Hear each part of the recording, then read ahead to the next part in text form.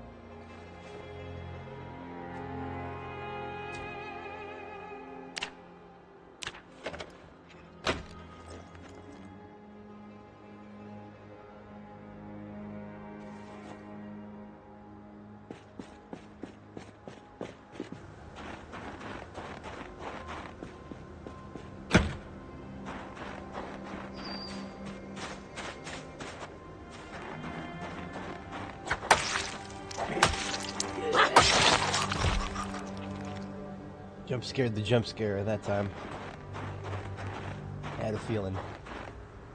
I had a feeling.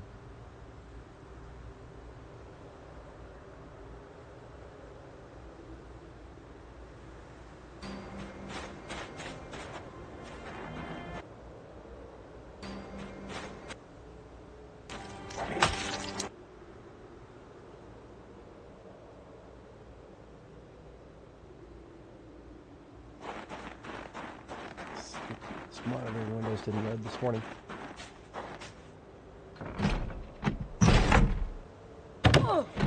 Find a second one of these. I'm sure someday we'll be able to do something with them. For now, I'll take it as a decoration. Wait, what? Did it just duplicate itself? It did. Two for the price of one.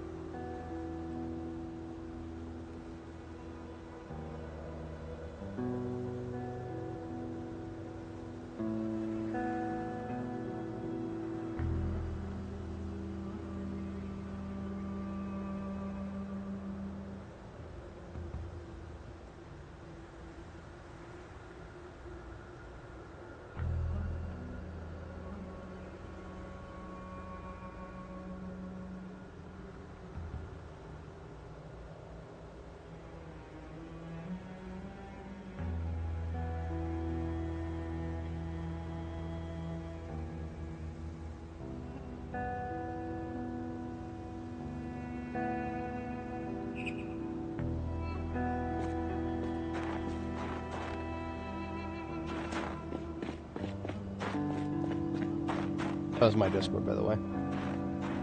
But my homies had an oopsie this morning. If only I could be the one to help him out.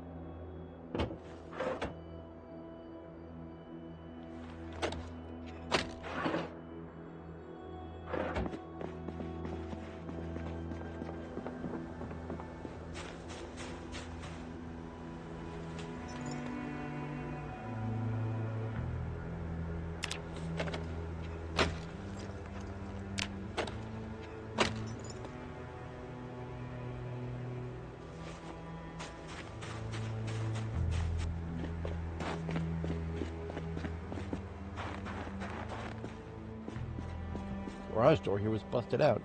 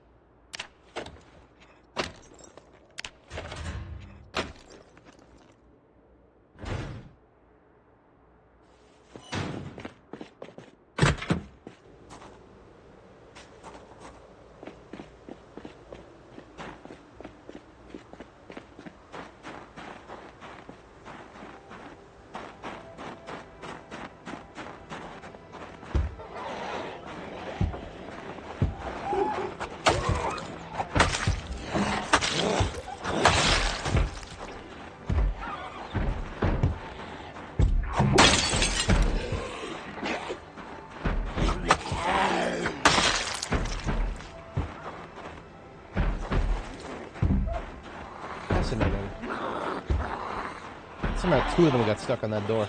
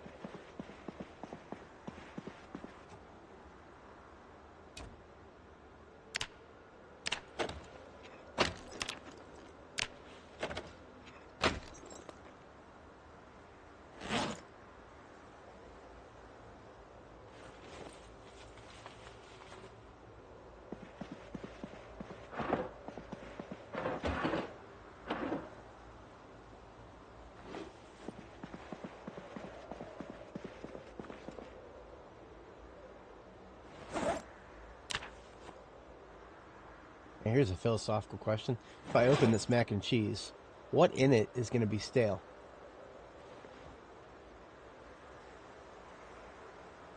There's nothing in it that goes stale. We got macaroni and we got cheese.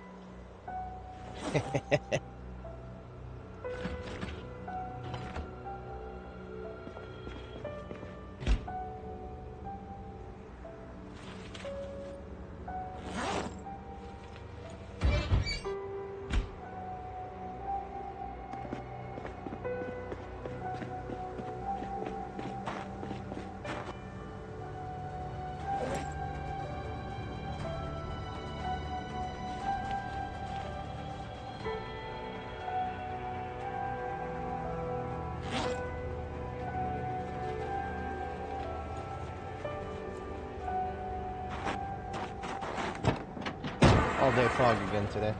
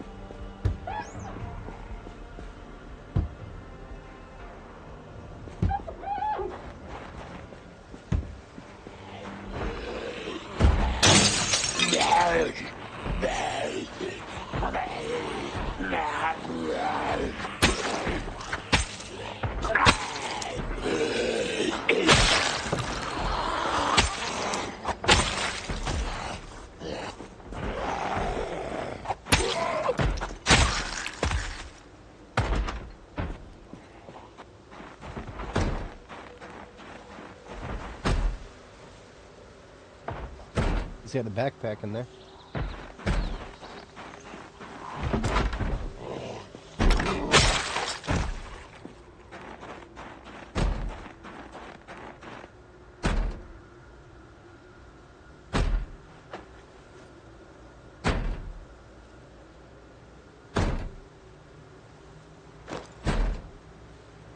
Come on, dude. I hear ya. Fuck's sake. Makes so much goddamn noise.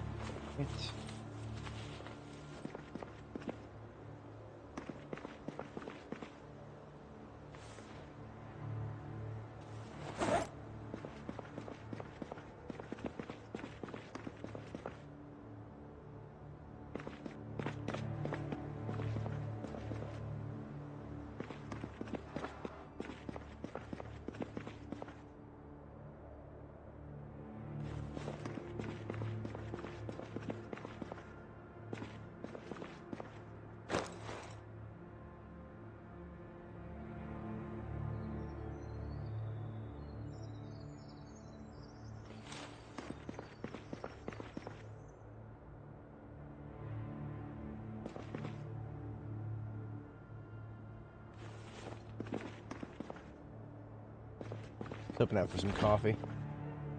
I'll take cake batter, though. Ah, fattening agents, even though I'm already fat.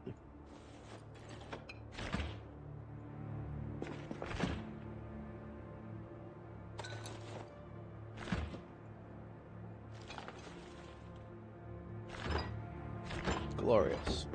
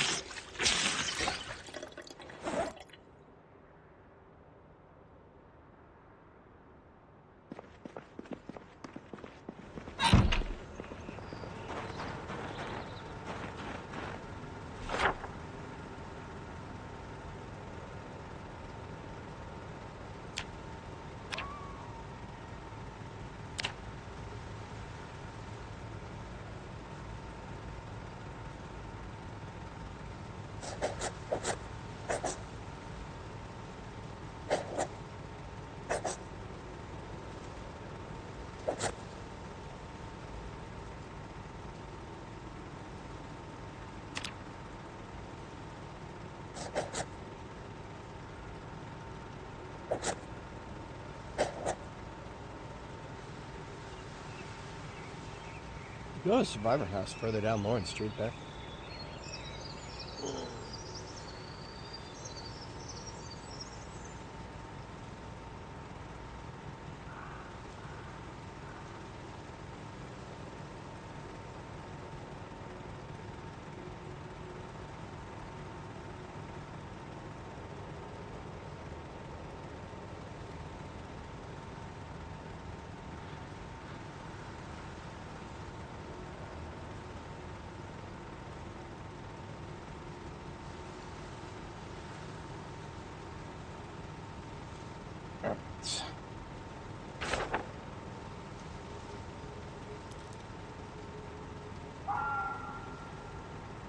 It is a bit late in the day. I suppose we could scout the situation, but fatigue will be hitting us any moment now.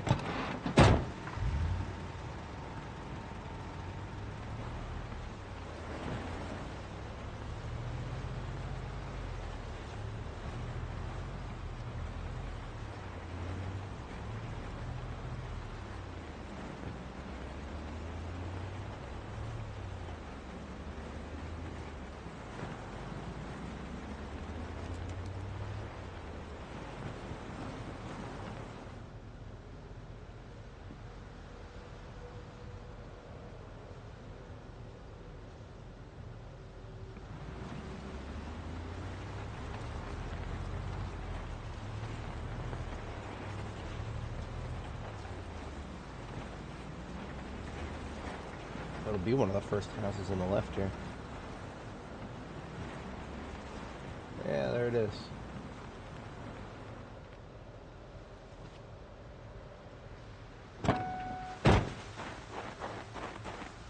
Hey!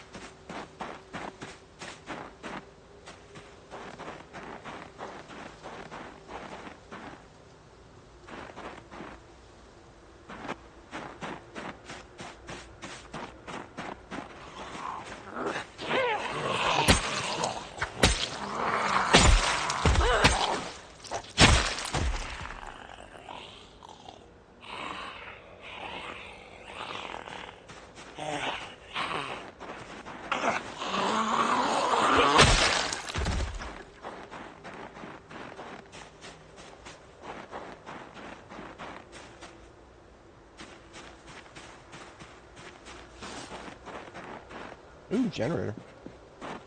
But old one. The noisemaker is what this is.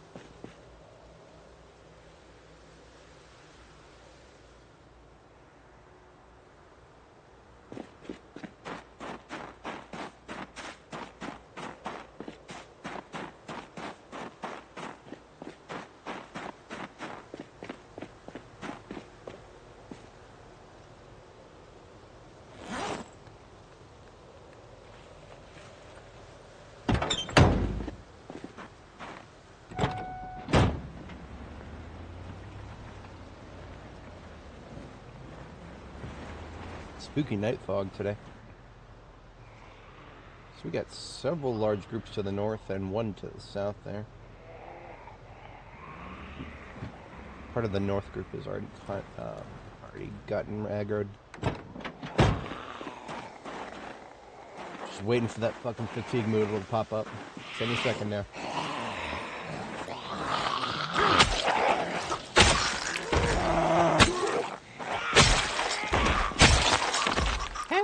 Listen.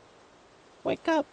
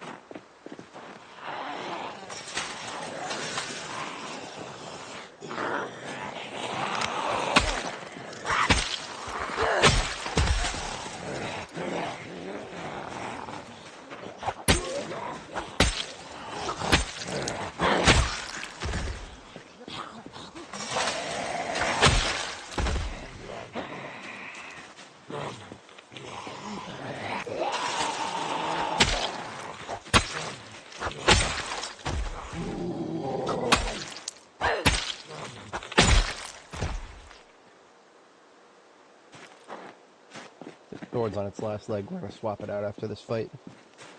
There's the fatigue.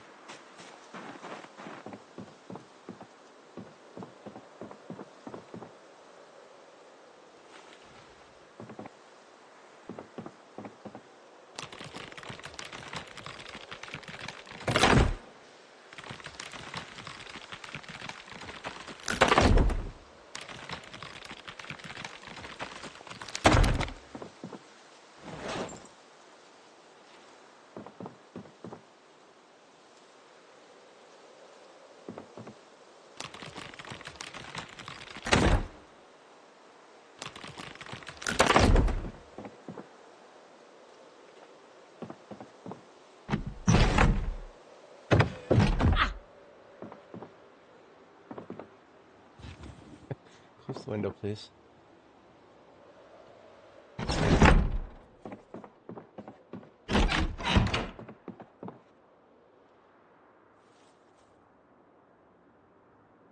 at least one of them in here.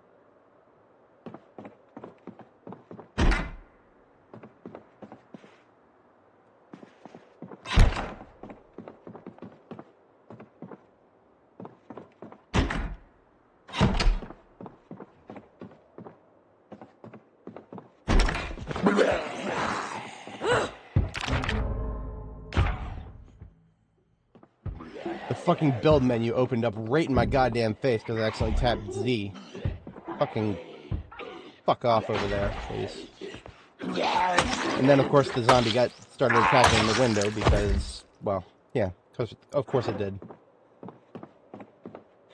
See, actually, this is the room I was least expecting because I had actually peeked into this window earlier, but whatever. Efficiently accelerated my heart rate. We're good now? Yeah. This is the house with competition pooping. Or, the double toilet setup. Appropriate. Very appropriate.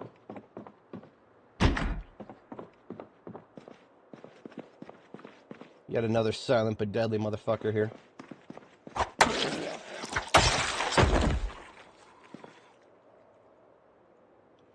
Well, let's get to work. We got a lot of loot in this house.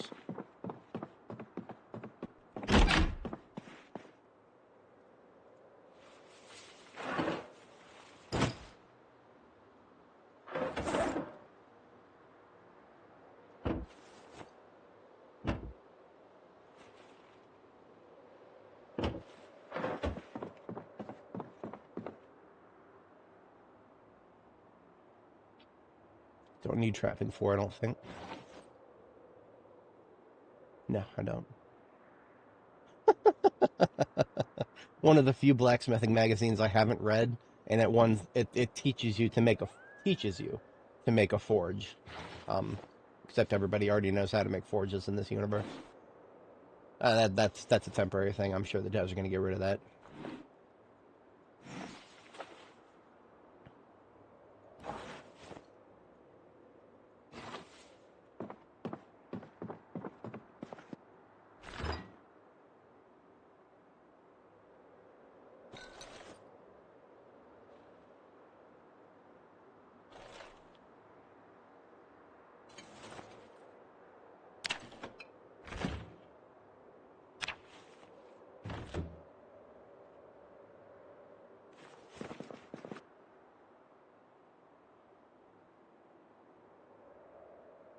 I can't remember if I actually had a copy of Napping 1. I don't think I actually need a copy of it. I already blew past it, but...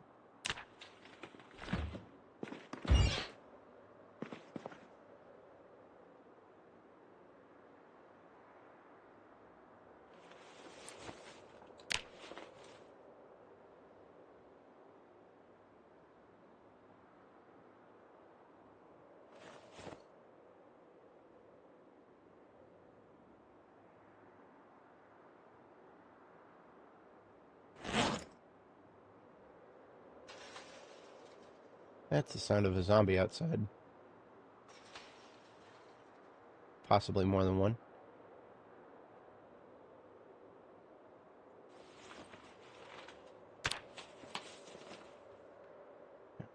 Let's go outside and deal with whoever is out there.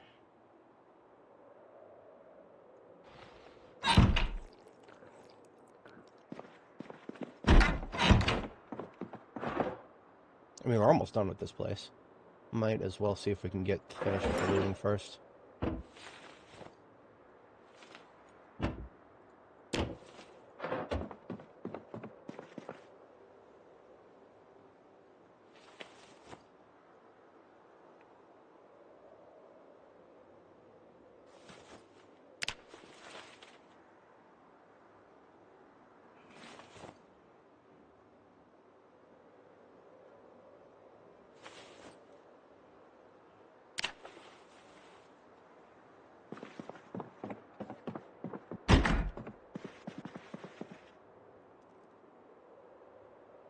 Kind of a paltry survivor house here.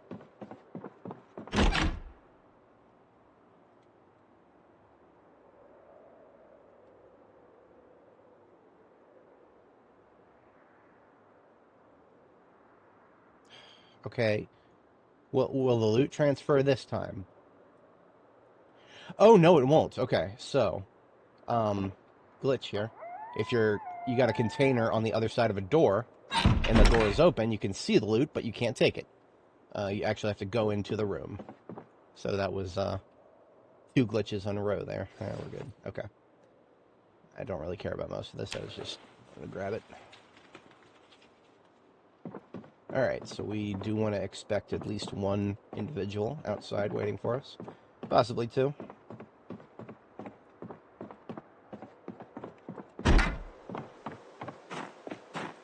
But they're probably down there to the south, and I don't care about that. Our vehicle is to the north, and we're getting out of here.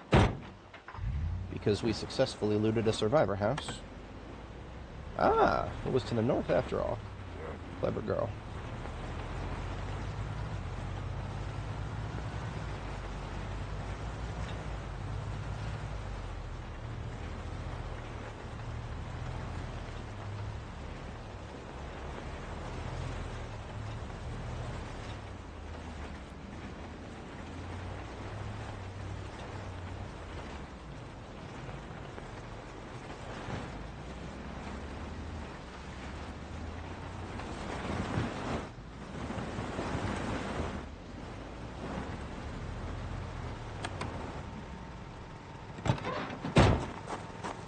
So I already separated the loot pretty much. Everything that's in this military backpack is going back to base with us. And everything in my main backpack is a candidate to stay here. We're just going to add stuff to this garbage bag until it's full.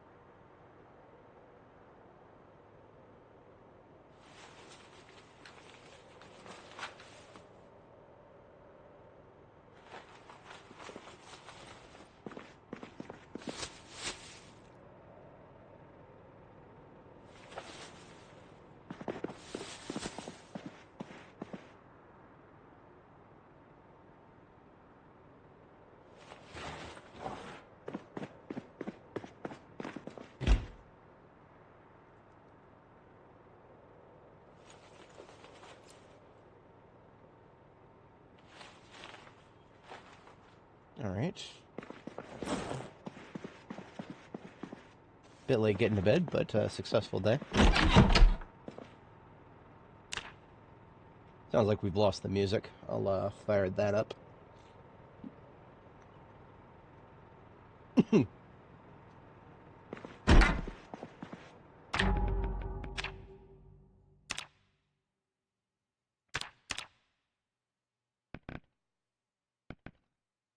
When the game doesn't want to play its music anymore, we'll play it ourselves.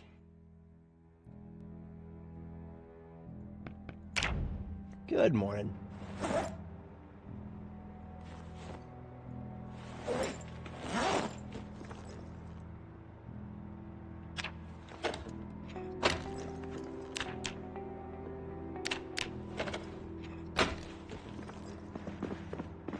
We could actually probably spend the evening dismantling electrical stuff, because we've got a lot of it set aside over here that we were waiting until we had the book read.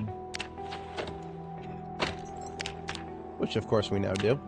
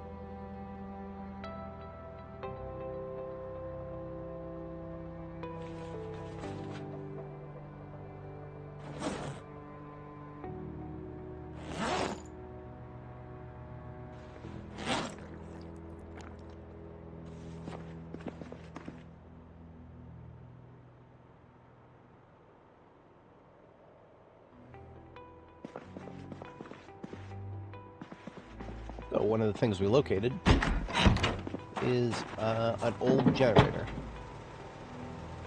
This one is, so if it was a lower quality generator that I hadn't already had a copy of, or if I already had a copy of it, I probably would have just left it here, but this one is one that I do not yet have a copy of back at base, so I'm probably going to allocate to bring that with me back to base. Is cooking fixed yet? What do you mean by fixed? I can think of several things that are suboptimal with cooking right now. If you're talking about the leftovers, that's a hard nope. There's still leftovers for no reason. You know, leftovers that reduce 0.0 hunger.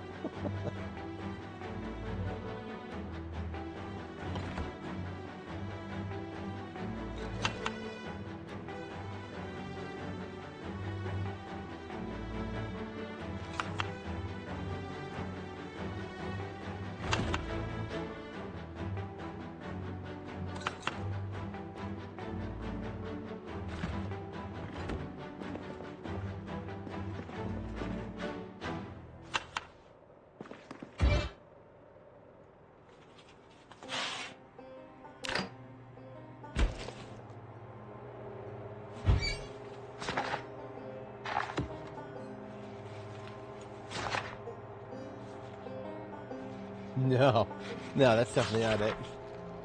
No, cooking is fine. I've never noticed any issues like that. If that was a thing, that might be multiplayer related. But nah, that's definitely not a thing at this particular juncture. But yeah, as an example, we tried to use a piece of meat that should have been completely used up.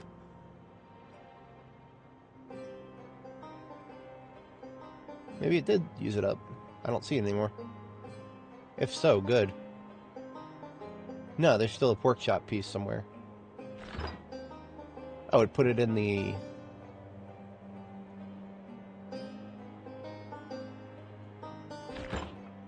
Huh, I don't know where that piece is. There's a pork chop piece. It only reduces one hunger somewhere here. And I have no idea where. Somewhere in the midst of all this. Oh, both of these pieces right here. See how it says reduces -2 hunger? It might as well be wasting space in my list here. I'm just gonna throw it out. Nasty. It's a problem you start to have when you level up your cooking. That's like level 4. Something like that. Ugh. Okay, I have to step away briefly, IRL. I'll probably be about a minute and a half tops. So I'm going to have our girl read a book here real quick.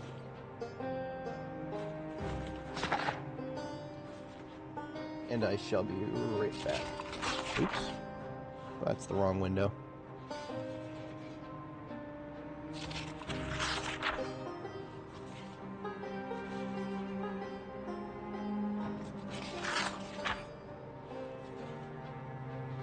That's more like it. Okay. I'll be right back, folks.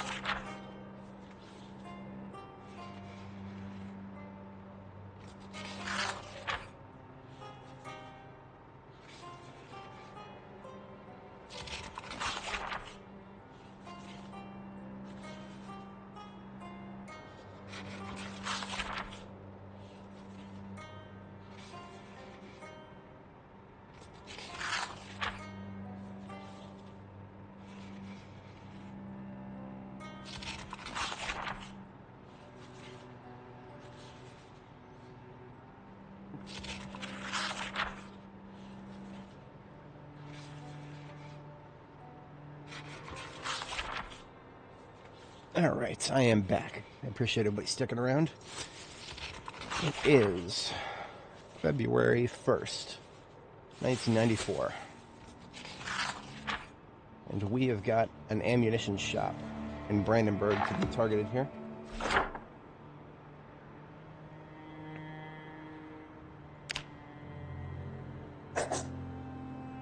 Just hit a survivor house, and somehow there was not a single firearm or ammunition box in it. Not a single useful skill book either. It was an early game survivor house. It actually spawned in the first couple of weeks because I was exploring the map.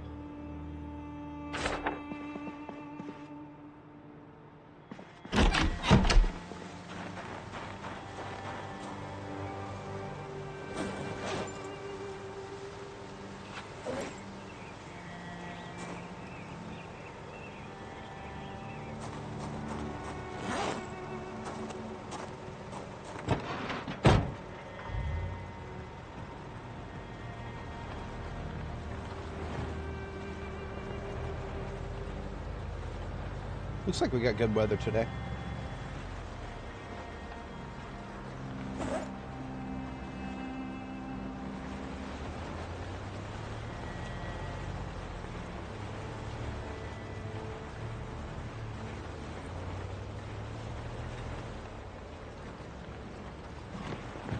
Hello. That was more than I was expecting.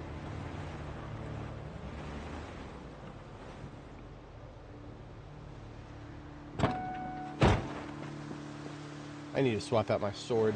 I was talking about doing that last night, and then I didn't do it. This one is mostly done. We've got two more.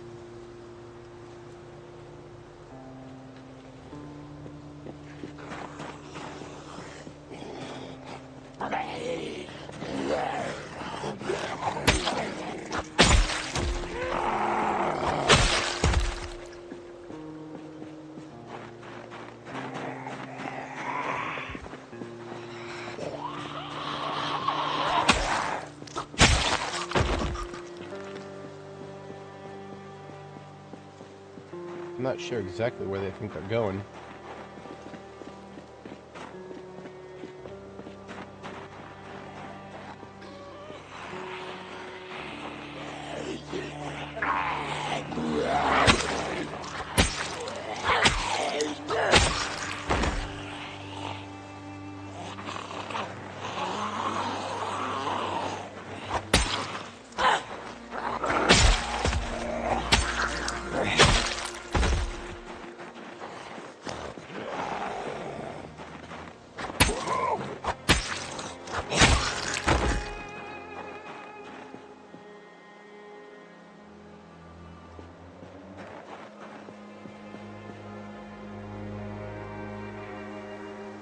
That's our target right there. Memento Amory.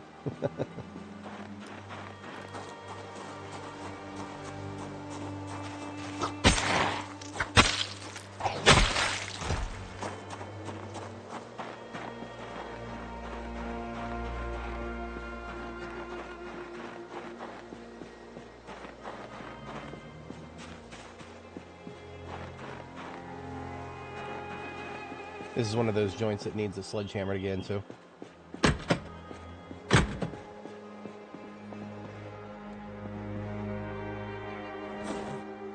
Sweet.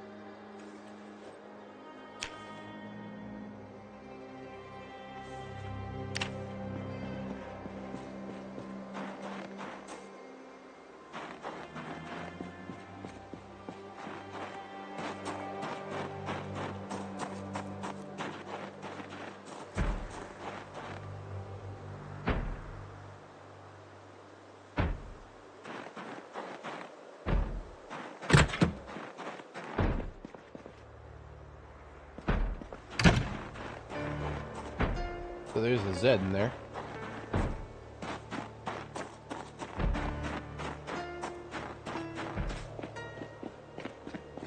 No, we never actually dealt with that large group. It decided to migrate in this direction, and did it just keep going? Some of them did. Some of them went to the bank. Guess they needed to make a withdrawal.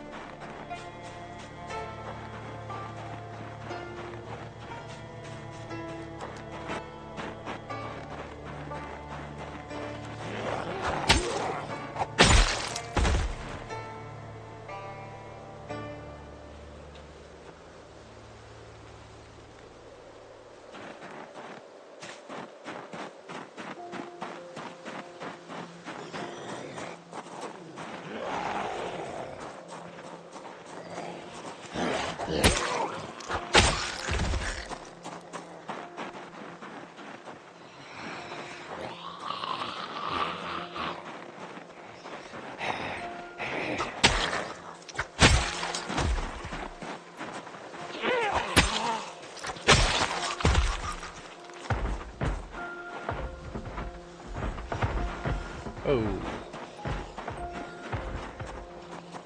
I don't know if y'all heard that. That was a lot of Zeds hitting the fence at once. So we're falling back from that. I'm not equipped to deal with that right now. I hate fence thumpers. I hate them a lot.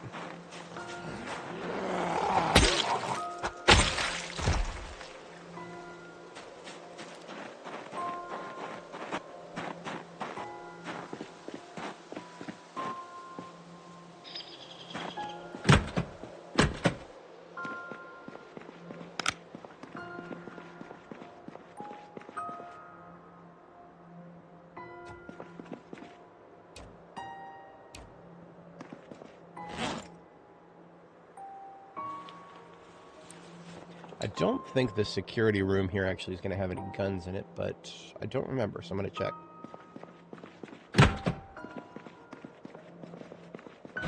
No, empty locker.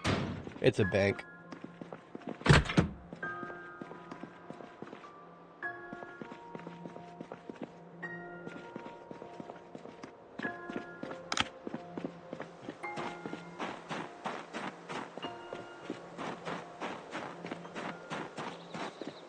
Alright, let's get our sledgehammer out and break into the ammo shop there.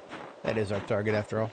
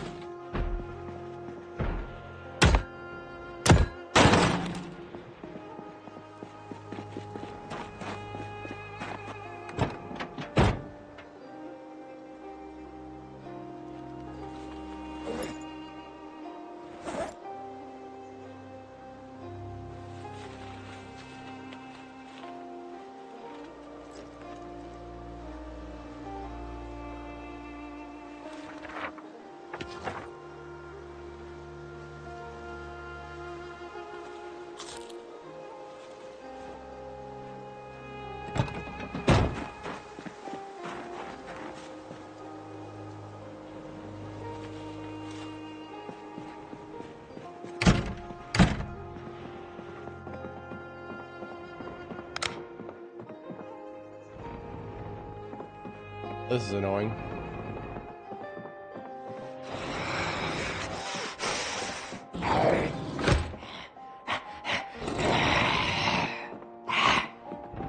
It's a security door. That's going to take her a while to break. So, how about we do something else other than wait for her to break it? I'm not going to break the door with the sledgehammer right in front of her, because that leaves a zombie right in front of me with a very subpar weapon in my hands. So, I'm just going to break down the wall on the other side of her.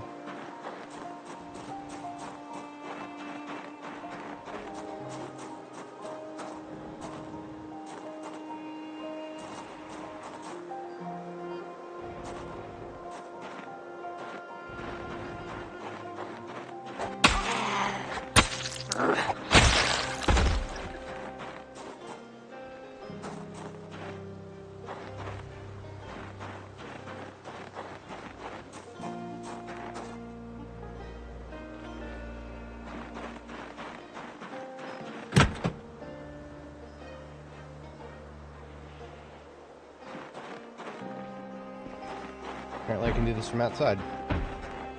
No, you're not going around there. Woman, it's right in front of you. Break it. I don't know what she's doing. Okay. Yeah, we're just gonna break the wall then.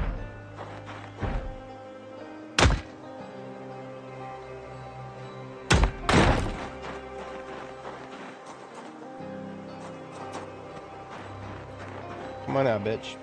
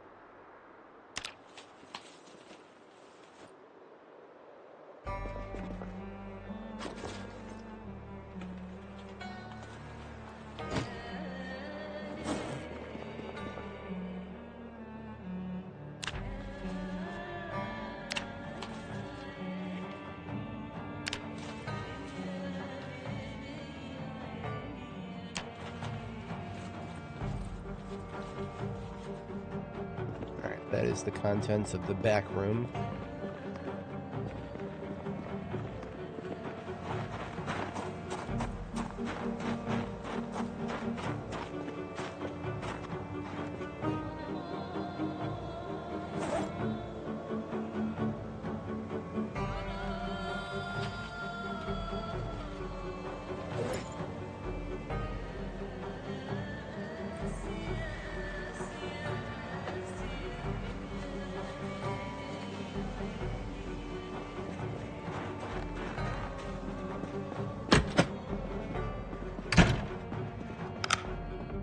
We're going to start with just ammo.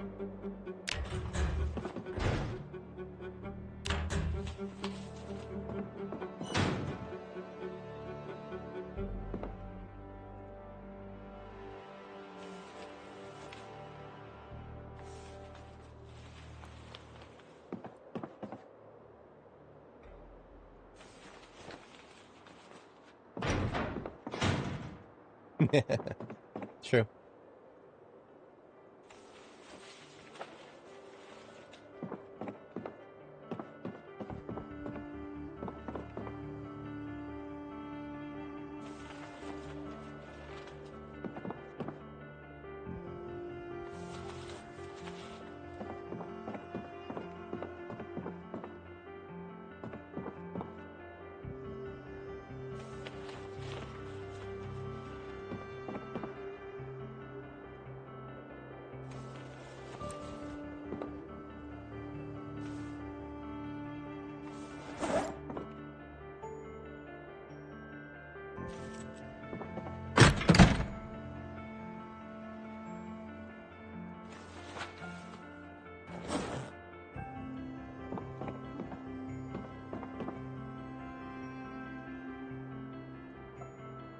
I think reloading 4 that's yet another copy of one that I already have.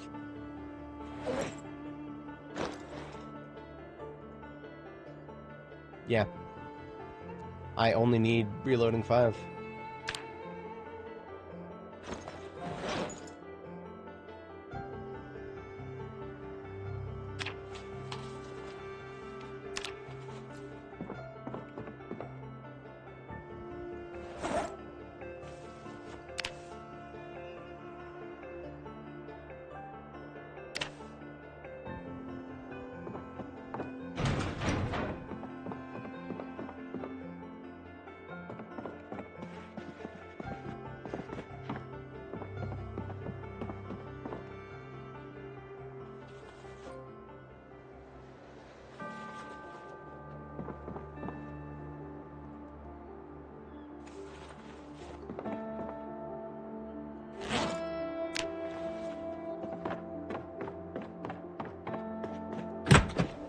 Alright, that is all the ammo.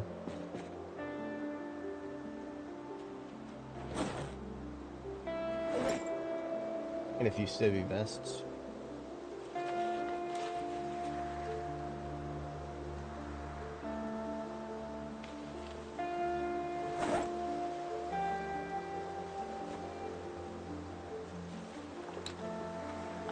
So all together, it looks like we can pack several cartons. That's one of the reasons I just stuck all this straight into the trunk. So I can see that I have 14 boxes of 223, 44, and at least 12 of 9 and shotgun, which means I've got some cartons to make.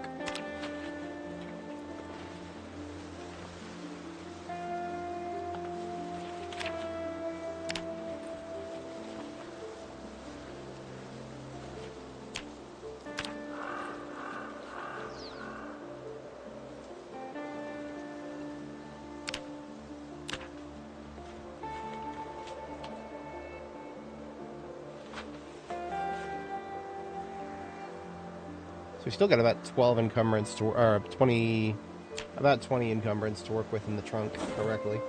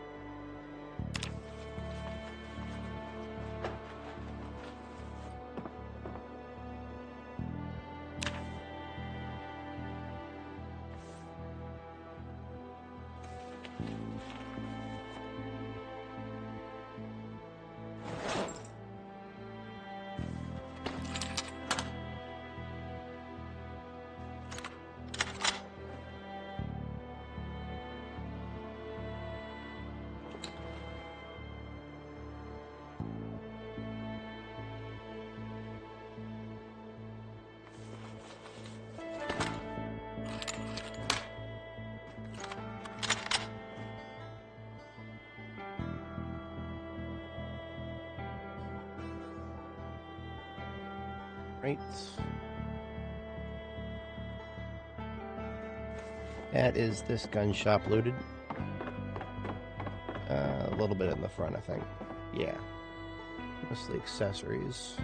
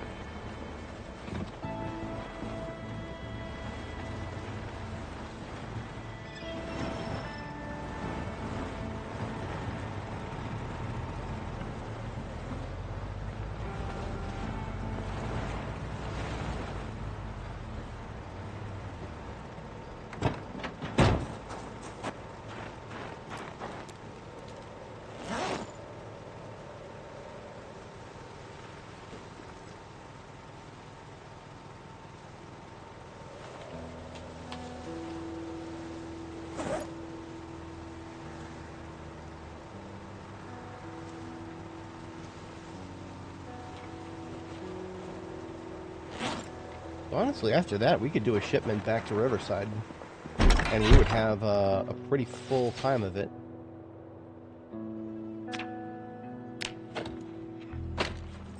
As sad as it is, we don't have a lot of vehicle space to work with, so that's one of the reasons I chose to do Brandenburg now, because Brandenburg is so close to Riverside that it does not cost me anywhere near as much time to go back and forth a couple times.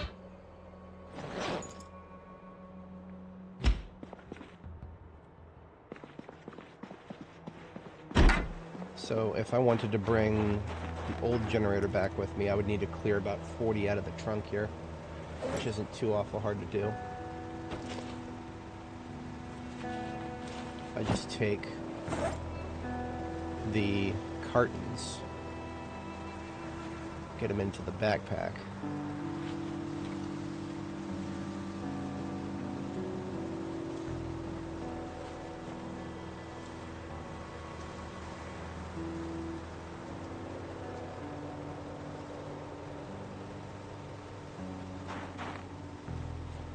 There's minus 34 already out.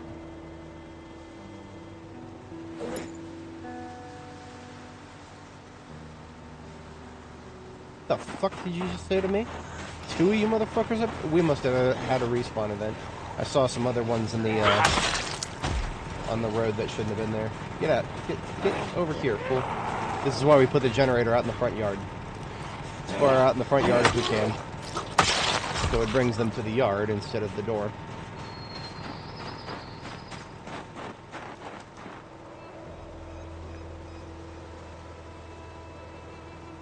I'll just leave this spear here, because this is where I'll be using it. That should be enough for the generator.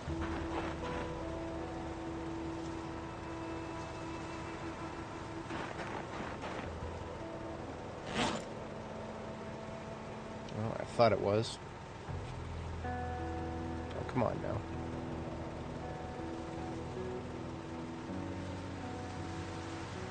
What the fuck's going on here?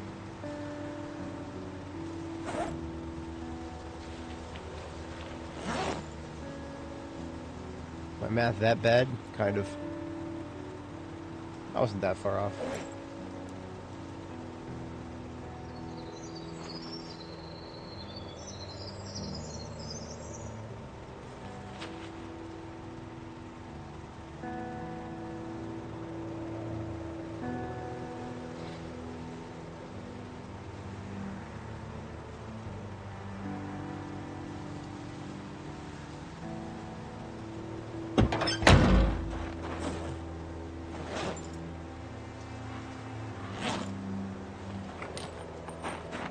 Alright, so I've got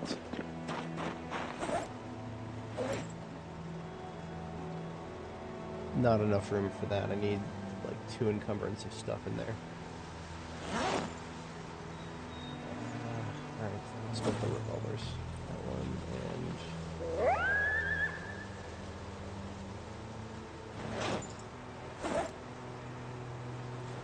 Perfect. So that's a full backpack right there for my offhand. I can fill up my main backpack now.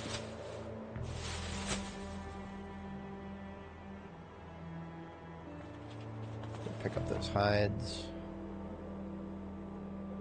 And then the clothing that I was going to bring back, and that's a full main backpack.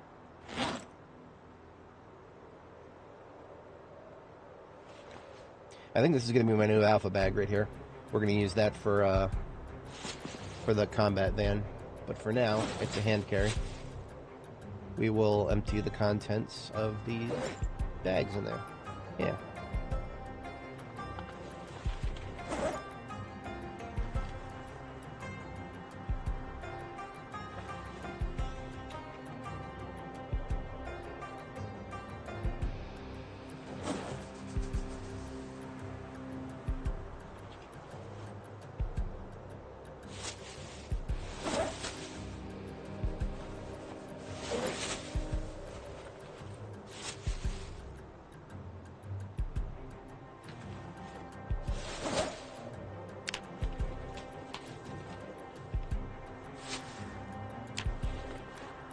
That honestly did the trick. I'm surprised how well that works. Okay.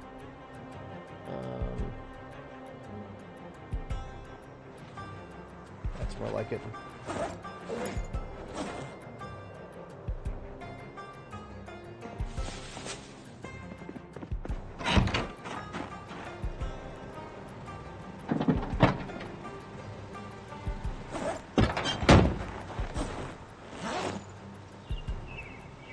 Of course, like, not enough. Let's try it. There we go. Look at that. We've got full bags. All 3 of our bags are full. We're currently carrying more than we could fit in a trailer. And the trunk is full. So we've got an entire shipment going back to Riverside now. Perfect timing. Perfect timing. It's right about fatigue time anyway. Logistics simulator is in full gauge. Now, the ammo shop that we just hit was actually pretty much our primary target for this phase, but I want to explore the rest of the town before we're done with it, so we will be dropping everything off at Riverside and then coming back here, possibly overnight or tomorrow morning. I need to pay attention to these garbage bags I left on the floor because they are actually waypoints, reminding me to take these turns for a shortcut.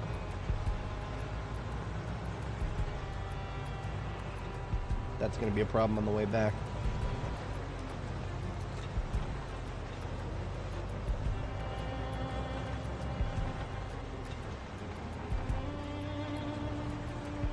There's the other one.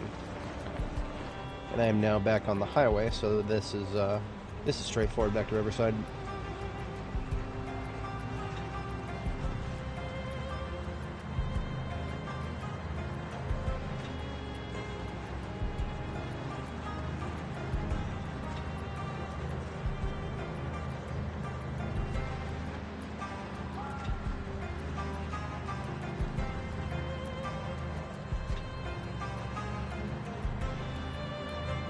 I can't wait for build 43 or 44, whichever one is going to add NPCs.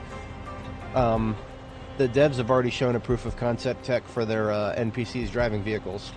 So what that tells me is that possibly even in late game, we might just randomly have an NPC vehicle driving down the road on maybe even the opposite direction from us. And what does that mean? That means collisions from unexpected vehicles are back on the menu someday. So even if you have cleared out a highway and you think it's clear, Well, who knows? Maybe some NPCs might spawn in, and suddenly it won't be clear. Wouldn't that be a funny way to meet your maker in this game? Vehicle collisions are already an easy way for somebody to get annihilated without ever getting touched by a zombie. It's happened to me a couple times. It's never caused me to lose any of my serious characters, but I did find it very funny once that this is way back in Build 41. I had this little personal challenge that I was doing near the end of my tenure with Build 41, where I was trying to see exactly how much perishable food I could raid from all the supermarkets on the map before the power shut off. So the way I would do it is I would go to every, in the first couple of days, I'd get a fast car or something, like a sports car, and just blow my way through to the nearest grocery stores. And I had this plan, shortest route to get to each grocery store. And all I would do is go to each grocery store and then get all the perishable food into a freezer at the grocery store, and then just move on to the next one, and then come back after a few days and collect all of that perishable food into my own collection of freezers back at my own base. That was back when Mass Gen FFFUUUU was still the best base place for my tastes.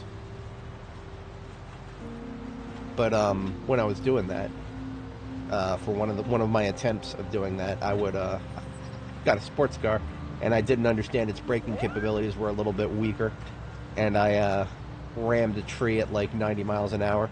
It was almost an instant death for that character.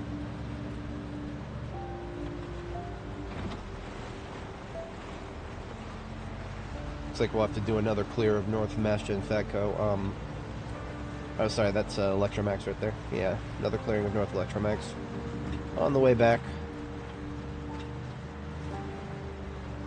But otherwise, that was a 1-hour commute from Brandenburg to Riverside. That's not bad at all. Now that I know the route, as long as I keep it clean, which that's on the way back, I'm going to have some zombies to clean out. I saw them, not just the ones there, but on the road out from Brandenburg. For all I know, that yeah, there's going to be more up here too. This is a hot spot for respawns here in Riverside. There's something about the north of Riverside. They love this place.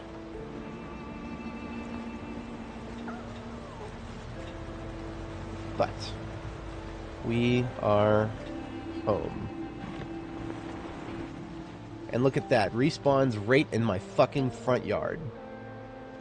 A full respawn in my front yard. That's annoying as fuck. I don't think I can avoid these.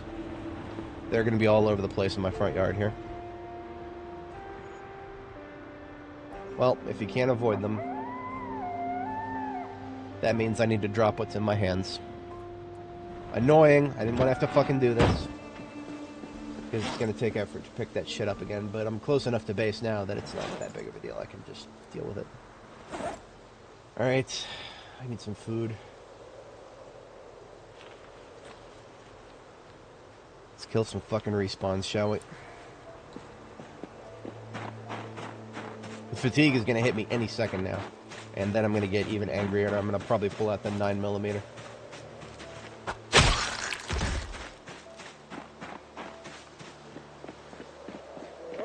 And I'm also over encumbered to the point of I'm just taking all 3 of my backpacks off. Fuck this. We'll just kill them all by hand without a backpack. Let's go, losers.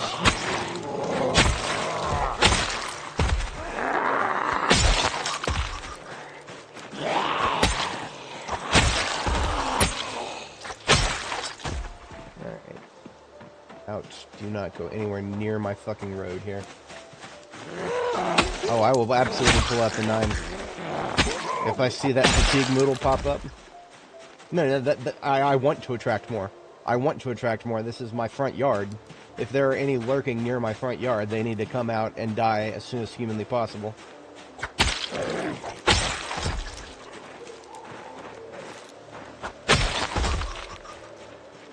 But I'm also not in the mood to be expending ammunition when I don't have the latest aiming book read. So I probably will just fire up my light bar. See, I saw some... Yeah, there's some over there to the right.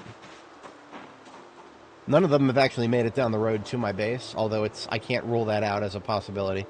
I have actually seen zombies get onto the road to my base. So even though I am like 24 tiles into the river, I'm not going to say I'm not far enough, but well, there's still that possibility.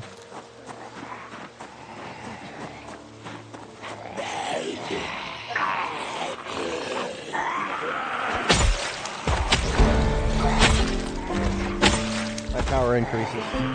I'm now level 4 Longblade.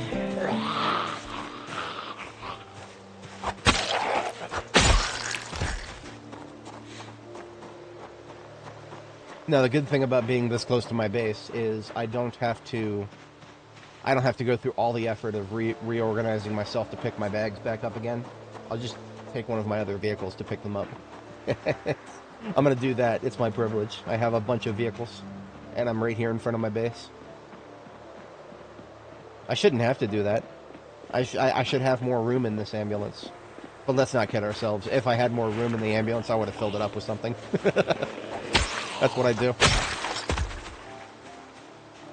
There's probably more out here. I'll use the light bar later to pick them up. Because I know the fatigue is coming any second now.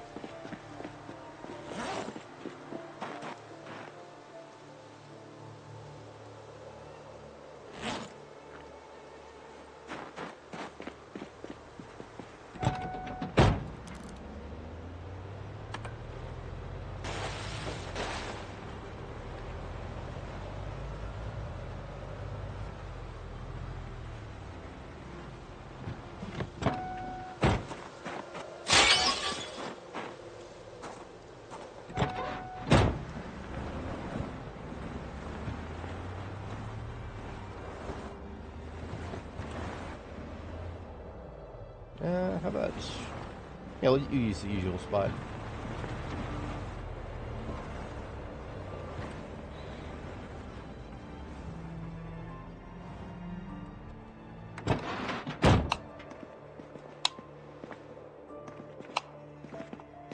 Yeah, I would give my kingdom for light switches right about now. I do keep the generator running to keep the fridge powered, but I don't run the lights when I'm not here. So when I come back, because I didn't set this base up to have my lights on a separate circuit from the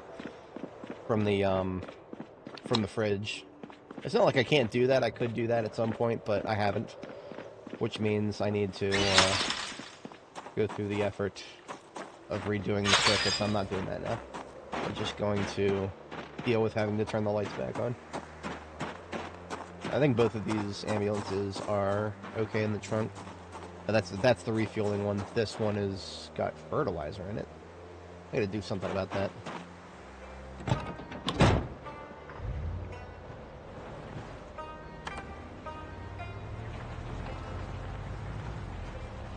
Hey, how's it going?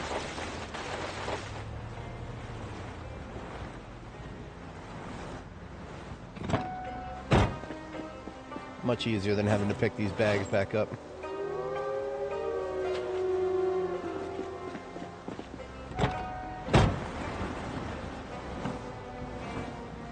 Making a really good time for all that building. Yeah, I mean, I gotta have a change of pace once in a while.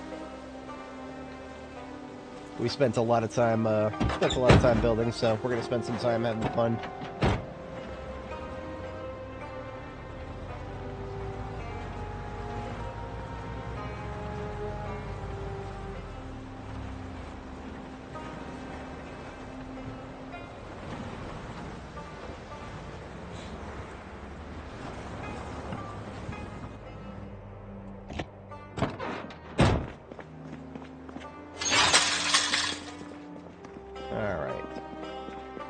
Clear out our backpacks first here.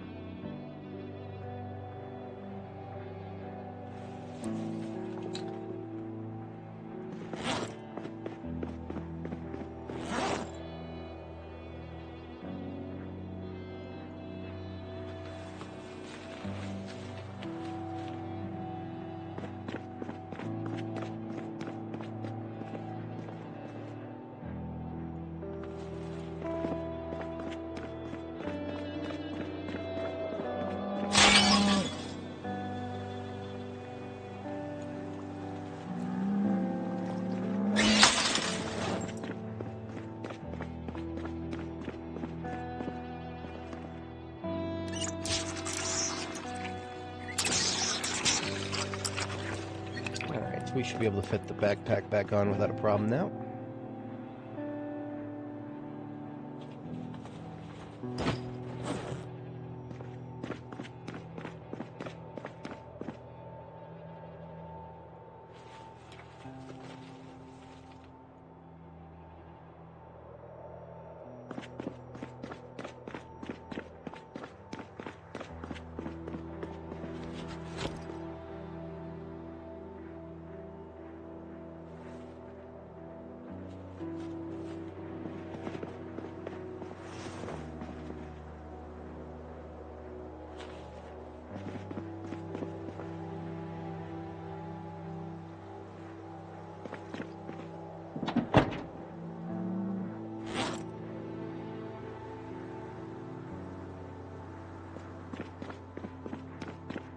I don't actually have a good spot for generators here at base.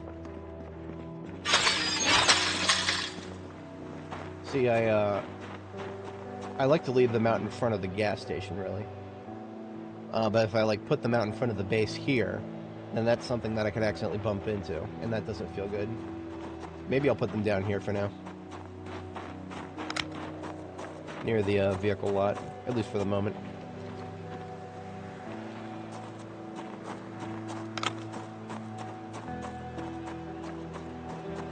Alright, we got about an hour before bedtime. I think that's enough time to get the ammo put away at least.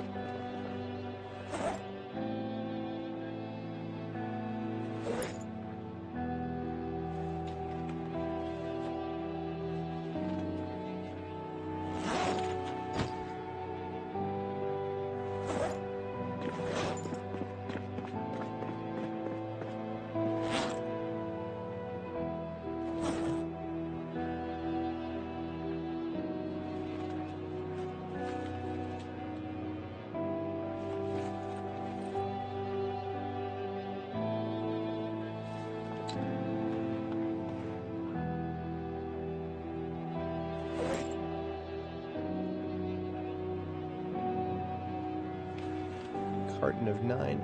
Finally another carton of shoddy. That feels good. We're gonna run out of room in the shotgun box yet again. And this time when we do, we don't have too much spare room on the overflow boxes to the right there. I might need to come up with another solution for that. I mean, I could always just expand overflow to the left side here. We do have 3 free boxes. This stack right here between the books and the guns, I haven't actually purposed yet. Sometimes I use the stacks between the books and guns as furniture overflow, because I have a tendency to pick up way more furniture than I can actually do anything with.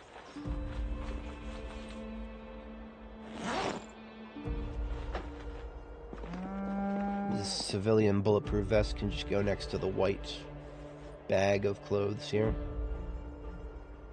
I'll use those to make some white armor someday. It's on my bucket list to have a full white set of armor, so that I can be Gandalf the White.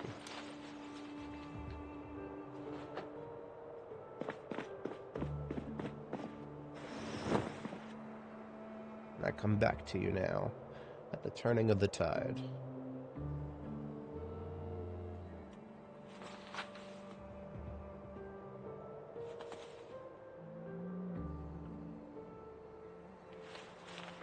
Looks like we can pack another round of the rifle ammo, or I'm sorry, pack another carton of both rifle cartridges there. Probably, we're close to another 45 auto box, or carton.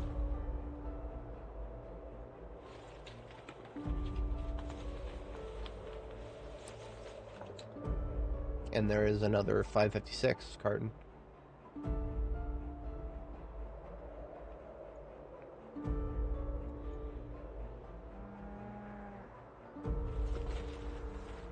Shall not pass.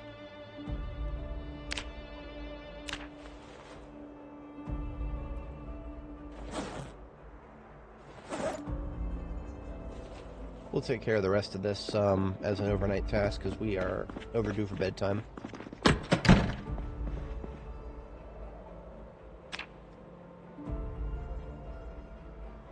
Yeah, that's true.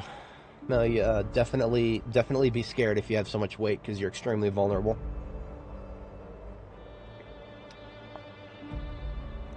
if I was not 24 tiles into the river. I would be, my heckles would be raised a little bit.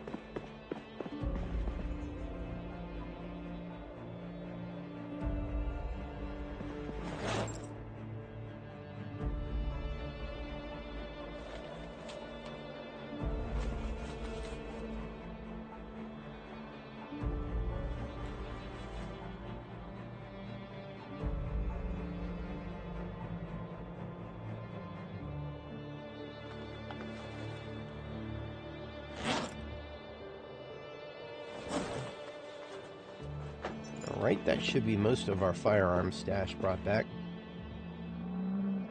This sword is slated for a rebuild, so we do still have at least one sword hanging around.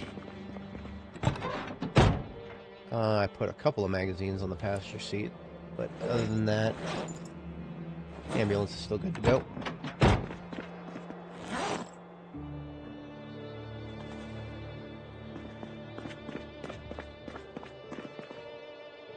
Read the books. Oh, Lord of the Rings? No, I have actually not read through the entire books. It's on my bucket list to finish reading the books. I've seen the movies like a dozen times, but I'm still a little bit more of a movie kid than a book kid.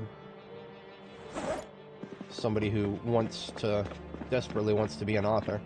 Skill issue. Say Okay, let me take that back. I don't want to be an author. I just want to get a book published. I've seen what authors have to do in order to make it into a living, and that's not me, fam. That ain't me.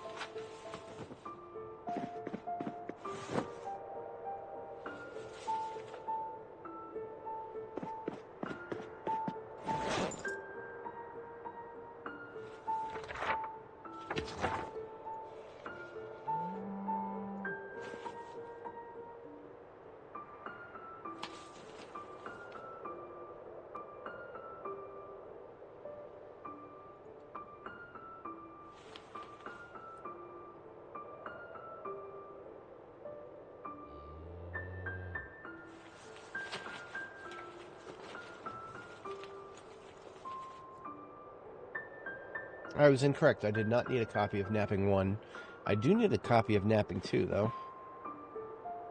So this one ended up being a dupe. Recoil pad made its way over here.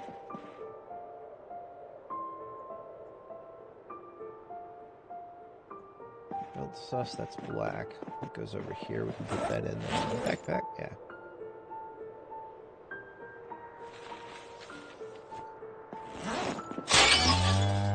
Some welding torch.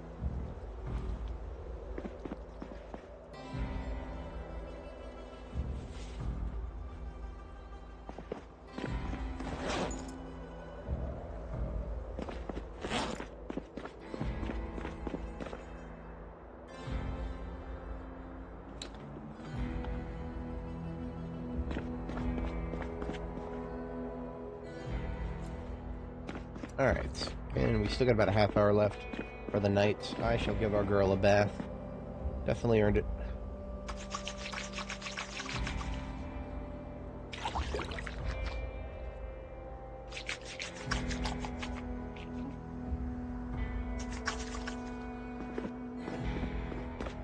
And this backpack, military backpack that we got is our new alpha bag.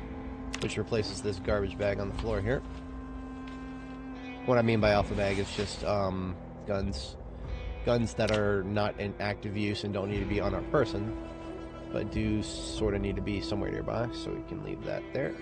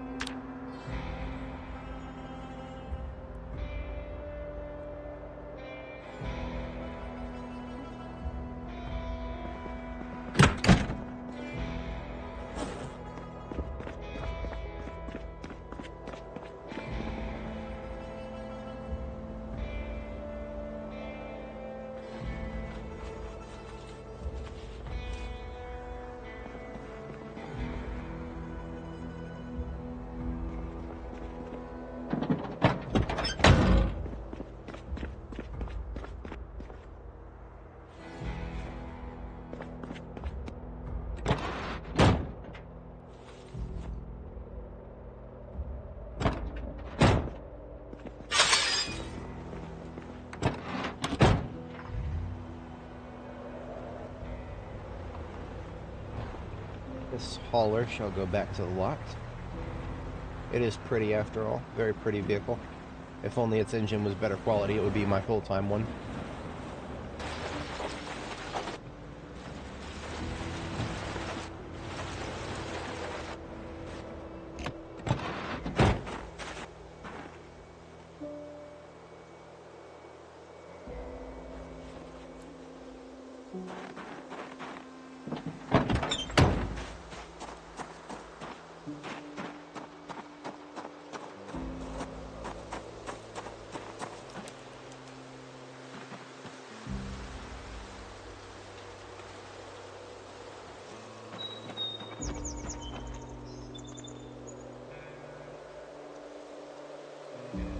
Water level is down to fine.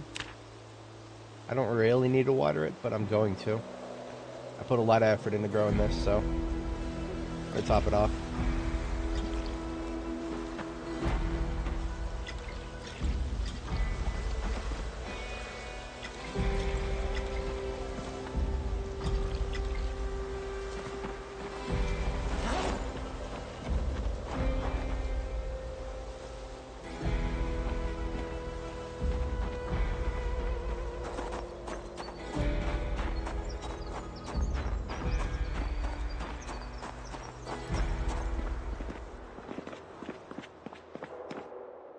Okay, we're about set to redeploy to Brandenburg. Cut the lights.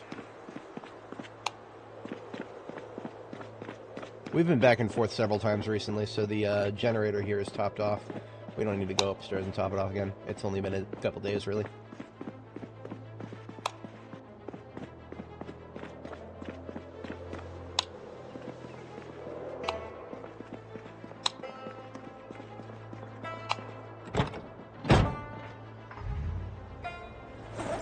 Oh, one thing I'm forgetting before I go.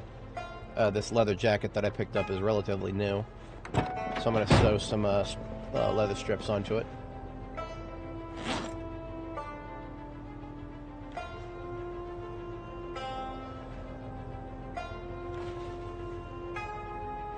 You just bought this game. Where can you find melee weapons?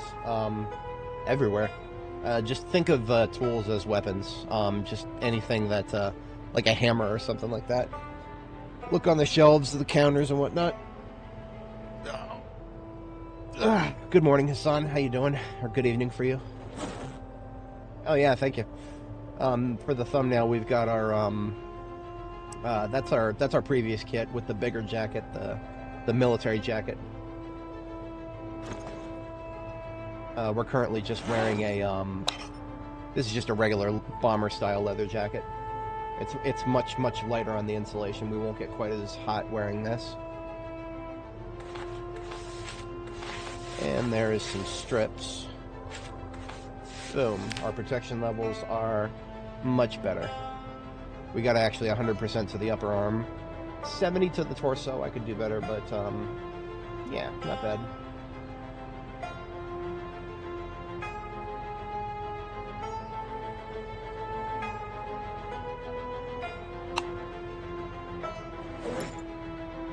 And we did pick up some trash off the floor, so I gotta put that away really quick.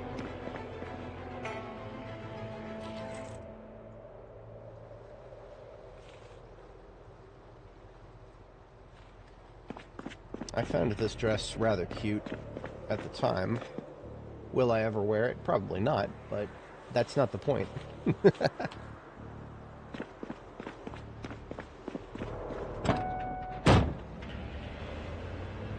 Loot drop-off is a success. We shall return to Brandenburg now.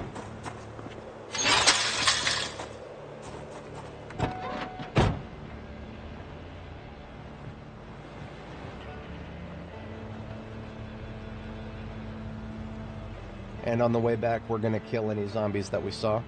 There's going to be a couple in North Riverside, but the most of them are going to be on the way once we get to the road in Brandenburg there. And any of these fools we come across, put them in the ground. Wait, get off of my road. That's right.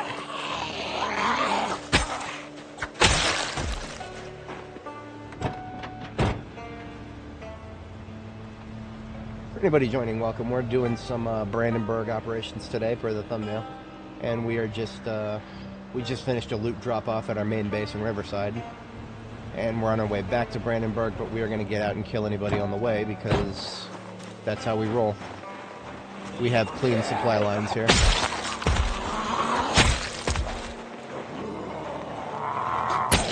Now this guy I just killed had a mask on and a backpack. Unfortunately, that did not mean he had anything in his backpack worth having.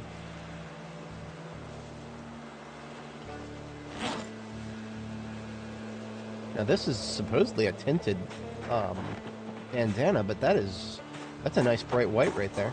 Yeah, I'm gonna hold on to that.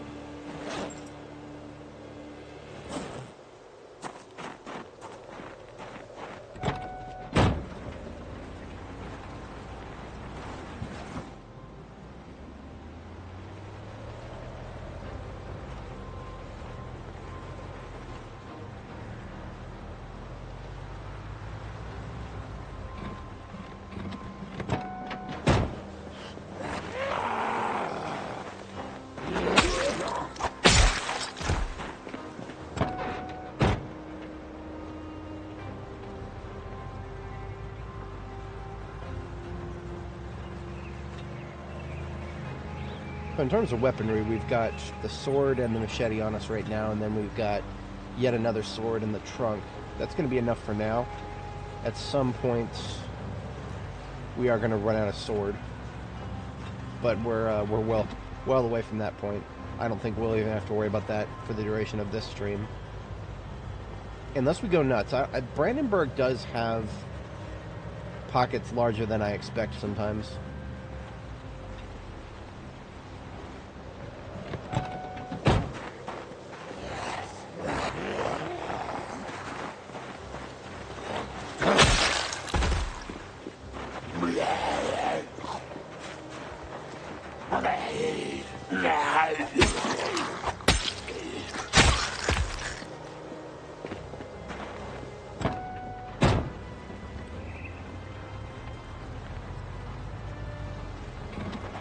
Damn it. I didn't actually want to run into that guy, but outline was broken up by the power lines. Skill issue. Come on, out of the road.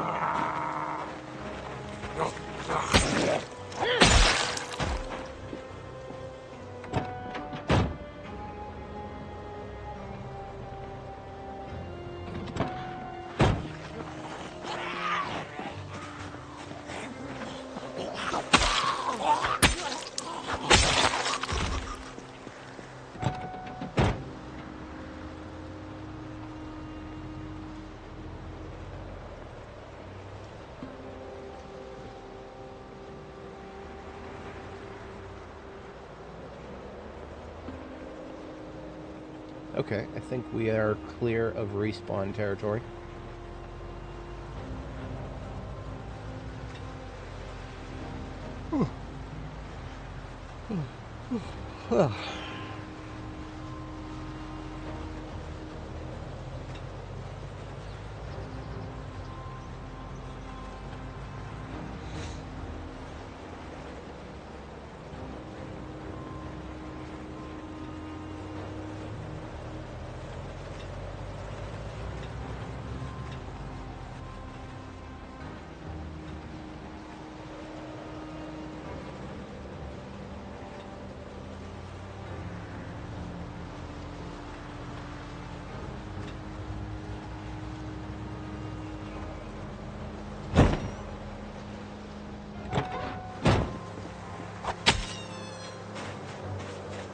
kill them all. I want to fucking kill them all. Damage my fucking vehicle.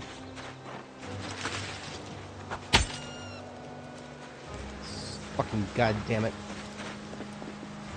How much damage did I take from that? I don't know, but the hood's down to 67%. Hey.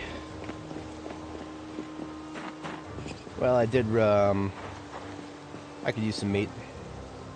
We do get a lot less meat now from roadkill in this game. The act of hitting them with a vehicle annihilates most of the meat.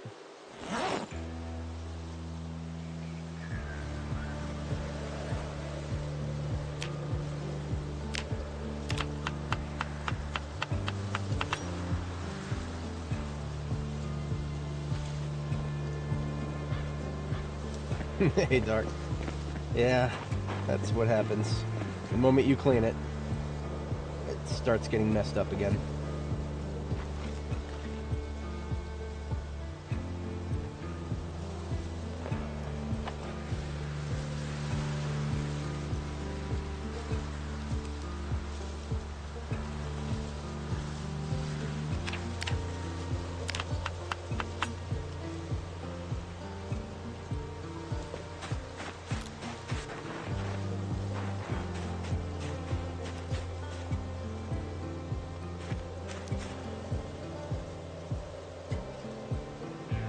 I hate how hard it is to see the corpses sometimes.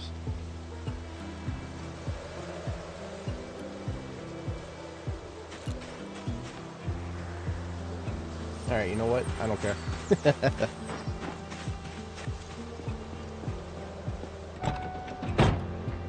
Hopefully that was a lesson. Don't spawn in the middle of my road. Or you'll end up like that guy screaming in the background there.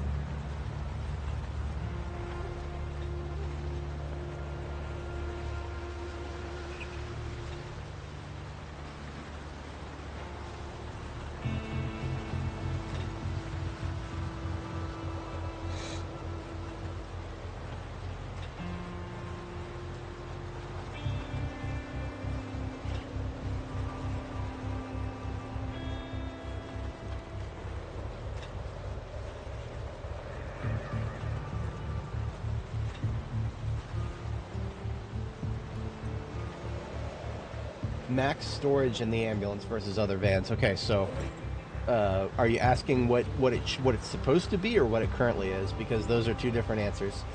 What it's supposed to be is 169 for somebody who is the organized trade. What it actually is 130 right now. For some reason, both vans and step vans are in the current version of the game, ever since 42.13 came out. Both vans and step vans are limited to 130 for somebody who has the organized trade. And that's going to be 100 for somebody who doesn't have the organized trade. And that's pitiful for a vehicle this size. It's pitiful, and it has fucked up my logistics for this entire run so far. It resulted in us needing to do like 3 or 4 trips. I think it was a total of 5 trips between Riverside and Ekron when I did Ekron. That was also, I was a little obsessive about picking up certain furniture items in Ekron. I probably could have reduced that to like 3 trips, but the point stands. I mean, in a perfect world, I would be able to get away with just 2 trips, something like that. And when I say a trip, I mean a back and forth. Woo! This bitch.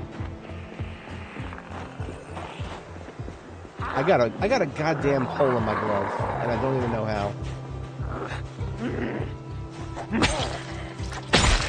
I have no idea how. I got a hole in my glove. It wasn't a zombie. I have not been touched by a zombie for a very long time in this character. I'm gonna blame the rabbits for that. Light power and, of course, the engine. Right now, the ambulance is the best heavy-duty vehicle, bar none, because the engine power.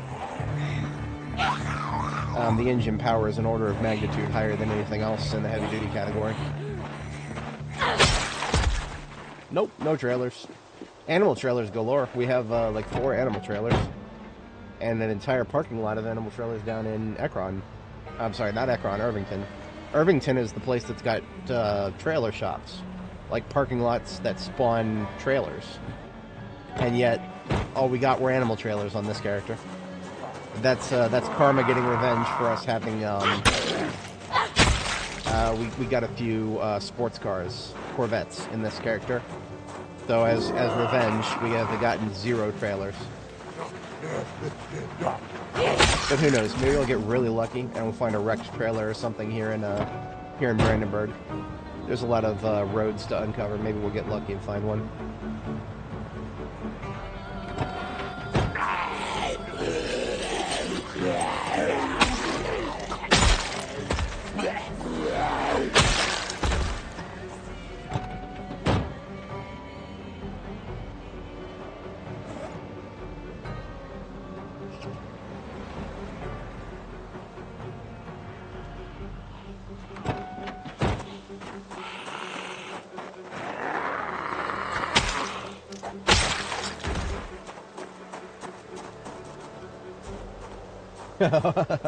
Okay, so we have restored 3 wrecked ambulances so far in this character, and I've been tempted to restore more than that, but I don't think I ever actually looked at the most recent.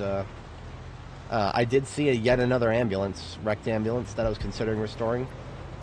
I would go as far as to say that it's almost always worth it if you check what you're looking for, though, and what I always pay attention to is you open up the hood, go to the engine, and don't look at condition, which is, you know, that says 100%. Don't look at condition, look at quality. Engine quality is 96 for this one. What is that supposed to mean? That's supposed to mean there's only a 4% chance for it to fail to start. That's what it's supposed to mean. Does it actually mean that? No. I don't know. I don't know. All I can tell you is it sure as hell fucking doesn't feel like 4% right now. It feels like every once in a while I'll sit down in the ambulance and turn the key and it'll fail 3 times in a row. Which is normal for Project Zomboid vehicles. It's like every single fucking vehicle is kind of like that. But I've been told that engine quality is supposed to be what causes the vehicle to fail to start. Whatever.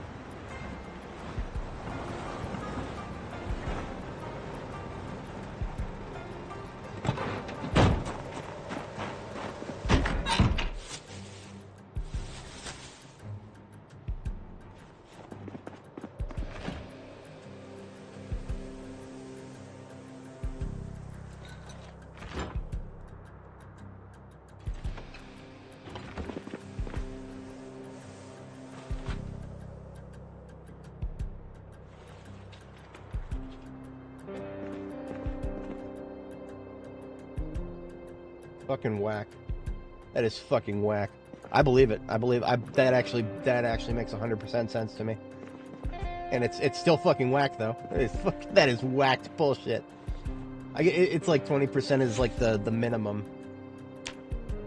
Like I parsed through the game code and I couldn't find anything, but that doesn't mean it's not there. It just means I have a skill issue parsing code.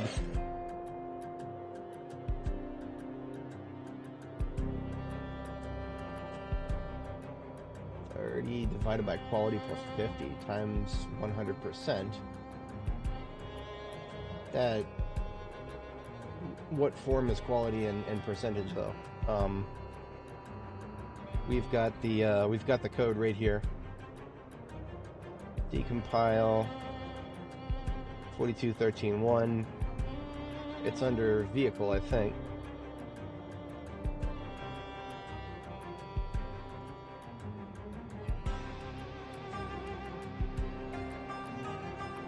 Base vehicle class. Oh yeah, when I say decompile, all I did was empty it. Where is my decompiler? There you are. Video online Java decompiler. Lovely resource. Normally they would show ads to you, but that's why we disable JavaScript here.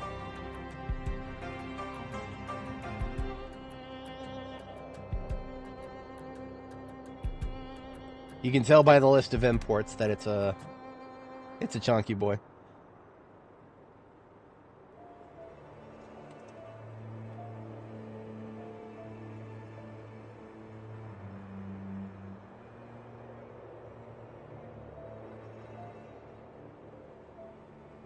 check vehicle fails to start with zombies targeting. Now this was a method that I've identified before that is very...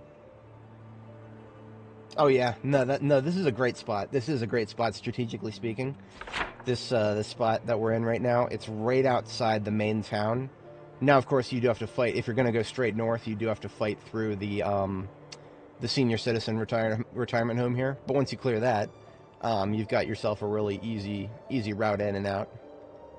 The other side that I like to use is up here by the military checkpoint. There's a chateau up here that's been converted into a hotel. That's also a great place. But they're both kind of like, you know, concentric points right outside the town.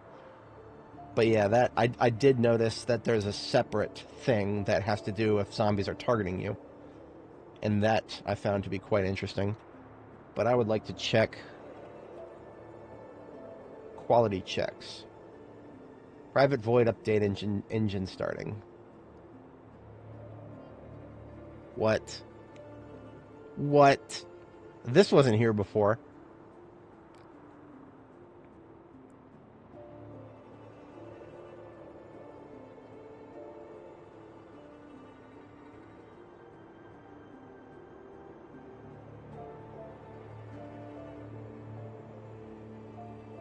Engine quality is less than 100. Rand next.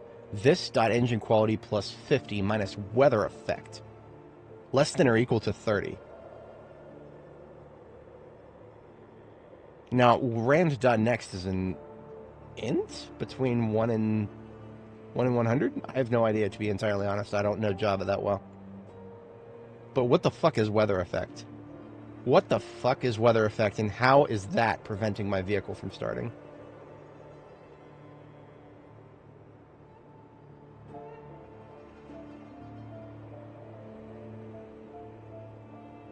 Float air temp equals climate manager dot get instance dot get air temperature for square. So it's going to get the air temperature that the vehicle is on, and then it's going to check if engine quality is less than 65, which should not have applied to any of my ambulances. And air temp is less than or equal to 2 float. Don't presume that that's Fahrenheit. I'm pretty sure that's 2.0 float. I don't know what that means though. What does 2.0 float mean for air temperature? Fuck if I know. There's just too many things about it that I don't understand. If you drive several short distances and turn on and off, your battery dies? No, there's been no problem with my battery. My battery is at 100% condition, 87%. Yeah, 87% condition, 100% charge. It's not the battery. It never has been the battery for us. I have no idea what kind of glitch you're referring to there. That's a rather specific one, but I've never noticed anything along those lines. But this right here, weather effect, that's a new one to me. And I got nothing on that. Because I have no idea what 2.0F means in the context of air temperature. Because right now, I mean, it's 29 degrees Fahrenheit. That's ever so slightly below 0 Celsius. Which, the fuck does that mean in terms of 2.0? I'm not even going to try to think about that anymore. I'm just going to accept the fact that we probably have about a 20 to 30% chance to fail the start for no apparent fucking reason. Or, I mean, God forbid, if temperature really is that big of a problem, then we have no control over the temperature in this game. I love it when the devs throw things in there that we have no control over whatsoever.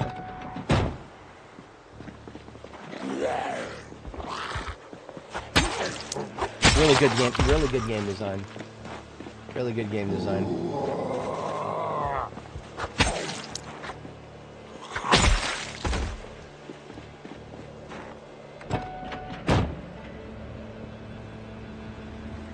Well, battery condition is 87%. I mean, just for shits and giggles, we can find a battery with higher condition. My understanding is that battery condition has never been a problem for things once the condition is over a certain point.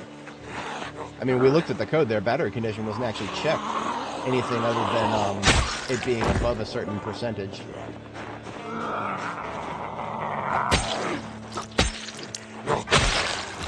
Yeah, I know, right? I could understand if they were checking your character's panic level. I could understand that, okay? If zombies are coming at us or we're panicked for some reason, panic is gonna fuck up your dexterity. I mean, that's I've bitched about that in real life. I get my hands shaking when my adrenaline is going. So I could actually be okay with that if it was based on your character's panic level. But in fact, it's not checking your character's panic level. It's checking how many zombies are targeting you, which doesn't make sense because that's not context dependent on your character. Sure, some people are going to be freaking out if zombies are targeting them early game. Some people even late game, but it's going to be more specific to the character than that.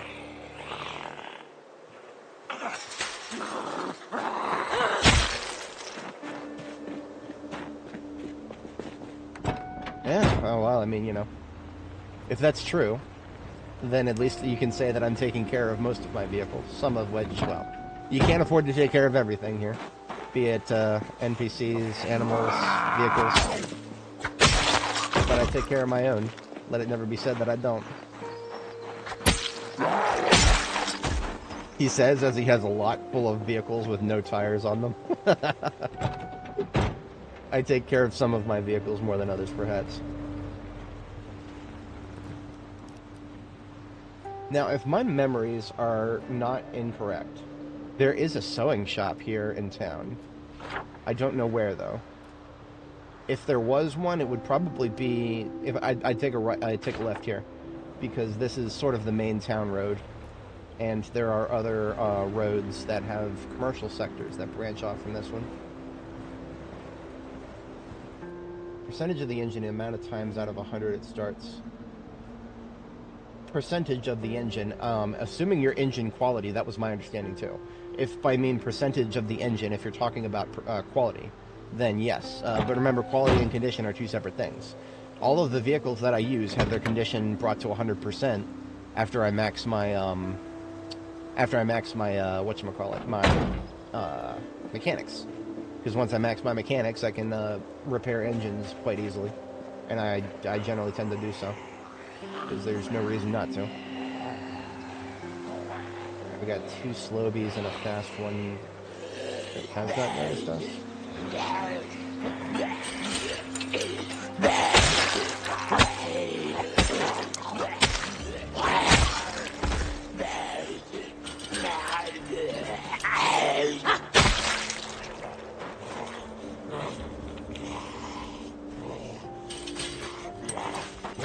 Okay, good to know. I think I am going to take a look at that.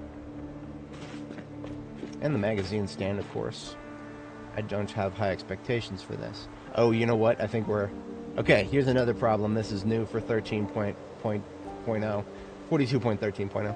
So if you're looking at a loot source that is on the other side of an open door, or otherwise something that you're supposed to be able to reach through, the game will let you interact with it. See that you notice at the bottom here the loot all button is not there. We can see the stuff there, but we have to actually go inside to get it. And we can't go inside from the front here because this is not a valid... I didn't realize it was a garage door. Fascinating. But yeah, we have to actually...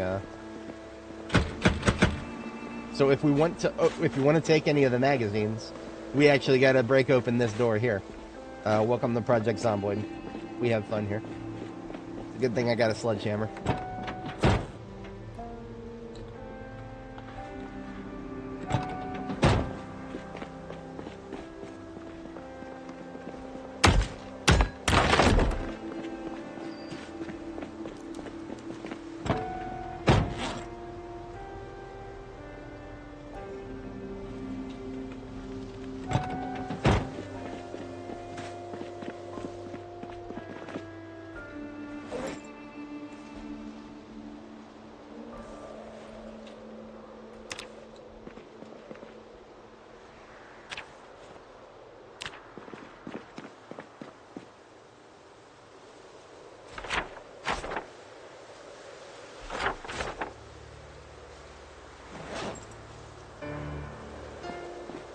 Alright, let's see what else we have on this road for us. got an ugly there. What is this? Convenience store of some kind? Yeah. Oh, hardware store. Hardware store. It has been looted and trashed. So has the post office to the north of us there. That's a looter event in the dentist office there. So here's what I'm gonna do. I remember this place. There's a police department there. I remember this place as being quite annoying. I'm going to make some noise right around here.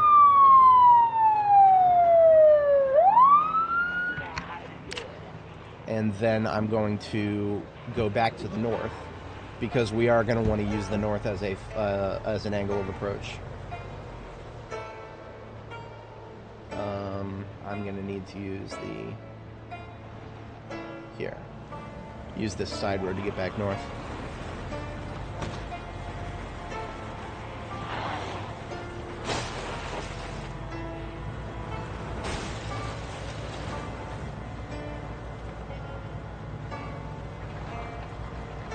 Alright, so here's our secure angle of approach, because we've killed everybody in this area. I shall cut the engine here.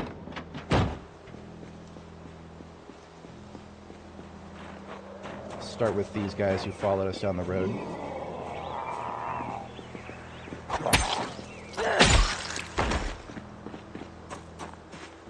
Oh boy. That's another looter event. The weirdos with the magazine armor and the cops there. We'll try to split that group up a little bit. Line of sight them in this direction.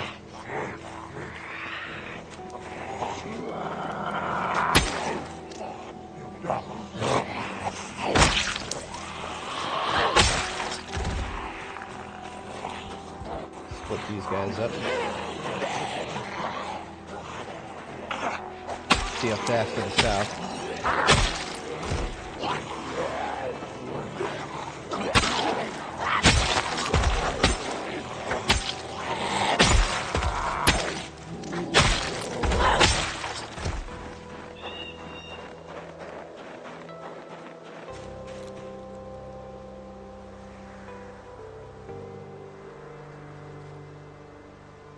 Ooh, elbow pads of a custom color. I always take those.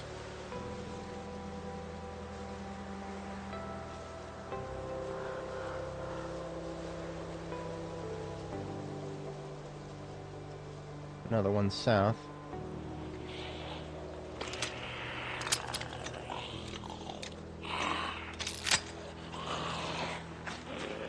I like that bunny outfit. It's a shame I already have one.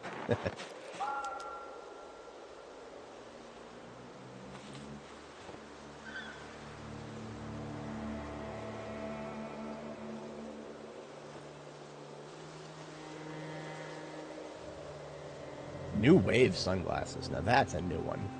It's a shame it's not prescription.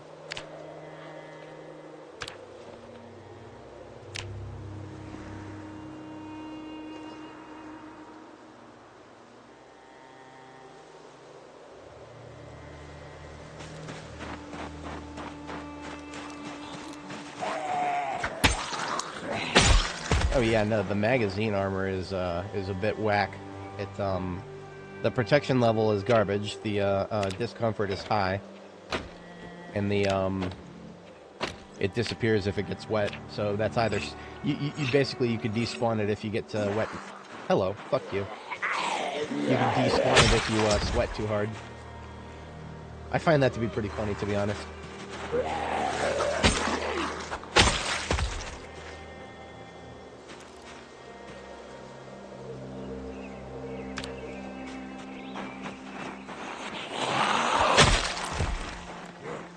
Exactly keeps attracting them over here, I wonder. We're not making that much noise, we haven't pulled out a gun. Whatever.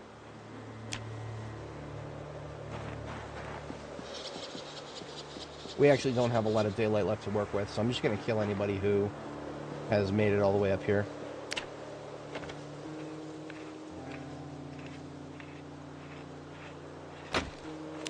The bulletproof armor is actually pretty good as long as you don't wear it too long. If you wear it too long and then you get uncomfortable. I have learned that discomfort is actually extremely bad if you let it get to the extreme point. Once you get to extreme discomfort, you're no longer regenerating stamina, even when you sit down. I have noticed that, and that is very, very, very, very bad for sustained combat operations. So I used to carry around like a full armor kit that I could wear and then, you know, take off after I get too uncomfortable. But then I tried wearing it for just one sustained combat op, and it got so bad that I was just like stuck out in the middle of nowhere without any ability to regain stamina unless I took all the armor off. Just being stuck in that constant loop of taking your armor off and on. That was annoying. Not even worth it.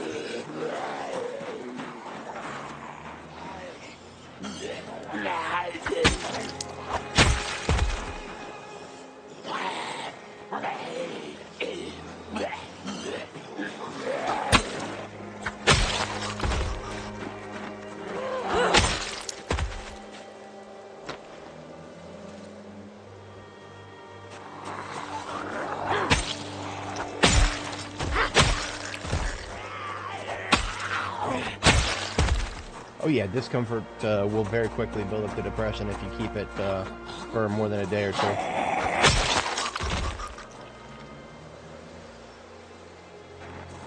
Yeah, I would say that's a pretty accurate statement. It does feel a bit like West Point. I think Muldraw is actually a little worse than this, though. Muldraw has definitely been upped in its difficulty. We also might have just found a new bandana. I've been using one that is a little on the green side. So I'm looking for a bathroom real quick. Yeah, we're just gonna wash this bandana we found.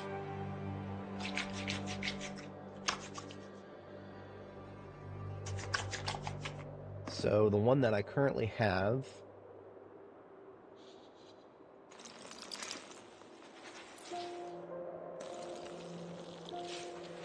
this is the one that I currently have, and then this is the one that I just found. The one that I just found is better. It's a better match. Boys, we got ourselves a new bandana. I'm gonna fave this one. Where'd it go?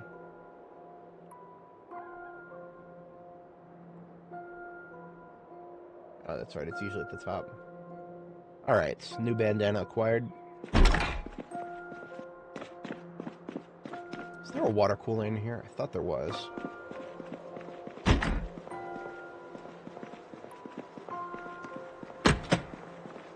Yes, water cooler. I thought I saw one. I actually don't care as much about the water cooler as I do the dispenser base.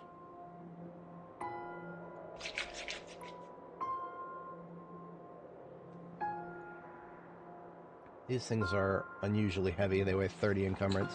So I actually got to take some of my heavy weapons off so that I can pick it up. We're going to kill zombies before that becomes a problem. Ooh, this guy's got a bicycle helmet. I need one of those too for my field kit. I was under the impression I had picked one up a while ago, but I hadn't. We're on the. It's funny. We should see one of these guys. We're on the subject of armor. A riding helmet, which is a bicycle helmet, what this guy's wearing, is the only helmet that I would ever consider wearing, because this one has bite defense, scratch defense of a middling value, only a little bit of discomfort, but most importantly, no hearing or vision reduction. So these riding helmets are one of the only armored pieces of headwear in the game that does not have any hearing or vision reduction. Which in my mind, I never make that trade-off. I would never trade a little bit of vision or hearing for head protection. Because remember, my vision or hearing is my first line of defense, and my armor is my last line of defense. So it never makes sense to trade some of my first line for my last line. That's a calculus that I'll never take. So we just found another piece that's going to become a permanent kit there. We should have found one a long time ago. Anyone else in this area? Looks like this area is looking good. We still have quite a few on the other side of that fence. I might go get the spear. I left it on the floor because it was cramping my style.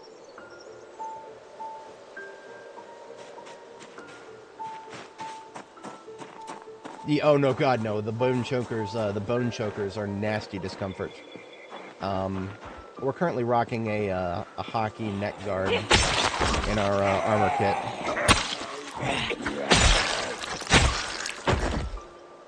That's a cute. I'm taking that skirt. Map of Louisville.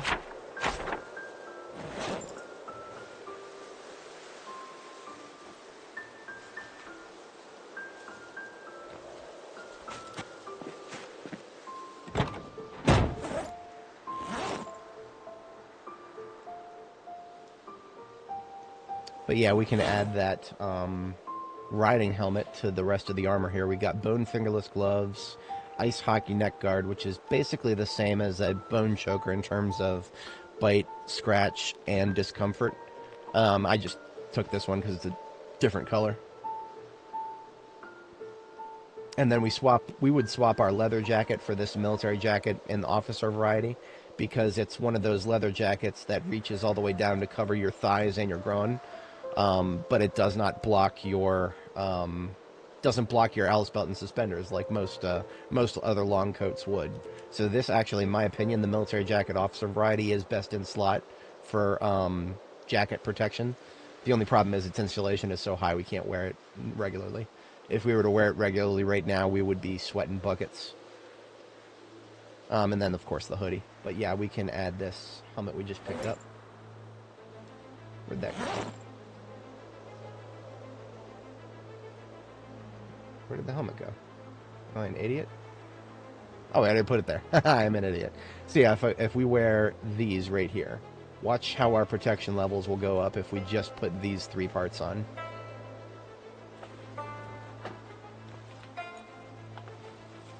No more gaps, for the most part. The head and the groin are still pretty bad. But actually, that bandana that we were wearing has a leather strip on it. And that brings head up to 50%. So with the armor kit that I have, and this, I wouldn't even call this heavy armor. This is just like mild discomfort armor. This is like armor that would, the discomfort would make me sad after a couple days. So I want to make sure I'm not wearing it all the time. But I could probably fight in this for most of a day and not feel the endurance impact from the discomfort. So this right here, we're looking at almost just full riot gear gives you. Yeah, it does. Riot gear is basically a meme. You wouldn't want to wear that longer than an hour or two. Kind of like in real life. I sure as hell wouldn't want to wear it too long in real life. I've seen what that stuff looks like.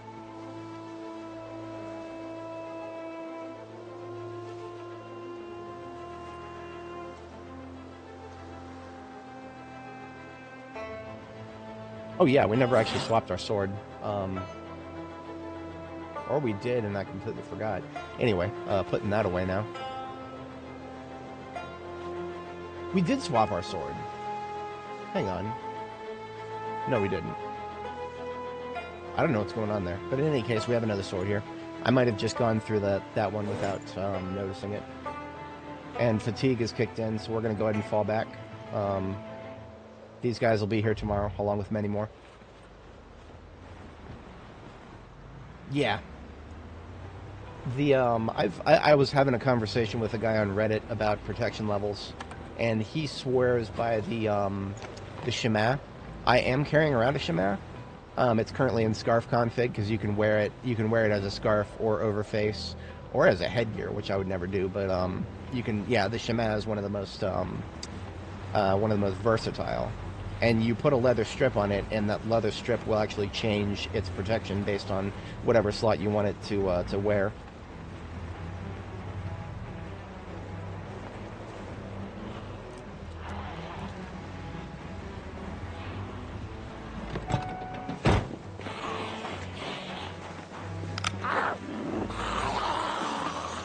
1 hour of riot gear. That sounds nasty. See, riot gear, it really just sounds like the kind of thing that you would, well, you know what? Riot gear is PvP armor. That's probably the best way to phrase it. Riot gear is PvP armor. See, riot gear is built to withstand blunt impacts from human beings. It's not built to withstand bites from human-like monsters. And I say human-like because, man, zombies do not behave like humans.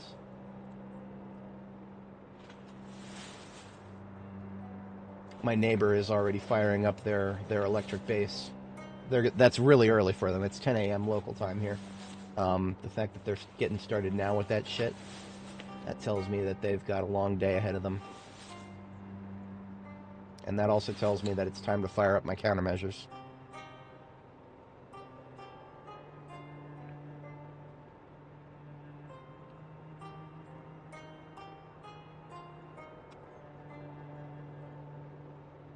If anybody is not familiar, that's a long story, and it's a silly story. But basically, my neighbor, and I recently discovered, it's the guy on the first floor. Right? I live on the third floor, and I can hear this motherfucker with his electric amp and his electric bass strumming like he has no tomorrow. He doesn't know how to play the goddamn thing. He's just doom, doom, doom, doom, doom, doom. And the fact that it's going through the floor and through the person who lives between us, I just feel so bad for the guy who lives between us. I don't know if it's a guy, a girl, whatever the fuck. I know somebody lives there, and it sucks for them because they got to deal with that asshole down there. And, well, they have to deal with my countermeasures whenever he's doing his shit. My countermeasures being I use brown noise, which just breaks up the audio profile so I don't hear it anymore.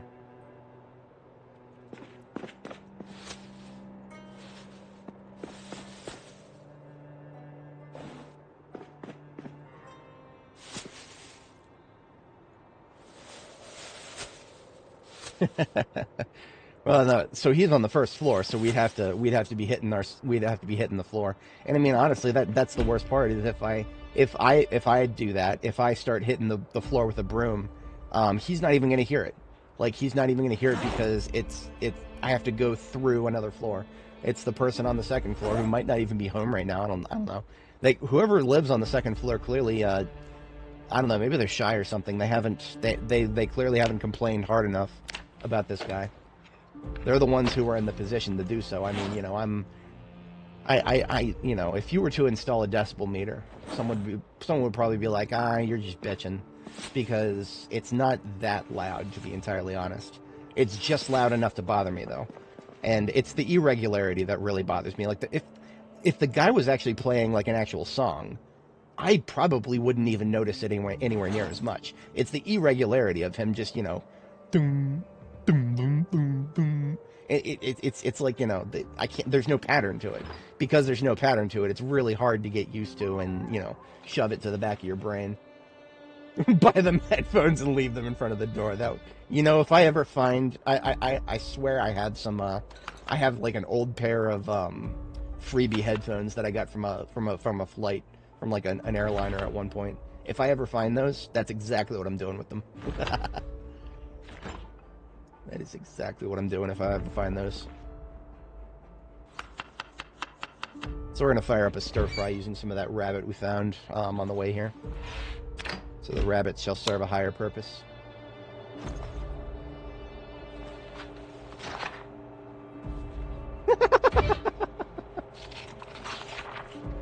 That's just a nice neighbor right there. Yeah, or not even just a nice neighbor, but that's a pragmatic neighbor right there. He gives you, he doesn't just bitch about the problem, he gives you a solution. That's a pragmatic guy right there.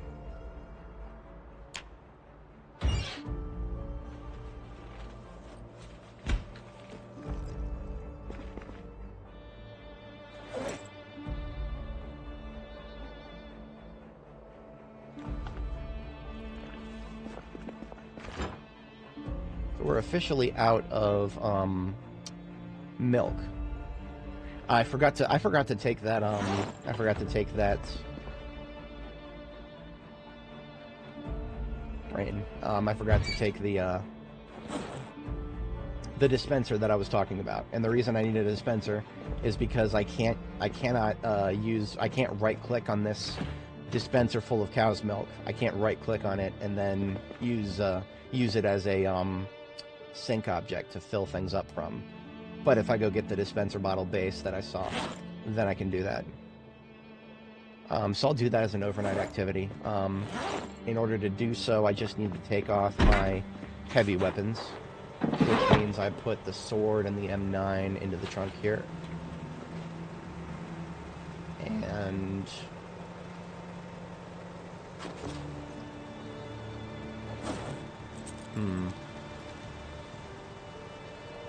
I'll just take the satchel off. That'll do the trick for the most part, yep. Because then I just have the water bottle. Okay. So we'll get our first sleep in. What mods? No mods that change the gameplay. There's only one mod right now. That is the one that changes the color of the backpack. So the backpack, this would be the puke green one. This is the puke green has been changed to tactical black so that it doesn't look so ugly. That's the only mods we're playing right now. I should probably upload that and link it in the description. I just made the mod myself. I didn't actually upload it. We look at my Zomboid mods folder. Tac Pack B42. It's just you go to 42 Media, Textures, Clothes, and then we change the color of the satchel, the army satchel to tactical black, and then the Alice pack, and then the belt and suspenders. And then we also made patches invisible. So all these little PNGs right here. This would be the ugly, ugly, ugly leather strip textures that get layered on your character whenever you use leather strip protections. I just replaced them with transparent PNGs. Easy peasy. I do have to step away briefly IRL here. Probably just less than a minute. So I'm just gonna have her read a book really quick. Except I don't have a book to read because I put my satchel out here. Oops.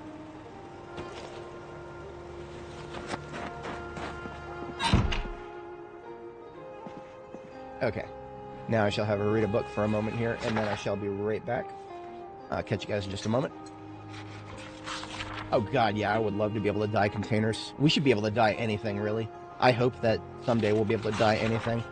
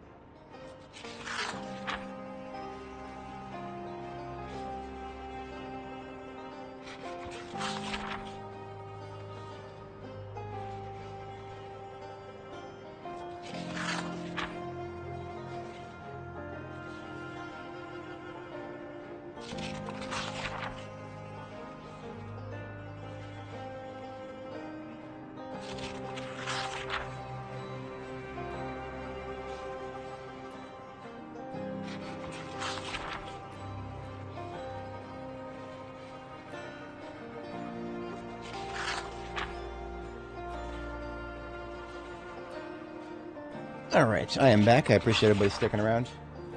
Oh god, yeah. Proximity inventory? Yep.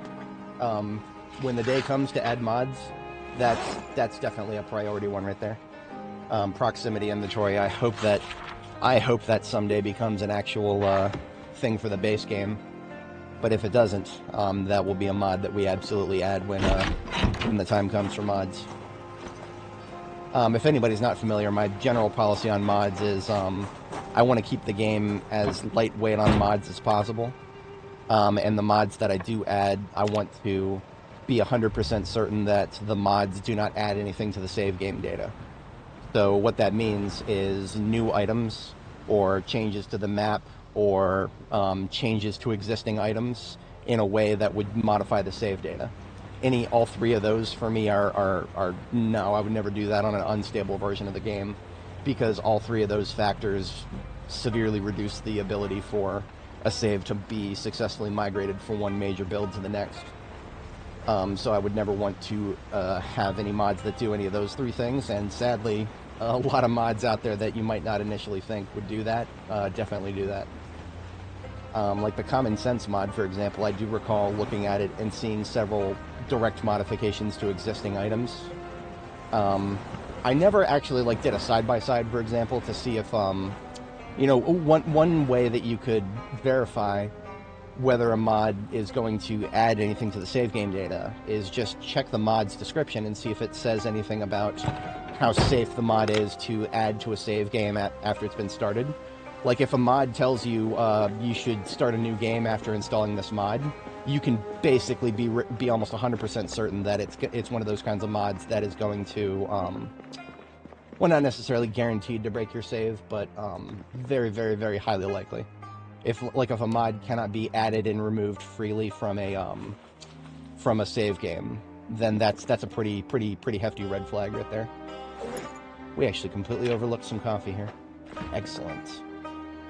Excellent, excellent.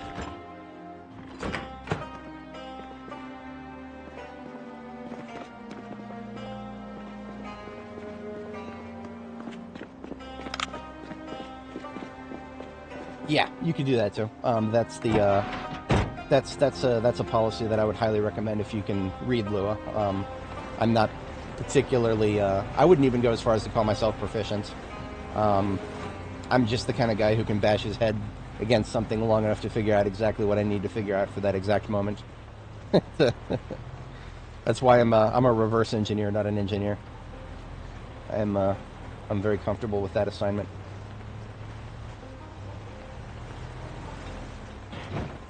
I have been recently thinking about making a Reddit post where I formally describe how the developers of this game could make it open source without losing any of their control over the IP or the code.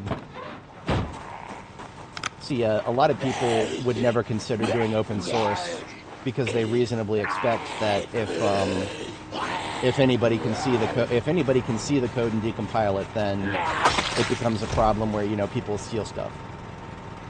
That concern is valid, especially for a video game developer, because you start thinking about, okay, well, why do people even need to buy the game if they can compile it themselves by going to GitHub? That's a reasonable-ish concern, and I say ish because the number of people who are even capable of compiling something off of GitHub, it's lower than you think, trust me. But no, the one of the things that I feel like this game could open source just its code base and lose absolutely nothing from doing so. There would only be stuff to gain from doing so. And I have a big long manifesto that I could post about that to make my case for it. But that would be a lot of effort, and I have no idea if it would go anywhere. So I'm still just thinking about it. I haven't actually done it. I haven't even started drafting it or anything.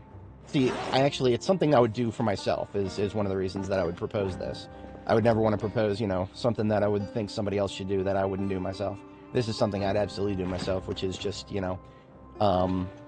open source just the code, not the assets. That's the key difference, right? If you go to, if you were to look at the games folder, for example, you could tell that the code is in a completely separate place from all of the assets. Actually, we could see that just right here if we go to game directory. All of the assets, which are the textures, the 3D models, all that, essential stuff, but separate from the code. It's all in the media subfolder here. So don't open source any of this. You don't need to. This is not, the media folder doesn't really contain anything that really needs to be open sourced. What needs to be open sourced is this right here, the jar file, Project Zomboid.jar. Open source this on on GitHub or something. And what that allows you to do is modders who would go in there and fix bug fixes, just make bug fixes themselves and put them on the workshop. What they could do instead is just go to GitHub and put in a PR to get the bug fixes added to the official code base. And just, so the devs don't even have to do everything themselves in that regard. Of course, there's always a very complicated legal framework you got to come up with if you're going to go put all your code base on GitHub. You got to come up with a license for it, and you got to come up with a contributors, a framework for how contributors are credited if they are credited. But yeah, I can think of probably there's tons and tons and tons of modders who make stuff for this game who'd be like, yeah, I have no problem. I have no problem freely contributing to the base game if the devs want to add it. I feel like there's a lot of modders who'd be fine with that, and that would be a framework to get that done.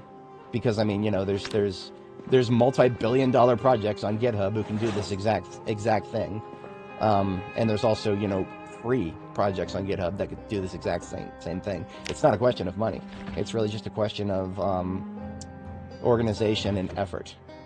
Which, well, we're talking about organization in this game. That might be a tall order. Right. No, hunting pirated copies, that's the thing right there. If you don't put certain assets on GitHub alongside the code base, then there's nothing that the pirates can really do that they wouldn't already have to do, right? For somebody who wanted to contribute, they'd have to buy the game first, and that's not a tall order for a contributor. They buy the game on Steam, they download the full folder that I just showed you guys, all this stuff here. Remember, this is the only part right here. This jar file right here, this is the only part that needs to be open sourced. Everything else here does not have to be open sourced. And the game would not run with all the rest of this stuff here. So the piracy argument kind of falls flat on its face, really, right there. It doesn't have any... now, I guess maybe there's certain aspects of the Java code that are calling the Steam API for license checks, maybe. I don't know. I mean, at that point, no Steam has been a thing for a very long time, and I can't openly talk about piracy on YouTube, but let's put it in simple terms. If a game is on Steam, and Steam is the only DRM, there's not that much DRM there. There really isn't.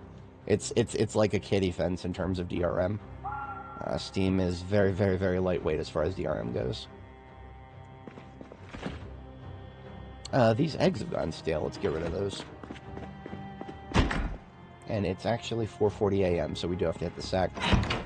Second time here. Successful overnight.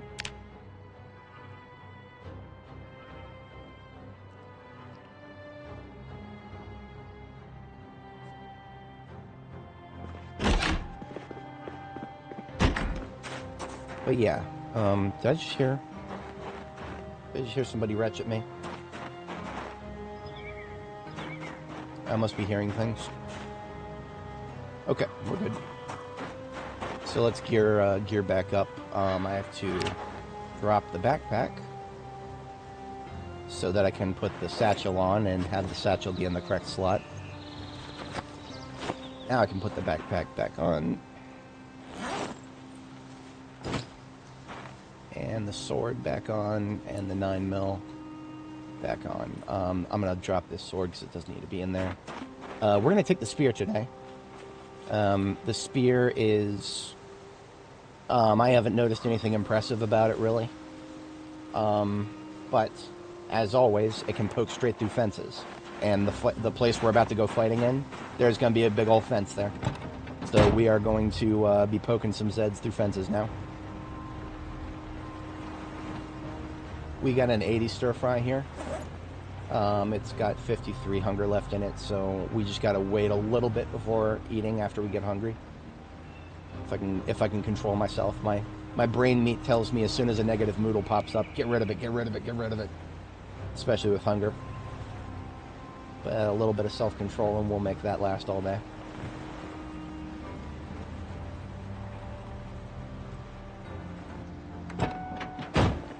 That lady right there has got a nightstick. I wonder if she's got a gun. I don't. We've killed a lot of cop zombies here. We've not found a single gun yet on a cop zombie.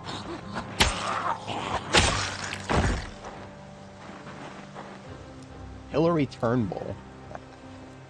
What a name.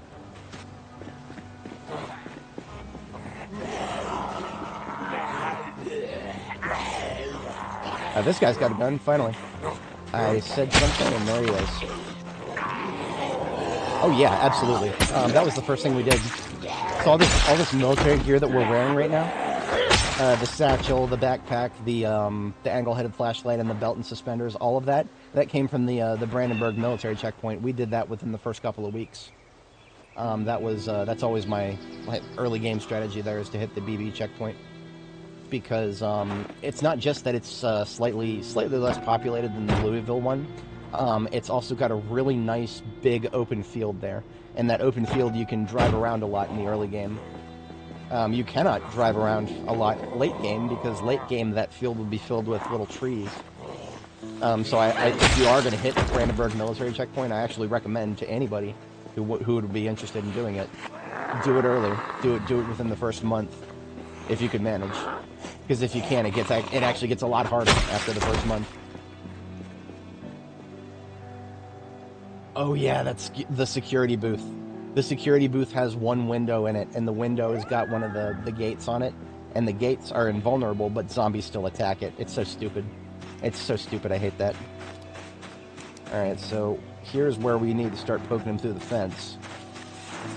The problem actually is going to be getting them over to the fence. Several of them are going to get stuck on the gate.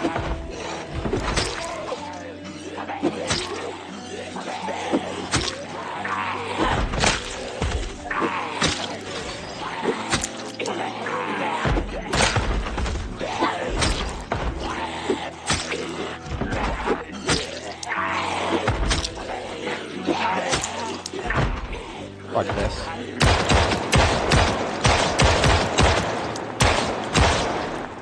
So it gets really annoying. You see, I'm already stressed. I'm already at stage 1 stress because of that. It's so stupid. I hate it so much, but whatever. How many rounds did I just blow? All but 5. Crouch and press Q. Oh god, no. Spears have been severely nerfed, possibly just for the lower levels. I've always felt like spears were not properly, what's the right word for it? It felt like I was high level with spears at really low levels, the way I used to do it with Annie and previous characters. Basically everybody in B42 that I've used spears with so far, it's felt like I got right to level 10, despite starting from nothing. This, however, this feels exactly like any other low level weapon, right? I'm only level 1 with spears, so I'm not getting, there's no one-shots going on right now, because I'm only level 1. Negative traits way worse. It depends on the trait. Some of them are still very easy to live with, and I'm glad with that.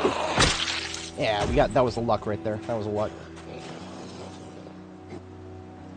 Give me that white skirt. Thank you.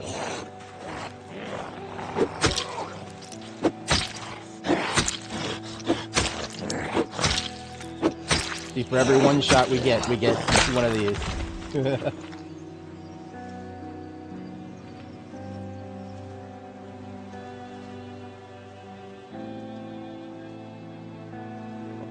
Sport elbow pads. Alright. I don't actually have... Oh, this guy had a money bundle on him. Okay. Cool. More money. More money.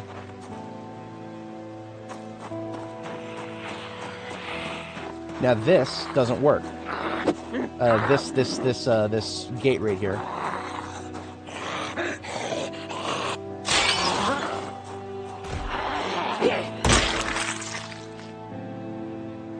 Ooh, now that's just a regular shin guard. That's not magazine. Sweet.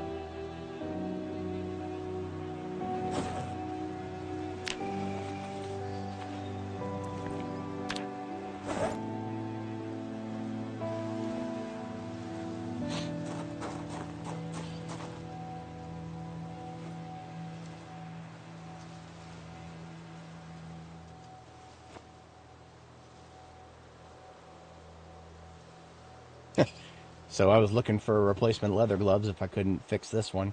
And the one that I just found has got 2 holes instead of 1. I'm going to use the spear as a finisher. Because it's feeling just like short blade right now in terms of how many hits it takes. Oh yeah. Short-sighted. Yeah, short-sighted. I feel like short-sighted almost did nothing prior to B42. If it did anything, I'd never noticed it. Oh, you know what? Prior to B42, short-sighted just affected your vision cone, I think.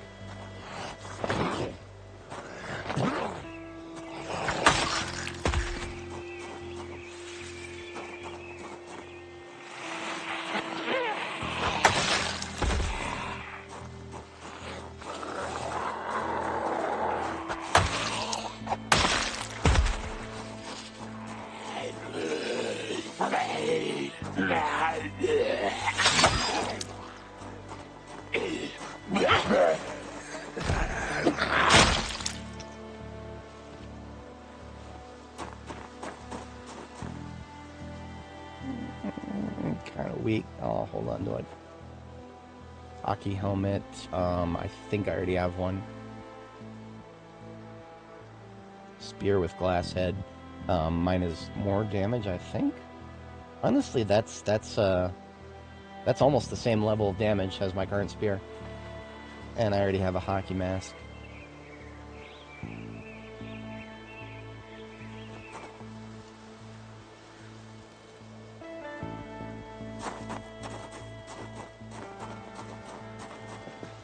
I feel obligated to check this truck. It's pretty. Engine quality 81. I think this is better than my other truck. Yeah, you know what? We might, we're gonna use this truck to bring loot home in. This is gonna be a loot hauler truck. Did it have gas? I don't think it did. It also, the battery is 1% remaining, so we've reached that phase. That phase has been reached, so this battery, because it's below 10%, we can't start the vehicle. So we have finally entered the phase here about 200 days in. We have reached the phase where batteries, all batteries that we find in vehicles that spawn in will be have dead batteries. So we got ahead of this already. We have a battery charger in our van, but we will need a generator, so we'll have to drop that off back at base. So what I can do now is I can actually I can take some loot from this area, anything that I want, and I can toss it into the trunk of the truck here.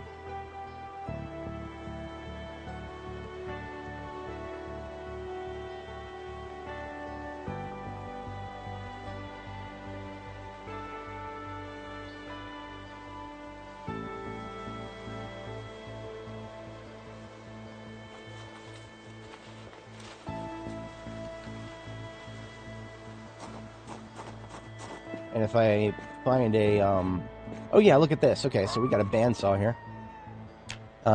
Bandsaws, I wish we could pick them up, but we can't. They're very useful. Very useful, but we can't pick them up, unfortunately.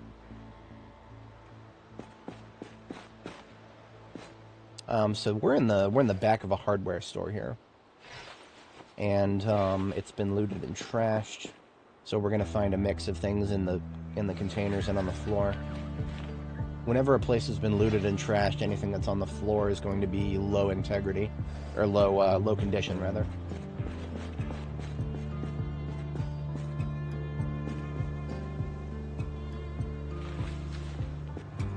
Now I'm hoping we'll find a welding torch, because if we do, then we can repair the trunk of the McCoy truck vehicle there, and we can get more storage space. Ooh, look at this. 2 propane tanks on the ground.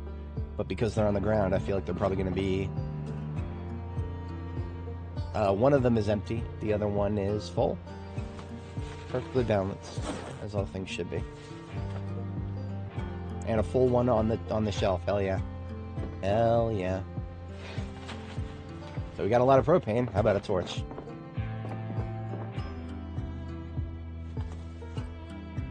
I don't know. I don't know. I do remember... Okay, so the problem that I used to have with pigs is that it felt like they attacked everything. I've recently learned that cows are exactly the same way if they get pissed off.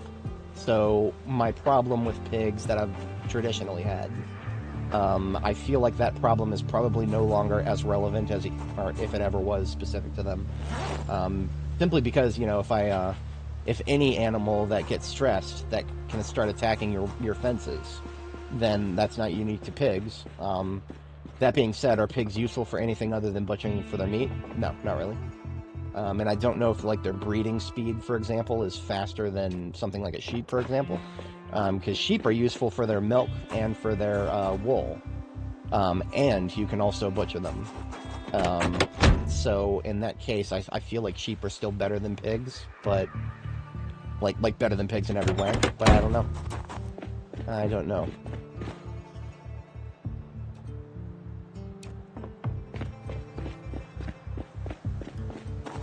Now, do I need both of these lights? No, but I'm going to take both of them. 100%.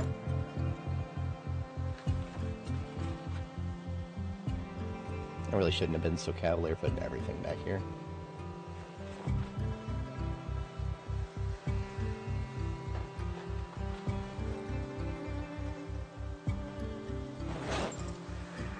Okay, now the trunk is full unless we find a torch. Yeah, right. I can't wait until rabbit starvation gets added to the game.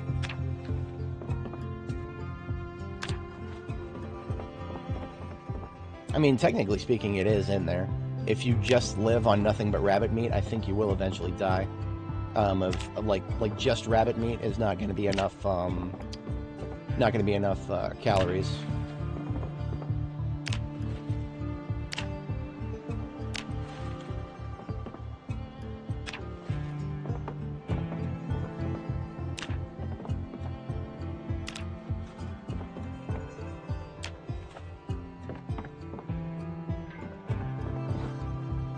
I do see a Z out there. It's a Slowbie. Welding torch. Alright, so we've got more storage space in the trunk of the vehicle now. I just need to take a steel sheet out there.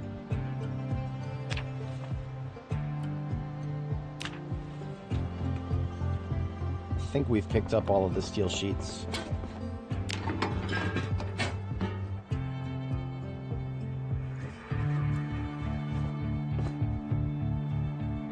Looks like the group is just moving to the north there.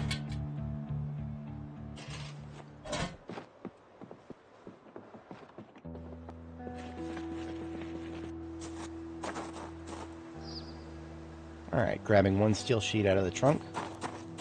Pop that hood.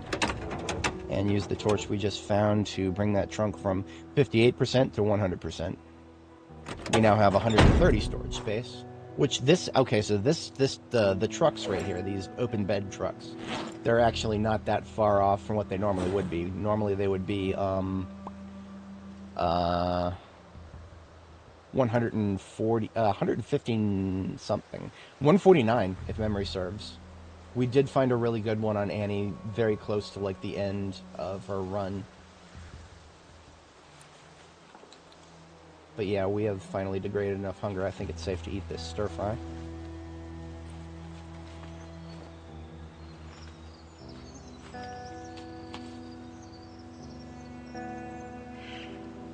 That's a good question. Well, I mean, ramen noodles have a freshness now. I mean, thankfully the freshness doesn't go down very fast, but yeah, the latest build of the game added freshness to some very strange things that probably don't need it. Like, boxes of mac and cheese have freshness now, and even when one of them went stale, I opened it up, and there's nothing stale in it. But, I still feel like when it goes rotten, we won't be able to open it anymore. So that will actually become a problem. Alright, let's deal with the group out front here.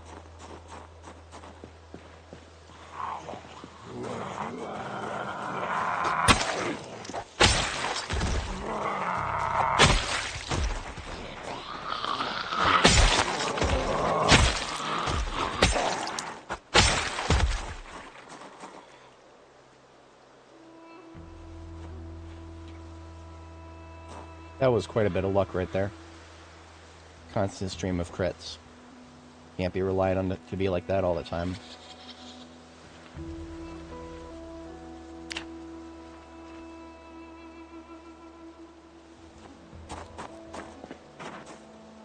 Okay, let's bring our ambulance down here so that we can grab that truck. Shouldn't have left this thing running. You know what? This is actually going to be... This is going to be way too tricky to tow. I'm not going to bother with that. Here's what I'm going to do. I'm just going to borrow the... I'm going to borrow the battery of my ambulance. Oh, I actually need a container. I don't have a container. Usually I carry around bottles. Critical fail that I'm not.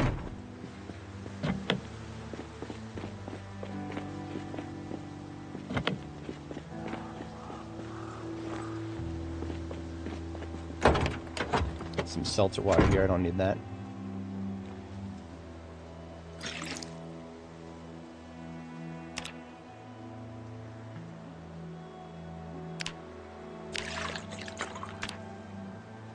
Alright, now I can do a liter of gas into the van, or the truck that we want to get.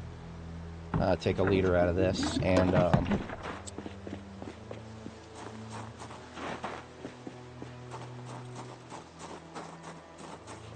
we're gonna borrow the battery of the ambulance to get it out of there.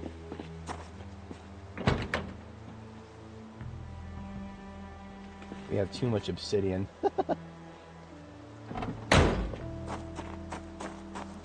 Right, tortilla chips are interesting as far as chips go. For some reason, they have almost half the calories of regular chips. But other than that, they seem about the same.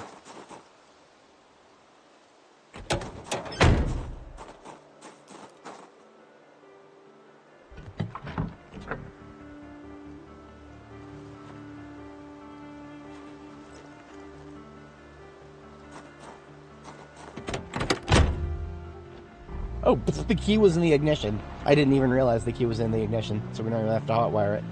Excellent. Alright.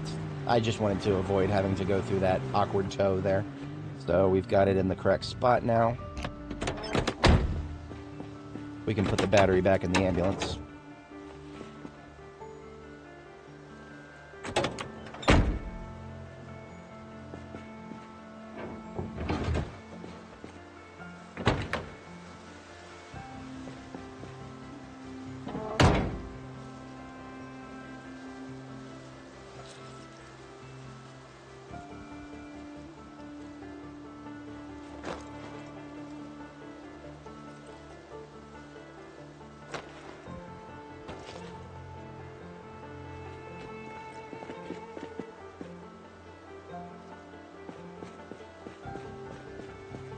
Yeah, the devs of this game have definitely been more cavalier at making random things be have a very finite shelf life, while not being very cavalier with giving us options to extend the shelf life, right? We've got all this meat we can get from animals, but we have no way to smoke any of it. Literally, the only thing we can do to preserve our meat is get a freezer until the freezer is full. Remove the tires. No, I understand that completely. I am not far from doing that myself. In fact, I'm probably going to do that with the truck that I just found. I will probably take the tires off of it and leave them at the field base. So this is a post office here. I don't expect to find anything substantive. In fact, because it's been looted and trashed, we're probably going to find more loot than we otherwise would. And the reason for that is all of these things right here, there's no loot that spawns in them. These are just decorations. So post offices like this one particularly, that doesn't have shelves, these don't have so little loot by default that the fact that it's looted and trashed and shit spawns on the floor means that there's more loot here than there probably would be.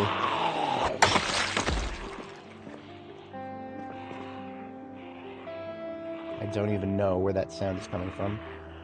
It's got to be outside to the south somewhere. Oh, hello. Where was she? She must have been in the front room there. Anyway.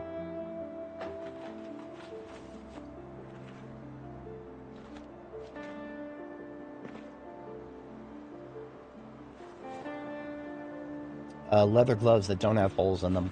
They don't match, but I'll wear them for now until I can repair mine. Thank you, ma'am.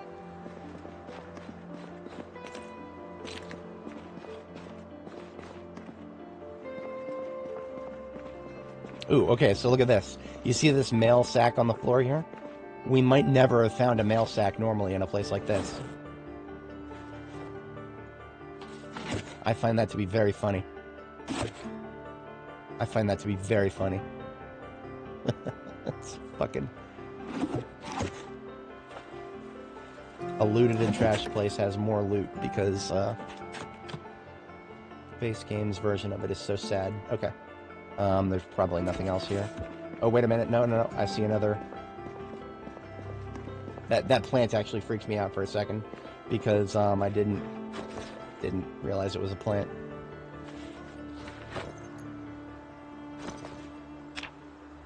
Damn. Okay, so we did find a couple of mail bags that wouldn't have otherwise been here. They had jack shit in them, though. Oh, well.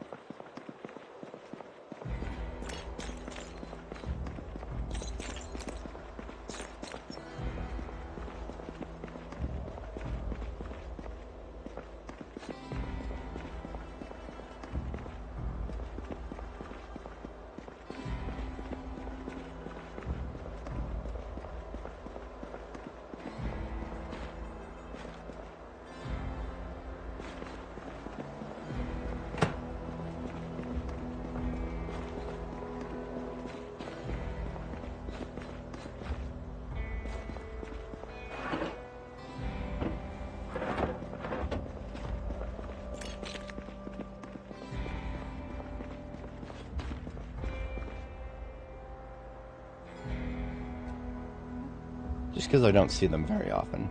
I've seen these lamps in many colors. I've never seen red, as far as I can remember. Alright, we're out of here.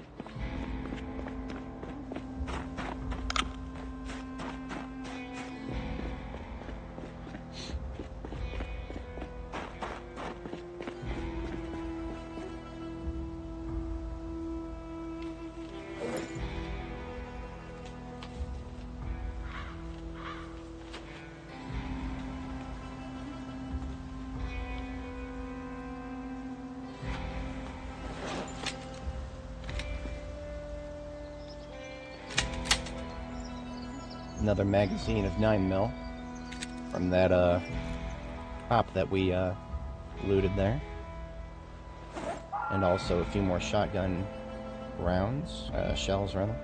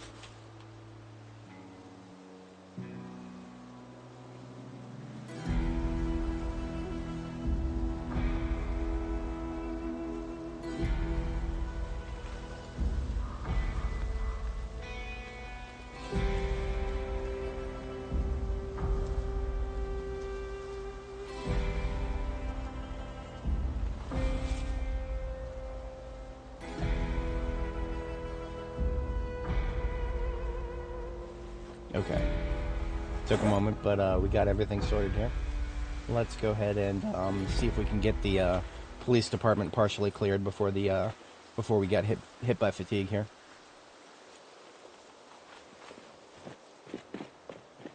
In fact, what we can do, McCoy Logging Co. is now actually, no, it's not. We can put this garbage bag on the passenger seat.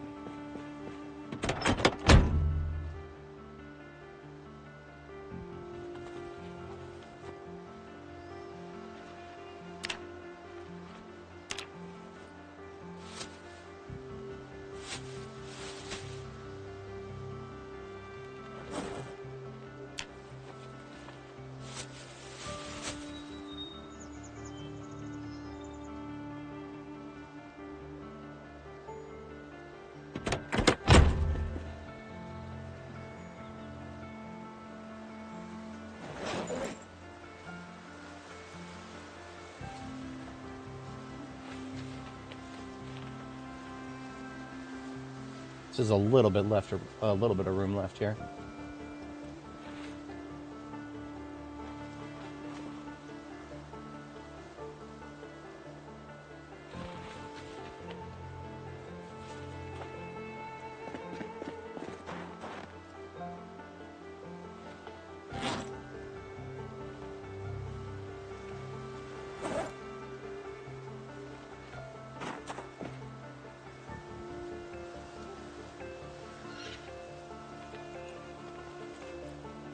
Okay.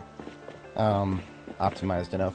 We can leave the truck behind now and just leave the truck here and take the ambulance forward and use that as needed for the clearing of the police department.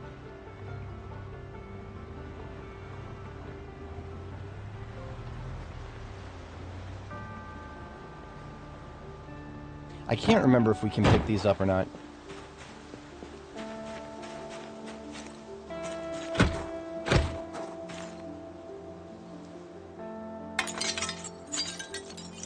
These patient chairs here. Nope. Nope, they are fixed objects in time and space. Hello! Fuck you! Fucking trap-ass zombie laying on the floor there. Can't wait to see more of those.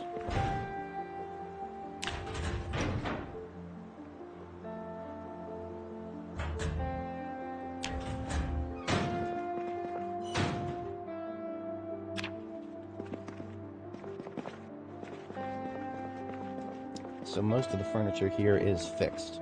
We can pick up the stool, and that's about it. The display I kind of want. It's lightweight, and it looks pretty. It's actually a light object, light emitter.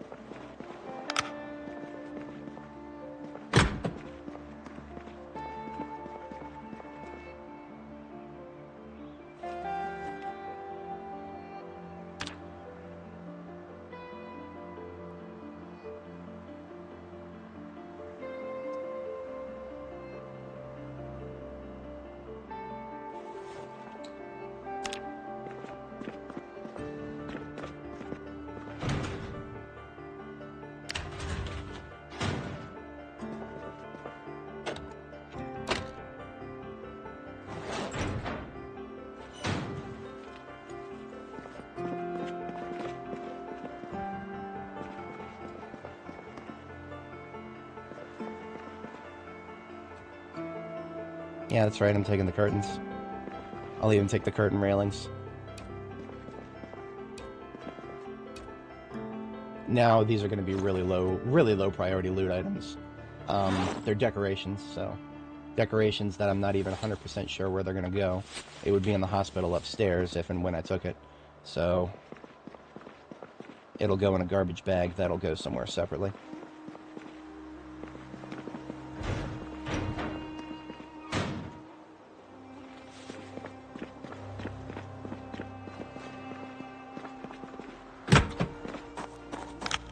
In fact, I'll just leave it on the floor right here and pick it up if I have room for it, and if I don't, it'll stay there.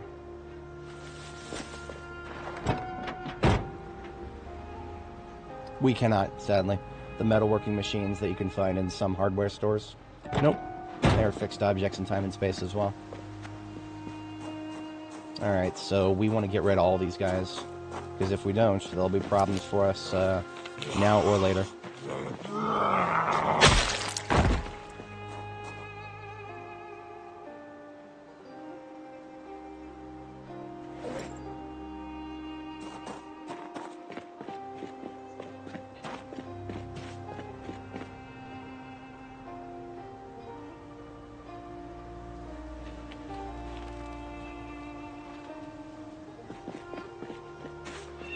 Try to split this group up to the south. Easy. Already done.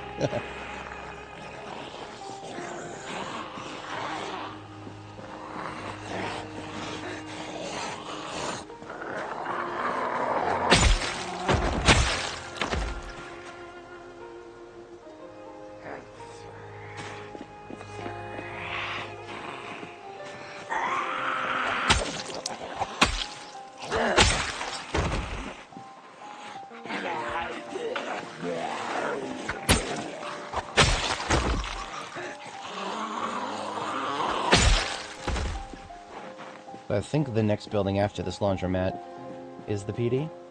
Oh no, sorry, laundromat, commercial sector, and then the PD. Or the PD is across from it, so we got a laundromat here, and then a commercial sector, and then on the other side of the street from the commercial sector is the PD. And the PD is currently our target.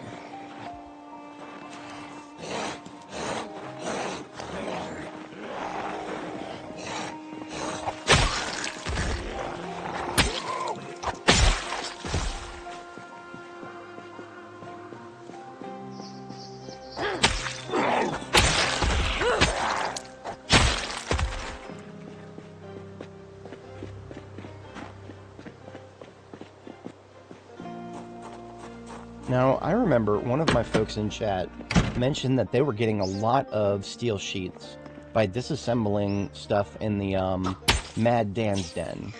And what that tells me is that things like this, these dryers, in a laundromat, if we get steel sheets from these, then that changes my perception of laundromats permanently. Because, I mean, these things... There's every laundromat you come across, there's going to be a lot of these washers and dryers in them. If all these have a chance to give steel sheets, yeah, I'm going to start looking at these laundromats as strategic resources. But as fate would have it, we found not only a welding torch, but also a couple of propane tanks.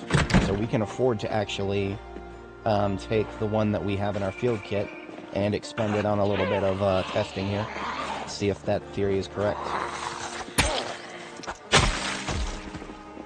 So here in the glove compartment, got ourselves a mask and a torch. And I'm going to cut the engine and kill this guy to the north.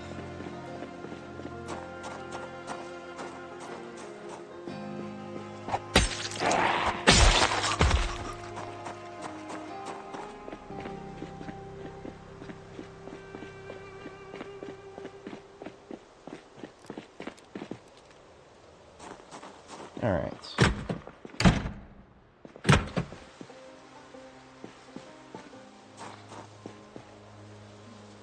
I thought I heard somebody mouth breathing. Alright, let's see what we get here. Yeah, that's a good idea. Because hotels, every room in a hotel's got its own bathroom. Every bathroom is going to be at least 3 water sources, so there's your iron pipes right there.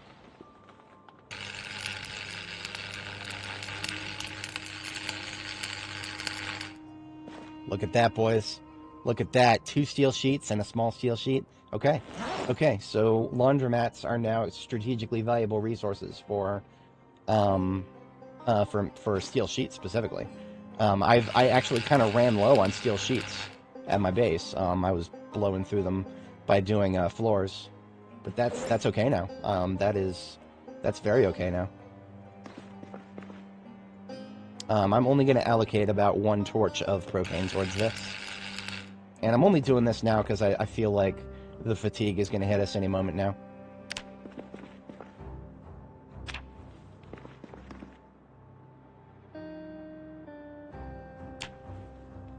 I know my character well enough and my sleep schedule well enough to know that 1,800 hours means fatigue is right around the corner.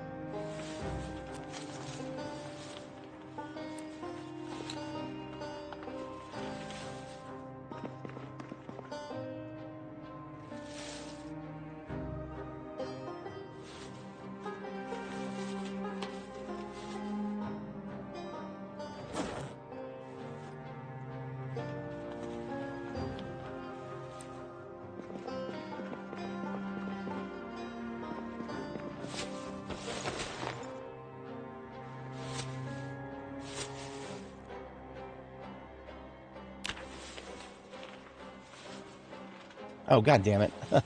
I just... I thought I wasn't looking at the floor, but I just picked up all the stuff out of the other one. Oops. Okay, here's the floor.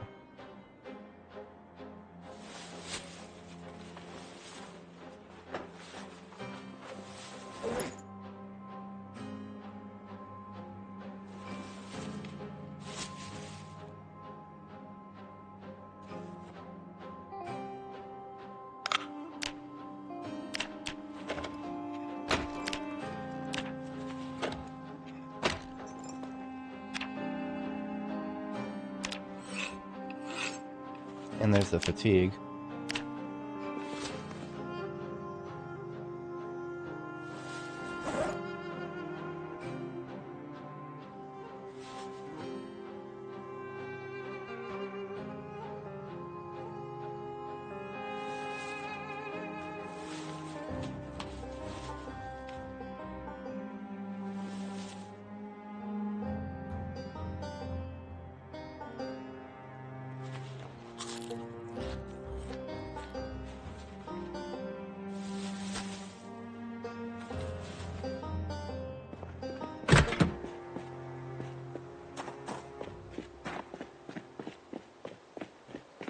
Five full crates of jeans and skirts.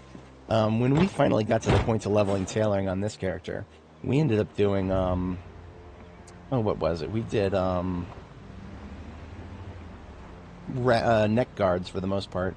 Like, we started with a cache of jeans and skirts and whatnot, and then, after ripping up all of the jeans and skirts that we were left with, you know, the shorts and whatnot, after we got to that point, we just, we switched to making neck guards, and our flax harvest was our ticket to. We could have leveled tailoring even without the glitch bonuses. We have so much flax that we got from our harvest because we harvested flax last. Got a bunch of agriculture levels from everything that we harvested first. So we ended up getting a shit ton of flax from in terms of yield because of the level increases, and so because of that the amount of flax we ended up with is, like, gigantic.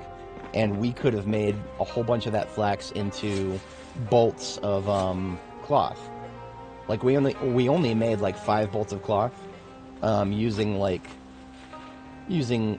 possibly 1/15 maybe of the flax that we actually have. We have tons and tons of flax that we haven't even touched yet. Oh, shit, I didn't realize that guy. Okay, we're good. We're just gonna head back to base now. It is fatigue o'clock, and we've got some stuff to organize here.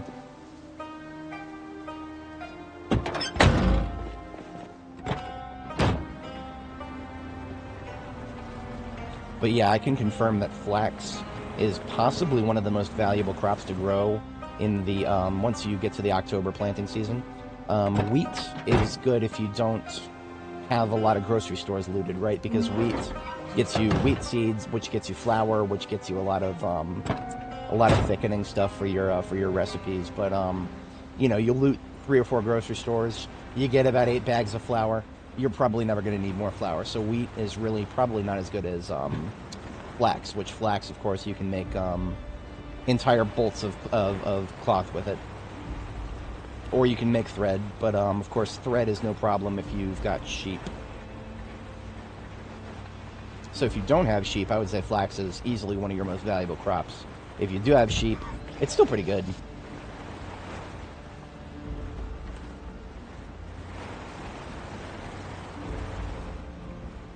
Oh, right, yeah, so the if you started a new character after 13.1, 42.13.1, that was the one where they fixed the bonuses. And I have a beef with that, right? I could probably go into debug mode and fix the bonuses for our character so that they could be what they should be. But the reason I haven't done that yet is because 42.13, when it came out with so many problems that were both in our favor and not in our favor, that it actually kind of felt like it was balanced. I even made a meme about it. Like, the stupid-ass broken, the broken trunk sizes on heavy-duty vehicles. When you weigh that against the random XP bonuses that we're getting that we shouldn't have, it almost feels balanced. Almost. But yeah, let's get the car battery that we found in this thing, and let's put the car battery charger down, which is in the ambulance right here. And it doesn't matter where we put it because all it has to do is be within range of the generator here.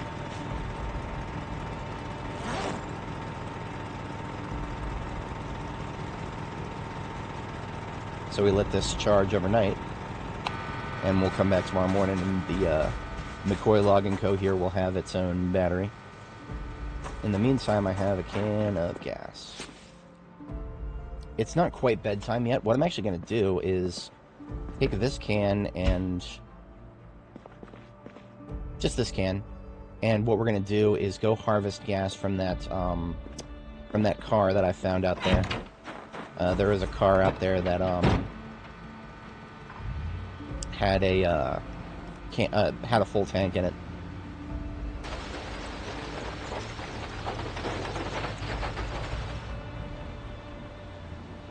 Broke how the game handles weight stuff.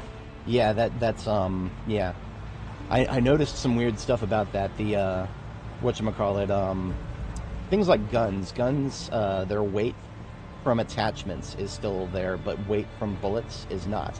So we're actually carrying in our Alice kit, we're carrying 8 magazines of M9, and they're all full. But because weight has been changed in such weird ways, an M9 magazine that's full of bullets weighs the same encumbrance as an M9 magazine that is empty. So all these M9 magazines, we would only be able to fit like half of those if they were actually weighed like they're supposed to be.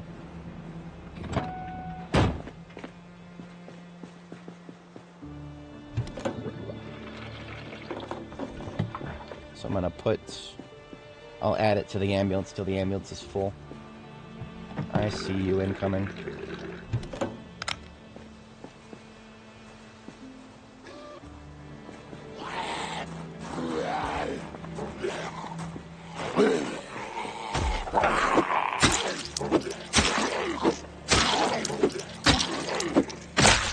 Five hits on a down target. Yeah, they have nerfed spears below the ground. Spears are actually less useful than knives to me right now.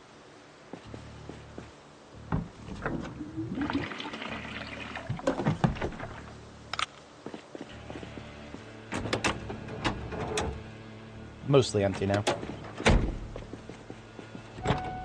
So we can fit a tank into the truck, and that'd be good.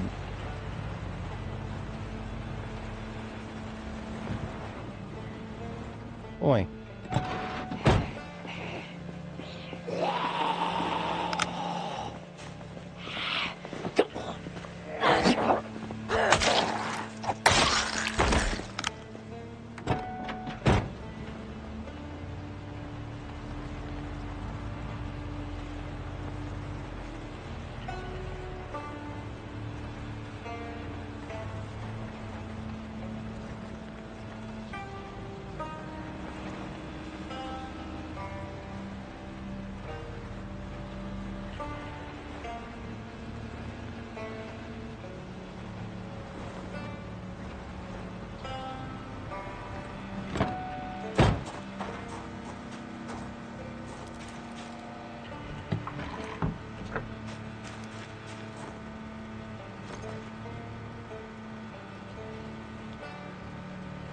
Alright, so now what we're going to do is pick up the stuff that we either need to deal with now, or that's going to stay here.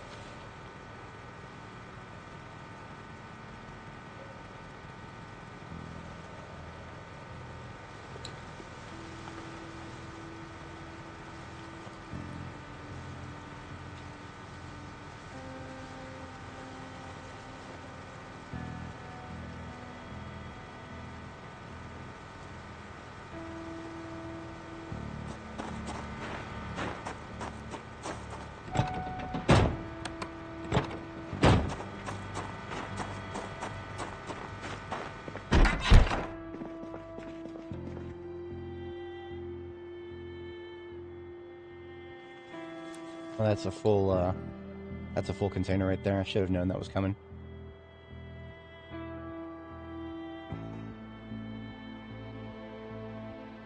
I need to go upstairs and get one of the white counters that's up there. I should do that now.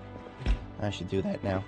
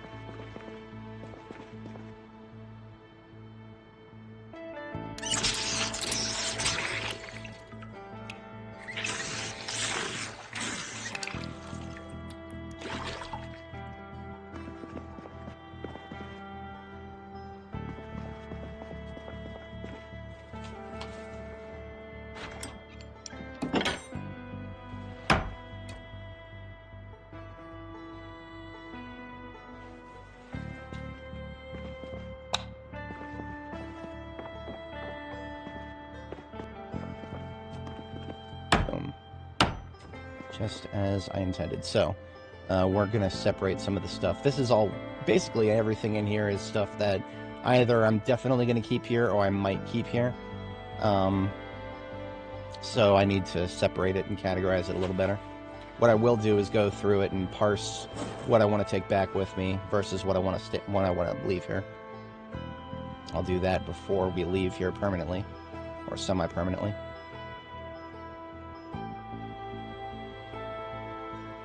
It's actually 22:40, so we're gonna hit the sack really quick and continue sorting stuff overnight.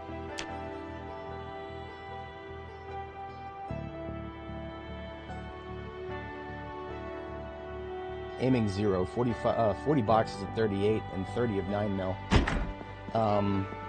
When I started leveling on this character, my standard procedure is to wait until I have the books.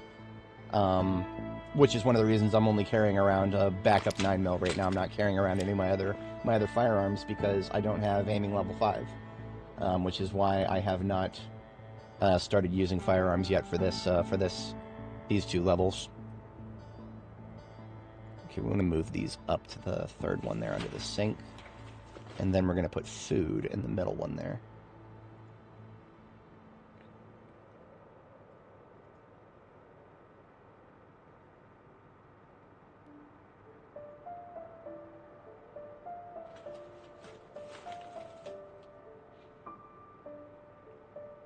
Perfect.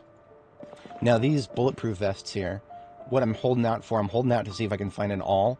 If I can find an awl, then I can pull these apart into aramid thread. And then once they're in aramid thread, they don't weigh anything. I can very easily transport a whole bunch of them without, 5 encumbrance per.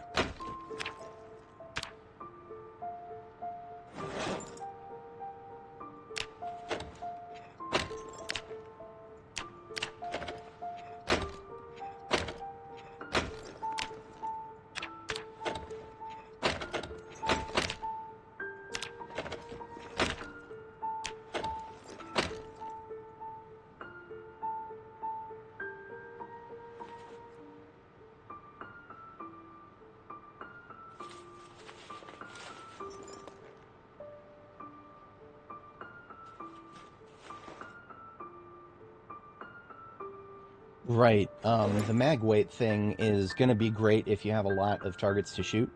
Or if you just want to use 9mm. Now, that being said, whenever I think of 9mm right now, I think of high-capacity shooting. And so that, in my mind, makes 9mm more valuable than the other calibers. But with 38 Special, 38 Special is still the most lightweight ammo, so if you want to do a lot of shooting and not make a lot of noise, you can have a 38 Special, or M36, an entire bandolier with well over 100 rounds of 38 Special chilling. So that's a late game concern. I would say 45 Auto is possibly one of the calibers I would continue to grind with early game. That being said, in early game, I've kind of just distributed my expenditure across 9mm, 45 Auto, and 38 Special. I've kind of like done all three a little bit. I've rotated back and forth.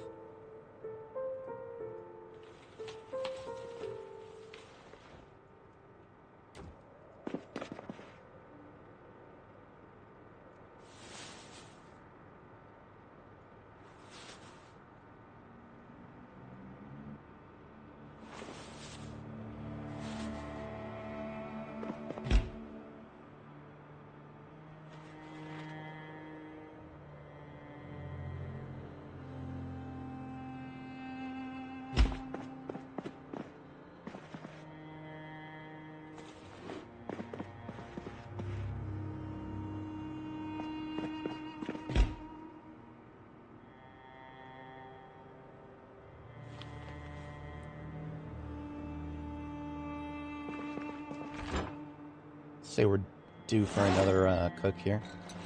Let's do some of this pork chop and rabbit meat.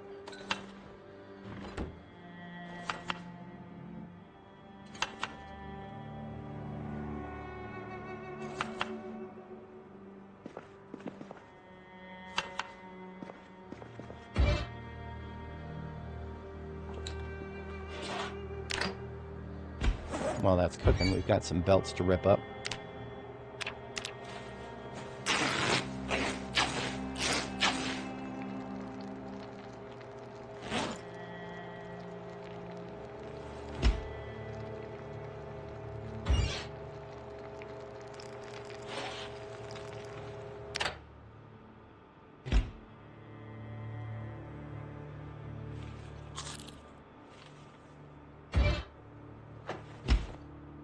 Alright, and there's our second bedtime.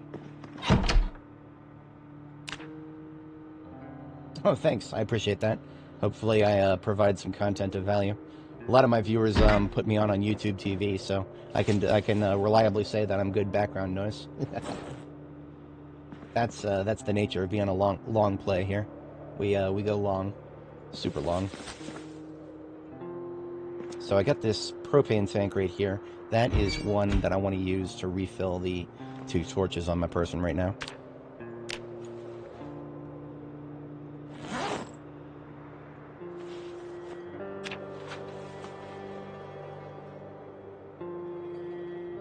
So still a very small amount of propane, but as far as propane tanks go, that's pretty light.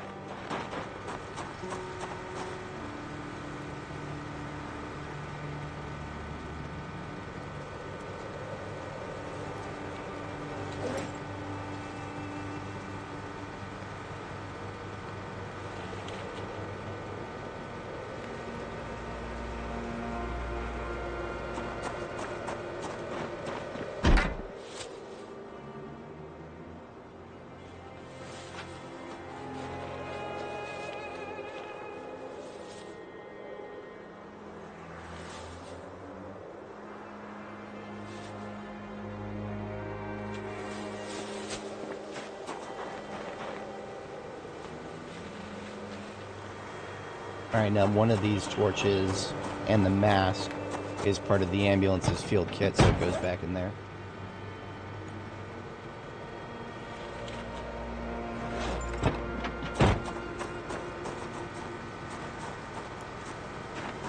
And there was a trash bag of loot. I still need to sort this through. Wait a minute, actually. I already did. I already did. I got ahead of that. Everything in this trash bag is something that needs to come back to Riverside. So I can just add this to the other trash bag full of stuff that's coming back to Riverside.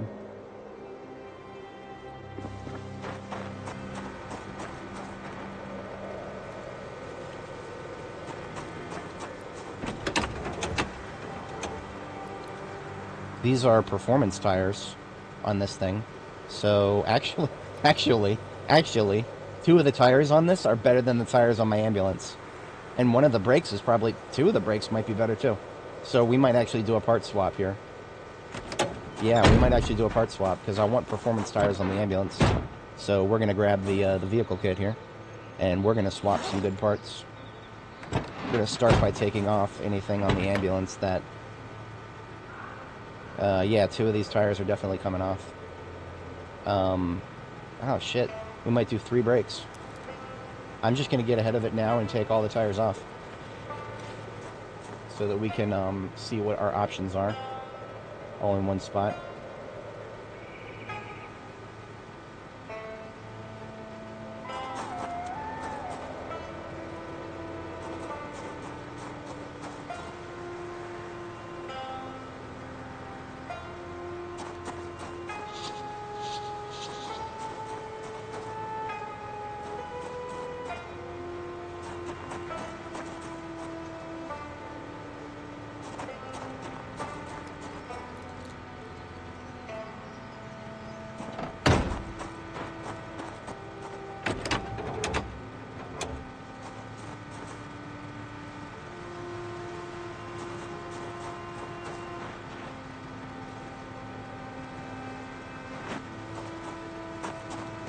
Yeah, 3 of the tires that were on this truck are probably better than what I had on the ambulance. Probably just due to sheer wear and tear. I mean, the ambulance used to have the best that was available to me. That is definitely no longer the case.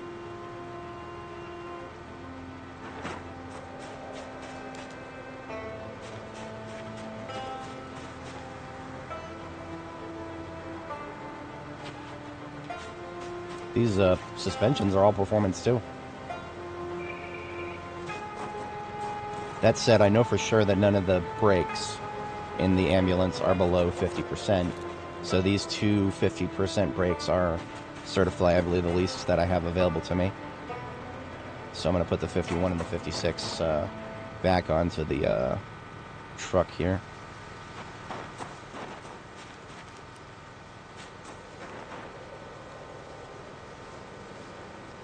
But the suspensions are all coming off.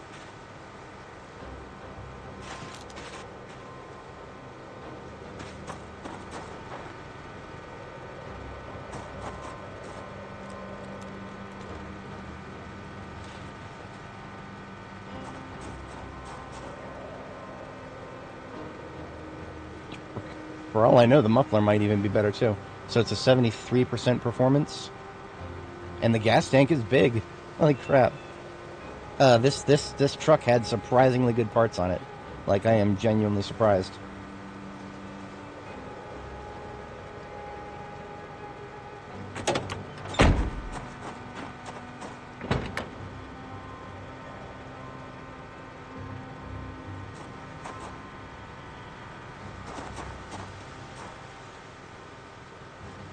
So if I stand right here, I can see all the options I have for brakes. 89 is the best that I have right now. So that goes in front left. Second best is 74. That can go in front right.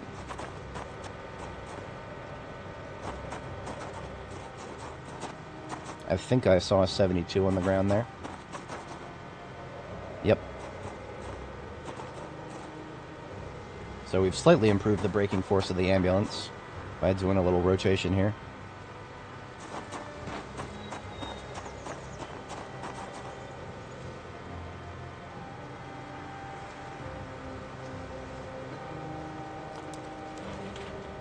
I'm going to go ahead and put the brakes away over here. So basically I took the... I haven't gotten back to the tires yet, that'll be soon. But I did take the best of the brakes off of the truck and replaced 2 on my ambulance. Now the suspensions are next. So we got 2 79s, 74 and 72.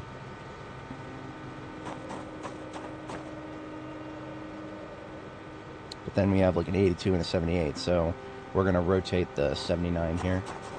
If it's not obvious what I do with my heart conditions for the undercarriage is I just do the highest condition that I have available, starting at the top, and then just descending down the list here.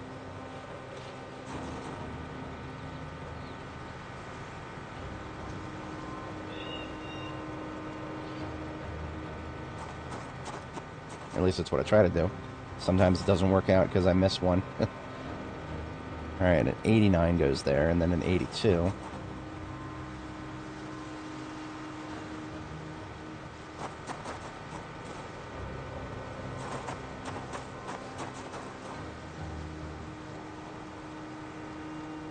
Oh, I have 3 79s. That was throwing me off. Okay. So 79 and 79, and then the remaining 4 can go back on the truck.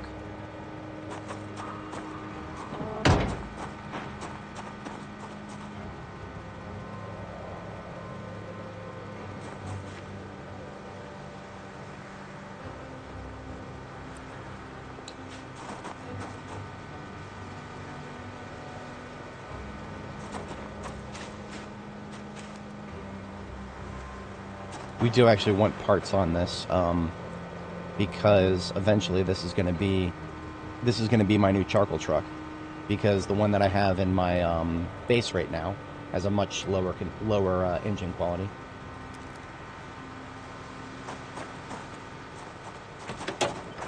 All right, so now we take the best of the tires available to us and get them put on the ambulance. Looks like 86 is the best. And then we got an 83. And then we got a 79 and 73.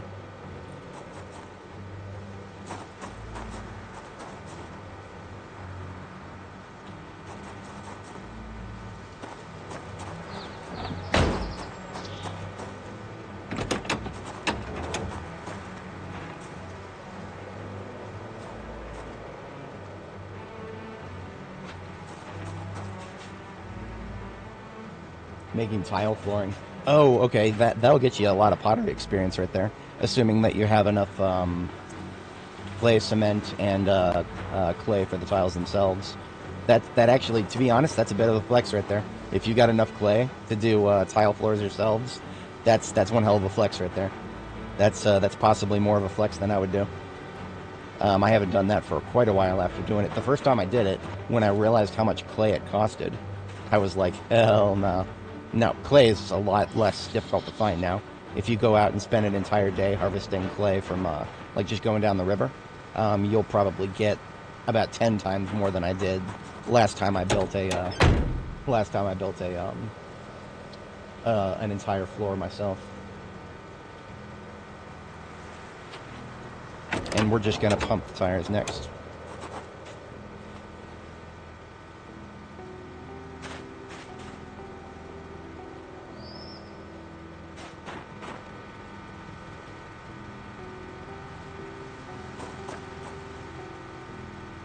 The hell?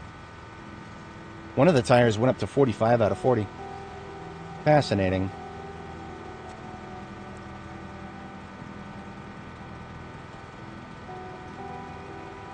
That time it went up to 40. No idea what happened there. That was odd.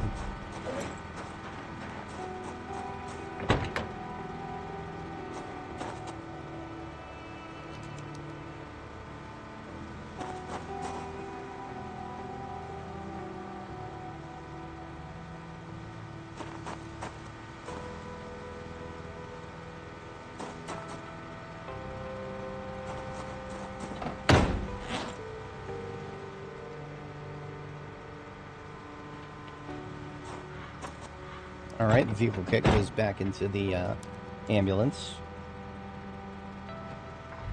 And now, we can put this, this battery should definitely be charged by now. Yeah. So we can put the battery charger back into the ambulance. And the battery that has been freshly charged into Mr. Logging Co. here.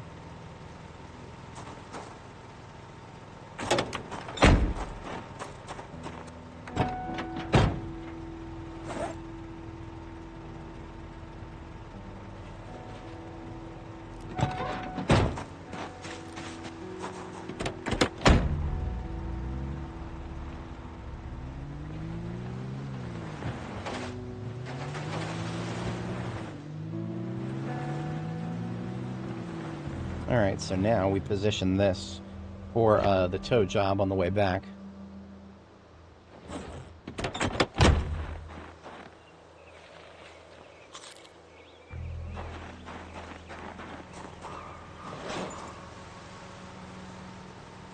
And we can actually start loading it up now. This garbage bag is full, and it's exclusively filled with stuff that needs to go back to Riverside. So we can put that straight into the passenger seat. And we've got a couple cans of paint that I wanted to bring back. We'll put those in the glove.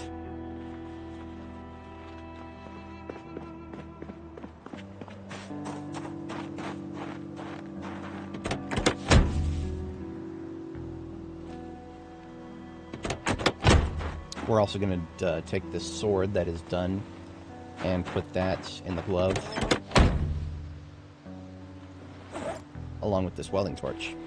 So that's the full glove and the full passenger seat. So now we can, once we fill up this garbage bag will go in the driver's seat.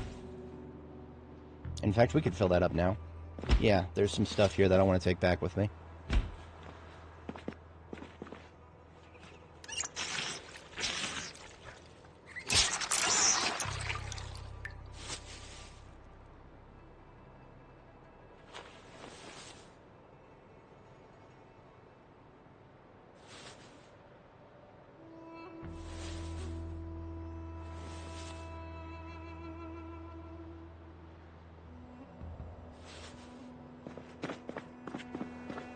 Alright, so this garbage bag is now going to go in the driver's seat. So all we got to do is open the door, put that in the seat, and close the door. Shout out to chat for telling me how to do that. I probably never would have figured out how to do it by myself, because I never would have even considered that to be a possibility. As many things as I do that may seem outside the box, I still sometimes think very inside the box.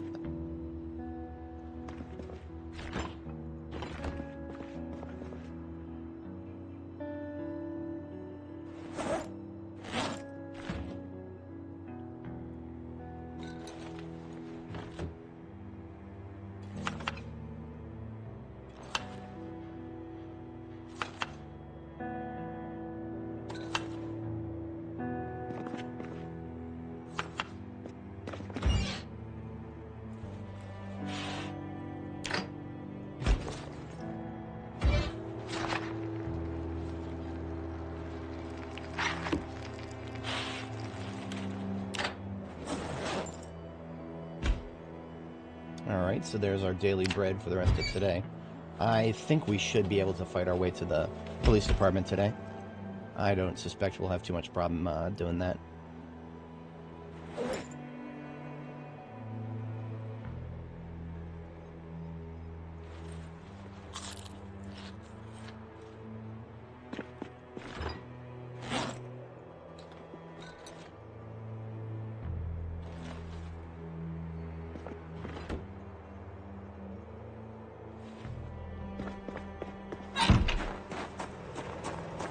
Alright, off we go.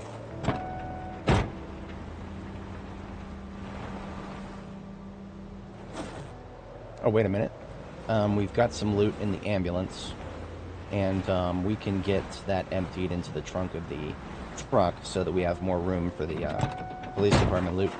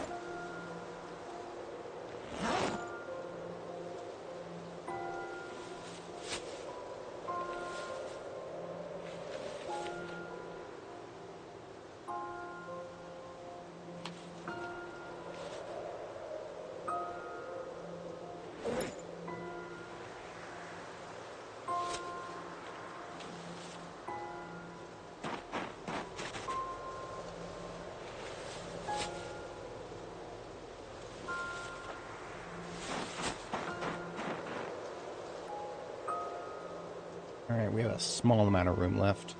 What is that, effectively? 3 encumbrance, I think?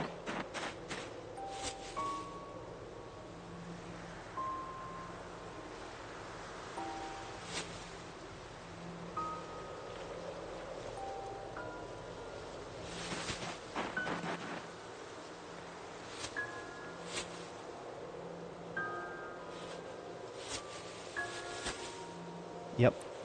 Okay, so the truck is 110% full.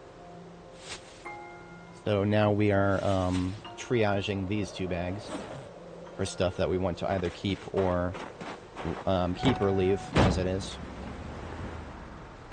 If this is going to be the last trip, then I would like to reserve at least 40 encumbrance of the trunk to fit the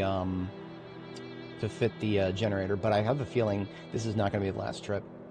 And the reason I think that is because we've got the whatchamacallit, we've got the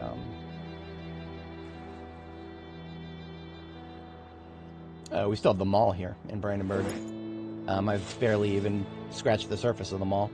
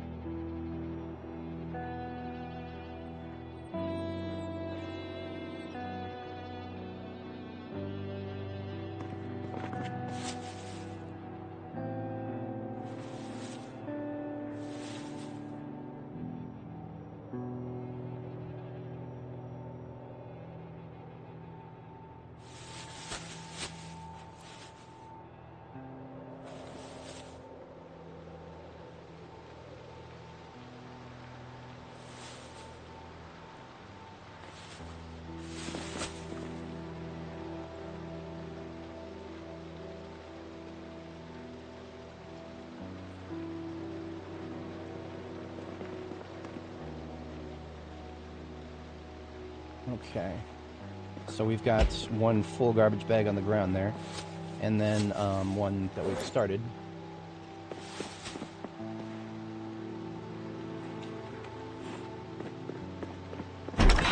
And now we've got a full trunk to work with to loot the police department.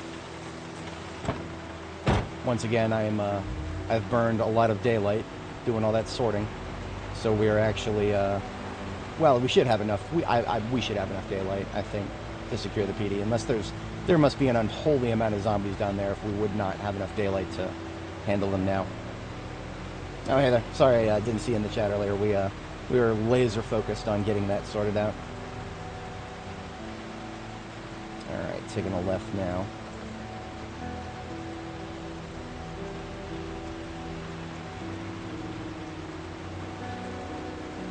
And here is Z territory. I'm going to go ahead and cut the engine.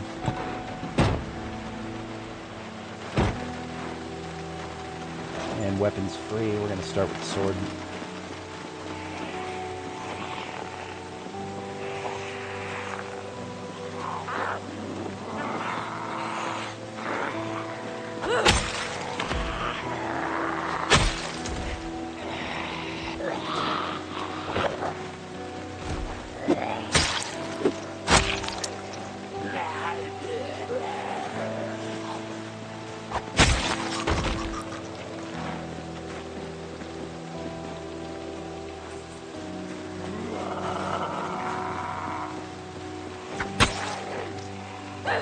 Didn't realize somebody made it into the laundromat there.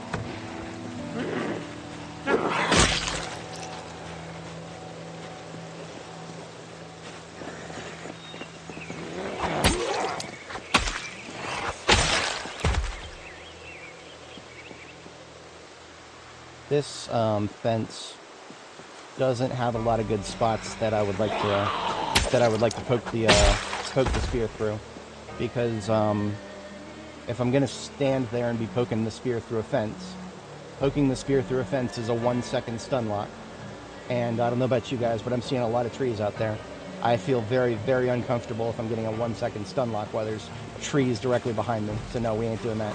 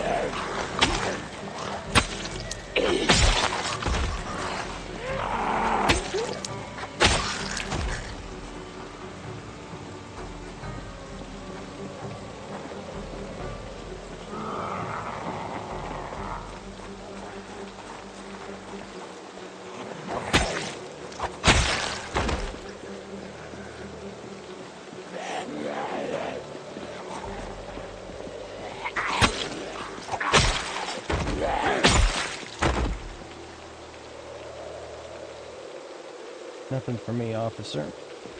Nothing for me. Let's do a sharpen check. Yeah, we're trying to sharpen.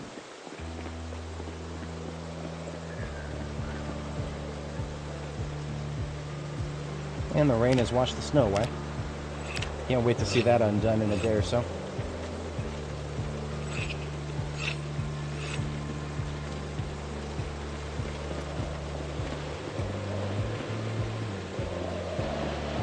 I think the PD might be looted and trashed.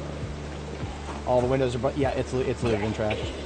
So that fucking sucks. But the weapons locker in the back might still have a few crates full of ammo at least. Which is really all that's what we're really after. So it's not the end of the world. Not optimal, but it's not the end of the world.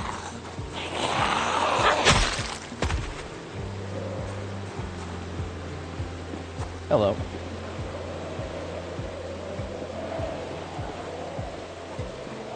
One of the reasons I said that the snow might not actually be gone is because we're getting a lot of rain right now, and all it takes is a little temperature drop. Like 2 degrees freedom units. 2 degrees freedom units, and all this rain turns to snow. And that means we get the worst of both worlds. Puddles on the ground, followed by snow on the ground. And that means the snow will, or the puddles will never go away.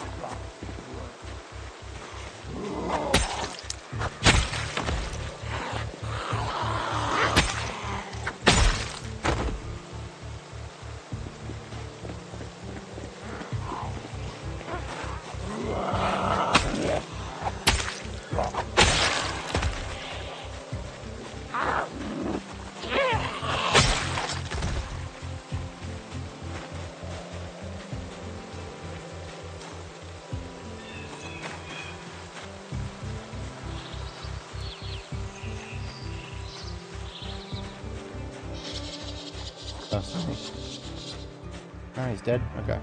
This is a law enforcement zombie with a whole bunch of guns on him.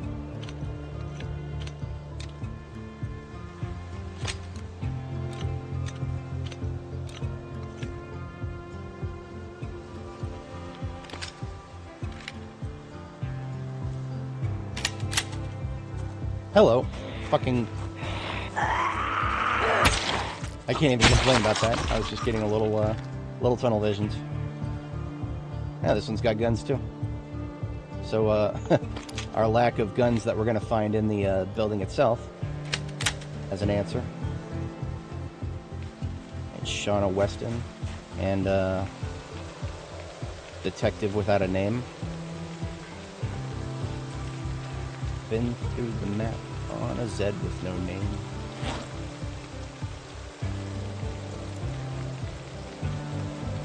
Come on.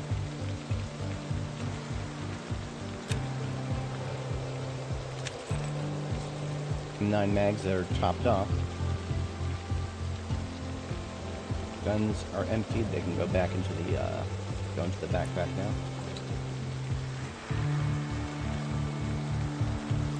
And we did pick up a key to the police station.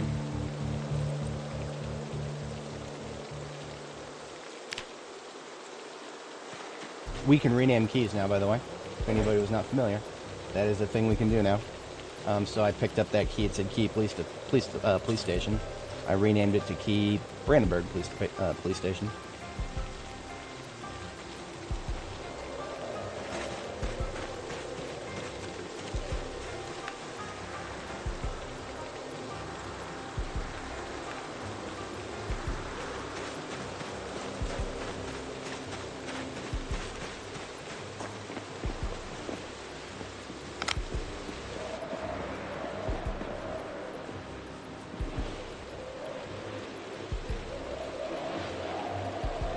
Alright, so when you're doing a building like a police department or a gun store that has been looted and trashed, you get a chance for random boxes of ammo to spawn on the floor.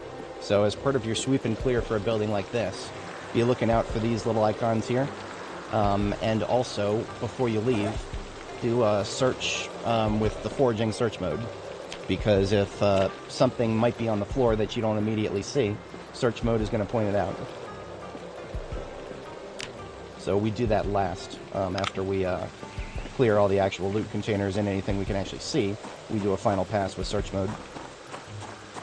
Perimeter looks clear. I think we're good to move the ambulance up and get started with some looting inside.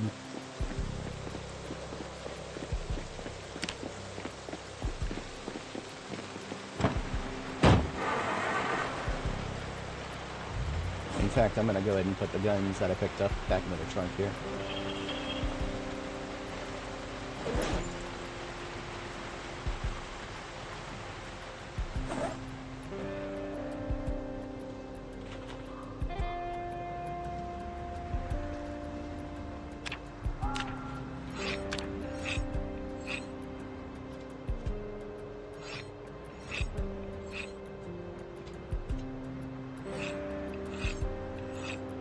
I was kind of hoping to see a light bar in the garage, but the garage has like one loot container in it, and that's it. The whatchamacallit, this shelf right here is the only garage loot table. There's like a specific loot table for law enforcement and fire department garages, and those have a chance to spawn light bars. If I had found a light bar, I would have just immediately used it to repair the light bar in this ambulance. Or actually, no, sorry. I would hold on to it because I have an ambulance that is one engine quality better than this one. That its light bar got shot by me because I didn't realize that if you accidentally aim in the direction of your ambulance and shoot and miss the zombie you were shooting at, you'll shoot your own goddamn light bar out. We actually did that to our best ambulance, which is why we're using our second best ambulance.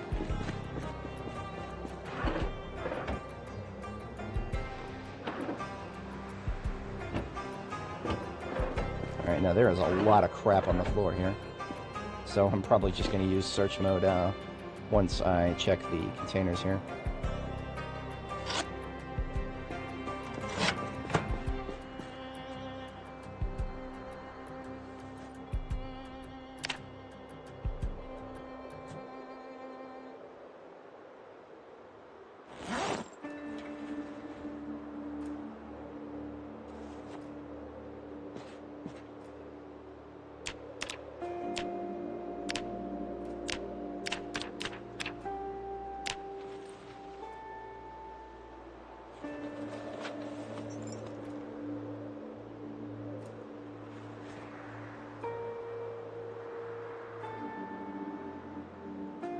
Alright, I think that's all the desks.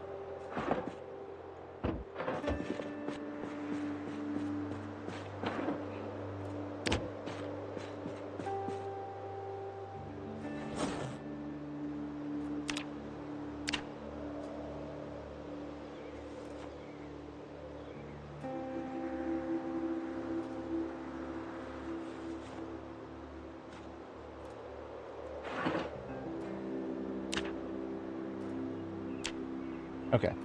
Now we go to search mode. And just for the sake of it, search focus trash. Because that's what we're going to find in a looted and trash building.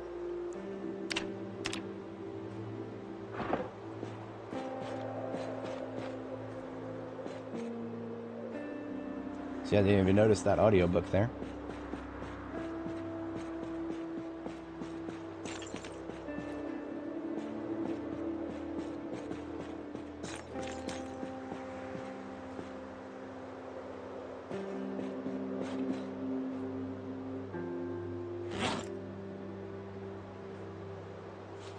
Now, if we find something through foraging, as opposed to something that's actually on the floor, we'll know the difference because we'll get foraging experience.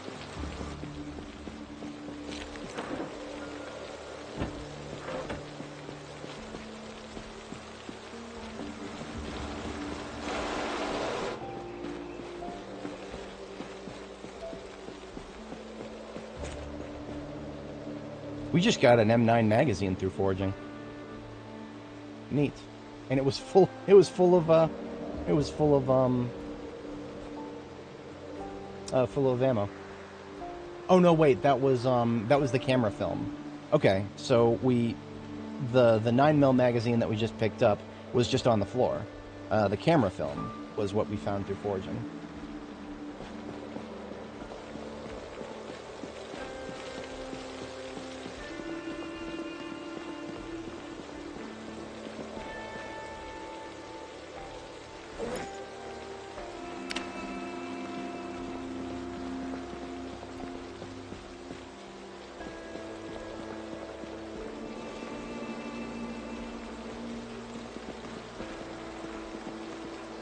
Now that's interesting.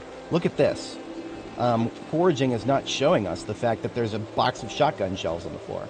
So everything I just said about using foraging to do a final sweep, well, that's not actually pertinent because that's not going to show us. That's not going to show us boxes of ammo. Look at this. Look at this. You see the trash on the floor. Look at the floor in the inventory. Look at that. There's a box of 9mm rounds layered beneath the stupid trash. So what does that tell me? That tells me I need to do a manual sweep of the floor by just staring at the floor inventory icon.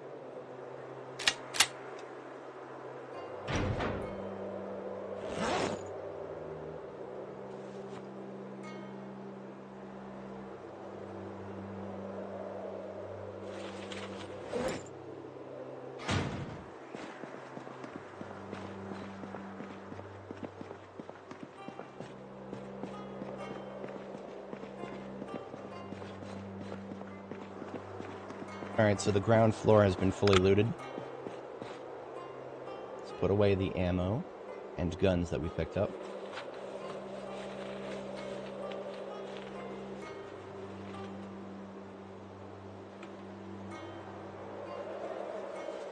I'm going to use this handbag to separate the 9mm magazines that are loaded versus the ones that aren't.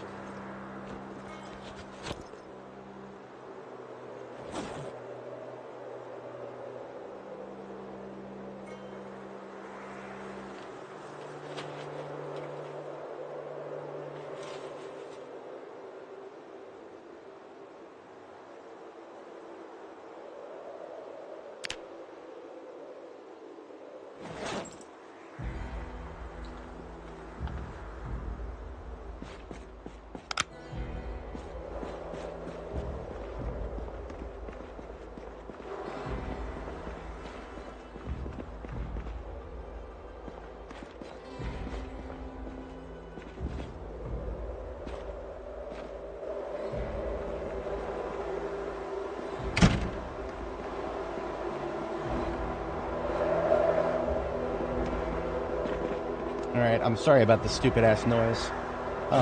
There's a glitch that causes,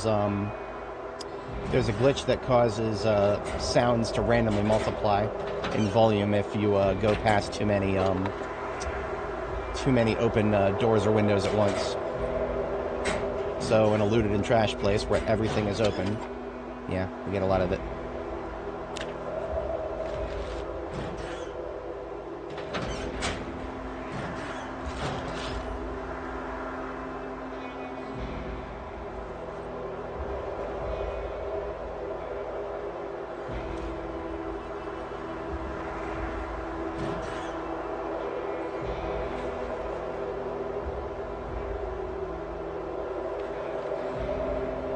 Sorry about that, we can get out of here now. You can basically, you reset it if you, run outside.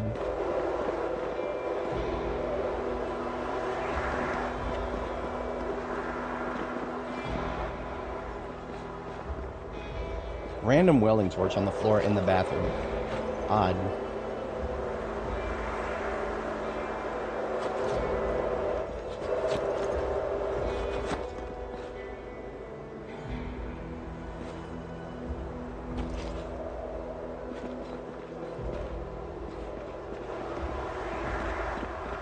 Okay, wait a minute. We looted this side, but not this side.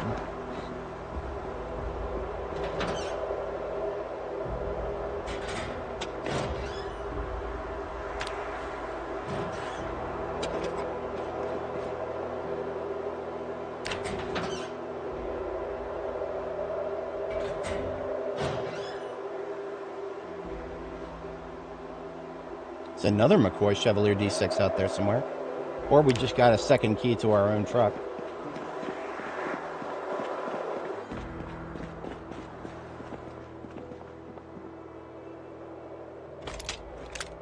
Checking for anybody at the top. Looking good.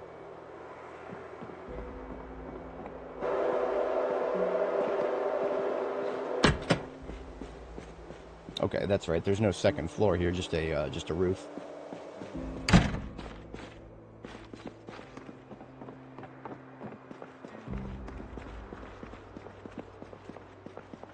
So because of what we just learned about foraging not showing ammo, we are going to manually check the floor.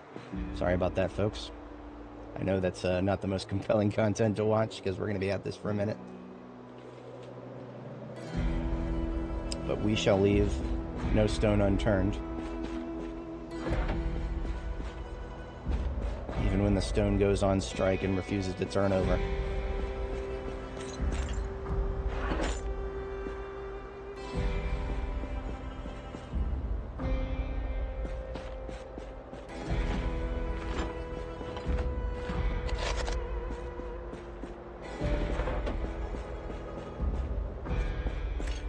Okay, I think this place has been cleaned out. Taking a dispenser bottle here.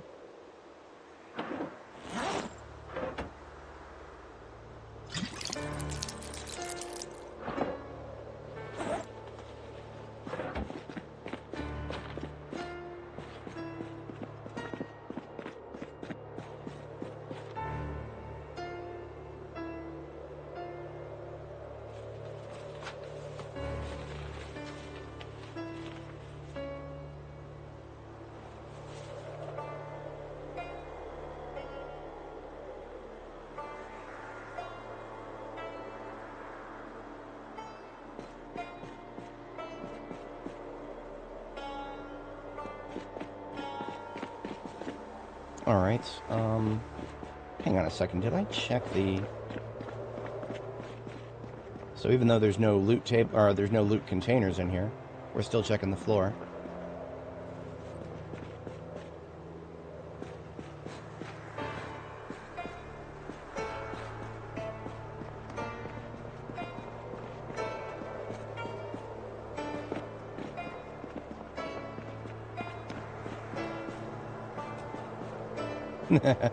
You know what? No, that's fine. If I want one of those, I'll get it somewhere else. Will I? Actually, this is the police department that is closest to Riverside that actually has one, so, yeah.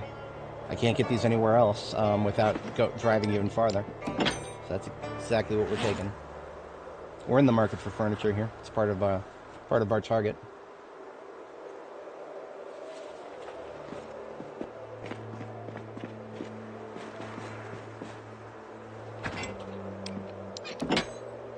See, if we're going to build like our own place out in the middle of nowhere, it actually makes a lot more sense to use something like a chemical toilet, because then we don't even have to plumb it. We just empty it when the time comes. So from a purely role-playing perspective, since I'm building my own base, it actually makes a lot more sense to use that kind of a toilet. At least until we have, like, you know, some kind of master plumber come along.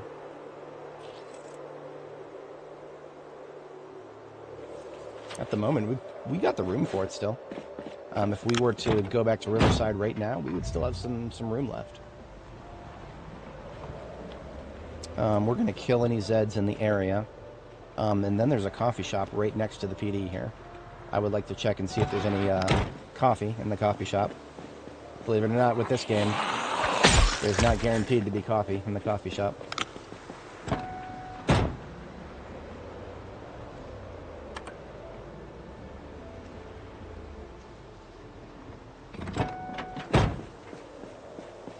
We're at stage 1 fatigue, but as long as these guys don't all come at us at once.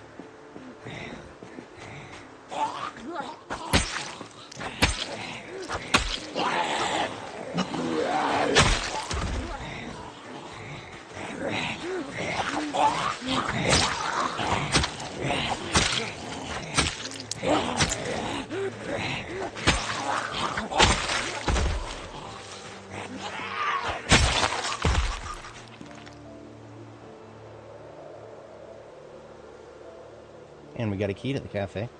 Thank you, Mario Pepper. Tell Luigi of your bravery.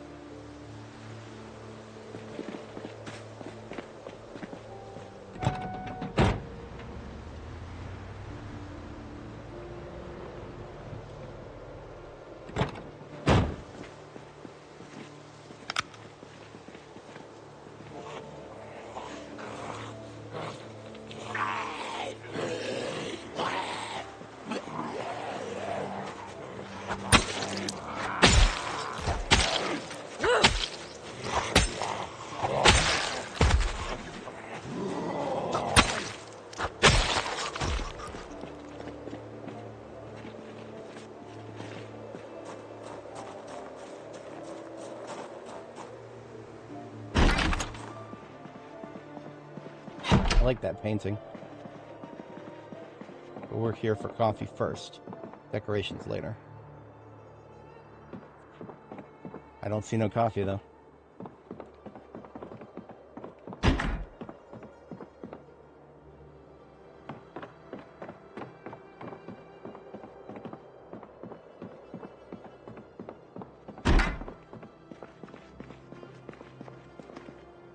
Sugar packets, tea. Sugar packets, tea. Coffee, there it is. Hey, we're hiding it, but we got it. Some milk.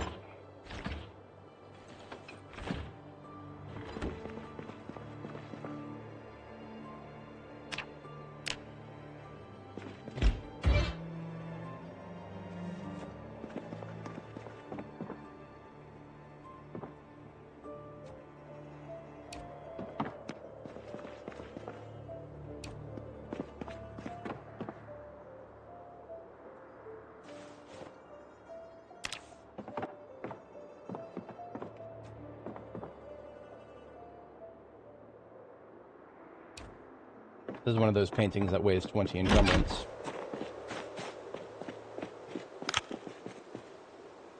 But we got room for it.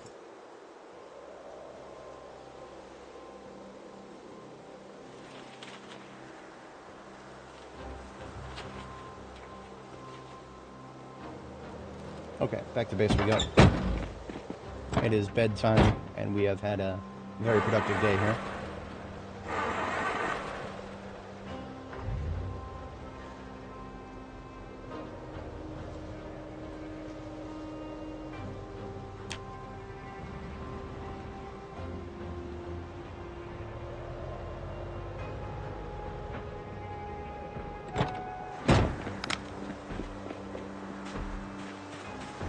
tempted to check the salon.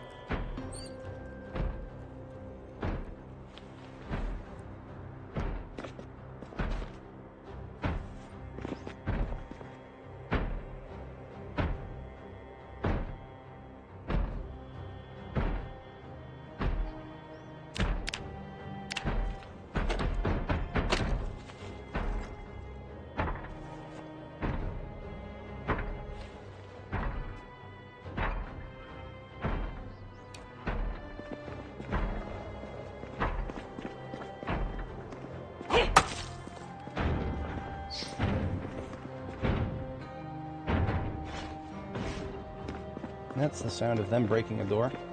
That's okay, I'm done here.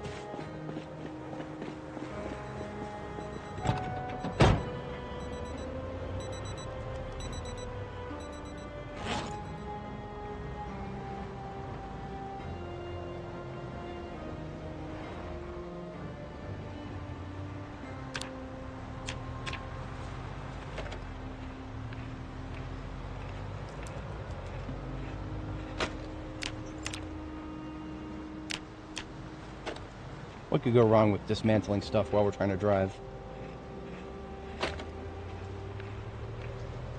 Just multitasking, that's all. In real life, I can drive, as long as I don't have to make a 90-degree turn, I can drive with my knee. Use my knee to maintain my direction.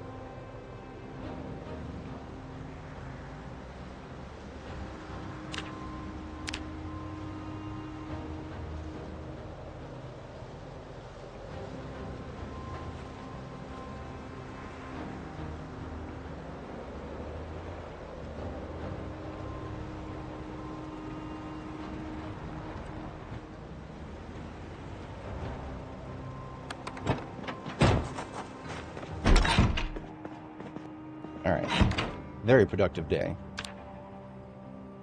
So now we're going to triage the weaponry.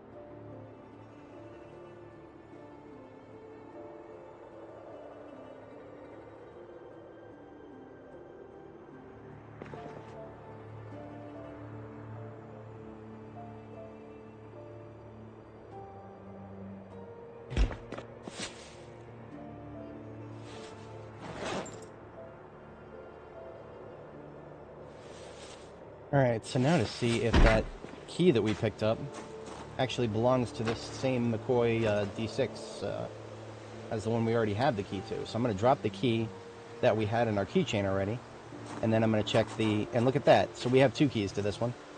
That's really funny. I find that to be super funny.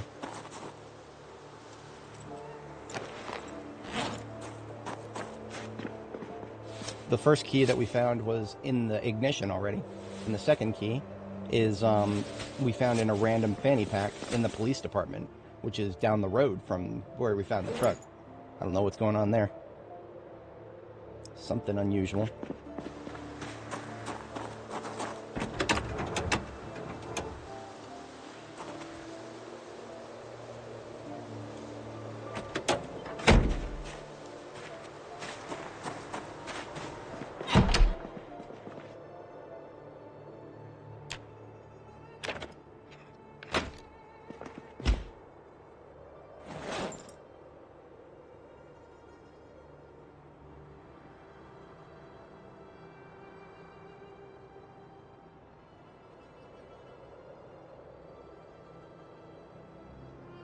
The guy is done strumming his guitar for now, or his bass, whatever the hell it is.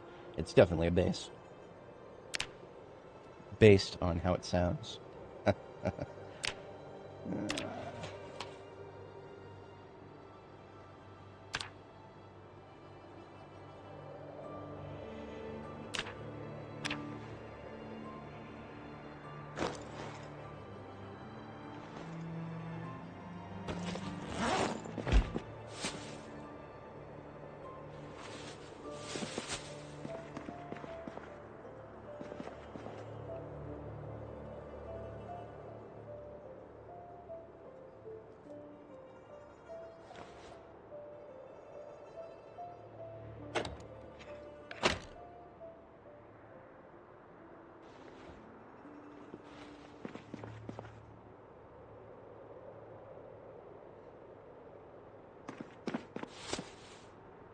Know that you could get scrap metal for disassembling an electrical item.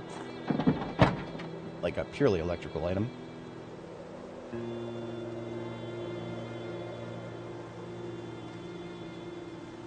We'll probably sort through most of this loot tomorrow. Just gonna put down these 2 furniture items that I picked up that are gonna stay here.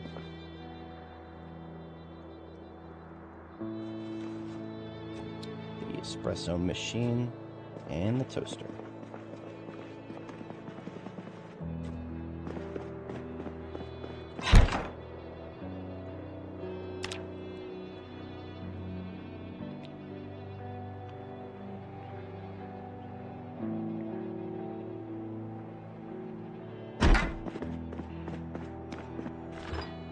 Make us breakfast.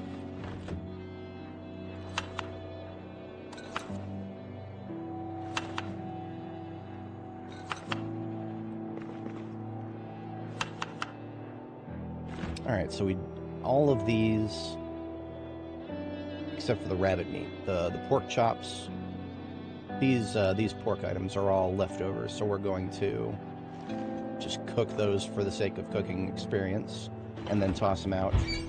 Or maybe toss them in a salad, one or the other.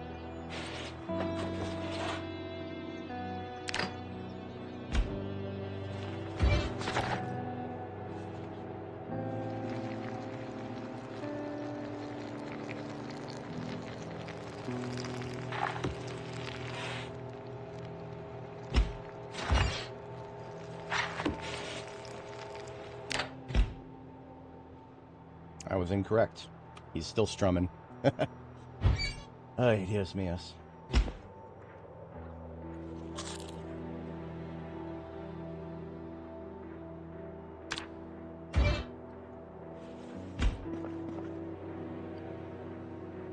Of all the things we don't have, we actually don't have a bowl, so I cannot make a salad. That's okay.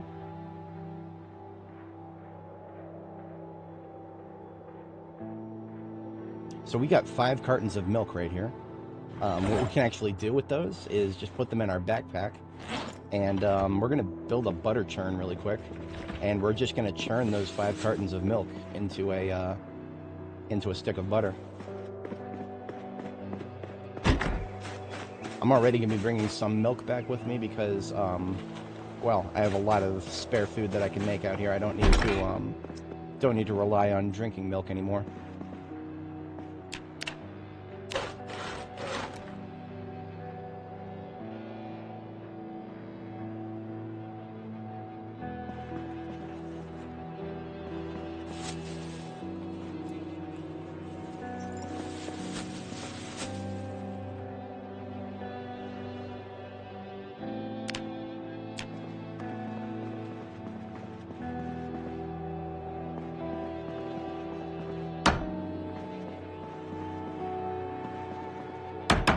More out of the way. Maybe also close the door.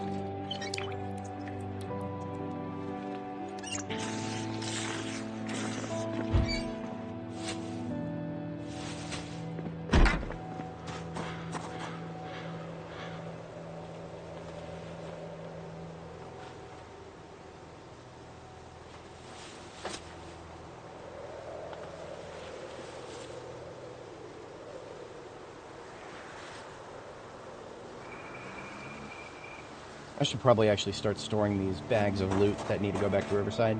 I should just store them on the floor, right where I would back the ambulance up, because that's where they're going to be put.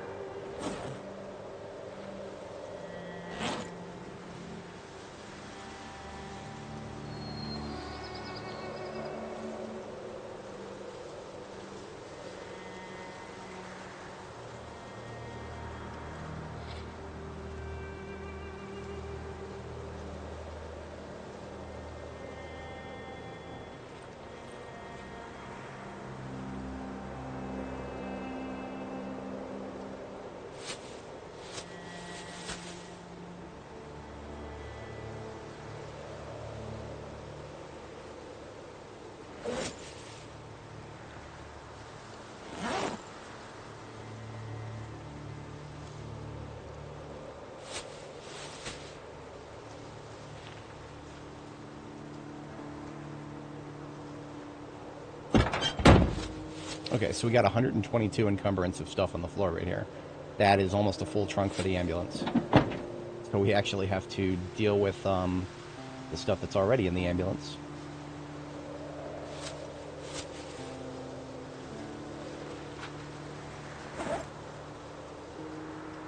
We can slightly reduce the encumbrance of these bottles of hair dye by consolidating some of them.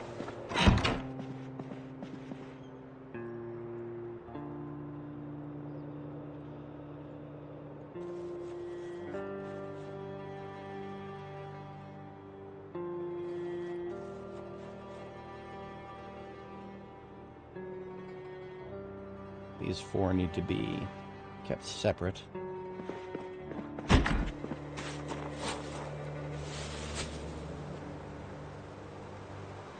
Well, actually, I mean, we've got the trunk is full. I don't know who I thought I was kidding there. The trunk is full. We can even fill it 100% if we refill this welding torch that we found.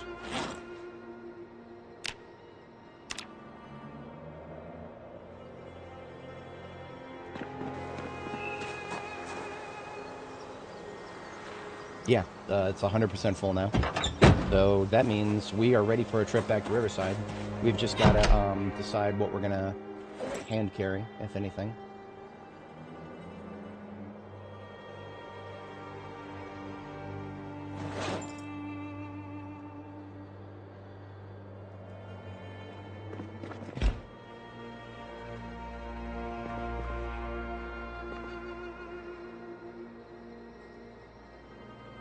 Oh, you know what?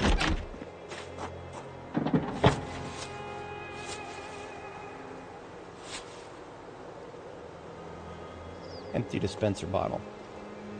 This is going to be a container for sometime when I get a surplus of dispenser bottles.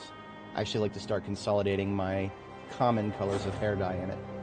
And that's what we're going to do. We're going to take the light blondes here and start consolidating the light blondes into a dispenser. Now that'll only save us like 0.2 encumbrance. It's not going to be much, but it will, this will save us a lot more encumbrance once we get back to Riverside, because we have several more of those light blondes. And you know what? That one's a little darker. But I want to keep my light blondes separate. We would do the same with these darker browns.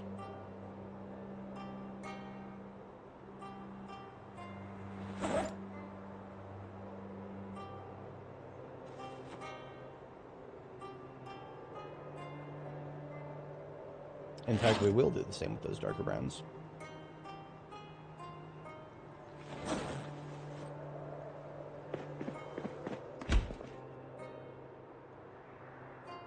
Ooh, okay, so here's what we're going to do. We only have 2 liters of the blonde, and I don't think we have any more, we don't have any more spare jugs to work with. So what we're going to do, take one of my bottles, my 2 liters, and that's, we're going to put the light blonde into the 2 liter, because we only had 2 liters of it.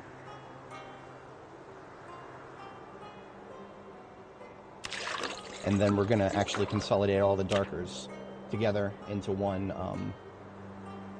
into the,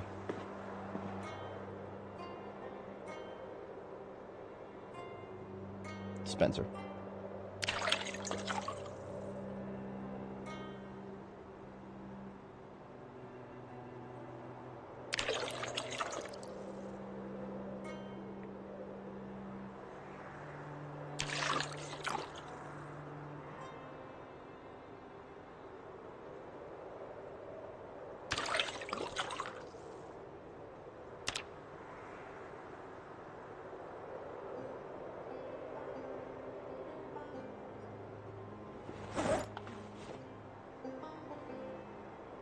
Now, is that really saving us a lot of space? Not really. It's saving us a very small amount. This is actually just... This is something I would be doing after I got back to Riverside.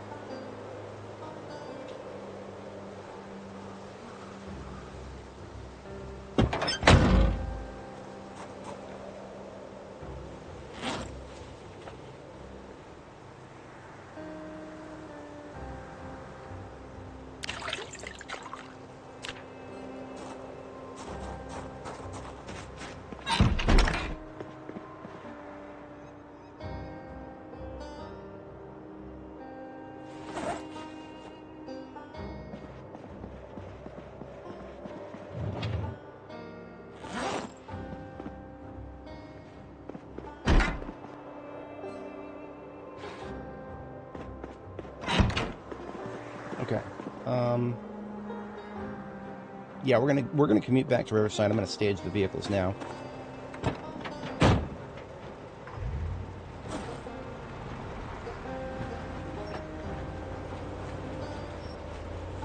Still plenty of loot to be found here, but now that we have to tow in reverse to get back, we've got to go ahead and do a loot dump now. Otherwise, we're just gonna have too much loot here.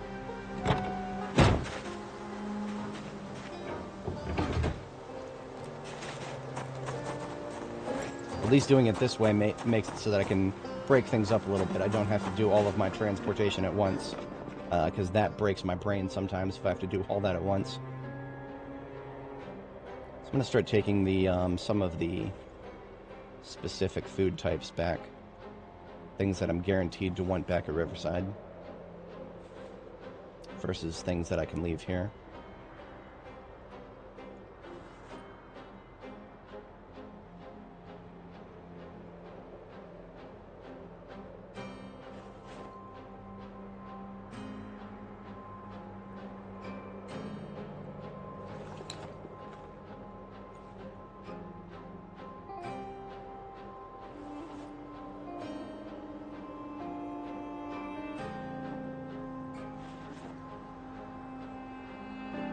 Good.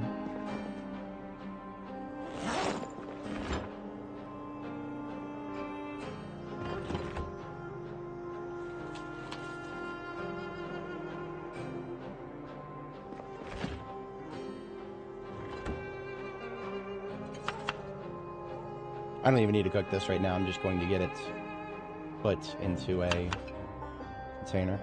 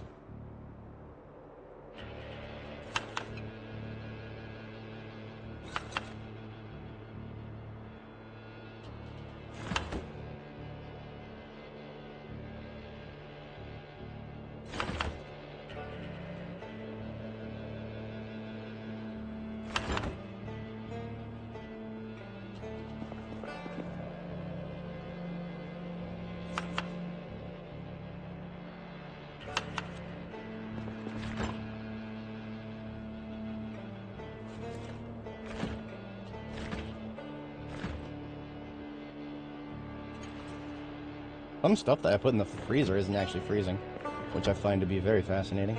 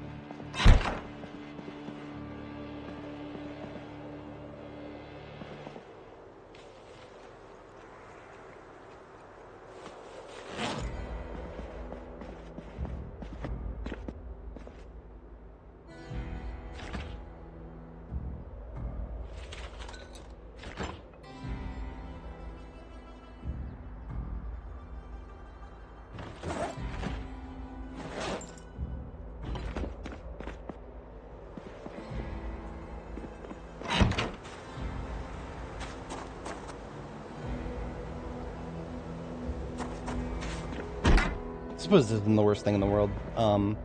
If I head back now like this, I don't need to have anything in my hand, so I can actually get out and fight if I have to. So this is actually fine.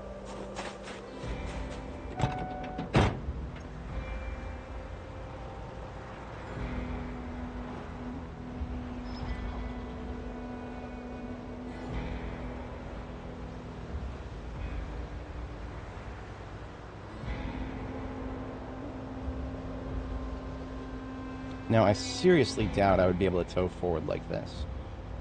But my brain is telling me to try. I know I shouldn't. I really shouldn't. I shouldn't do this. It's not going to work. But I feel like I always have to try. when it's a different vehicle with a different setup. This one, the only thing unique about this one is that I made sure that all the tires are completely inflated.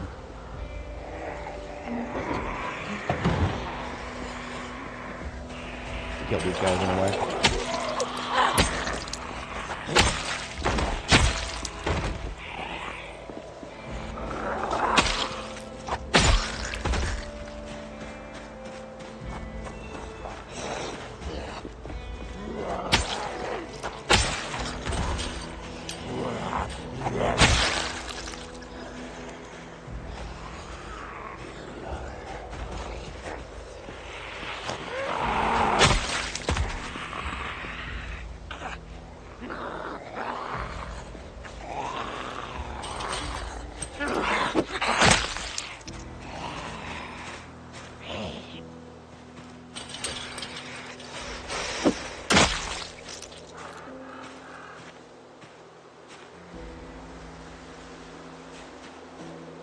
Okay. No, we're good. We're good. All right. This is not going to work. But like I said, I feel morally obligated to try. What? No. I am not in second gear already. There's no chance I'm going to get to third, is there? I might actually get to third. Holy shit, I might get to third. Holy shit, boys, we're actually towing forward. And the circumstances, I don't know if this is always going to how it played out, but the circumstances are, I made sure that all the tires on both vehicles are fully inflated. Beyond that, they're performance tires. Both vehicles are performance tires. Which doesn't make sense to me. I thought you wanted lower traction tires or lower friction tires on the one you're towing. But in any case, we made it to second gear without any problems. At this rate, we might get to third eventually, if we get a nice long straightaway. But even though we're only in second, we're at 30 miles an hour, which means we are equal to how we would be if we were trying to tow backwards. So if nothing else, we are currently actually doing better than we would be going backwards. Now we do have less drivability on gravel, so I don't expect anything special here. But when we get to the highway, there is a non-zero chance we'll make it to third gear and actually go faster than 30 miles an hour. I mean, look at that. Look at the needle. We're going like 31, 32 now. Holy shit, we made it to third gear. Boys, I'm not going to say that I've solved towing, but I now have some ideas that might get me closer to that. Holy shit, consider me floored. I was not expecting it to turn out this way, because I thought you wanted lower tire traction on the one you're towing. But that thing has got competitive tire traction to the one we're driving.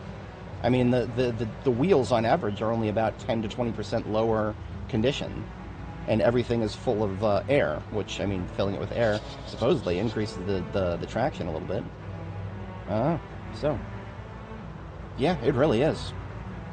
The tire pressure adjustment, and also the fact that I took the tires off of both of them. I took all of the tires off and put them back on. I have observed a very strange situation where sometimes the tires will have their traction like an entire unit lower, like one whole unit lower than they should be. But if you take it off and put it back on again, then it goes back to what it's supposed to be. Look at this. We're about 45 miles an hour right now. I don't think we're going to make it to the next gear. I mean, if we make it to 4, then we're almost ready to go 40 miles an hour if we go to 4. But I mean, right now, it's just I'm fucking floored that this is possible. This is a lot. This is tolerable almost. I mean, this is actually perfectly tolerable. I would be going this slow anyway if I was trying to drive through snow or fog. So, speaking of snow might actually have a significant impact on our ability to drive. So the fact that we have no snow right now, even though it's, February 5th, 1994? Yeah, the fact that we have no snow at all is definitely, I want to say it's definitely helping us. And as I've already articulated, we probably would not be able to do this on a gravel road. So the fact that we're on asphalt is also helping us out. And every time we turn, we will lose speed. See, we're back down to second gear now, and getting back to third will, it'll take a minute.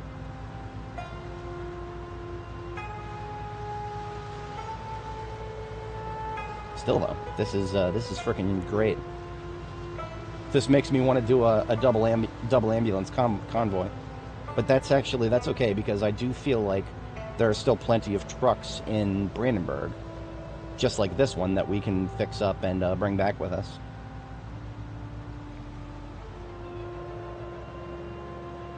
Yeah, apparently. Well, okay, so again, I don't know if this is just some kind of a fluke. I don't know if it's just some kind of a fluke. Maybe it can even get better than this, or maybe this is just some kind of a fluke. That maybe just having this specific kind of vehicle towing combination is better than others for some reason. I know that it can't be weight, because both the ambulance and the truck are both completely full of loot. So weight is not a factor here. Or, I mean, you know, I don't know if maybe the trucks have a lower base weight, as in like the amount of weight that they have before you start loading loot into them. That might be true of trucks because trucks have, you know, less real estate. So it may be something a little bit more oriented towards trucks. I don't know though. I need to experiment. I'm very happy I tried this. The one time that I tried it, all the times that I've tried this and had it not work, I couldn't even begin to list how many times I've tried this and had it just bottom out as soon as I get to second gear. But yeah, both, and that's what we're looking at right now, is both are relatively high condition performance tires. Like, I think the tires are 50% or above on both, and they're all 100% full of air. And I recently took them off and put them back on again for both vehicles. So all those factors combined has led to this, plus there may be unknown factors though. Again, I've been doing this, I have tried this so many times and had it not work that it would be very dishonest for me to say that I fully understand it now. I'm just throwing all the factors that I've observed up into the open now to see if any one of those are actually the key factor, as it were.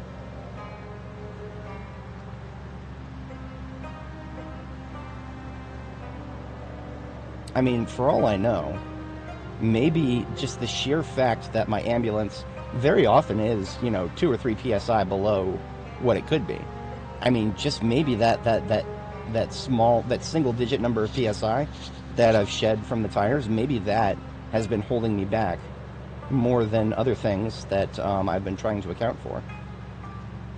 I have heard other folks, I think Richard specifically mentioned that to me once in the past, that the whatchamacallit, the inflation is probably having an outsized impact. I think he said something to that effect once already, so I definitely got to listen to chat more often. Definitely. In any case, we are already back in Riverside, and it only took us, what was that, like an hour and a half in-game? I didn't quite keep track of when we left.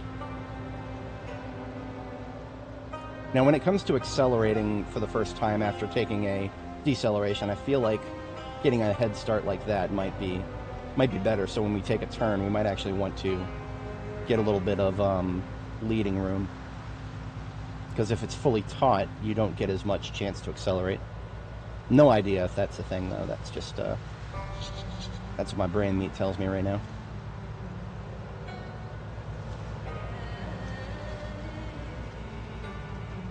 But yeah, like I always say, the threshold you're shooting for is you want it to be comfortably above 30 miles an hour in order to say that it's better. Because otherwise, if you're only getting like close to 30 miles an hour, then you can probably get there much more reliably by towing backwards in the first place. Now, that being said, I have an entire parking lot full of vehicles with good tires that I could test. We have several ambulances with really good tires. I feel like I'm morally obligated to test that really quick. I'm going to drop the truck off. Well, you know what? I'm going to get the loot sorted, and then we'll play around with that.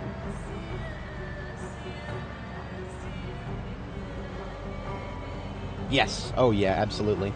I'm definitely warming up to pickups. I mean, well, right now, pickups are basically equal to everything else in terms of their trunk storage. So pickups are, normally they would be like, their max for somebody with organized would be like something in the 140s. And I tried, but I'm not going to be able to do it, so I'm just going to detach that. I don't know if there is like, some sort of angle I can use that would allow me to tow something forward and actually get it all the way in. But that definitely wasn't it.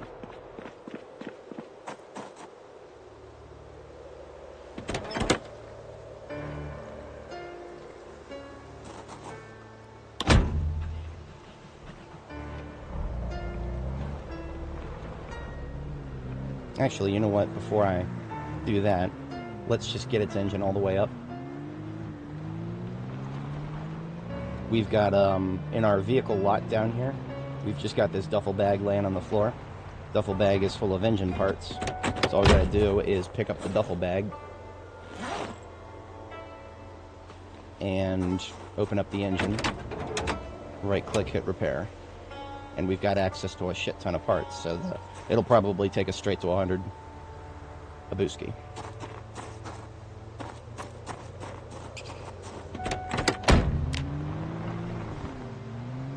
And because we just doubled the engine condition, the handling of the truck itself just got way better.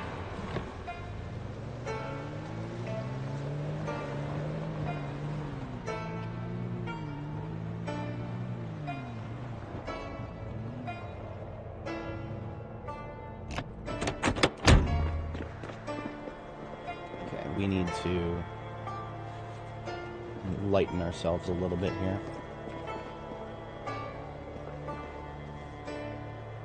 Actually, the sword is pretty close to needing a reforge anyway.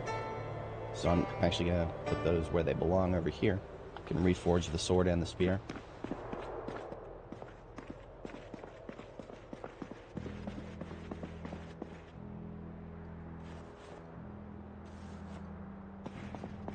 Machete's good. Alright, work lights on.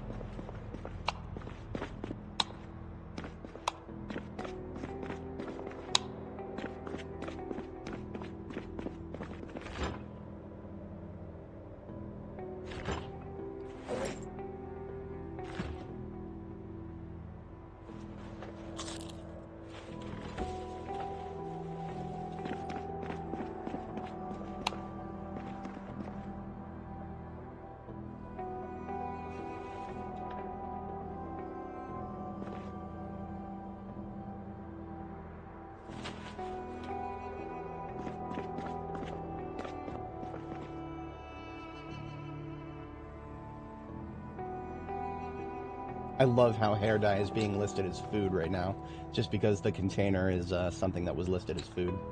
That's funny.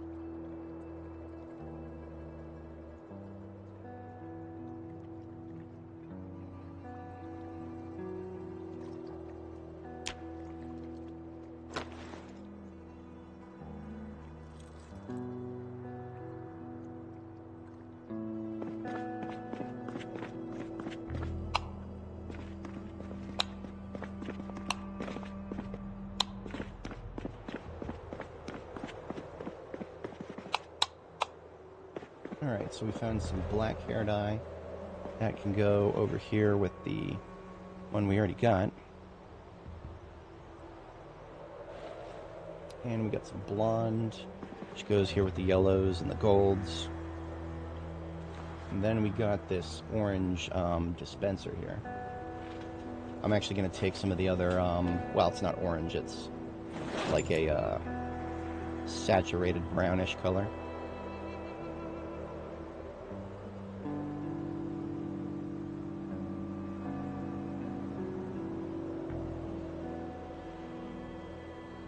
Take all those and transfer these into the hair dye dispenser bottle we got now?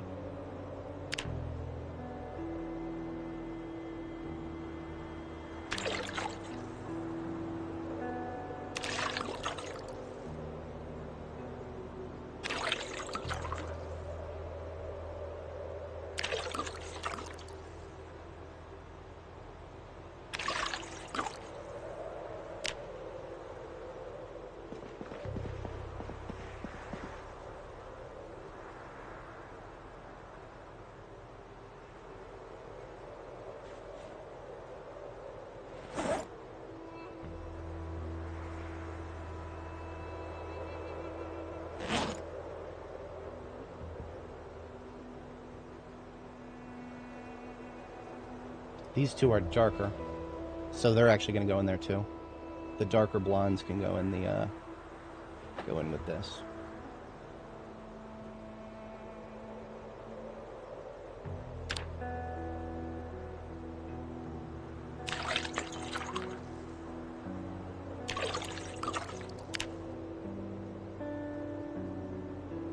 I really wish the dispenser bottle actually showed the color.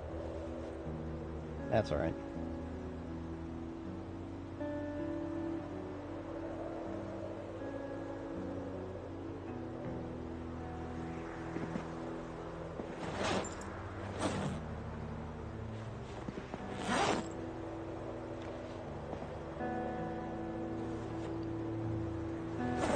I think we brought back a bucket.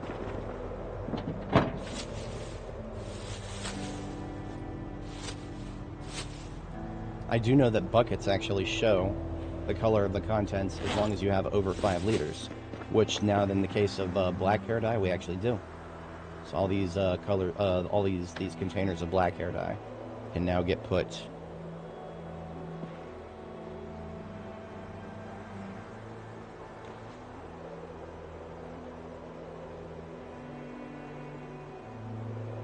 into the buckets.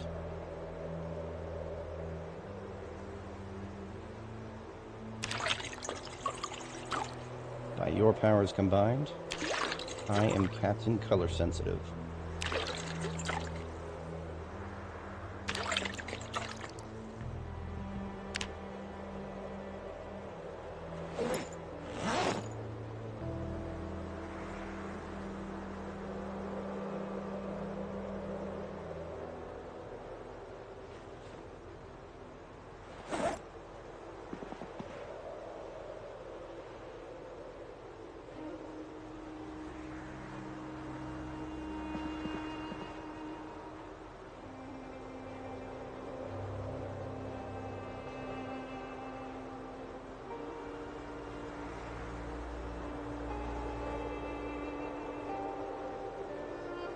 And we have 8 bottles of pink now.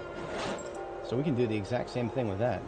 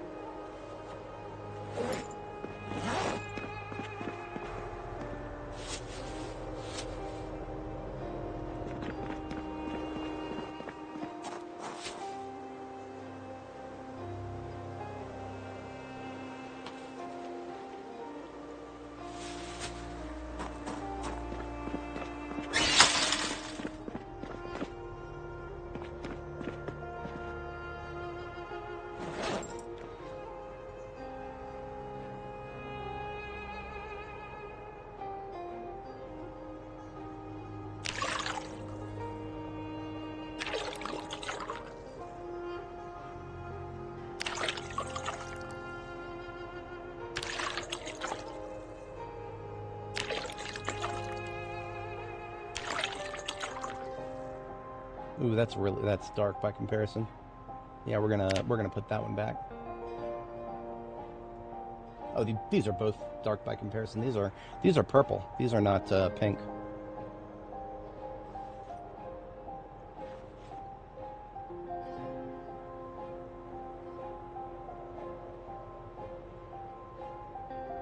Perfect. Consolidation of the hair dye is complete. Or is it? Hang on. We do have this 1 2-liter left. We're gonna consolidate these two. Okay, so these are not like strictly purple. These are like, I don't know, like a dark pink with blue slightly overrepresented. Maybe like a wine-ish, something like that. But in any case, we got them in a 2-liter now, so we can actually see the color. Yeah, that looks like wine right there. Yeah, that's like a wine-ish color. Perfect. Always got to do this after we loot a salon.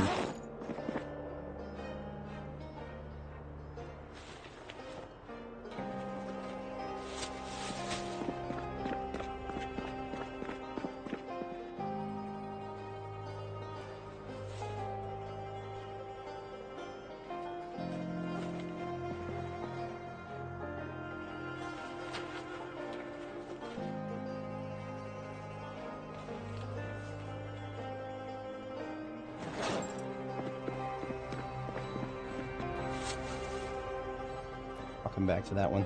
That's a lot of stuff. I remember the truck having stuff that's a little bit more straightforward.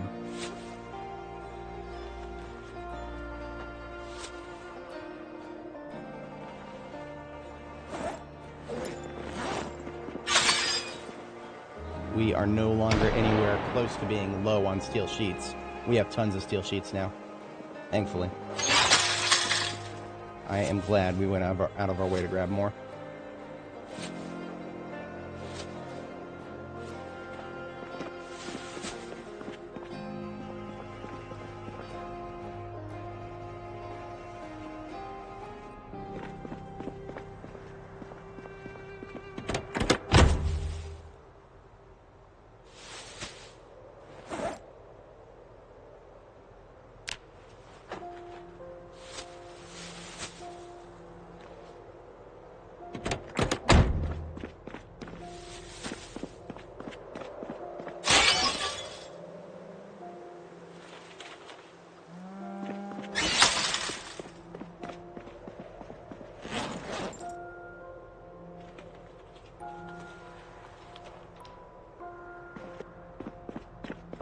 All three of the swords that we brought with us are now slated for rebuild, which is great.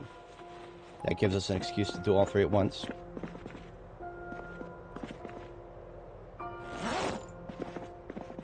Where did I get the work lights? These ones here. So, most common in Muldraw by far, and you can get them facing different directions in Muldraw as well.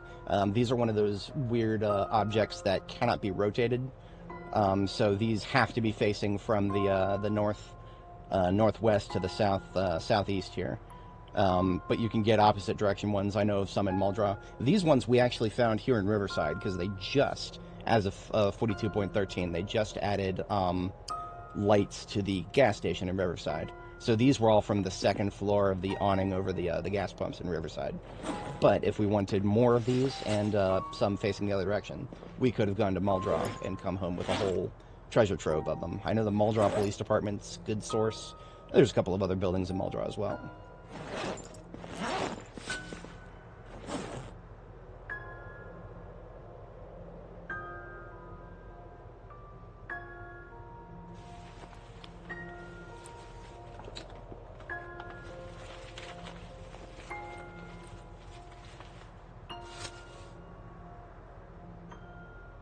Yeah, so they as silly as it sounds, they actually take up a spot on the floor itself. See, if I go to the pickup button here, they take up. I would not be able to place any furniture on the floor right here. So that's the trade-off for being able to drive underneath them. Like when I look at them, I see them as a strategic, valuable resource of being able to drive underneath them. That's about it. Because otherwise, the surface area that they actually light is pretty small compared to the power consumption. Meanwhile, they actually block placement of anything below. So in terms of putting it like inside of your base in a random spot, it'll work. You just got to make sure that there's nothing underneath it that you want to put there. Silly little unwritten rules of these things. I am a treasure trove of strange Zomboid rules. consolidated these two garbage bags, thankfully. Got some armor and clothing we picked up.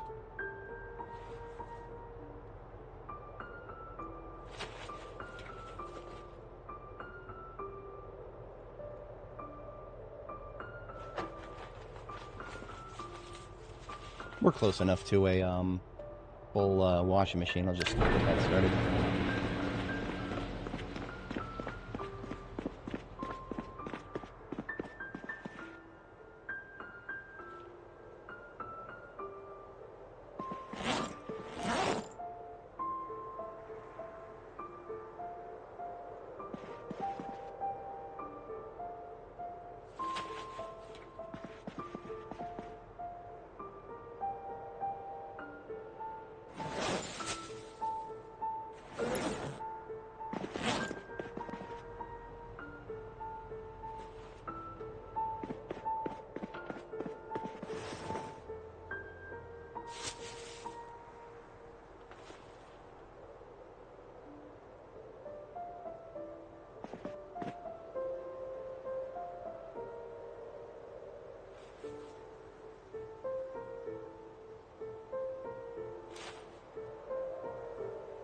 Alright.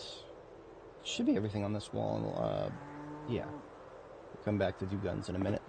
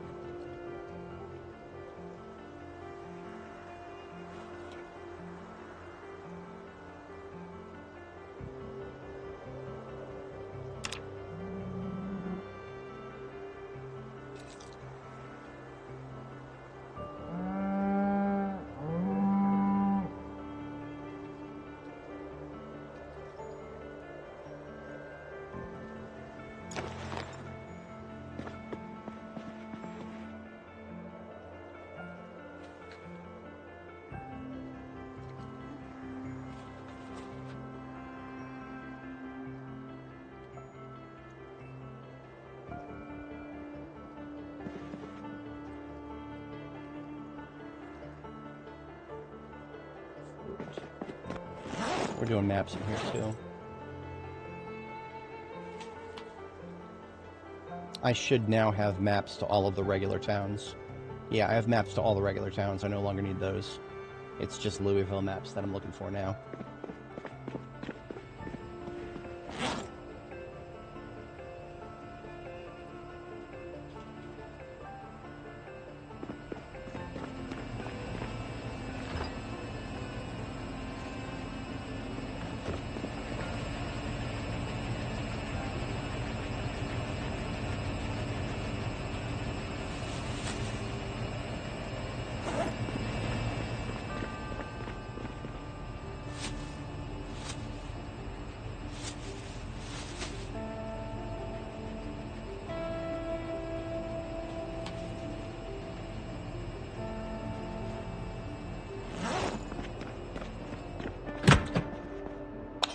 And I put Lily's water pond behind my bed here. Game won't let me. What if I pick up Night with Stars? It still won't let me. That's probably because there's stuff in front of it then.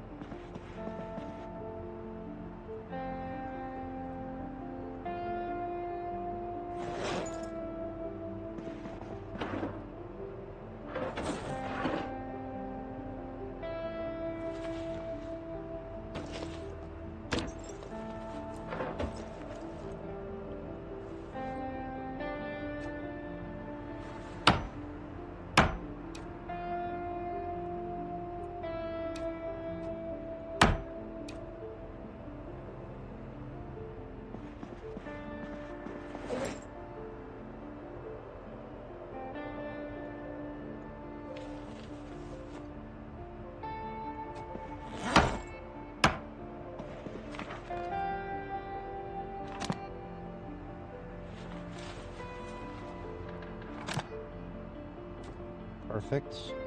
Now can I still put Night with Stars back on the other wall? I'm gonna guess not. I'm gonna guess that's a negative. Holy shit, I can. Oh, in that case, I'm gonna do them the other way around. Because Night with Stars is smaller, so it can fit better above my bed. Hell yeah. Perfect. My bedroom is twice as good as it was before now.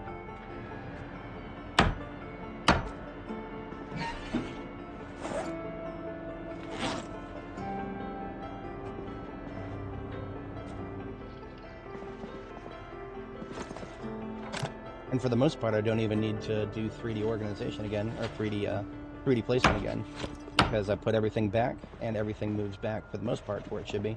The mirror is slightly off, but that happens every time you pick up or put down something on the tile. Certain items lose their vertical placement.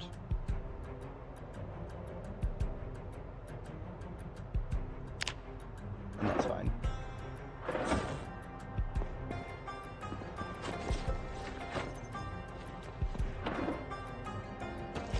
I like it. I like it a lot.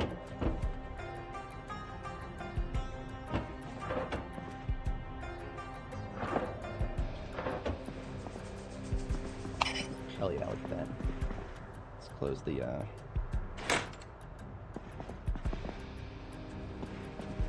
I think it goes really well with the paintings. Now, of course, the left side of this painting is messed up versus the right, and there's nothing we can do about that. It might look better if we light the fire, though.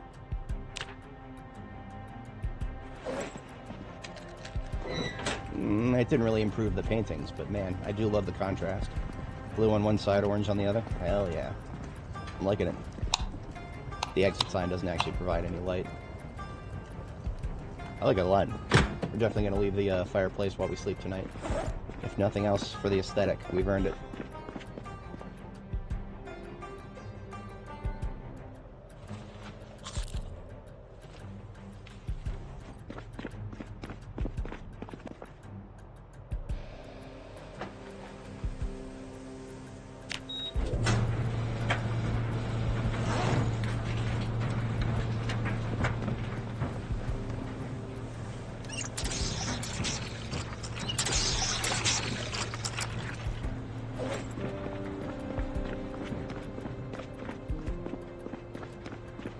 Won't be able to get all of our weapons at once here.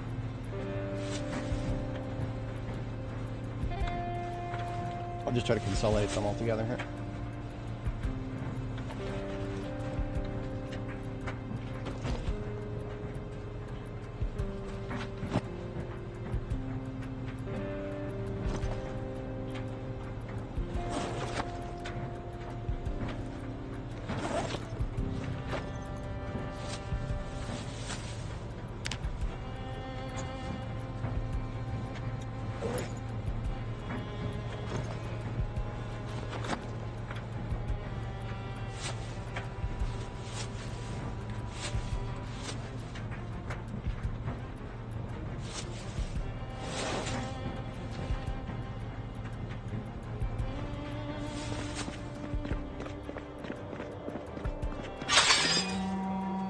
Now it is bedtime, so I'm going to go ahead and hit the sack after putting those away.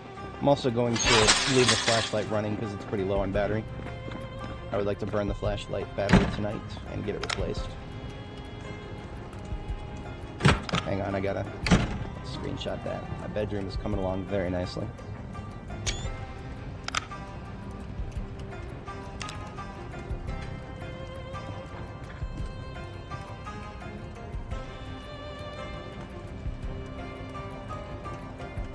That didn't burn much battery.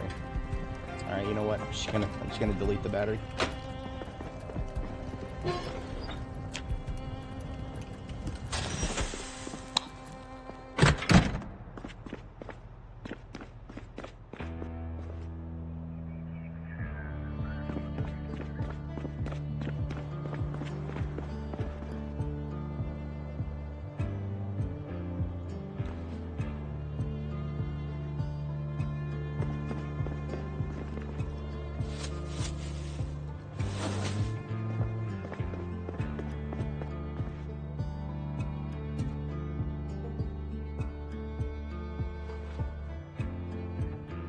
So the way I'm separating my gun storage here, obviously I got a different box for each caliber type, but I've got more than I can fit. So what I'm doing is I'm separating the imperfect condition spare weapons from the perfect condition ones. So I've got my imperfect spare M9s in the box with the ammo, and then the perfect condition ones get their own box, so that I know which ones are designated to repair and which ones are designated to actually be used.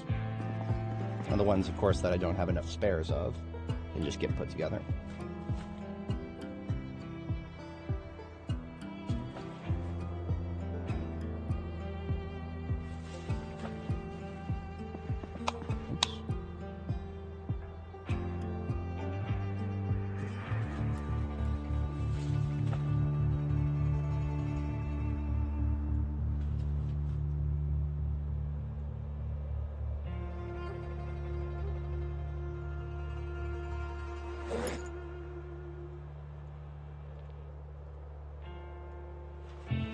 Oops.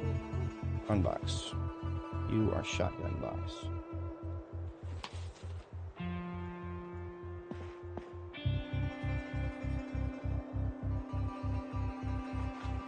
$11 perfect condition shotguns. Very nice.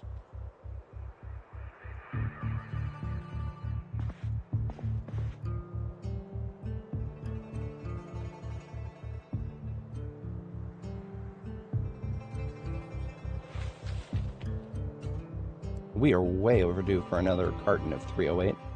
In fact, we can pack yet another box of 308 here.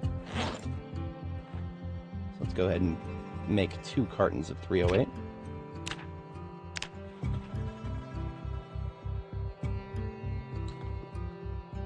Right? Or no? Okay, maybe not. No, we needed 24, that's right. Okay. That's okay. Ain't greedy, we got plenty. Got another 9mm carton coming right up.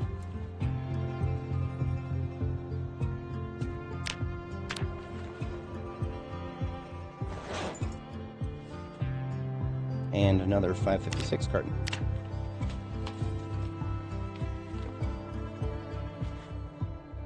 Hell yeah. And that is all of firearms for now.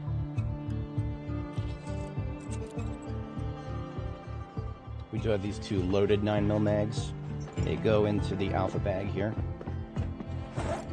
The alpha bag, best way to think about this is what I'm going to pick up and start carrying around in my combat vehicle once I have the next book of aiming read. Because it's got all the preferred weapons and loose ammo and whatnot.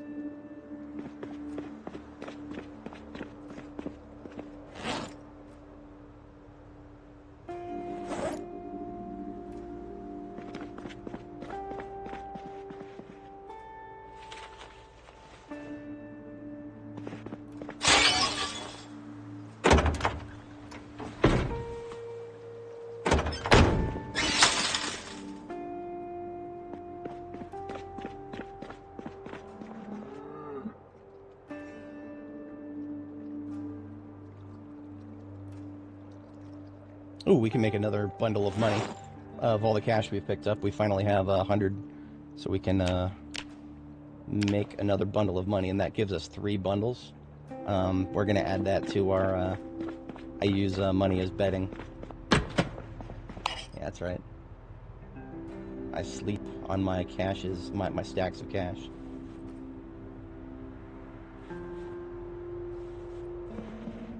That's what we do here. Full gratuity.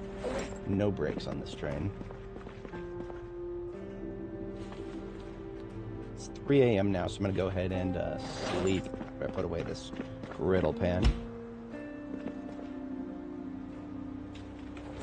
And tomorrow we got to put away those animal parts as well as a couple more bags of loot.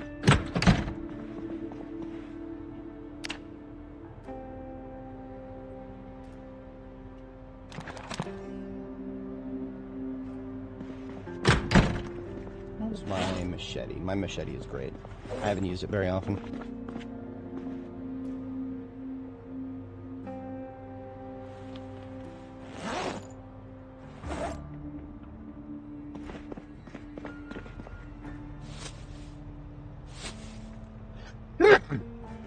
Excuse me. Goodness.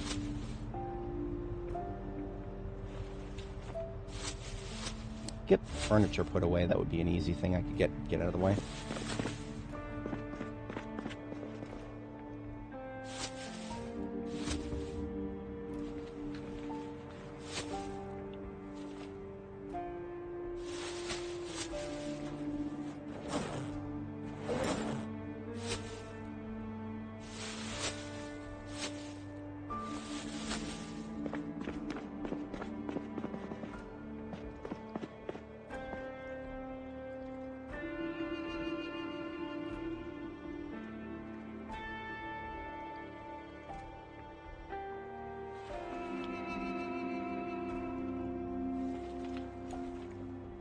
I'll tell you what, I'm actually going to take these...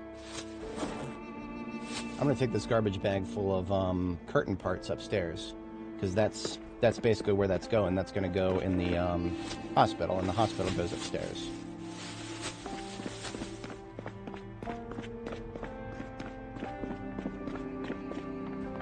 Hospital will go right here at some point. Because that's where I got the bed parts.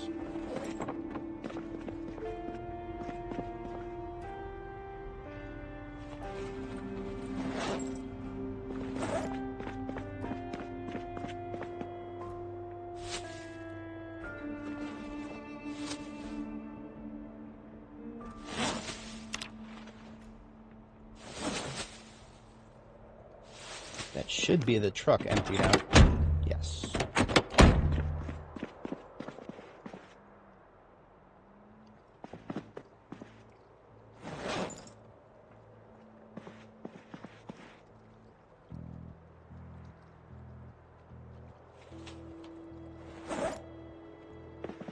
And these floodlights that we brought back, they've already got a destination upstairs here. We need one for the hospital area here.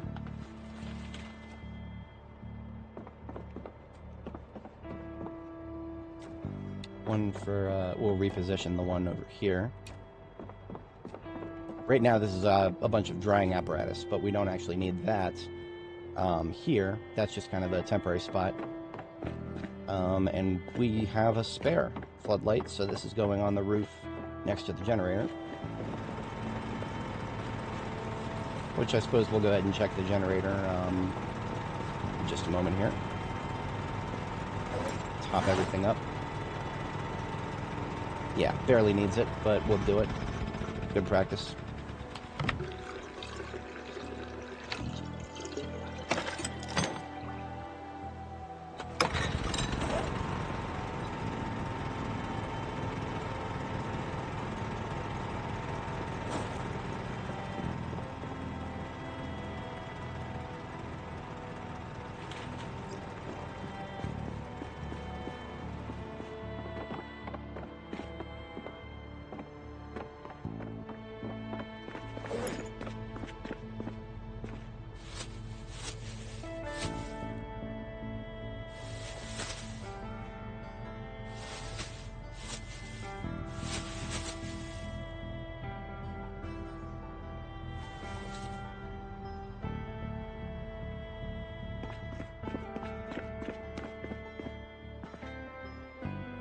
We have no room over here. I had a feeling that I was correct in not loading up too much more metal in here.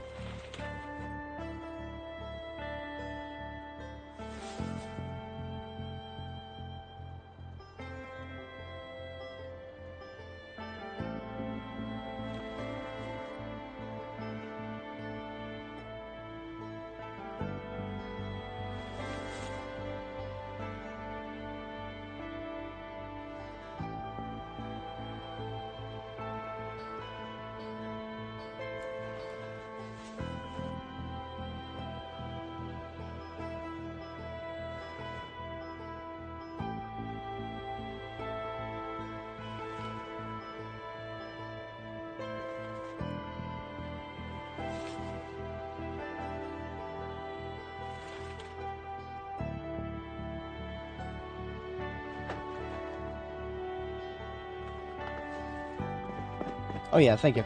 We have it's a lot of work culminated into what you're seeing here. I would say that it was worth it.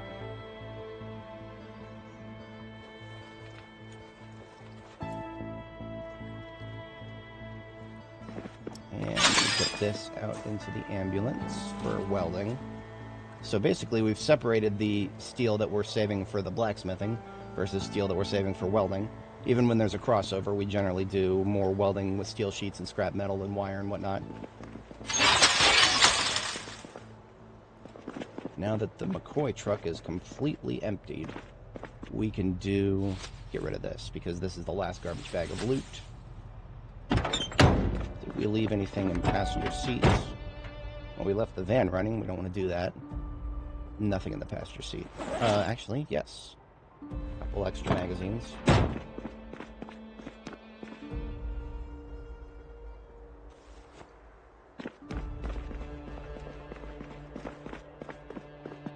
Sheets goes in there. Alright, lots of stuff for the kitchen here.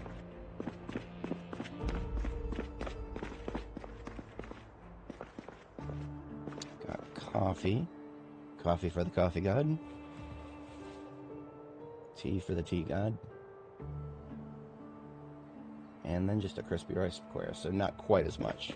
However, while we're over here, we are picking up the clothing that finished in the dryer.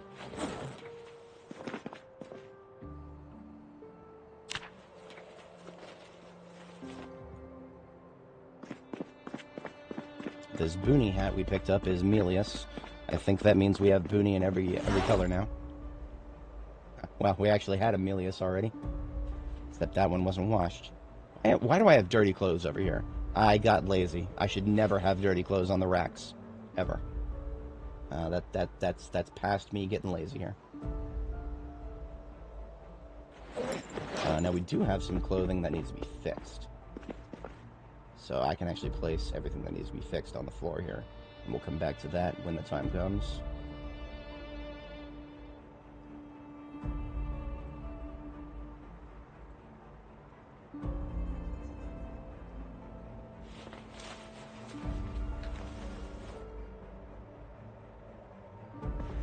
Got a couple of coats to cut up.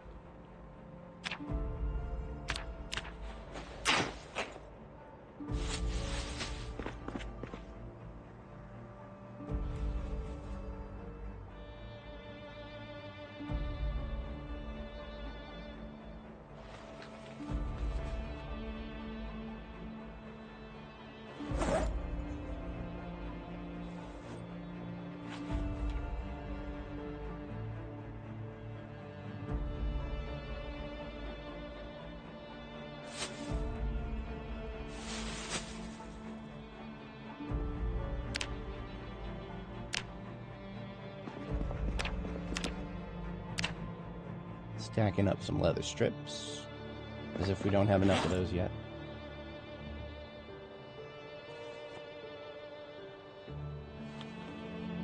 Yeah, that's true. Definitely don't have to waste as much action economy on the washing and drying process.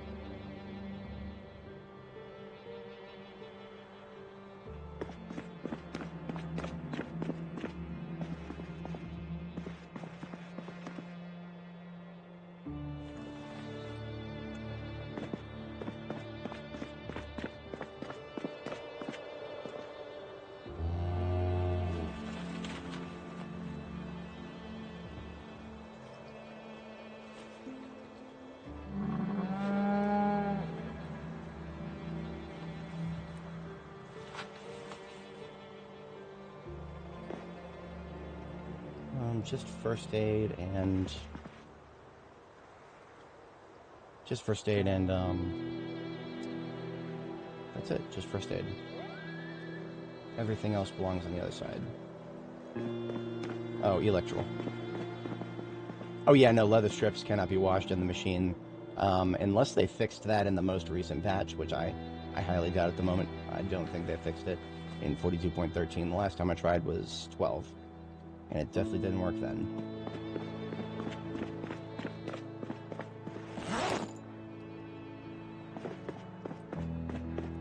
ammo straps, choke tube for the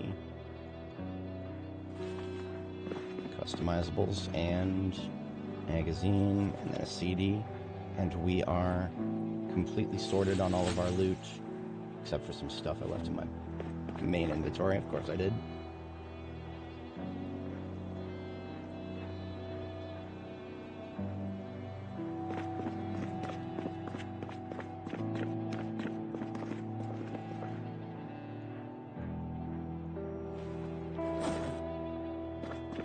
Now we picked up one white elbow pad for the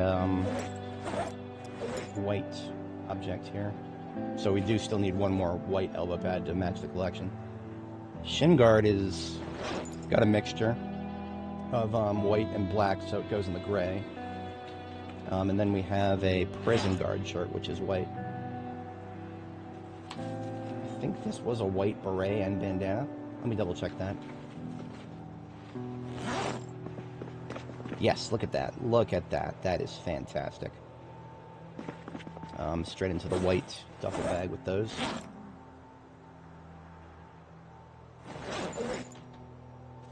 Oh, that was not the white duffel bag. That was the gray.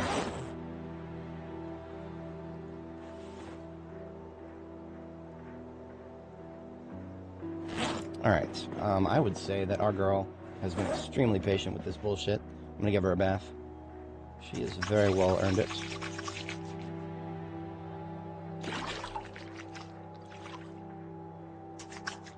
Now, on the subject of tailoring stuff, we're currently wearing some gloves that are supposed to be temporary, because we need to fix the ones we've been rocking. So the temporary ones can get put away now. They have served us well. Into the, in here with the rest of the brown ones. And the two black ones we're carrying around, they need to be fixed. So let us grab some thread and a needle. And some of them there strips.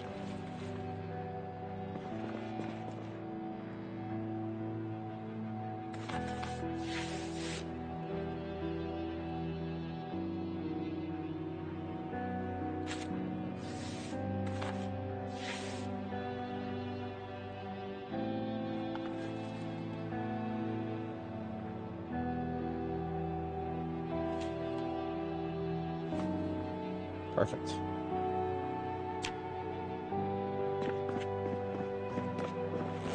Put away the spare. We've been wearing this bandana this whole time because we had too many magazines in our backpacks. I'm going to take away one because we got plenty. Now I can put that back in the Alice kit. And our current magazine of M9 does actually need to get topped up.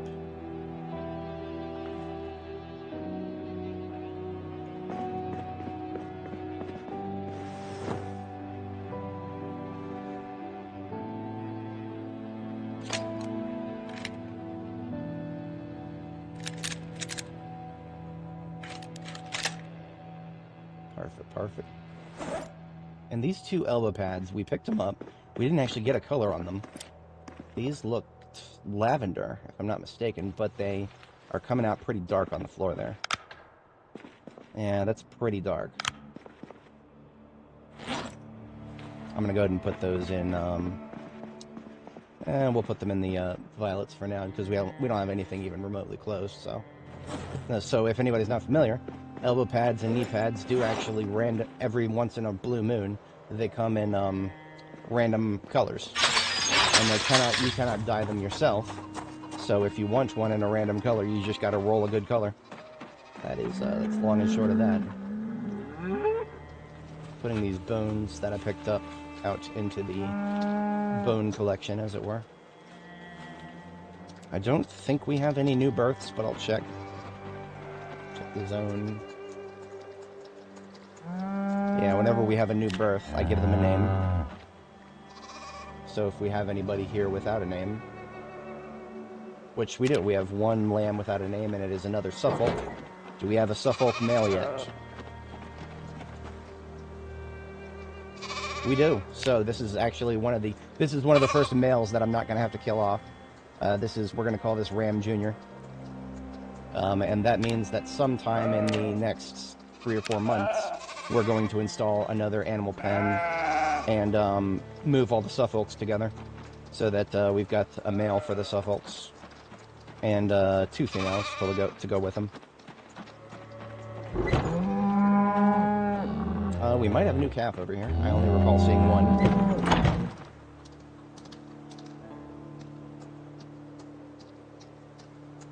Oh no, all 3 of these have been named. All 3 of them are male, so I have to kill all 3 of them. Rammable Lecter. 10 out of 10.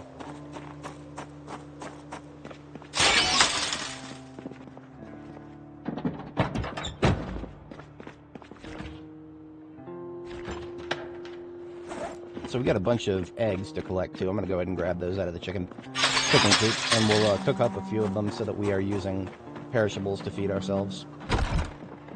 Hello, chickens. You don't seem to be using these, so I'll take them off your hands.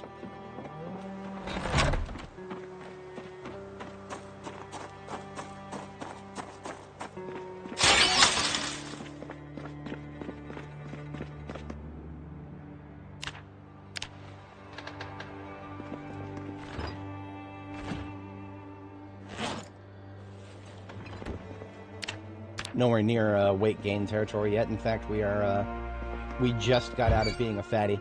We're currently 84 kilo. If you're 85 or above, you're considered fat.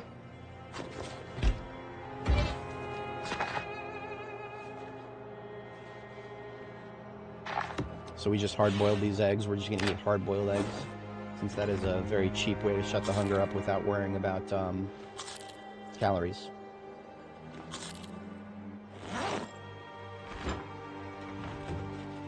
Alright, next on the agenda.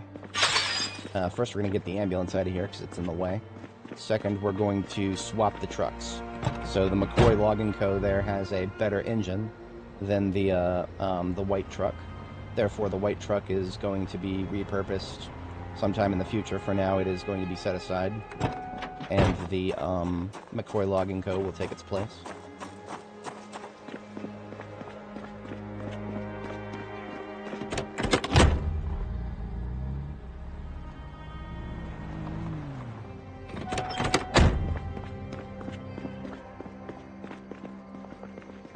We left an axe on the seat.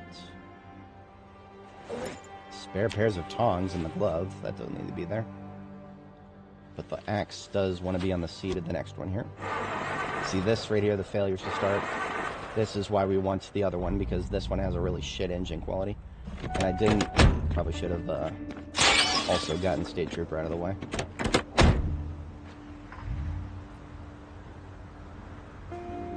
Actually, State Trooper can just go out here. What is it? The truck of this one is steel ingots, yeah. So we do kind of want it in this local area, but not. It doesn't need to be that close. Steel ingots are extremely heavy, so the large quantity of them that we picked up at the Electromax warehouse are just going to be stored in this trunk for now.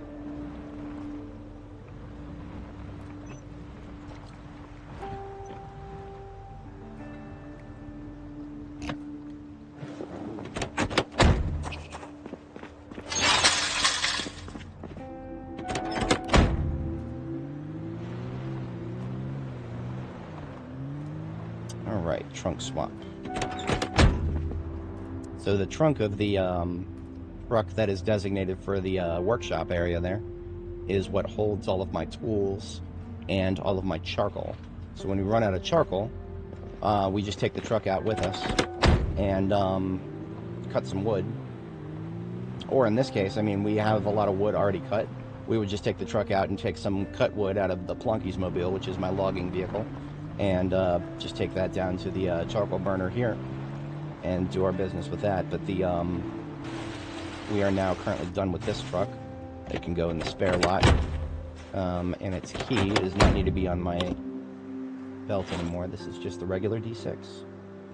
Yes, the regular D6, the only one that I have. Whenever I'm mothballing a vehicle, I leave the key on the driver's seat.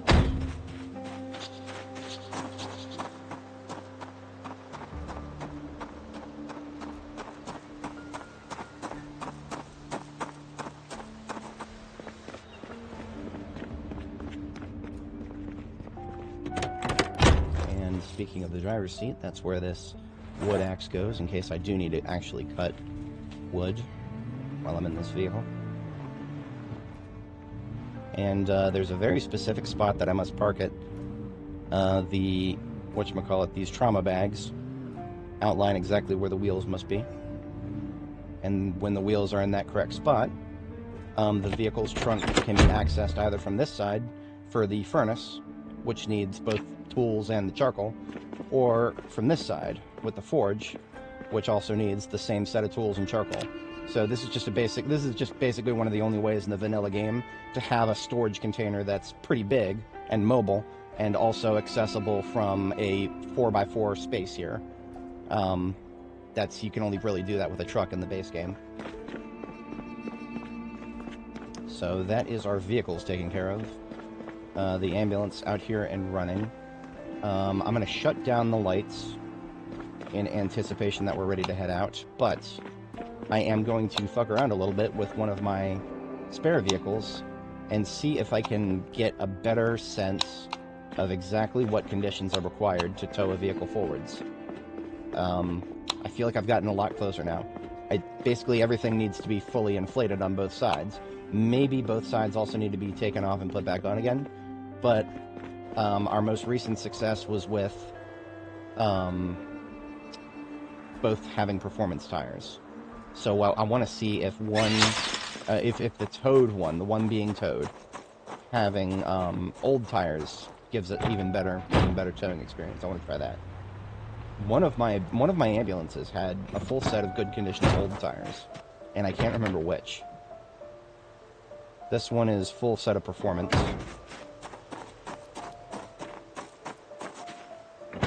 This one is old, but one of them is shit.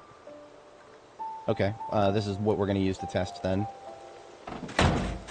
We just need to fix the one that's not shit. And I think we have a spare old somewhere here. Yes, we have a spare old that's not shit. I'm just going to grab that, put it in my backpack.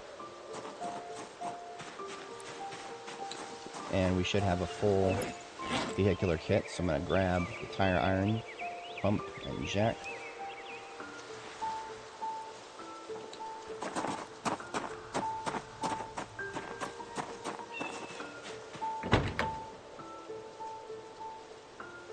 Swap out that shit rear tire. Now here's the thing, I suspect... Actually, I'm not even going to try this. I'm going to try this just as is. I'm just going to put, well, if I do this, that will replace all tires. Okay, I'm not going to do that. I'm just going to replace the one tire. So everything on this one has got good condition, but they're not inflated yet. So I suspect we should not be able to tow this one very well. That's my current theory, and we want to test that first. I'm no scientist. I know only the layman's version of the scientific method, but we're gonna try to adhere. My theory is this one should not even make it out of first gear. That's my current theory.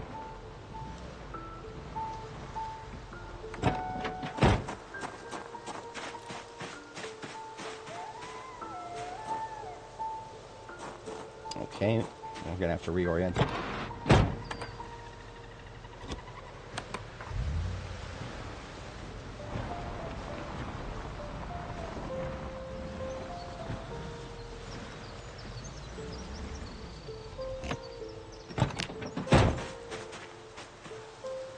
Really, that wasn't close enough.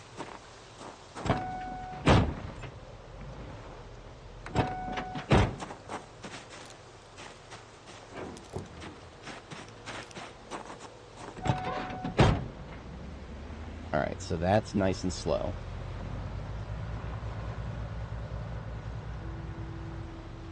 We got the second gear, but this is what I talk to when I'm saying the word bottoming out at second gear. This is what I'm referring to. I've described that a couple times. So whenever you bottom out in second gear, if you don't want to get out and switch to towing in reverse, you can manually drop down to first gear by just tapping the reverse key briefly. But I have confirmed that old tires, even in high condition, trying to tow forward, not doing it. So, first thing we're going to test is, without doing anything else, we're going to detach it first, and then we're going to just fill the tires up. That's all we're going to do. So all the tires are like something between 5 and 10 psi under. So we're just going to top them all up first.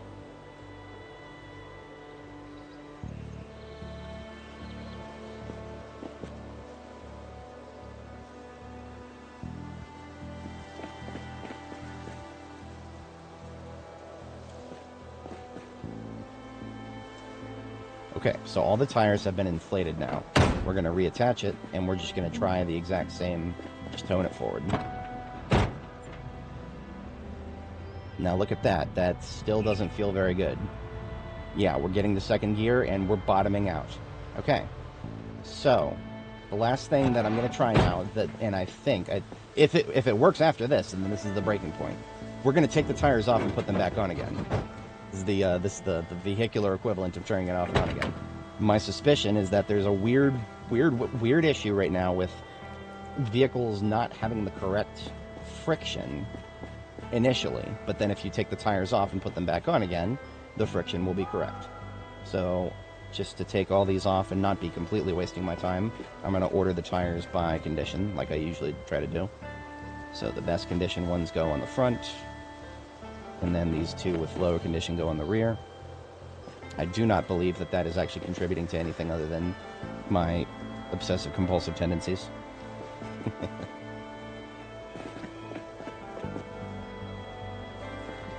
Okay, so they're all still... Now, look at the friction. Look at the friction. The friction is doubled. Why did the friction double? I thought that was... I thought that might have just been a problem with performance tires. But the friction is doubled. So now we're going to try this one more time. If this works, then the true culprit may just be tires needing to be taken off and on again. And I feel like this might not work. This isn't working. We're in second gear and we're bottoming out. Okay. So it was not... Even though the friction... The amount of friction was incorrect, friction might not be the problem.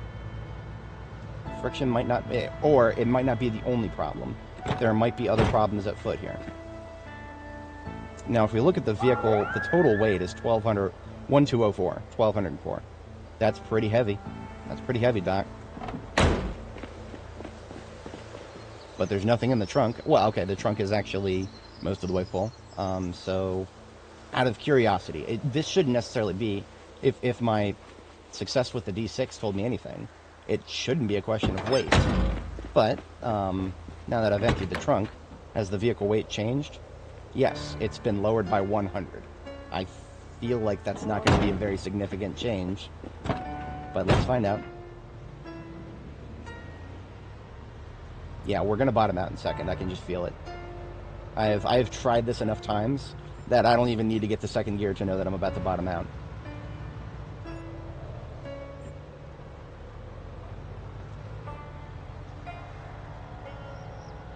So we have learned that the type of vehicle may actually be a very important factor, or performance tires may be a very important factor. So the other ambulance that we have, I believe this ambulance right here is our 5th best. This is like one of the first ones that I found. It's either the 5th or 4th. I just know that the two pretty-looking ambulances without any rust on them, those are the early ones that I found. All the ones with rust on them are ones that were formerly wrecks that I fixed up.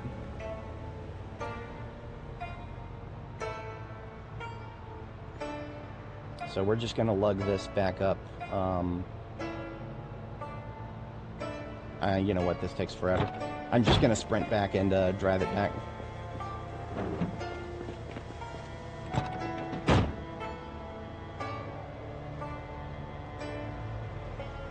Alright, now we're just going to run through all the same experiments with this other ambulance, because this other ambulance has got performance tires. That's the only change. Aside from trunk weight, which we're going to assume... I'm just going to assume that trunk weight is not the problem initially. We're not going to test for that just yet. So this ambulance, trunk should be empty. Yes, the trunk is empty. The tires are all good condition. They're all performance. Now, these tires are actually inflated. However, their friction is half what it should be. As you can see, all the friction levels are 1.3, 1.34, 1.28, 1.32. So what that tells me is these have half the friction they should. So if we fail to tow this forward, which I suspect we will want to try taking the tires off, put them back on again.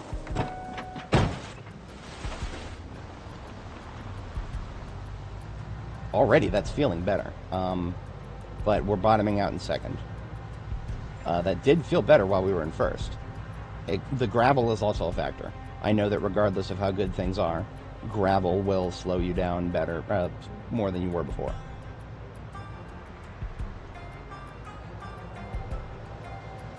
So we're going to get off the gravel.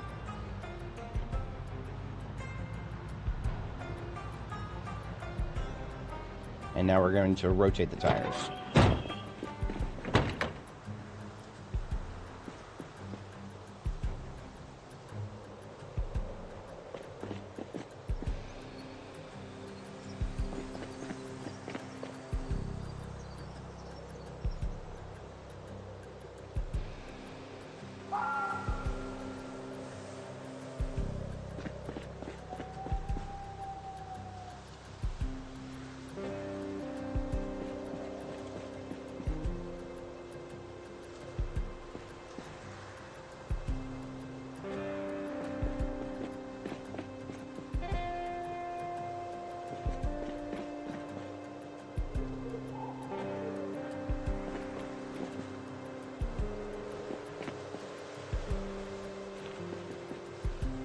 Alright, so we can already see the two that I've taken off, put back on again. Friction has already gone up by an entire point. This one's 2.3, this one's 2.28.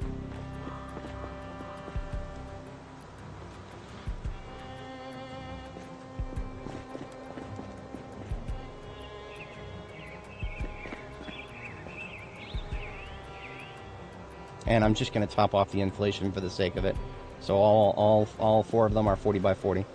Alright, so now we have an ambulance that has all four of its tires performance on both sides, and all of them are fully inflated on both sides. I feel like we're going to bottom out. Second gear, and we are bottoming out. Okay. Now I am suspecting that it is the vehicle type. That is my next suspicion. My suspicion, rather. That's now my next suspicion, because we've tried almost every combination of tire imaginable. I'm starting to think it's the vehicle type. That tells me we may... D6s. D6s might be a strategic resource now. In any case, let's tow these standby ambulances back to a resting spot. We'll put them at the gas station.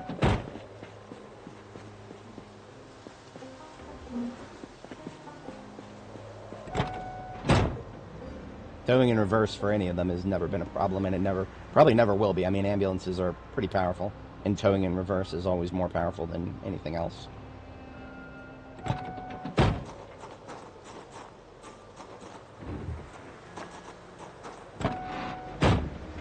I do want to order these correctly. This one is 84 quality, and this one is 75 quality. So this one's the worst. This is the first one I found. This one gets the second spot here.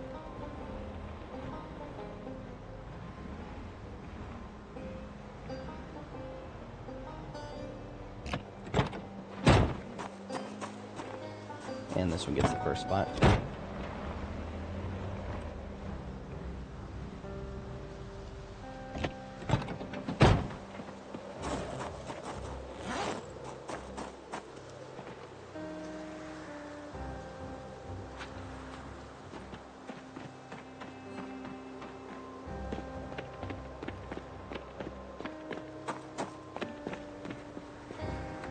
I don't think I have a D6 anywhere in Riverside, but I'm going to go take a quick look. Because if there's just a random D6 out there, I want to test it with that first, and then I can try maybe my white one and use that to compare. If there was a random D6, it might be in the parking lot of the church, or the community center building that's next to the church, whatever that is. I think I remember seeing a couple of... Well, actually, there's 2 parking lots to check. Yeah, look at that. There's a white D6 there. I feel like I peeped its engine and confirmed that its engine is shit. And we got a step van up there and a bunch of standards. Okay, D6 is our current target.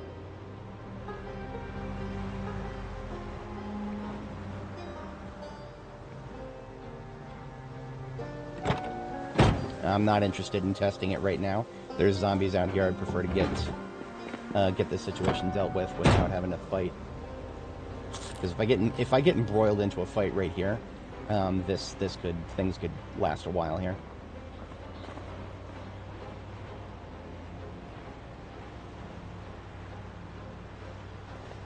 And I'll be surrounded the whole time, so yeah, we're not doing that.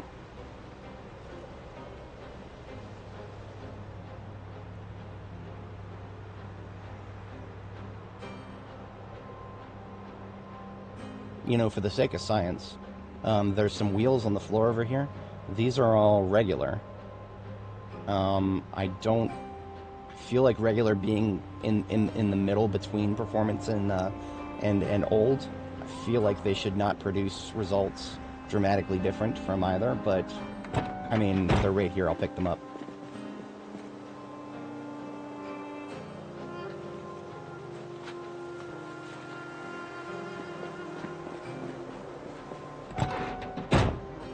Now there's another D6 over there. I'll come back later. I know I've already verified their engines are subpar at best.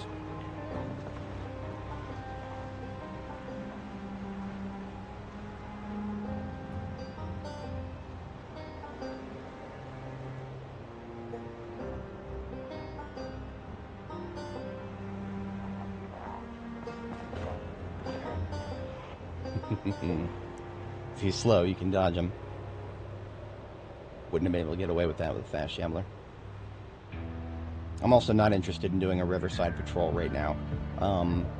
That would be almost a 30-minute endeavor, and there's other things in the agenda that I want to do right now. But this is very important to my logistics strategy. If there is such thing as a vehicle that can be reliably found, at least one in a town, you know, most towns on the map, I can guarantee you, is going to have a D6 somewhere. And if these D6s are, you know, they got a 130 trunk, which is the same as all other heavy-duty vehicles right now, if that means that I can tow this kind of vehicle forward reliably, that's a very important thing to know.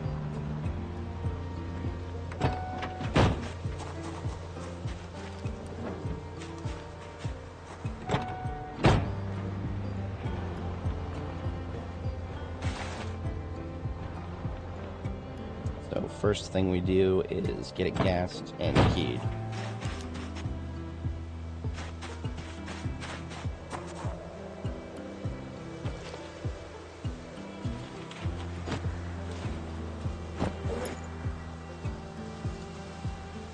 Two of these regulars are shit condition, and 2 of them are good.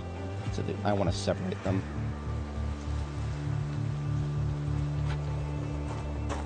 The good ones can go into the vehicle here,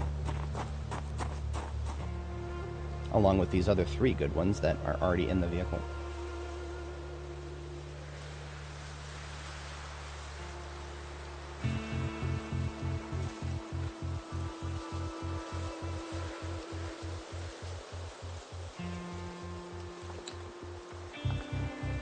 And now the wheels in my bags are shit, so they can just go on the floor nearby somewhere.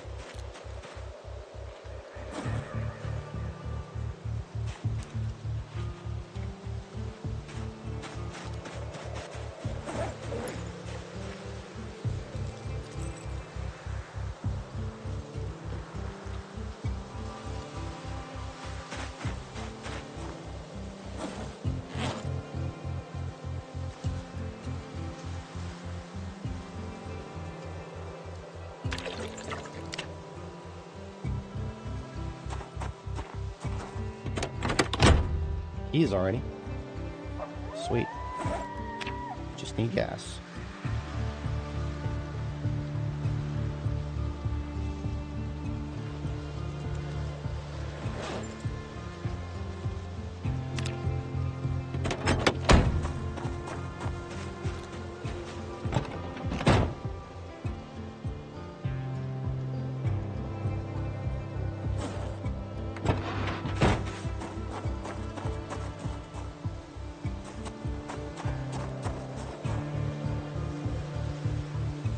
I don't have the ability to... I don't have a lot of gas cans with me right now.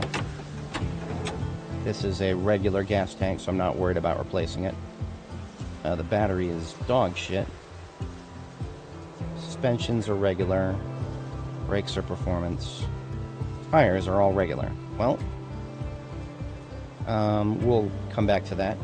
Right now, what I want to do is get it gassed. So since I know that I don't need to redo the gas tank, we're just going to pull a 1 liter out of the ambulance. And leave the ambulance running there. We're going to toss that 1 liter into here, and then just go fill it up at the gas station.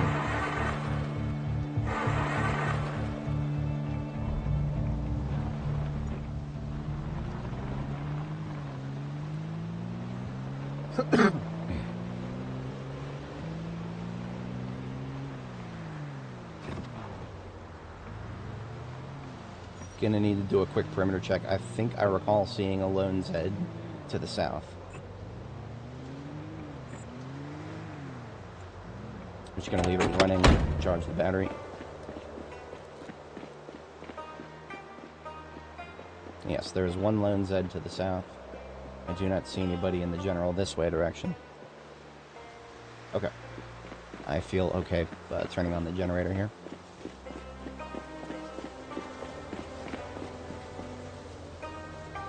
Famous last words.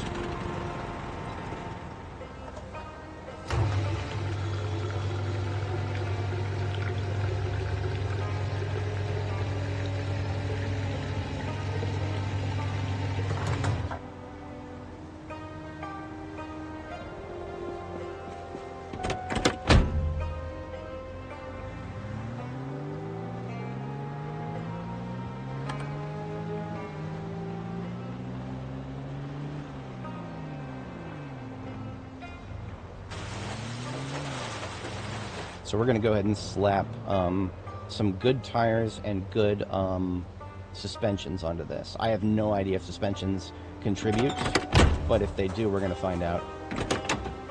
So it's just got one bad regular. Now we would be remiss if we didn't do all the same experiments. So we're going to go ahead and just replace the one low condition tire there. So that one is... Now all the tires are like between 10 and a little around 10 or so below full. I'm gonna shut the engine off because we never tested it with the engine on. I don't know if that contributes, but ah shit, I need to.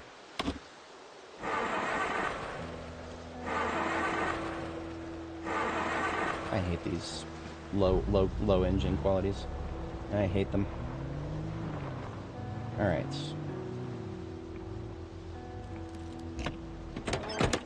So just want to try it like this first.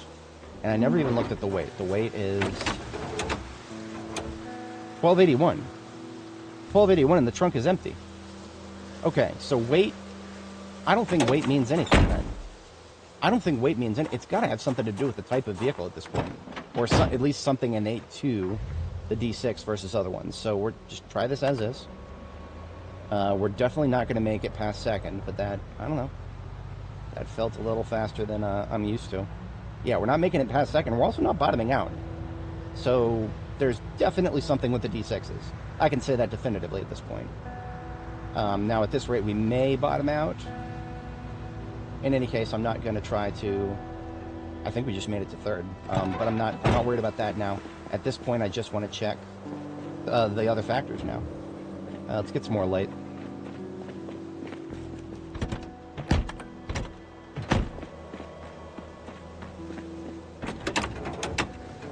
We're just going to rotate the tires and inflate them.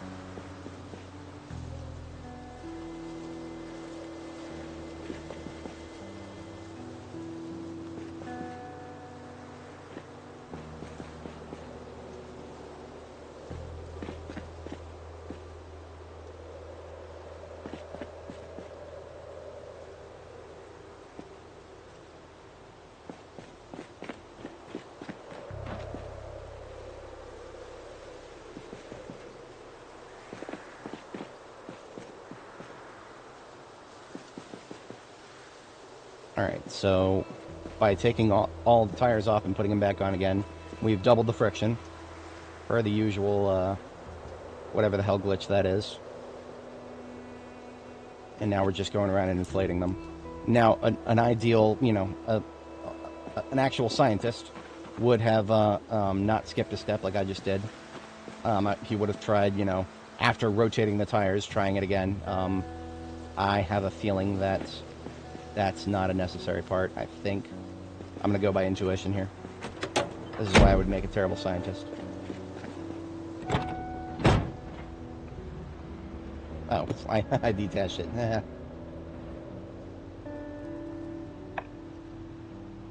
You know what? I'm going to maintain my bedtime. It's 22:30. I'm just going to shut the vehicles off and get a sleep. I got a bed right here.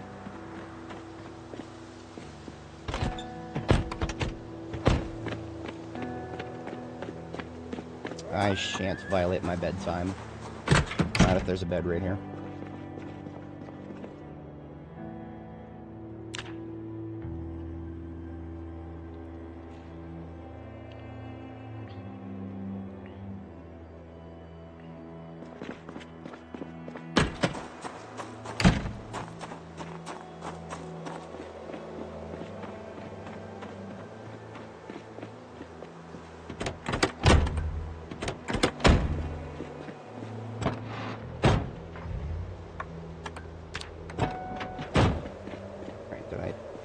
Okay, so if my calculations are correct, then that was the only buff we needed. We should be able to get to third now. But let's find out. So remember, we were rather reliably got to third. I don't want to say anything definitive yet, but I feel like we accelerated faster. I'm just going to kind of take it around the neighborhood here. There we are. We're in third. And we didn't lose third going around a corner. That's significant. However, we're not really getting much farther past 30 right now. That's important because we were getting up to 45 last time. So that's interesting. That's very interesting. I don't know what to make of that yet. This is making me want to rotate the tires on this. And try old. Maybe I'll just do a full swap. Oops. Shit, did I hit my own trunk? If I did, it didn't damage. But yeah, I feel like we're accelerating faster, but we're not getting as high of a top speed with this configuration here. And I'm wondering if that's just because of the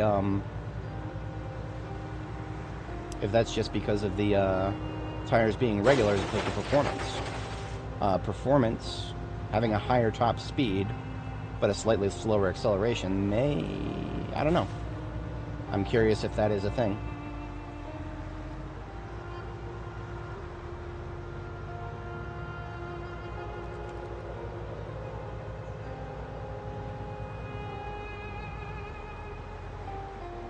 But yeah, if that is the case, then all we have to do here is swap the regulars off of this with the olds on one of the two ambulances up here. I forgot which one had it. That's easy enough. These ambulances are not really doing anything. They're just kind of chilling.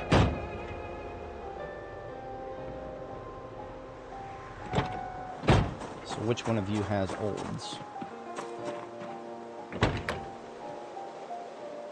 These are performances, which means this one is olds. So I want to try olds first, because I've not yet tried a D6 with olds. I want to see what that feels like.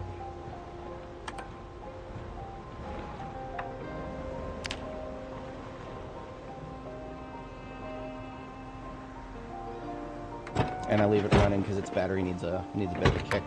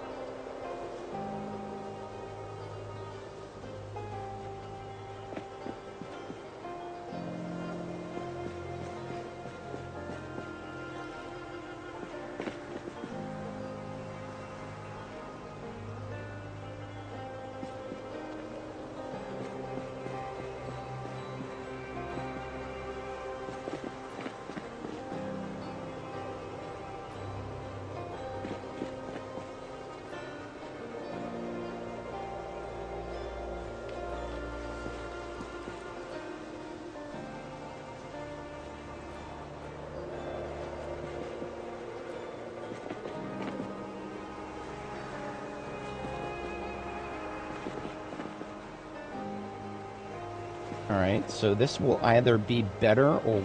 This will, like... I feel like the effect should be noticeable either way, right? I feel like this should either be better significantly or worse significantly.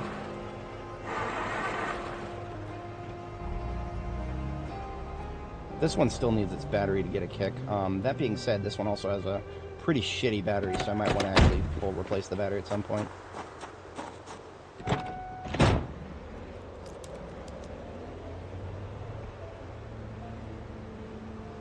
Alright, so here goes nothing.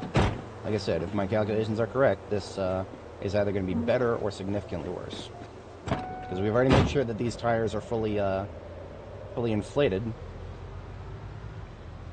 Second gear, not losing any RPM, going straight to 30.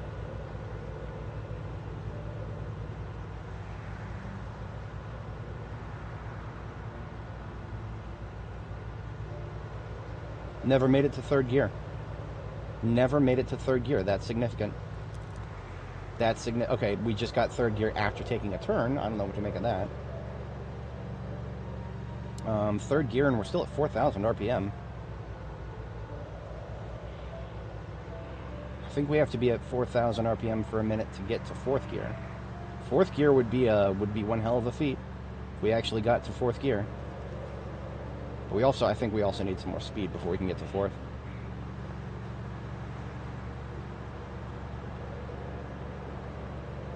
Just the fact that we can take these turns like this.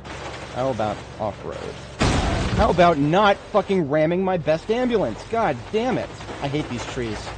I need to go on another tree genocide for that. Fucking god damn it. That's alright. Skill issue. Skill issue, we're alright. Off-roading is definitely weak, but that was to be expected, really.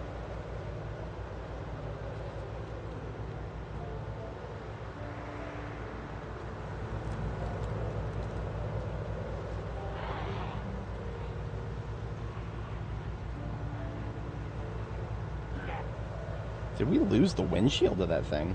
I mean, it was almost ready to break, but still. That's significant. At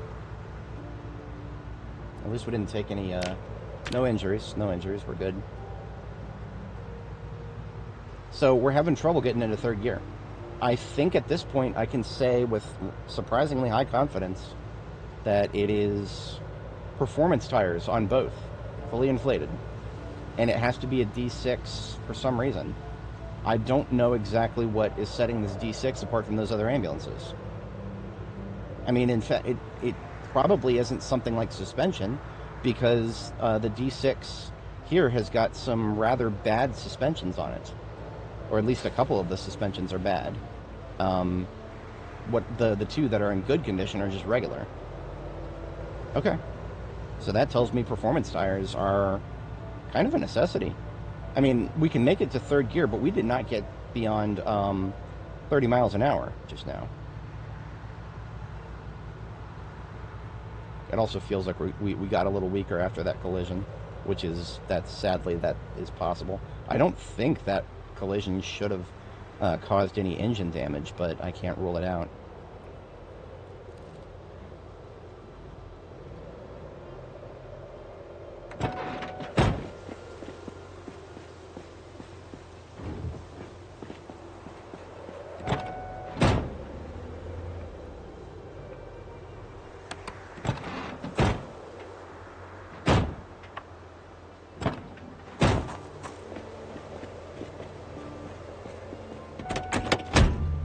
In any case, oh, you know what? A complete confounding variable. We left this one running. I don't know if that affects the towing, but that is a variable that we should have accounted for. Again, with the bad science thing. This one, I'm just going to shut the light bar off. I am going to keep it running, though. So both of these, both vehicles are going to stay running overnight because their battery needs to be charged. So I'm going to get a night's sleep right now and let those two charge the batteries.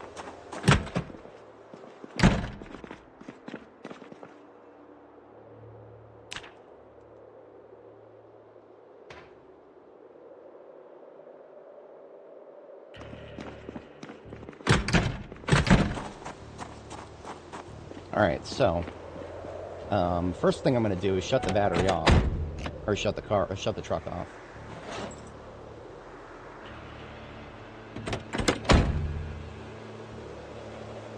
Then I'm going to shut the ambulance off.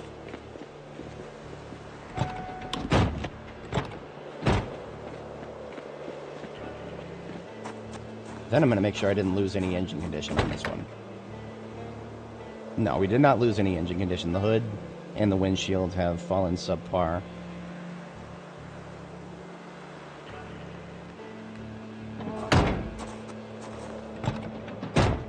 So I just want to try towing this forward one more time in its current condition because I want to make sure that it's not because I left it running. Again, I don't think that would cause a problem, but I have seen so many weird things in this game that I would not be surprised in the slightest if that had an impact. So we're just going to do another loop-see here.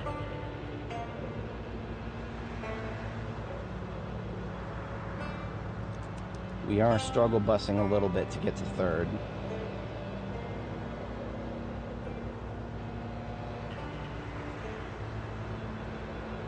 We can handle a brief off-road segment without breaking much of a sweat. But that's fascinating. We're not getting third now. And I mean, obviously, of course, I took that collision, but that didn't lower the engine condition of the ambulance. Maybe it lowered the tire pressure of the ambulance. That's a lot of zombies over there. And those are getting closer to my base. Again, I don't want to do a full patrol of Riverside right now. Okay, I need to check to see if something changed about the tires on the ambulance. Did that collision cause us to lose some PSI? Not really. I mean, okay, two tires have lost 1 PSI. I don't think that would have done anything. Wait a minute. Why did the tires go back to being 1? Okay, that's very odd. So we very recently rotated the tires on this ambulance. It's our primary one. However, the tires are back to being half of what their friction is supposed to be. So that's a confounding variable I wasn't even fucking aware of. So let's redo the tires again. Let's take them off, put them back on again. God damn it, we have incoming. Fucking, I'm in the middle of something, dude. Come on.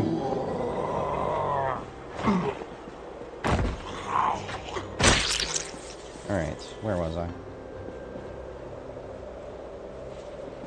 I mean, this is not the best place to do this, but now that I've checked, I gotta get it counted for. So, as you can see, the wheel friction has gone back up to where it should be. I wonder if it's... Right now, the only thing that makes sense is that whatever mechanic caused us to lose a little bit of pressure in the tires has caused us to lose an entire unit of friction in all tires. So we had 2 tires that lost 1 PSI, but at the same time, all tires lost half their friction. Why? Well, whatever the fuck that glitch is that I've described. There's clearly a little bit more to it than just the first time you look at the tires without changing them. That's what I thought it was before.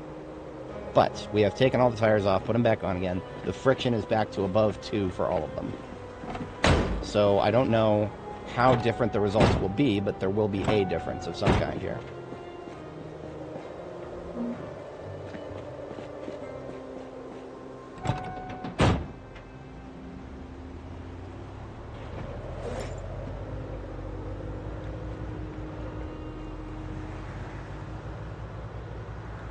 Already in second, and we're not getting any better.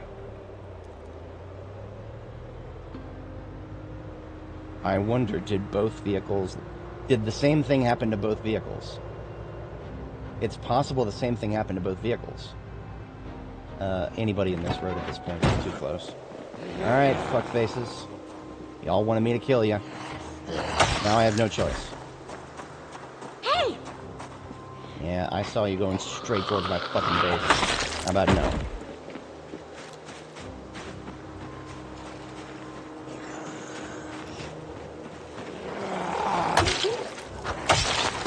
So that group that was in the back parking lot, a unknown number of them are now coming right at us.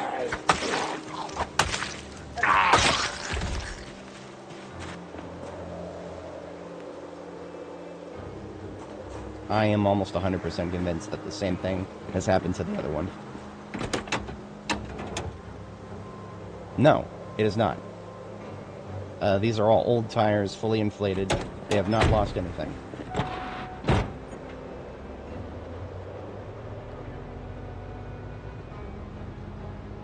So there's second gear. If we don't get to third by the end of this road... So we were getting to third faster before.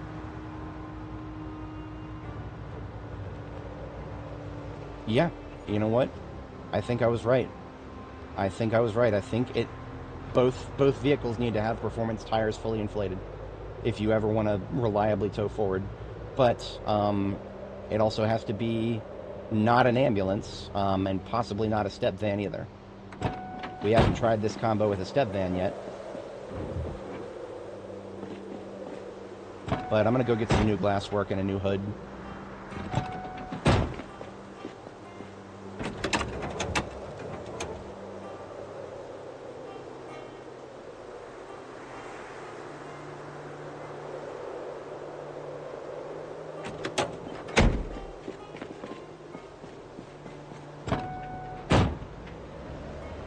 I'm just going to slate this one for a refueling, because it needs it.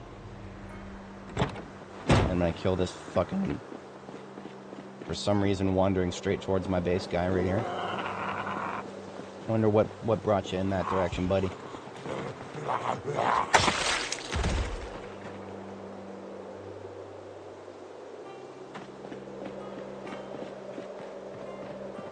So this is regulars on the floor.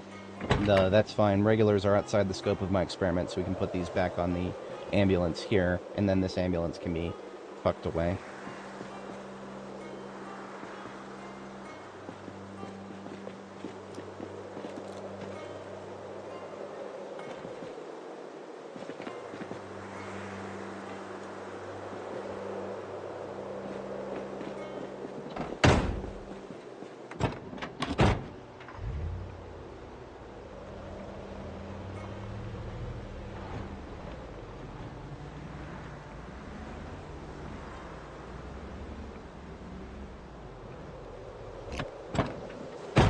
Alright, so we're going to take this truck up, and we're going to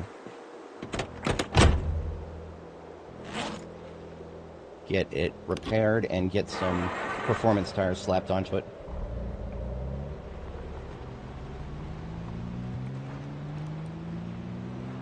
We're going to stop by the base itself, grab some steel sheets. I guess I'll slap a steel sheet on the trunk and the hood, and bring another steel sheet for the hood of the ambulance that just took that hit.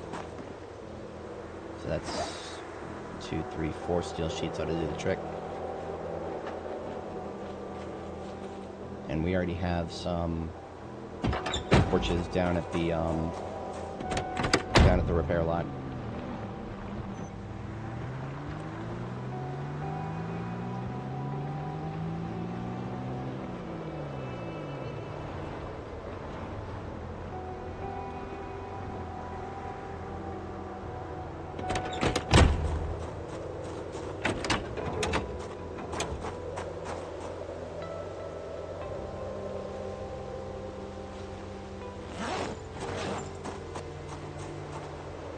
What I actually want to do first is cut one of these steel sheets in half, because if we're going to do a hood repair, we don't actually need a full steel sheet for that.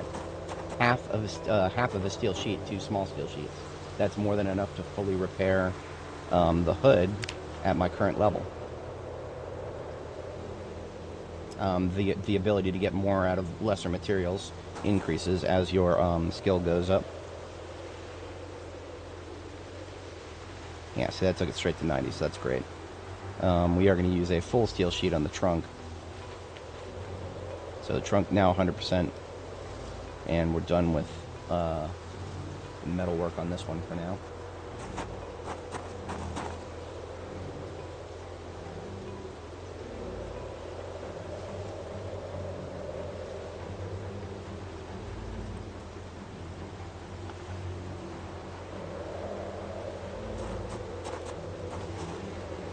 We got a 3 set of performance tires over here. So I feel like I should do a full tire swap with the ambulance instead. Yeah, because we don't have a full set over here. So what I'm gonna check really quick, see if any of these ones actually have performance on them. These are all regular. These are performance, lower condition performance. That's exactly what I want right now.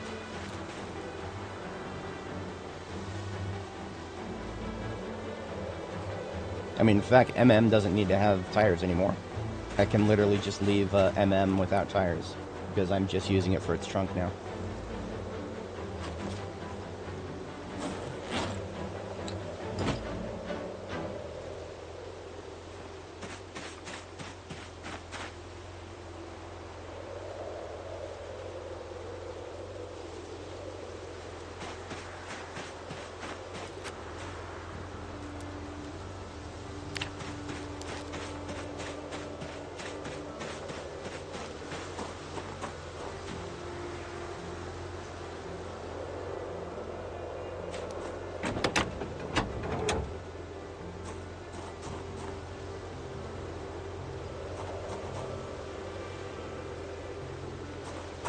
So real talk, I don't know what...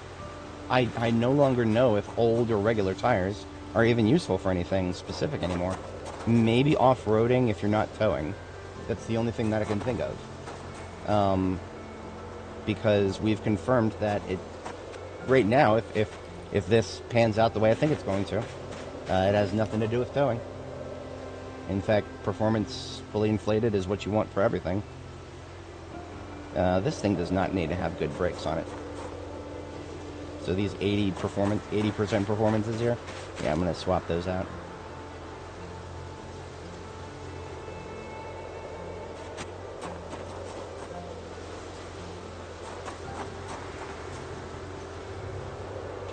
We'll slap some regulars onto them instead.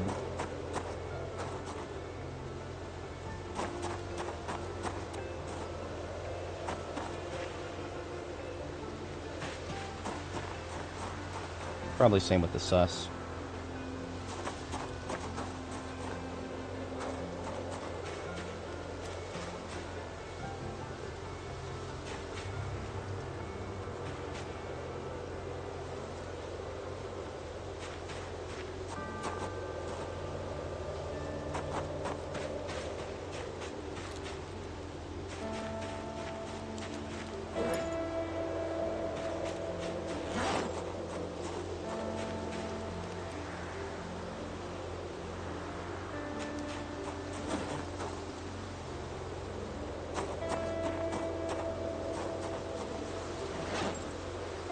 I don't know if performance suspensions are going to be the thing there. But you know what? Let's give it a shot anyway.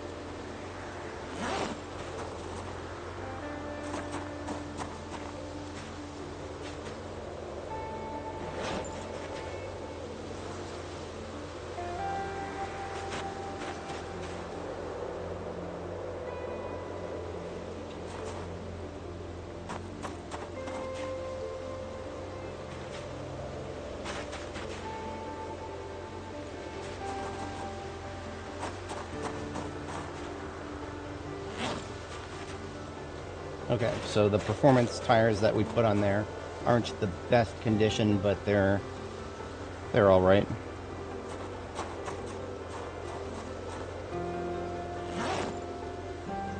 It feels wrong to have such a good muffler on here. We're gonna swap it.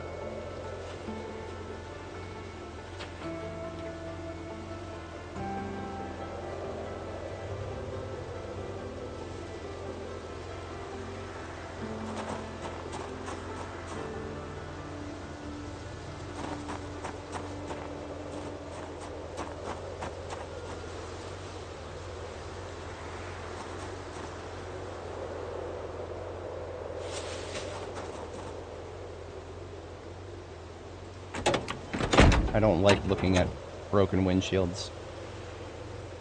That should be, yeah, that should be broken glass.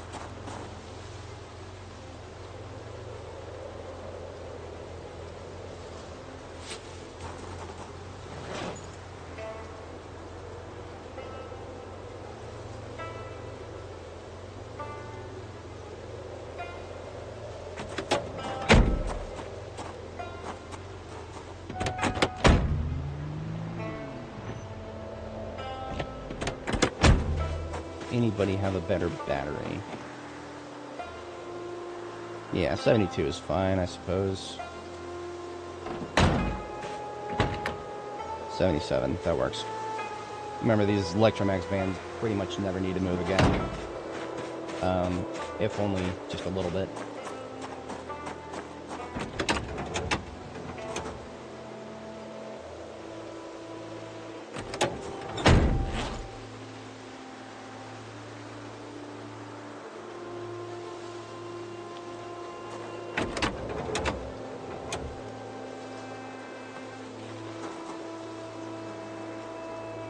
Yep. Very good mods. Highly recommended if you're not too worried about save migration stability. Those would be some of the first ones I slap on. And the worn battery can go into this one.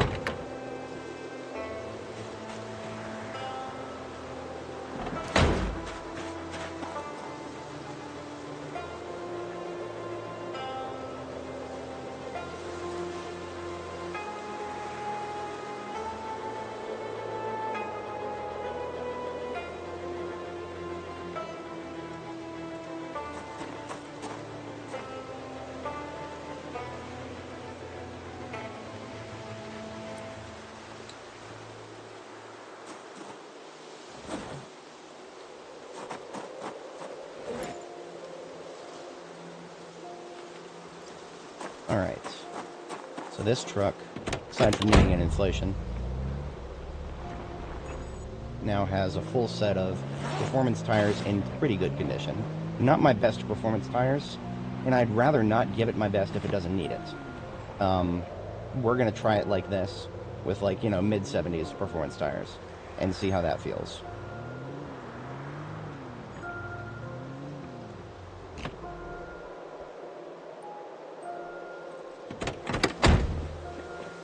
Give this one a touch up on its hood.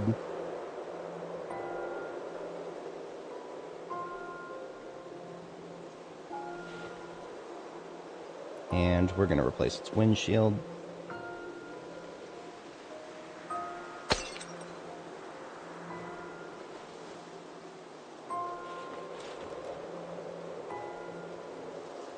Double check. So once again, the tires have fallen below 2.0 friction, and I have no idea why. Whatever the mechanic is that causes your tires to randomly lose an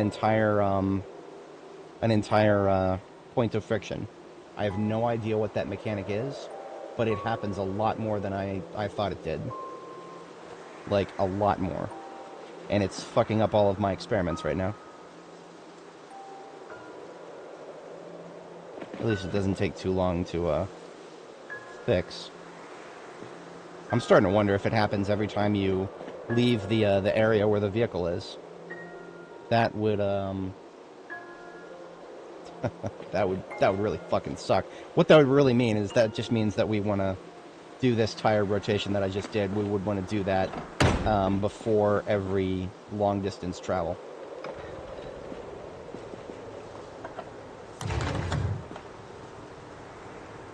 Short distance shouldn't matter.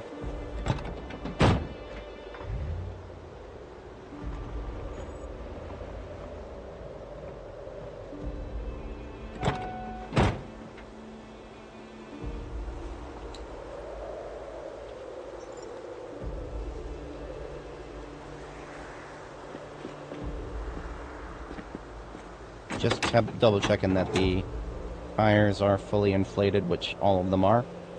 Fully inflated and fully at their maximum friction. So now we hook it up. Now if this doesn't work, I'm just gonna be baffled, and I'm going to have to give up on understanding this. Because this, as far as I understand it, should now work.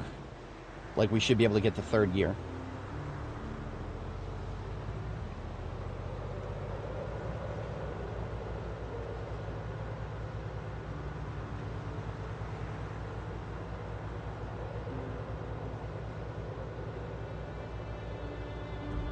I don't think we're going to get to third gear. We're not bottoming out in second.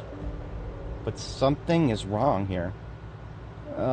We should have gotten to... Well, okay, we're getting to 31 now. Let's see, if we get to third, do we get some more RPM there? Alright, there's third. Now with the other vehicle, we were getting close to fourth.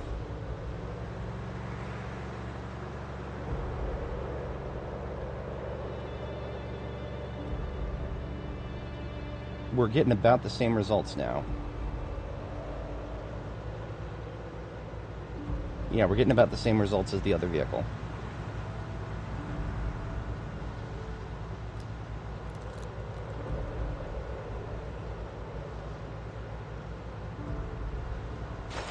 These guys are fucking me up here.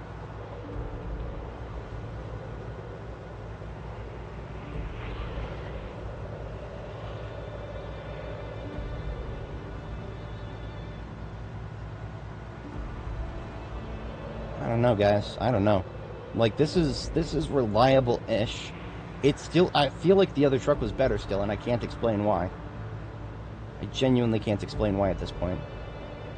But, we're getting to third.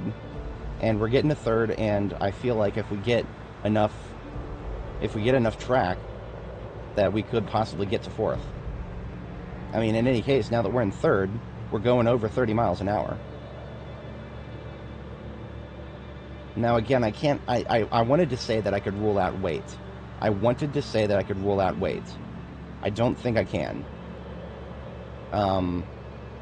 It could be a combination of all factors involved. I mean, in any case, this is... Yeah, we're getting the exact same results as before. So, full set of performance tires on both vehicles. That's prereq 1.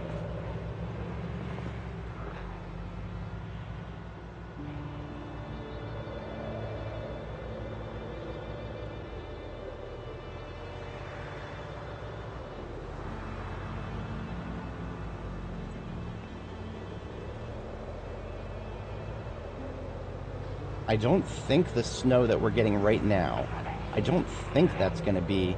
I don't see any snow on the floor yet. So that's why I don't think the snow is going to fuck us up.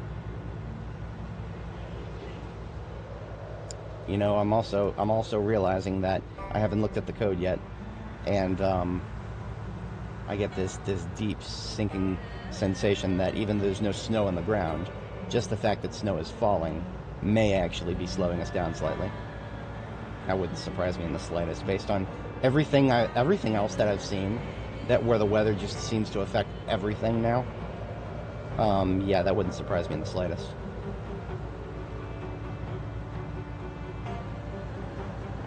I mean, if nothing else, we're getting a little practice with maneuvering here.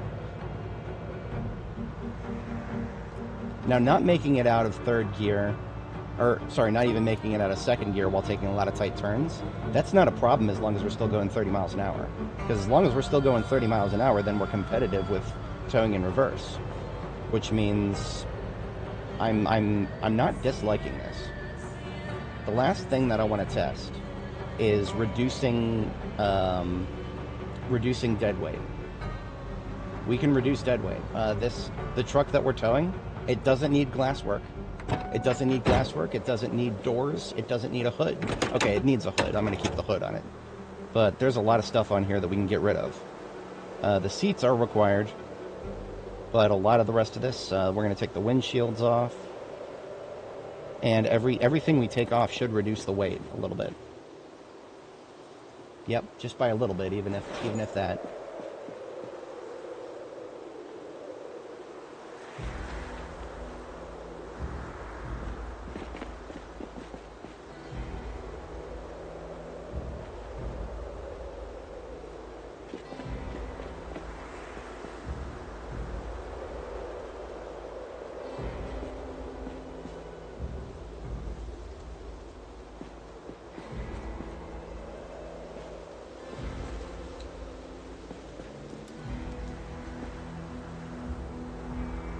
Well, we took off redundant parts, and we're still over 1,200.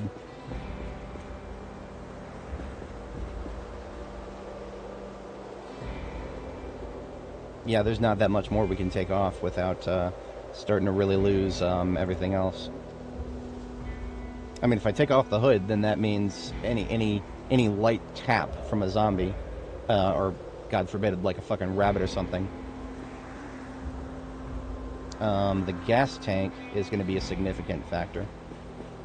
I don't think I have any cans on me right now. You know what? Just for the sake of science, I'll empty the gas tank for all but like a very small amount.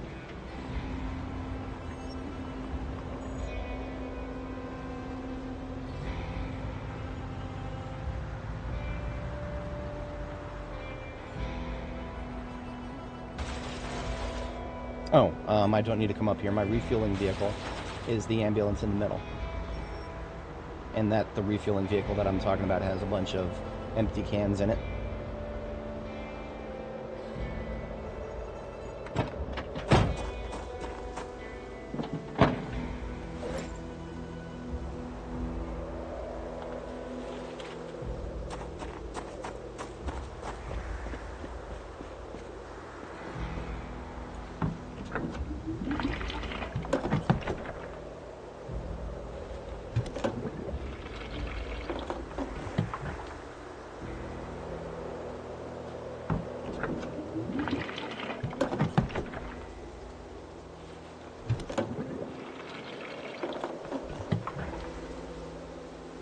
So it had room for like 40 liters in it. We just pulled 40 liters out, so there's like, yeah, there's like 4 liters in it now.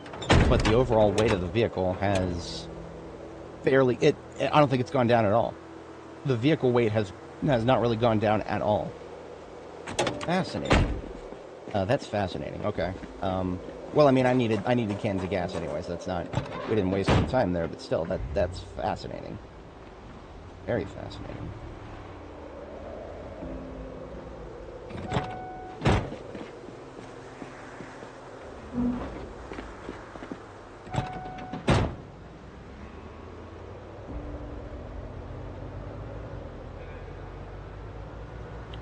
We did not get much more weight removal there, so I don't expect it to feel very different.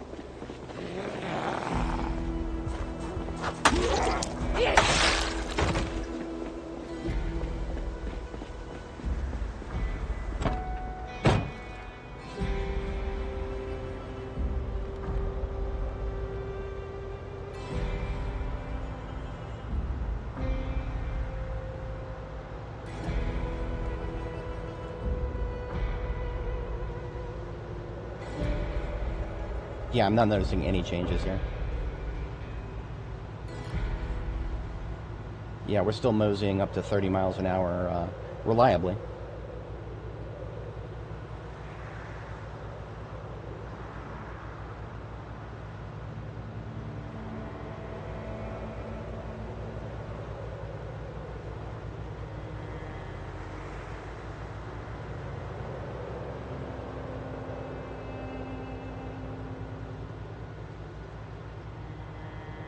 Oh, there it is in third, and we can actually take turns in third.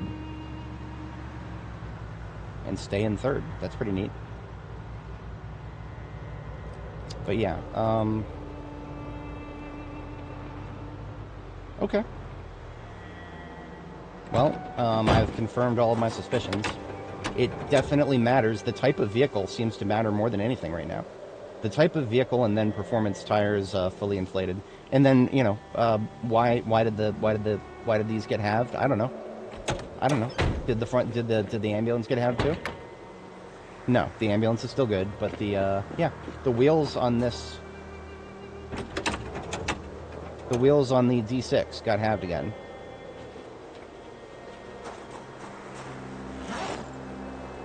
I really should stop worrying too much about this. I don't think it's going to fix, or it's going to hurt anything. I don't know. I wish I could say.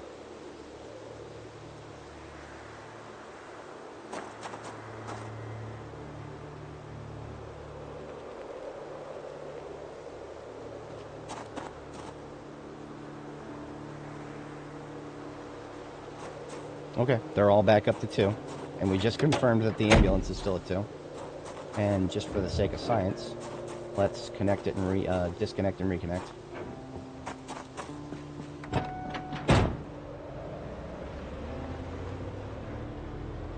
That already feels better. I'm not gonna lie, guys, that does actually feel better, but let's get all the way to 3rd before we make any statements.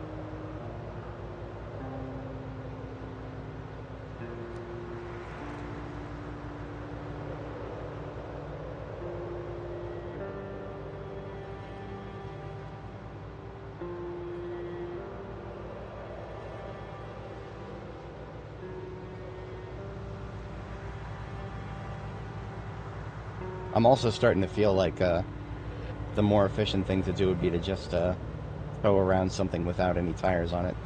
I mean, we've done it before. We've done it before, and I will do it again at this rate. All right, we've learned a few things, but we need to get back to Brandenburg. We've got other things there that I wanted to grab.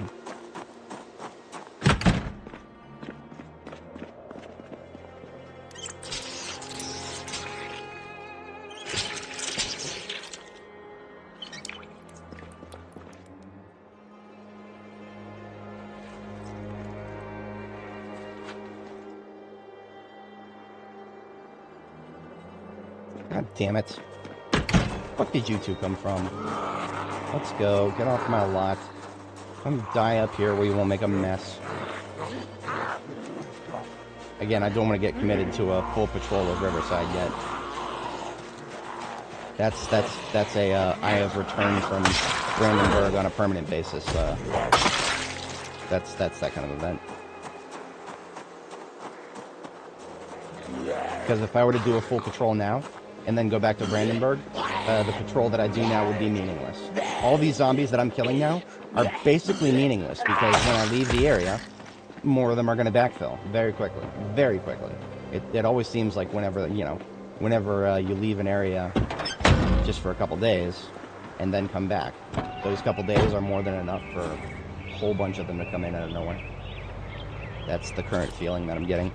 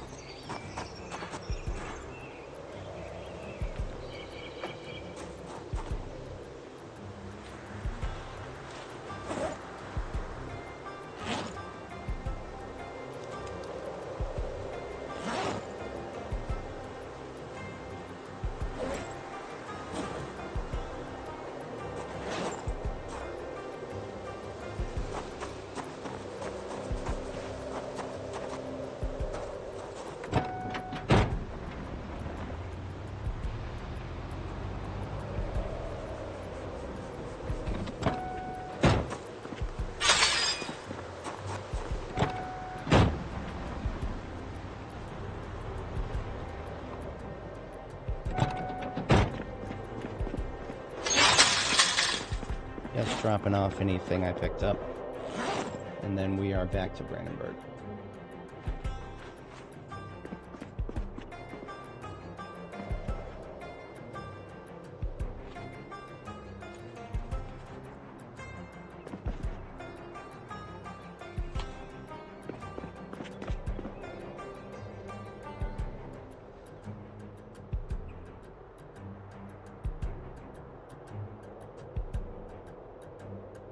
I'm just cycling through the rest of this thing, and I cannot, for the life of me,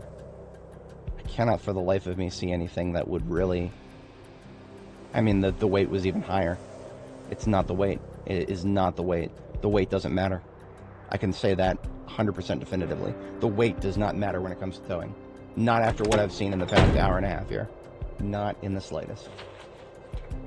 And that just means that everything about what we're trying to learn makes less sense than I thought it would. Oh, you know something that I really do want to do before we head back out? I was supposed to reforge my swords, and I did not get around to that. We're going to go ahead and do that. Now what that's going to do is that's going to cause us to burn off a couple of hours here.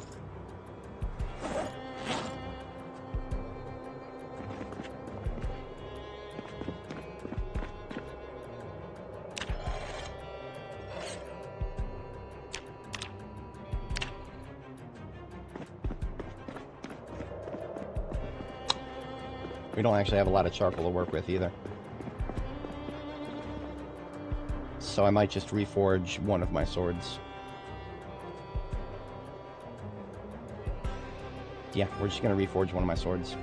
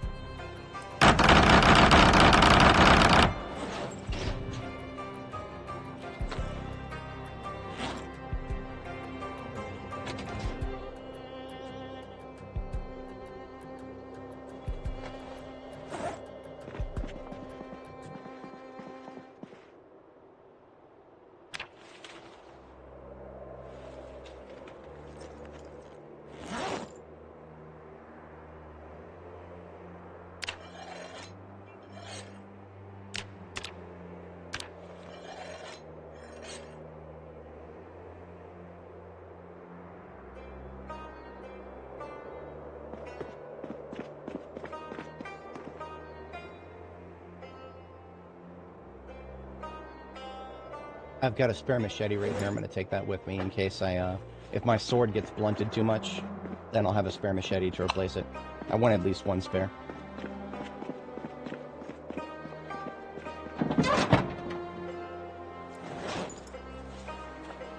Okay, we're fit to deploy.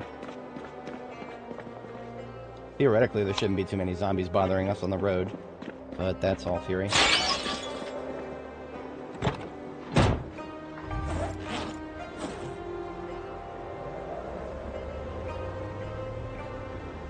We are going to get... I was just about to say, we're going to get hungry. Let's just have a granola bar real quick.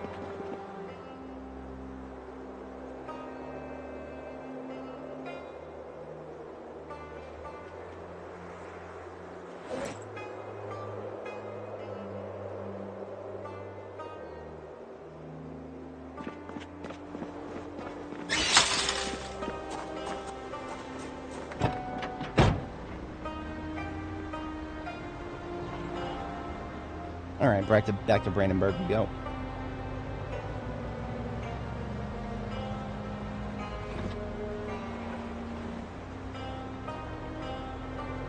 You know, one of the first things I'm going to do when we're back, I am going to search the entire town. Just get the map explored at least. And pray to the loot gods that we may spot a wrecked trailer of some kind. That would be amazing.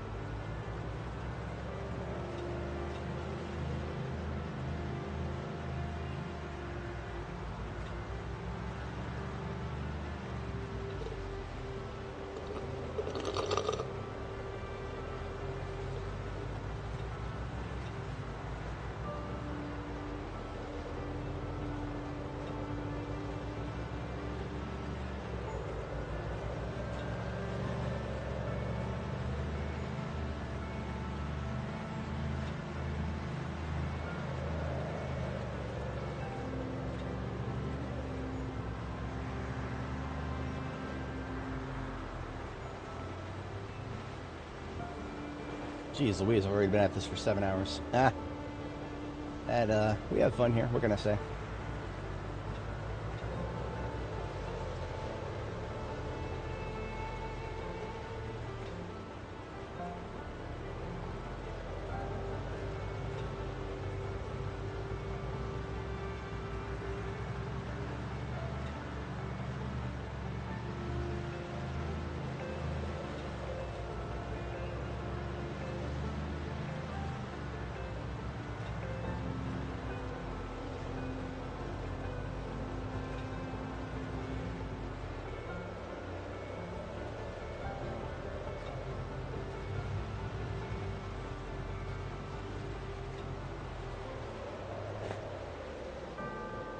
Yeah, you know what? That's an obscure enough location.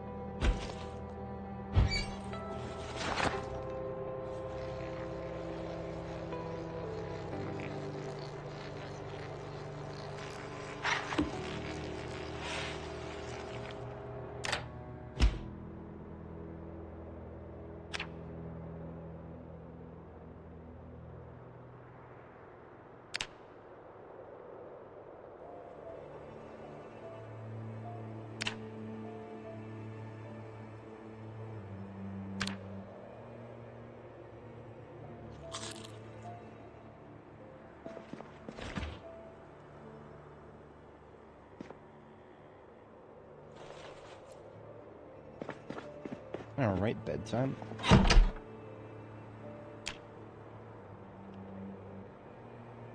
Timing ended up pretty good there. I'm gonna spend the night reading the cookbook.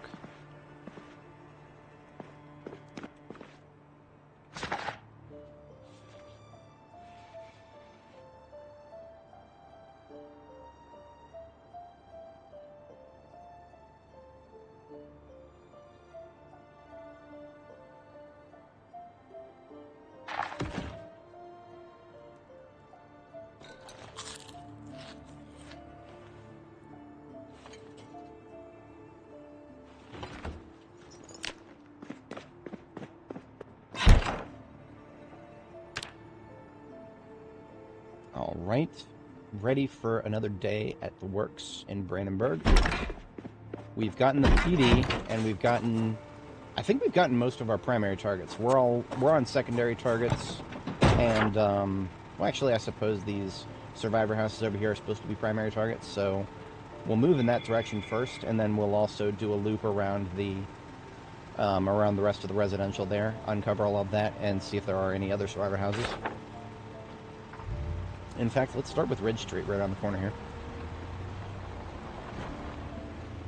Nice and close to base. This is unacceptable. Way too close. Way too close. Bad touch, bad touch.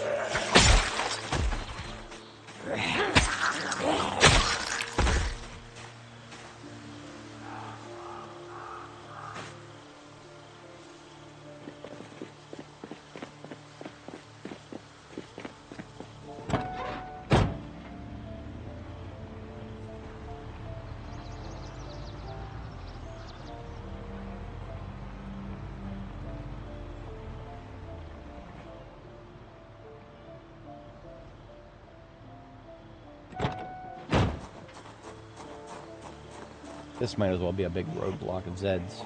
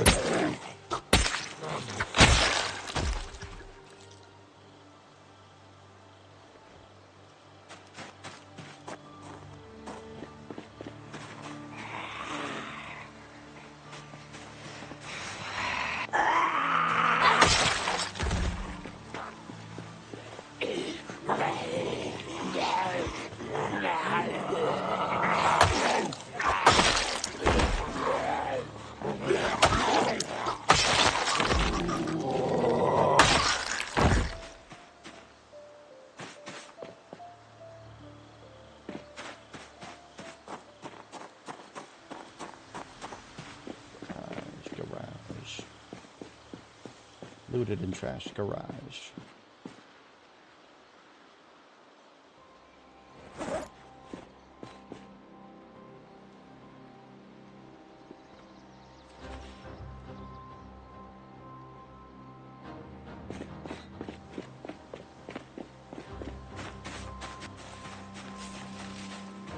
Nothing of interest in there.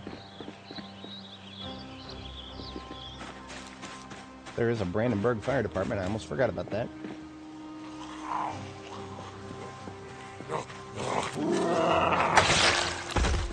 No garage in this house. I want to check for a basement. I don't know if basements... Yeah, there's one in there. Couldn't tell you if they've been added to all templates in the Brandenburg area.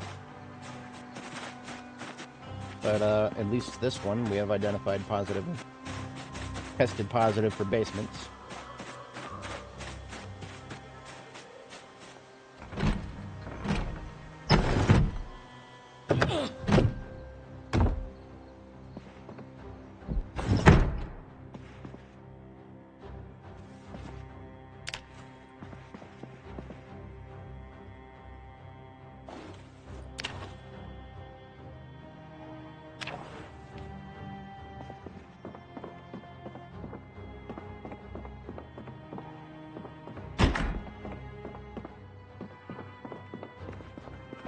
little sussed out by the fact that the basement door is open.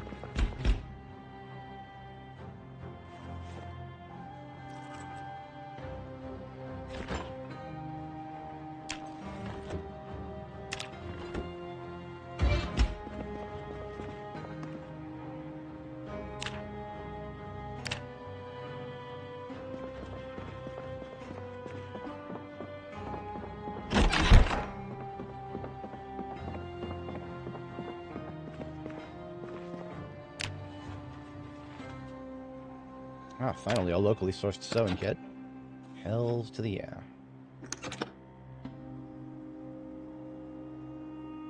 Pipe wrench, locally sourced. This house is, by chance, added a number of things that I need.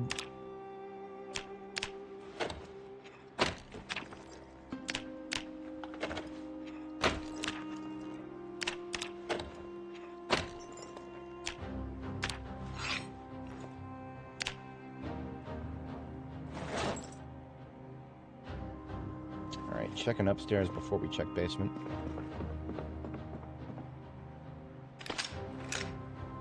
Corner at the top of the stairs, so we face this way.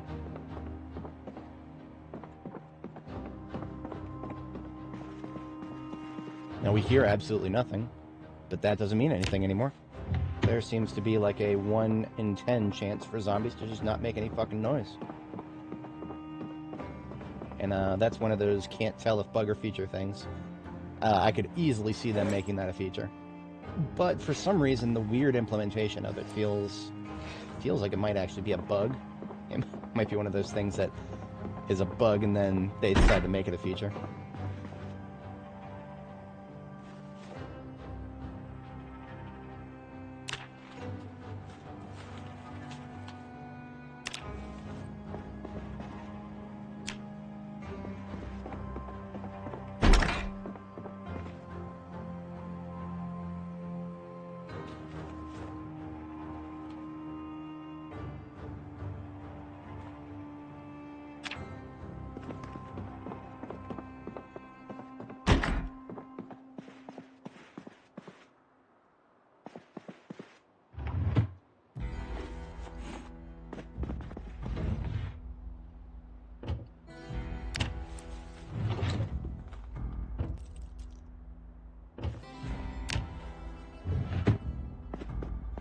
Right. Checking the basement now. I always, whenever there's an indoor basement, I always feel compelled to check the entire house or move into the basement. And it is one of these. Okay. This, if we get anything of useful, it's going to be mostly construction related.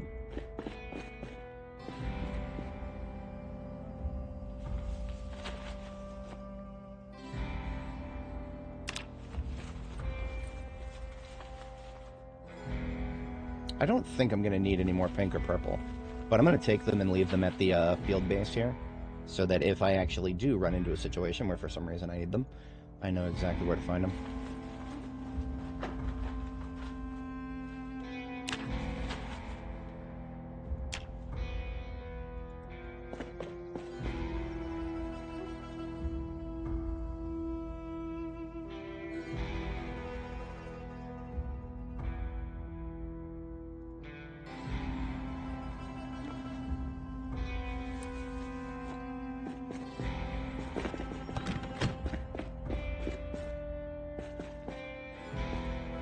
Alright.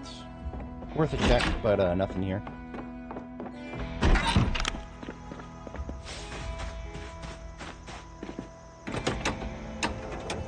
Well, we happen to get the keys to this, and it's full of good parts. You know what? I'm going to take this as an investment just in case we happen to look into finding a, finding a trailer. Well, this thing is full of good parts that we can slap onto it.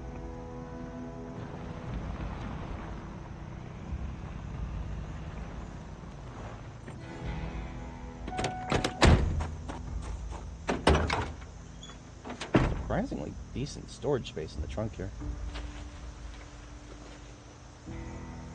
I'm just going to take all that loot that I picked up that is going to stay local.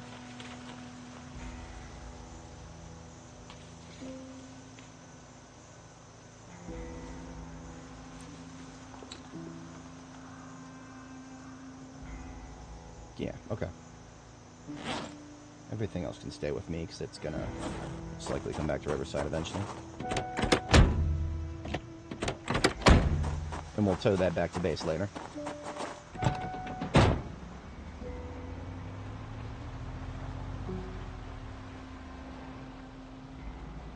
And now we're entering tornado damage zone here. All this random wood that's on the floor here, that's from a recent tornado. What that tells me is moving further towards the left here, towards the west, rather, we're going to start seeing more and more houses with boards on the windows that are not survivor houses, because they're just boarded up windows that got damaged by a tornado recently. In real life, Brandenburg, Kentucky had a nasty tornado near the canonical start date of the game.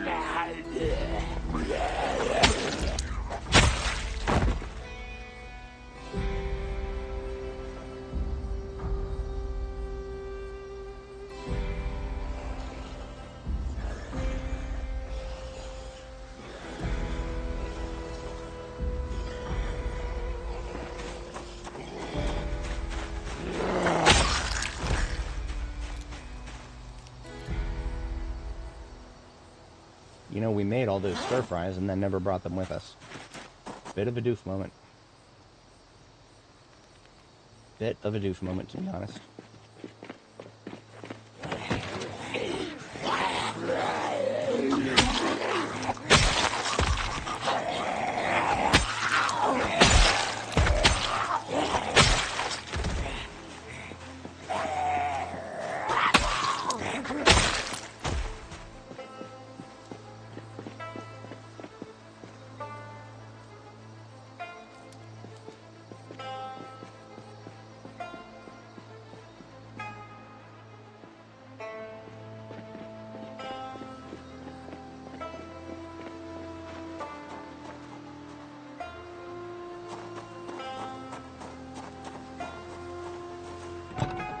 We're gonna have to pick our fights.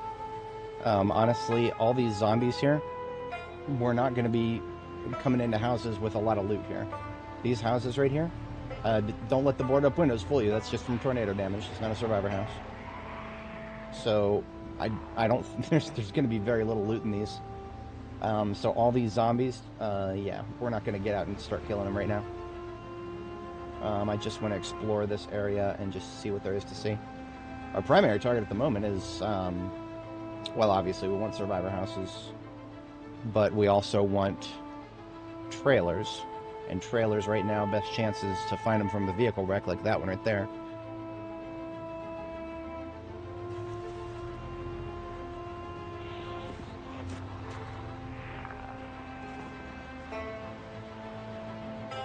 Okay, now this is the bottom of the commercial road. To the left of me there, that's the bottom of the commercial road. So we're going to loop back here.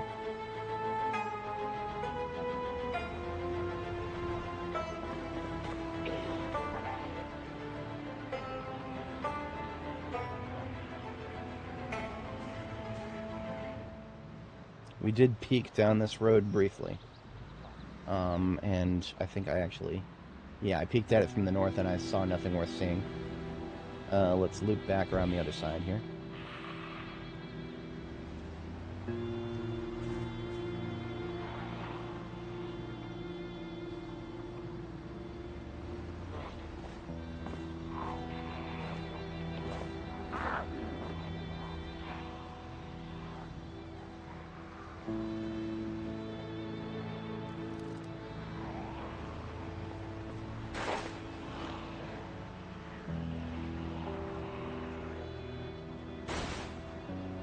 We're good, we're good. Narrower road than I thought.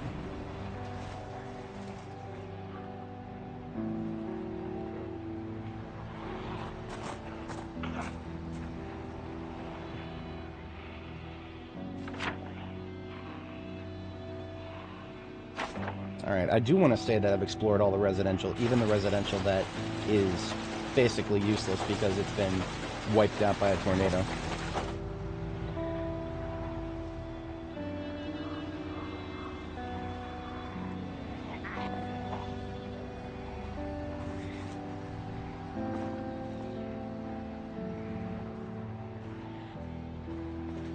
Oh, State Trooper Mobile right there.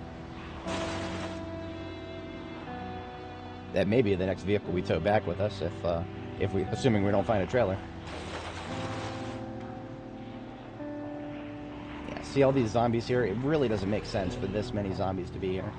Because, I mean, you know, completely wiped out by a tornado. All the residences boarded up.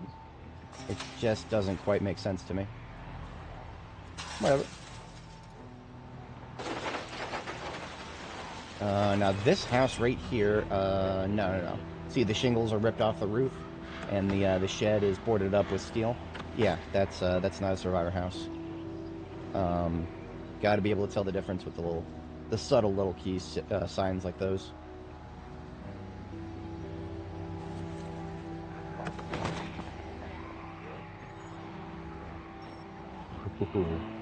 We're good. We've made some silly mistakes, but we doing all right for the moment. Knock on wood.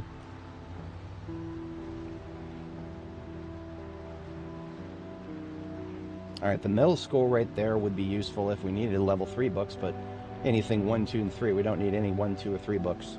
There is a very tiny chance of a higher than level 3 spawning in a middle school, but I wouldn't count on that. And the fire department is here.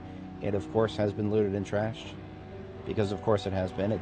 We didn't catch it on our initial tour, so it's basically a 50-50. And then this is just a firehouse grill thing. Fire truck right there. That is overtaking the D6. Or, I'm sorry, that's overtaking the bull driver as our potential next grab.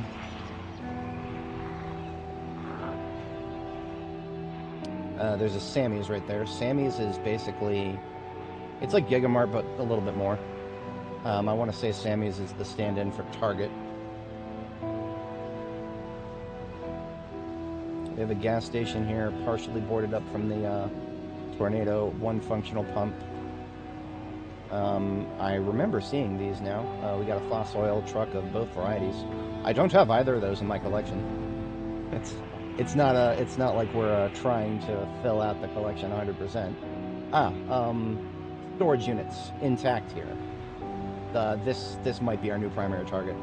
These storage units here. Yeah, seeing as these are all 100% intact, this is our new primary target. That being said, we're going to have to reassess the positioning of our field base, because we're on the other side of town now, like completely other side of town. When I hit this place on Annie, we actually established a field base on this side of town. It was next to the mall. It was like dead center of this unexplored territory. We don't need to go that far, but it does behoove us to not have to drive all the way through town to get back to our base. So a field base somewhere on this side of town is not outside the realm of what we're going to do next. We got the Gigamart right here. One step fan. Definitely want to check its trunk. See if there's anything in it.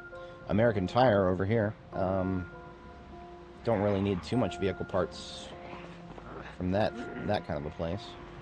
A couple of propane tanks in the Jay's Chicken there. And then that's a tobacco shop over here. Oh, no, this is lights. I see light. That's actually literally a light shop. Like there's lamps. It's full of lamps. Okay. So we're not here to fight right now. We're just scouting. We're also getting hungry, and we didn't bring food because we're doofus. But the scouting process is going to continue for a minute. We're going to take a quick peek at the residential over here.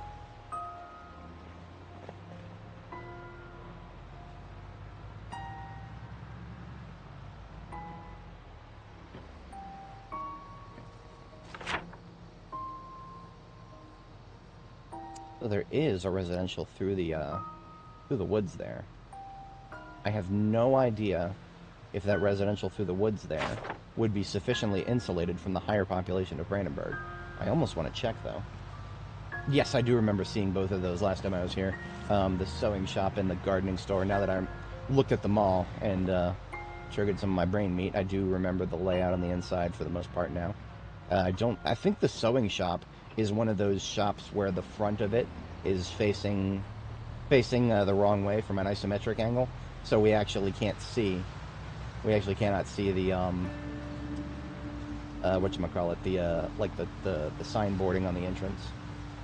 And one of the reasons I'm heading back here is I just want to take a left. I mean, we got country roads back here.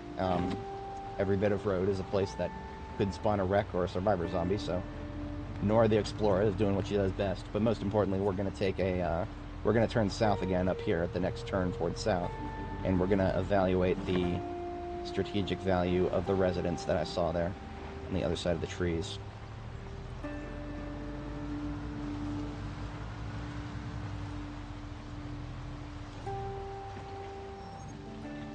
Couple of rats on a piece of trash right there. Interesting.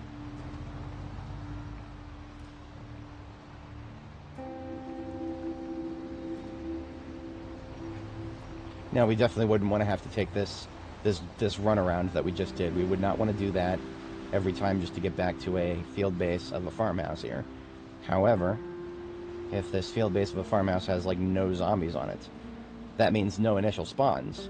No initial spawns means very little, if any, respawns. And we've got meat in the area. A shit ton of fucking turkeys over there. Some of which are dead, some of which are still running around. And we're gonna circle around. This is the house that I was talking about, that I saw on the other side of the trees. It would not be too tall of an order to cut our way through the forest, make a little road through the trees. We have the tools and the talent. I just want to verify that we don't have any spawns here. I'm not really worried about one zombie here.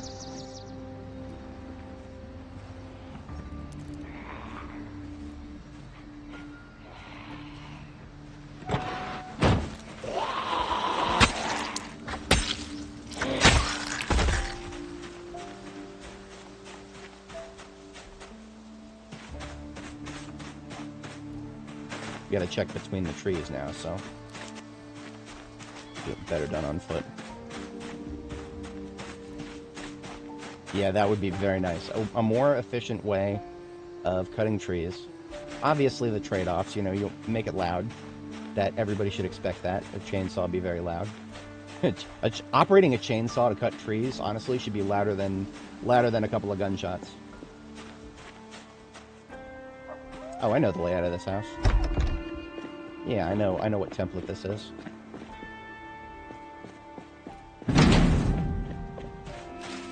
Oh, this is one of those garages with no window. Interesting.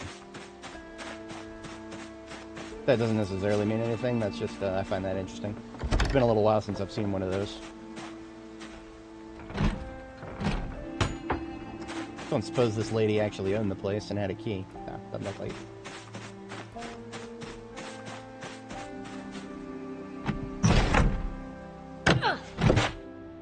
Yeah, honestly. Ooh, a pirate hat. I've never seen one of these in the game before. Oh, why is it rotated the wrong way? It needs to be rotated the other way. Who wears a pirate hat with the broad side facing the front? Literally broadside, it's supposed to be sideways. Ah, that's sad. We need to be able to rotate that hat. If I knew anything about the 3D modeling system in this game, I would do that immediately.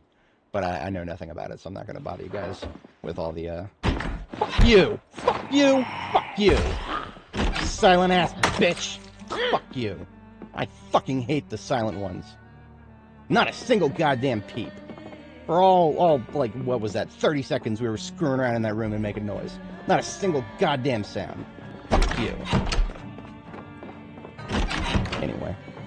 Sorry, I get heated when that shit happens, because, again, 2,400 hours of this game, every zombie on the planet made a fucking noise here and there. But now we get those assholes, those 1 in 10s. Can't tell if bug or feature. Anyway.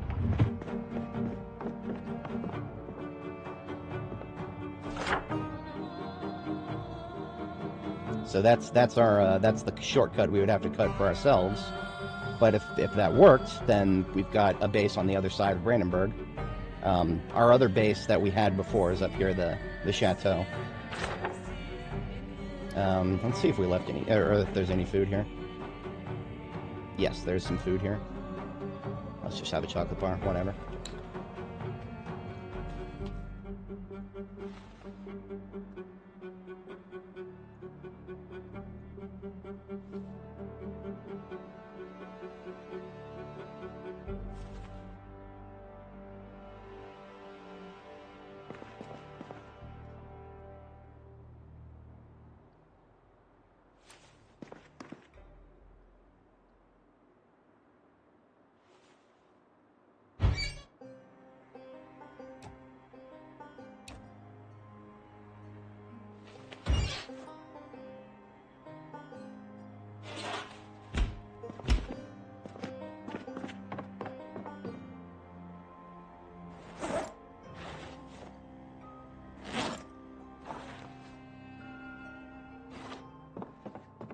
Okay, I think I'm going to commit to this. Well, let's establish a garbage bag of loot here and come back to that decision after we evaluate the forest. I want to get a slight understanding of how many trees I'm going to have to cut. Because if it's more than I think, then this place doesn't actually have as much strategic value. So it's better to just treat this as I might be here and I might not. So instead of sorting loot, which is what I was tempted to do just there, just going to separate everything into a garbage bag.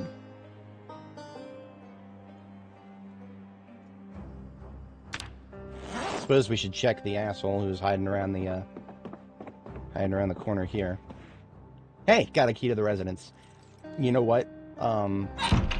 I don't think that means we have a key to the garage.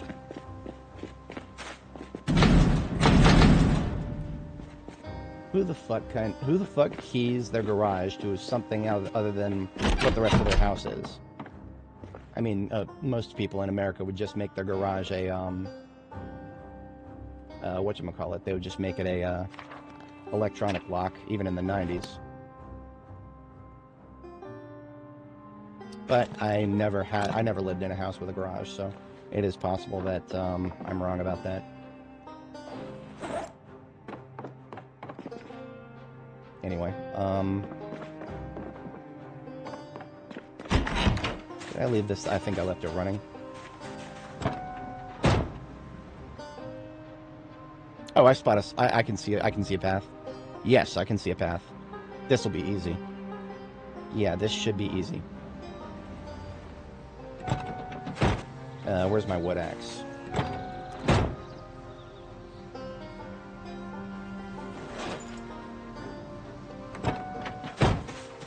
This is going to cost us a lot of stamina and body heat, so let's get something to drink.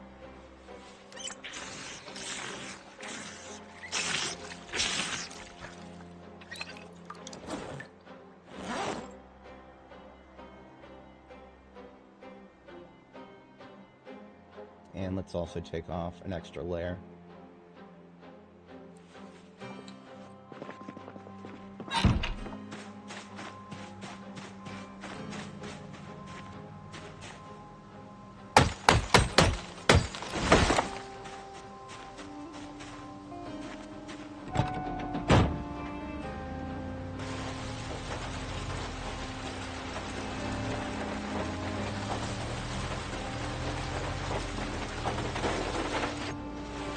We just narrowly missed. Yeah, we narrowly missed this one here.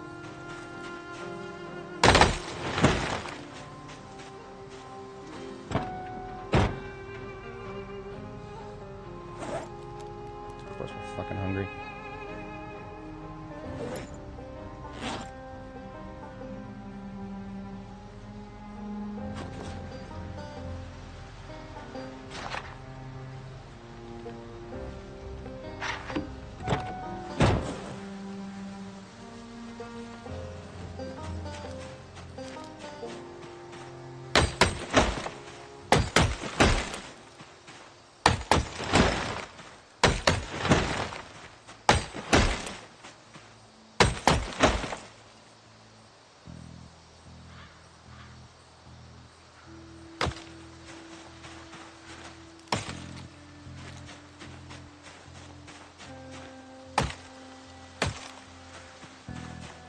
Now we have to still treat this like hostile territory.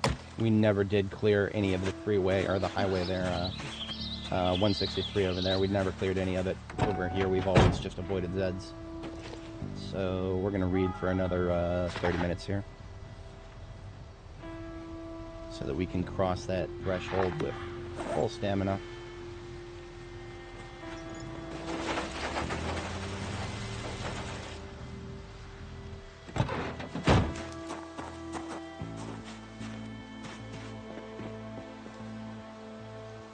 I do see a group over there, and to the south.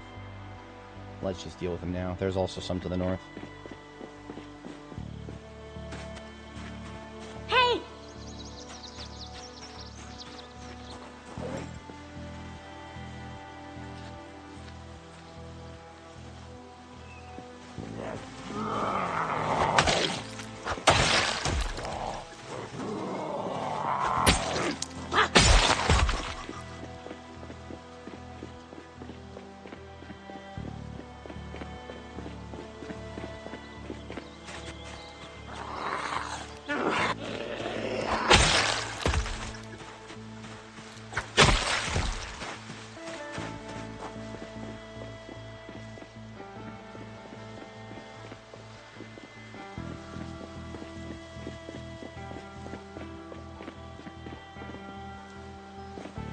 They're far enough away, I don't think they'll be pulled by the sound of recutting.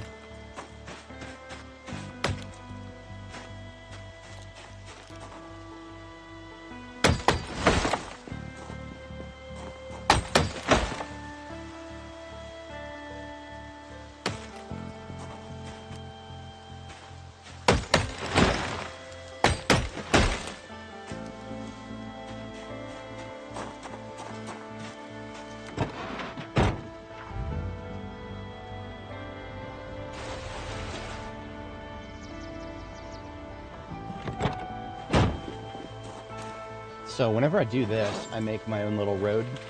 I actually, I like to use the logs that I've cut as little road markers.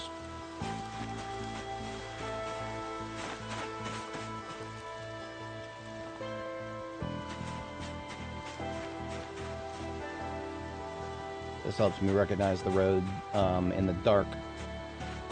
Or if something like, you know, snow is on the ground or something like that. I mean, these things are just going to sit here anyway. This will make a little bit of use of them.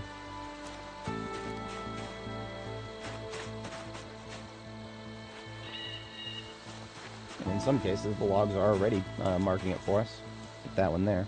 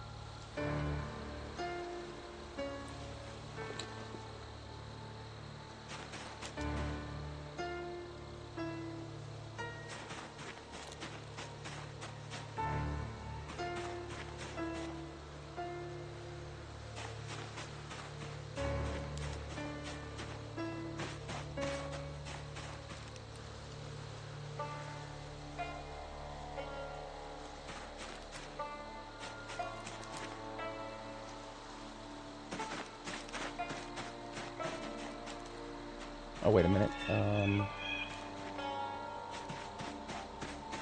This one, yeah. Okay.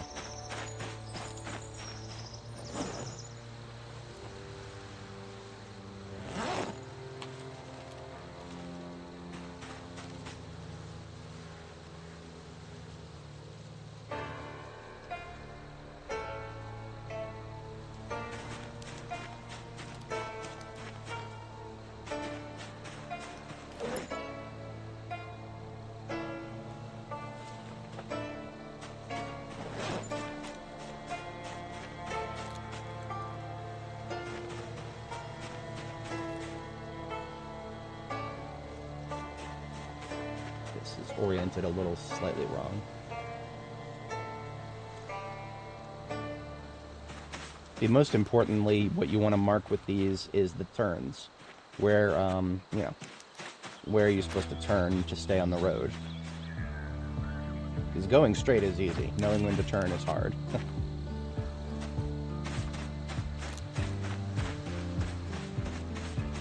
And that should do the trick right there. Yeah, we definitely got ourselves a nice, well-marked road.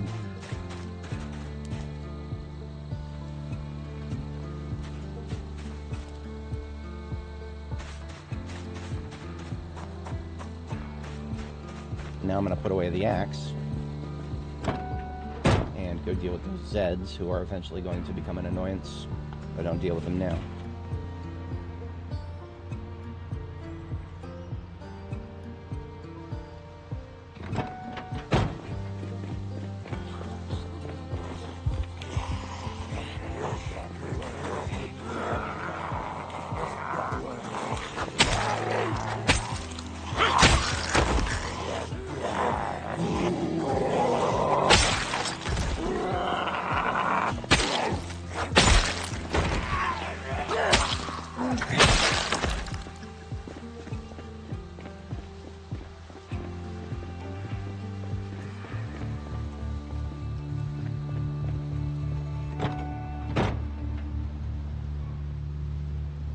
Okay, so now that we've got a road, what I'm actually going to do...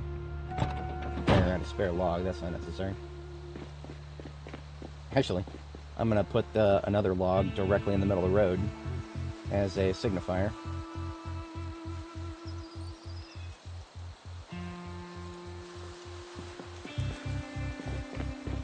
And I did see some on the other side of this.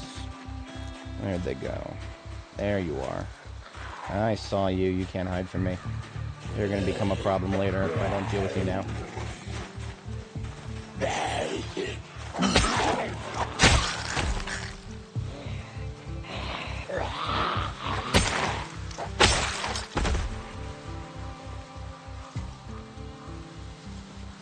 We have a better match.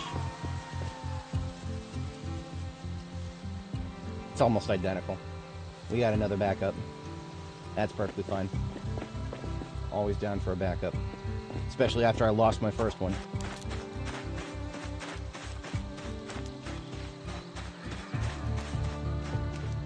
It was actually at one of these two... I think it was this... No, not this house.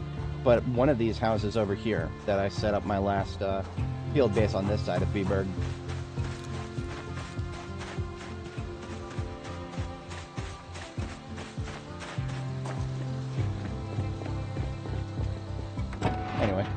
What I'm going to do now is I want to check the my older field base, the one that I used for hitting the military checkpoint. I genuinely can't remember if I left anything behind there.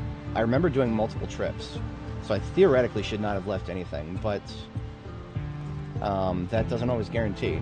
Just doing multiple trips, that doesn't necessarily guarantee anything. Especially in the current paradigm where multiple trips with nerfed ass vehicles doesn't really mean much. Ooh, yeah, see? All these trees, none of them were here before. That's how long ago we were here last. Because of how many zombies there are in this area, I don't want to be driving down a road like that anymore. I'm never going to use that road again. We are going to take the back road to get to the field base that I'm thinking of. Which is another reason it's valuable. There's multiple roads in. If the main ingress up there is blockaded, you can take this next one here, the next gravel road that turns north, this one here.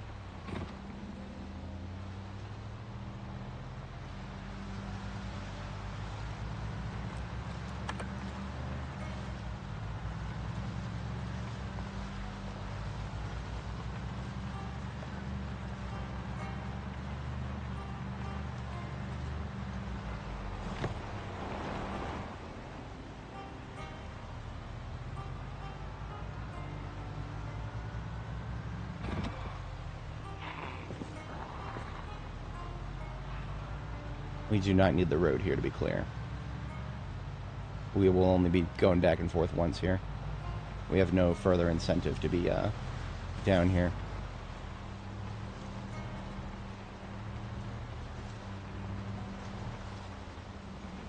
Probably gonna have respawns in the front yard. Even though I made a base here at one point, that doesn't matter.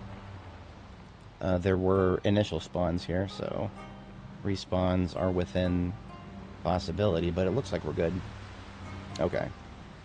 Now, I think I got everything, but let's find out.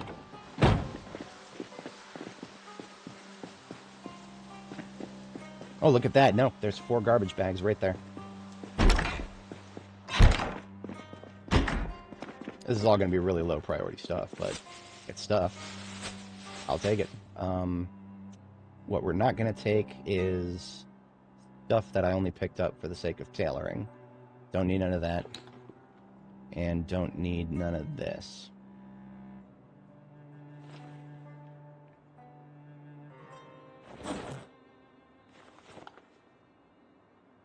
Even the leather coats is kind of pushing it.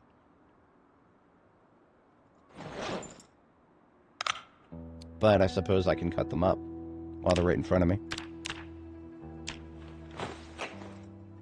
Oh shit, that was the one I was wearing, wasn't it? Yep, that was the one I was wearing.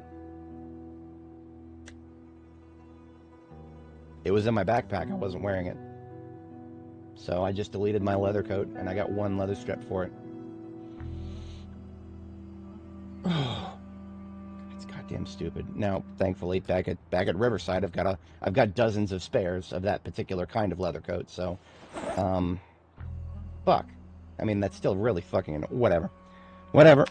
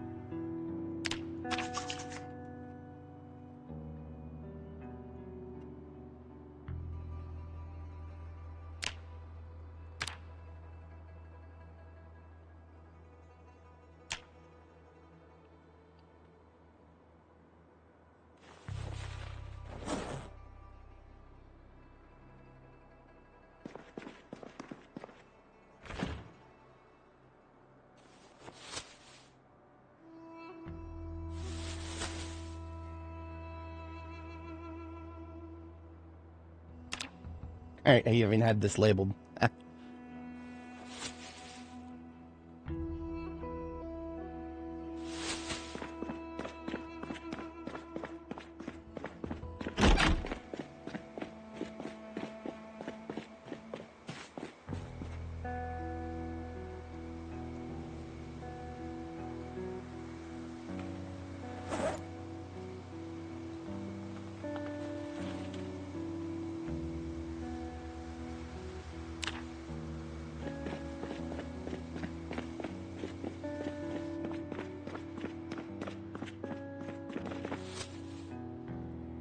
No, I did fully clear everything in this place, so all of the loot that would have been taken is now gathered all together. So we don't really have to put any effort in clearing the rest of this place. I am going to go upstairs and grab a pillow just in case somehow it is possible. Knowing my luck, the place that we've decided to bed down in is not going to have any pillows in it. I just know it for some reason. Well, okay, neither is this place. I thought I had taken the pillows. Maybe I hadn't. Okay. Well, we're just going to have to hope that our destination has one. I carry one around in the ambulance, but the whole point is to not need it.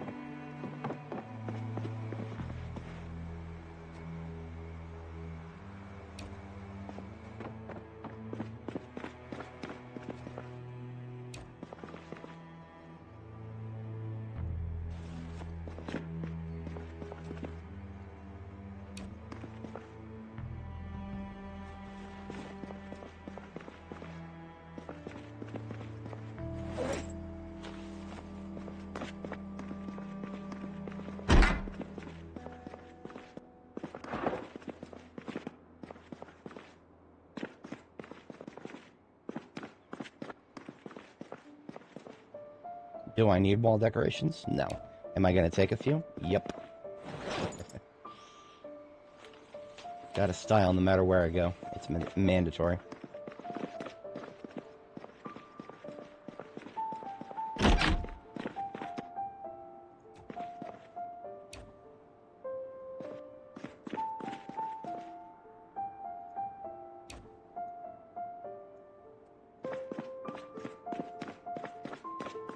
Alright, we are done here.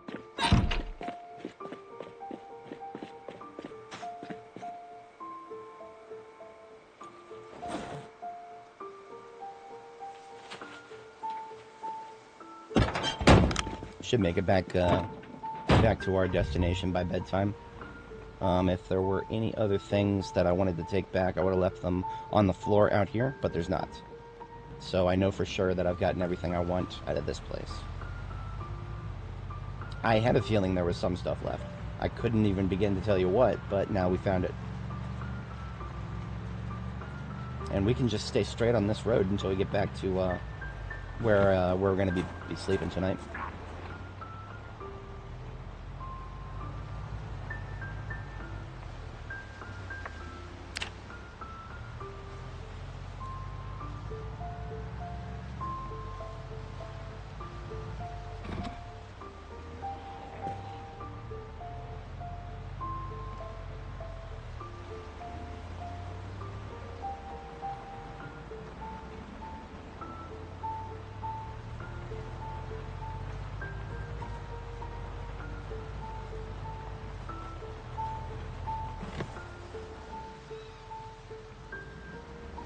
You know what?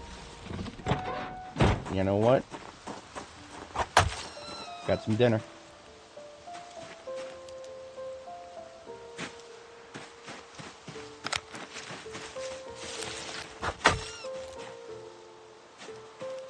Shouldn't have abandoned your young.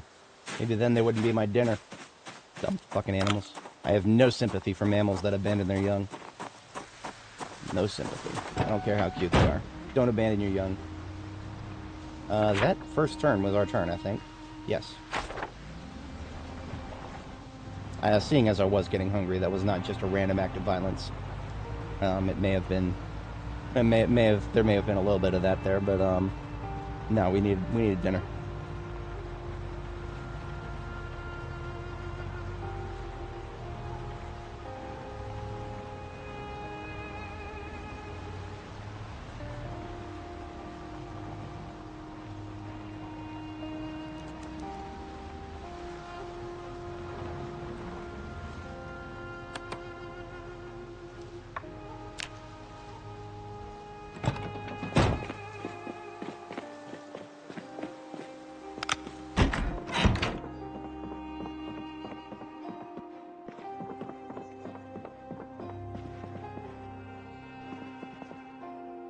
We do need some nails, because I cannot sleep behind a, an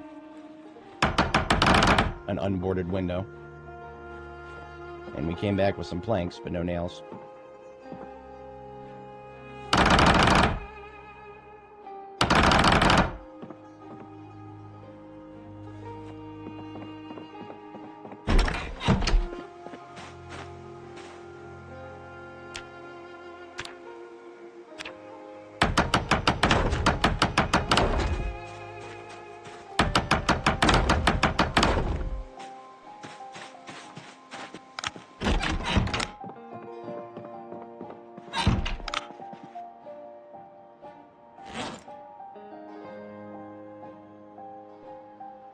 Oh, right, no pillow. Let's see if we get lucky.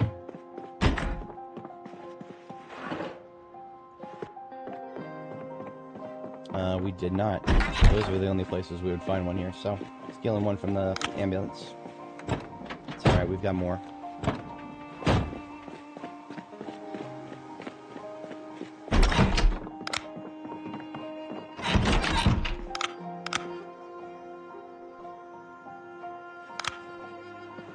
Alright, it's bedtime. Yeah, I know we're gonna get cold because we lost our jacket. I'm an idiot.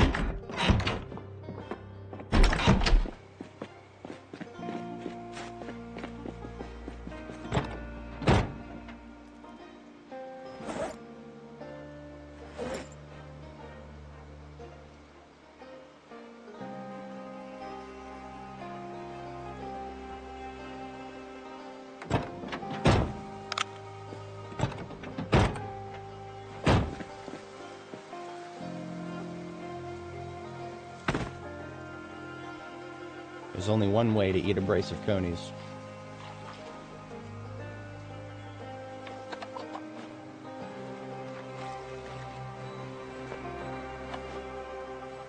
We're about to ruins it. Stupid fat hobbit. Not that there's hardly any meat on these suckers.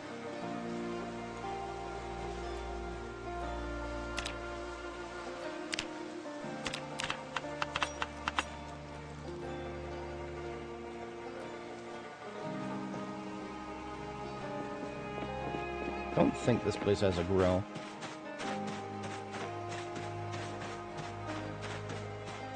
Nah, no grill. That's fine.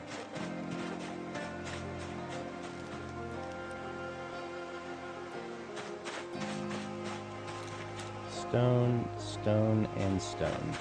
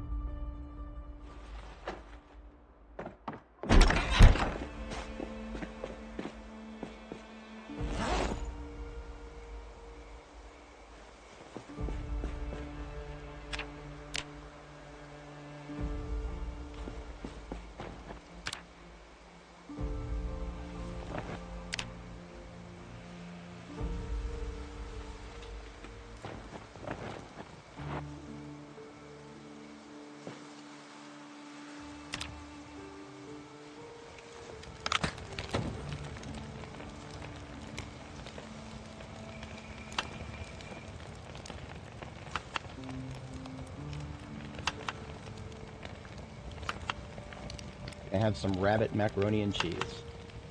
That sounds like something delicious right there.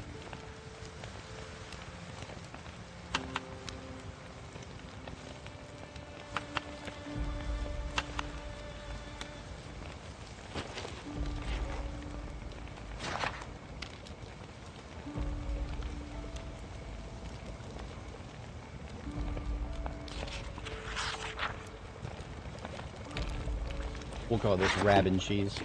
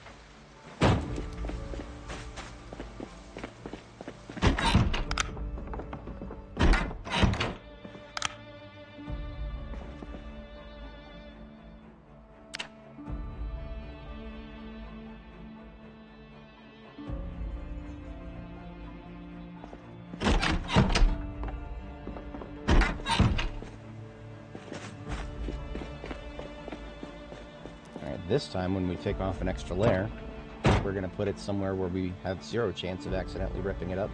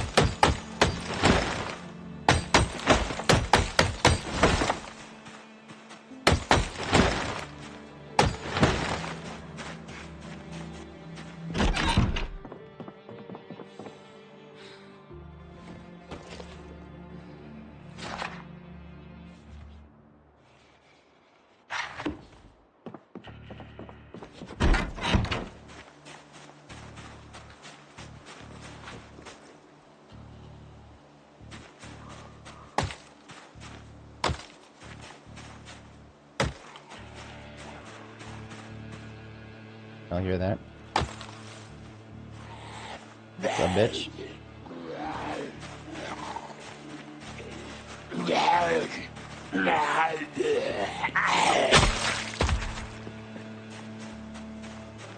Wasn't planning on making a grave in front of the house. Now I am.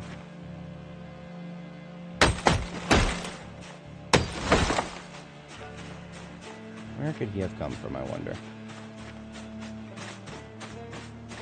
Probably just the woods, to be honest. There's always a chance of a random loser in the woods. The only slight detriment to this location is, of course, the absolute saturation of local trees. And I always feel obsessed about removing line of sight obstructions so that I can see if somebody's in the area. At least these small ones in front of the house.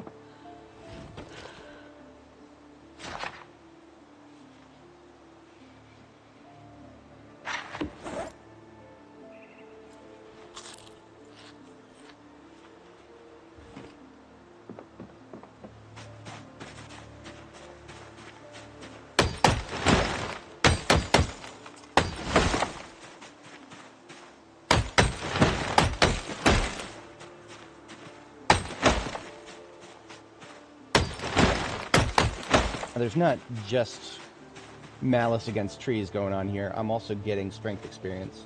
Every swing of that axe gives me quite a bit of strength experience relative to melee combat.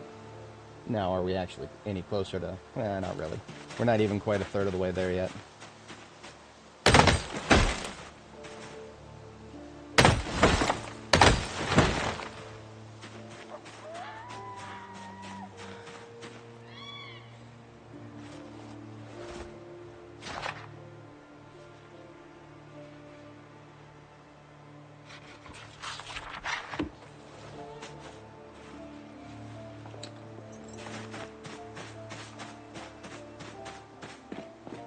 But just this pocket left here.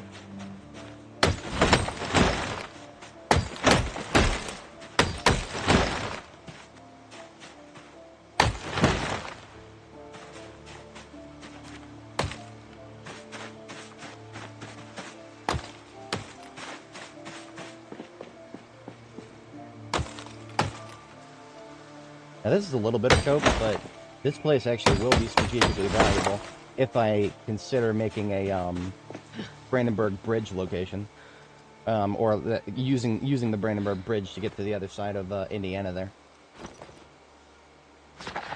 If I ever intended on doing that. Now that would not be the best of ideas though, because that would require us going through a military checkpoint to reach something that we want to do, which I don't think I would ever do that. But if I did, this would be the place we'd use.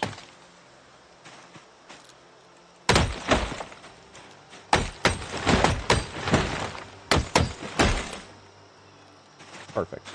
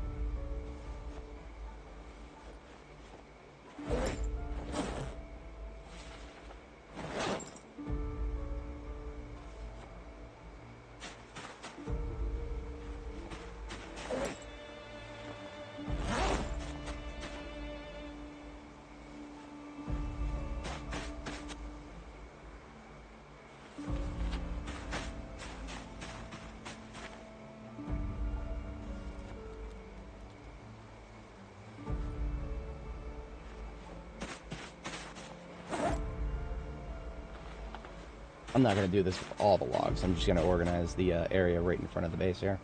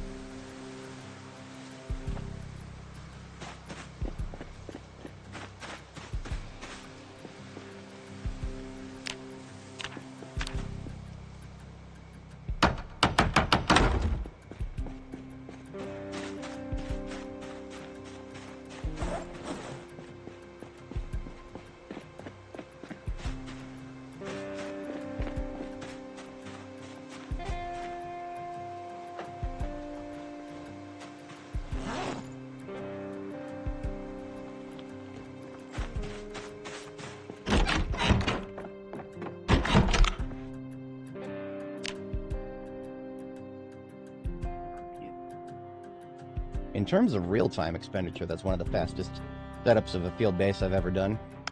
Definitely getting better at it. Hardly ideal, but it works.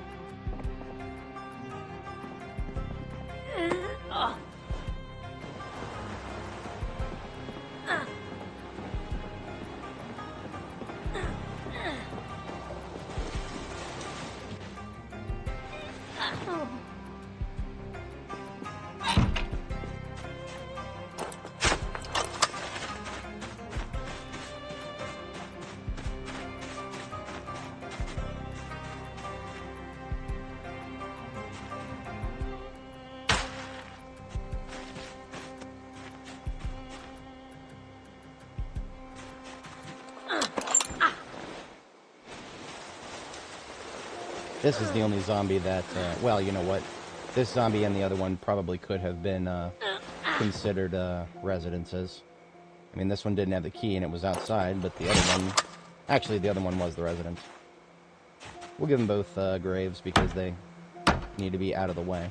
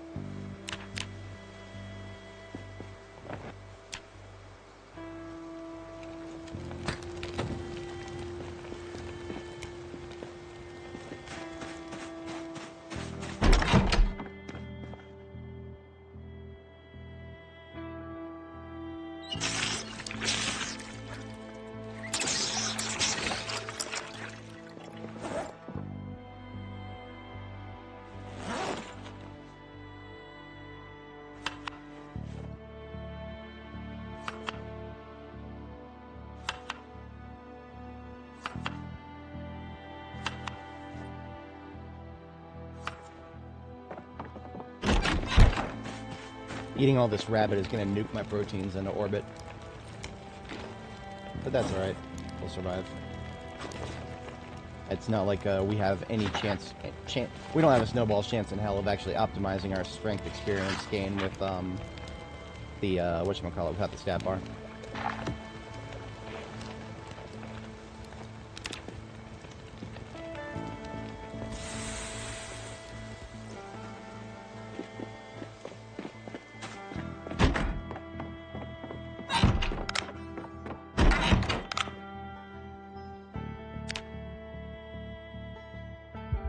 Nightmare.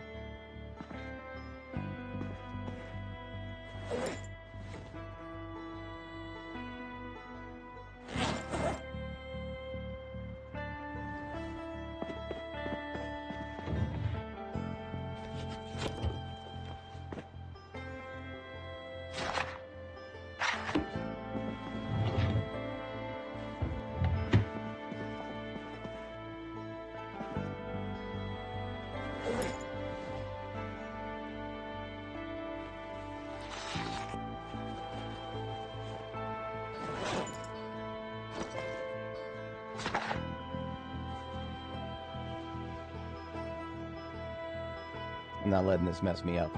It says not tired enough to sleep. That's slightly bullshit. We will be tired enough to sleep soon here. Oh, fuck off. I hate it when this happens. That must mean that I'm, like, really close to 30 right now. What that means is I'm gonna get tired early in the day. Whatever. I can't afford to care about it too hard right now.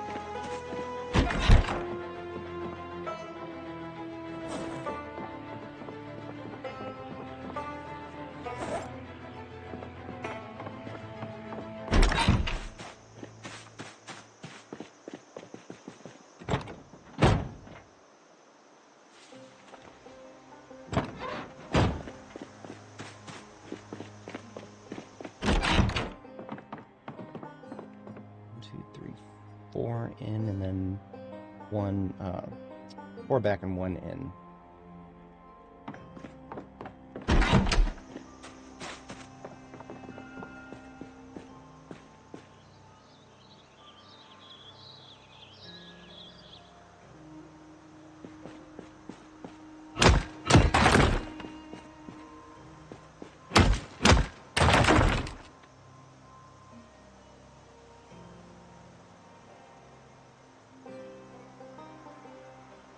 That's,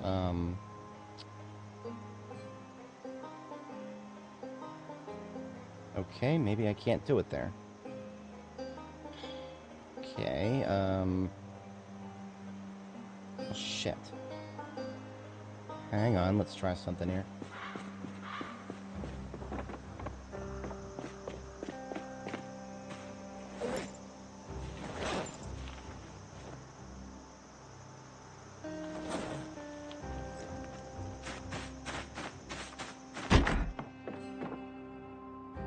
Been a little while since I've tried to sledge out a residential roof like that. So we were successful in those 2 tiles, but then this tile right here, we can't seem to target it with the sledgehammer. What if we build a floor first and then delete the floor?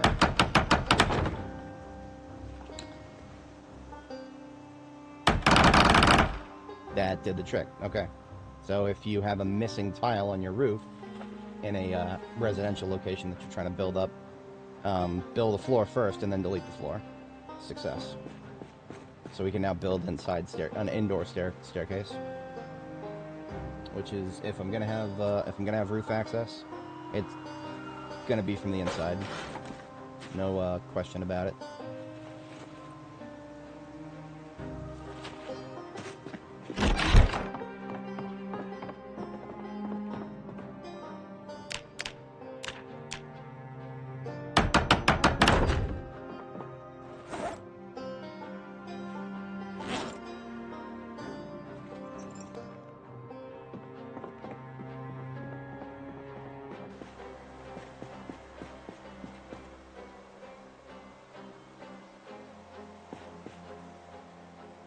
Don't have to worry about the backsplash on that.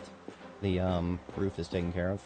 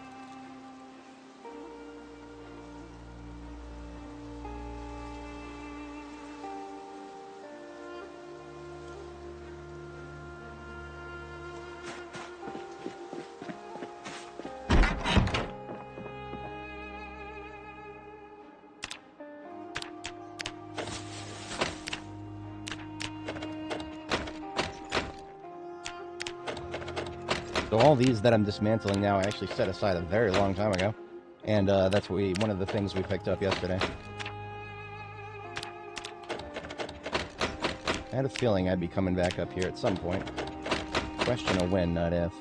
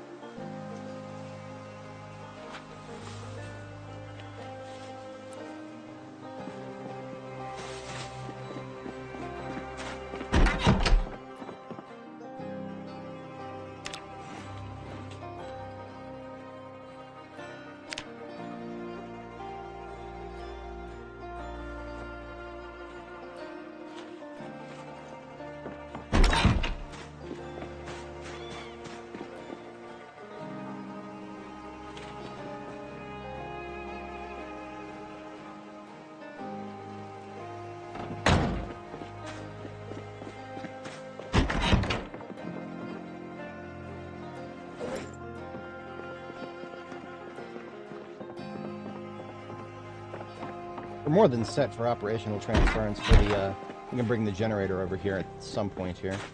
I think I have decided I'm going to go ahead and open up this, I'll use welding. Wait a minute, I don't think we can. Hang on, let me try. Disassemble button. And, it doesn't let me click on the door. And there's right-click menu gives me nothing, so we have no choice but to use the sledgehammer on it if we want it to be open. You know what? You know what? What if I don't want to sledgehammer it? There's something I've never tried before that I want to try. I'll hold on to the sledgehammer just in case, but I've never tried. Let's just say that there's a place I want to get into that has something like that garage door, and I really don't want to break the garage door. I think I have an option here. I mean, I already got roof access to another place right here, and a bunch of spare planks. Let's just see what we can get done with that, because we might have some options here. Remember, the goal is I don't want to leave it vulnerable if I don't have to. Now, do I really care about this specific garage? Not really, but this is proof of concept stuff right here. I've never done this before.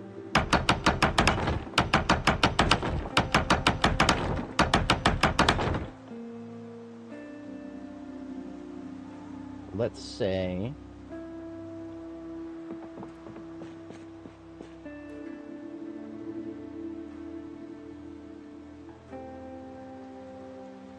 let's try doing this. We're going to destroy just this one roof tile here.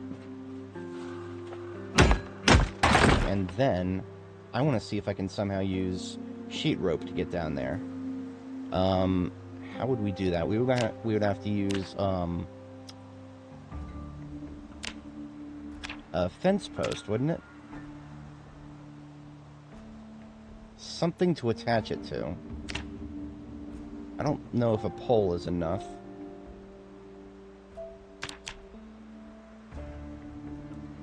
You know what? I'm going to do something I've never done before. I'm going to hit F1.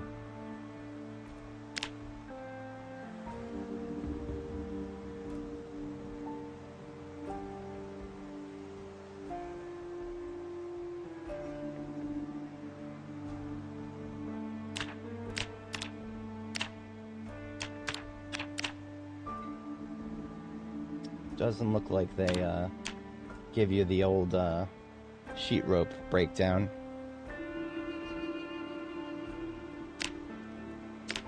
Let's try a fence post. I mean, worst case scenario, we just destroy it. And now if we wanted to make sheet rope, we would just need some curtains.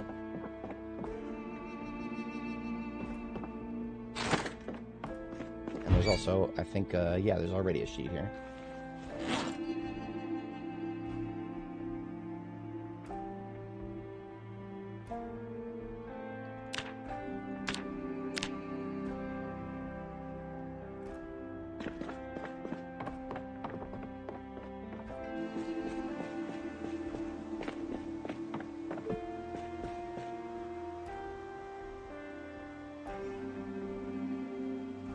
You know what? I don't think this is gonna work.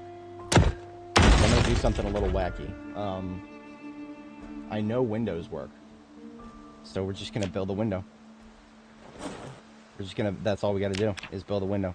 It's silly, but if it works, it's not that silly after all. We're short by one plank.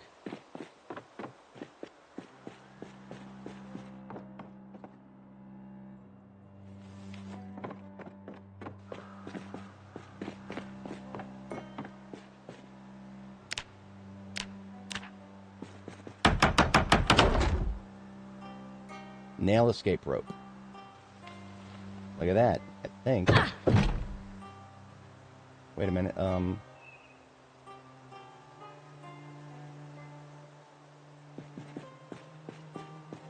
I've never done this before.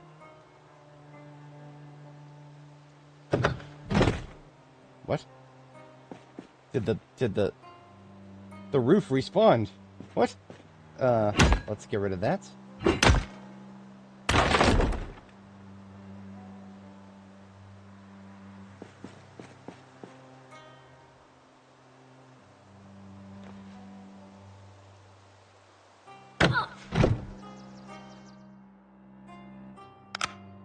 Sweet. Okay, success. We figured out how to do it. It's silly. It's really silly. There's got to be another way other than just Windows. But Windows is how we know to do it.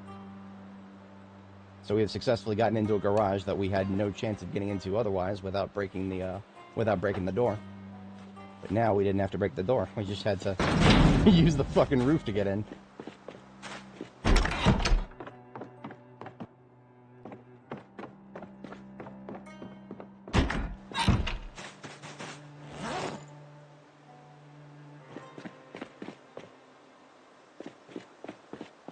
We probably could have done that without a sledgehammer, too.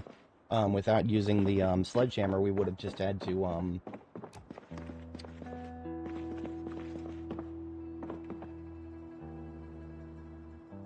we just would have had to use, build a floor and then dismantle it.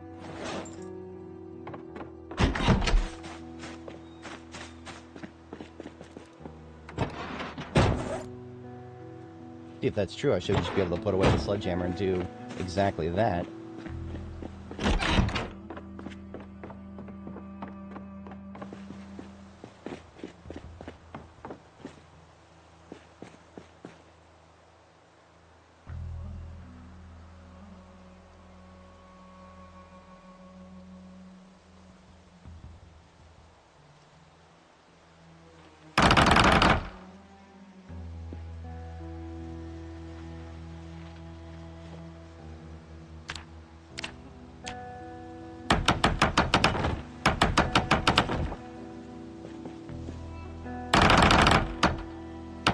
Yes, it works. Okay. So we never needed a sledgehammer to do that. So if you really want to get in somewhere and base somewhere, and you don't have a sledgehammer, but you do have the ability to build staircases, which, I mean, almost anybody should be able to do that. I think even at Carpentry Zero you can do that.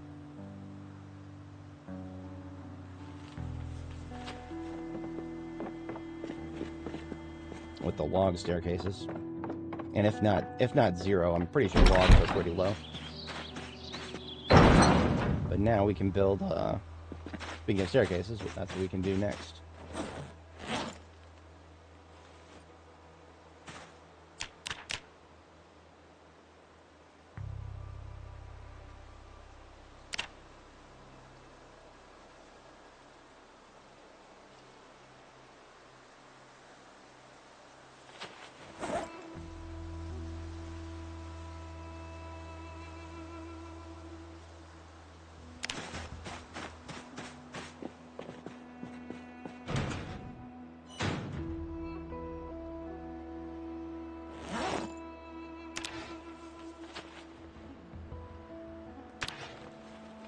Yeah, that would apply to some place like, okay, that wouldn't apply everywhere, because sometimes, I don't think this applies to residential locations, but sometimes you can't get through a garage door from either side if it's locked. So, like, this place, because it's residential, we were able to get through it even though it's locked. Because if it's locked, you can still get through it from the inside. But if it was a fire department, for example, fire department, if the doors are locked, they're locked forever. I have gotten the key to the fire department before, and still been unable to open the garage doors from either side. So it is unfortunate that is the case, but I do think that those are a complete lost cause if you're unable to get in.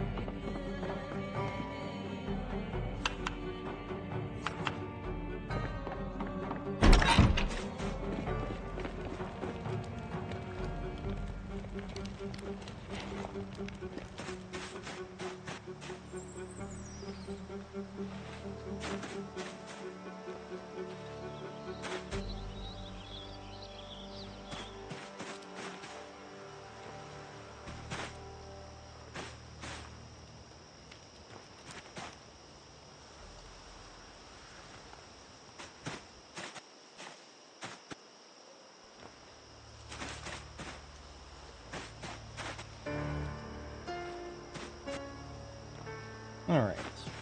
For anybody joining, welcome. Bit of a low point, we're just kind of hanging out here building a new field base, and I'm going a little harder than I normally would for a field base, but it's kind of a challenge to myself to see how quickly I can set up a something fully functional.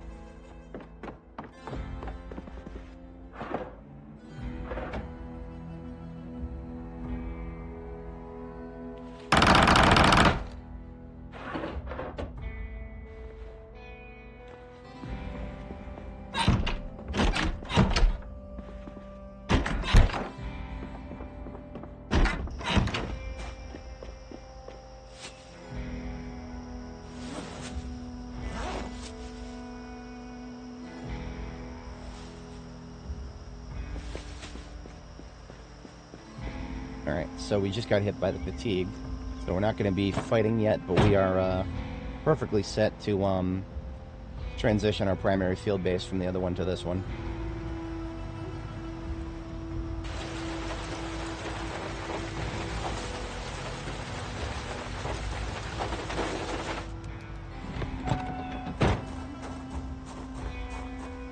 This is unacceptable right here.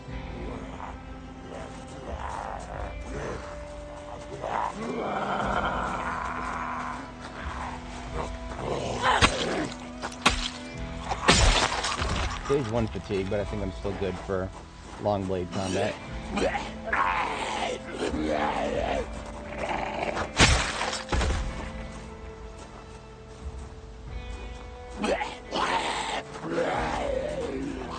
Just gotta pick my targets.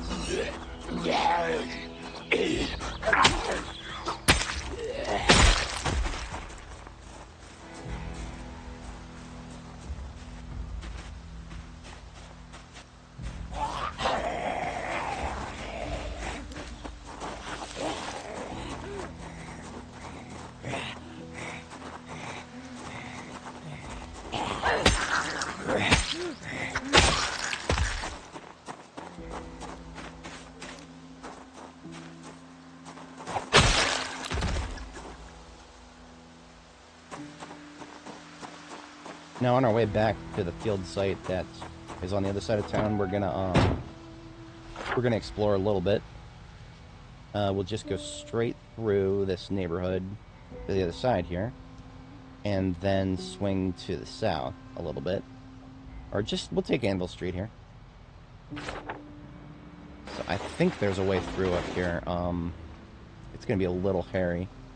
I haven't cleared it. We do have a shortcut here. I feel like I actually used this earlier when I was doing the checkpoint. Yeah, so I want to take Hammer right here and then around to Anvil, both sides.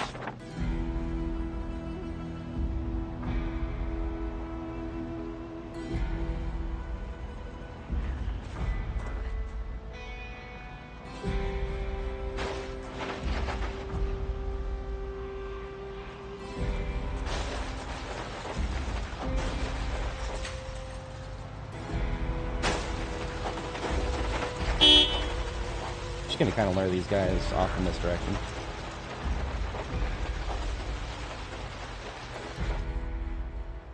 I don't see any survivor homes here, so...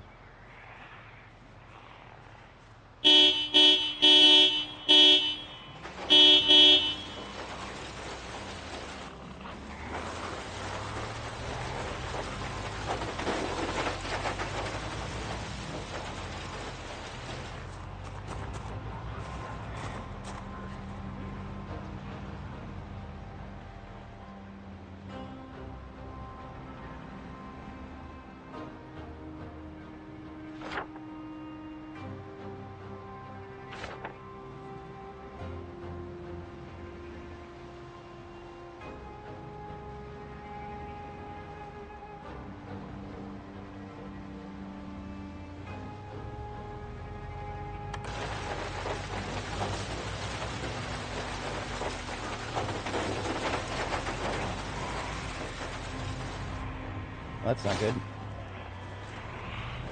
Damn it, I'm gonna have to ram a few to get out of here.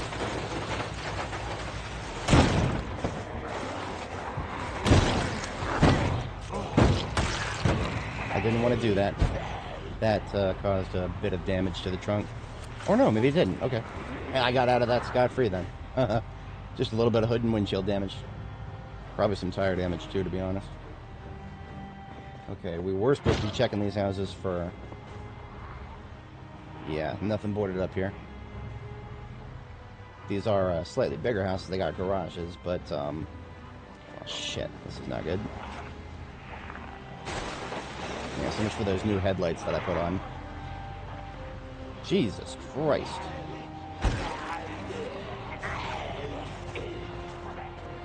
It's these unexpected points of density that can make Brandenburg and Ekron, they're both kind of the same, cut from the same cloth there, that can make them both very dangerous like this.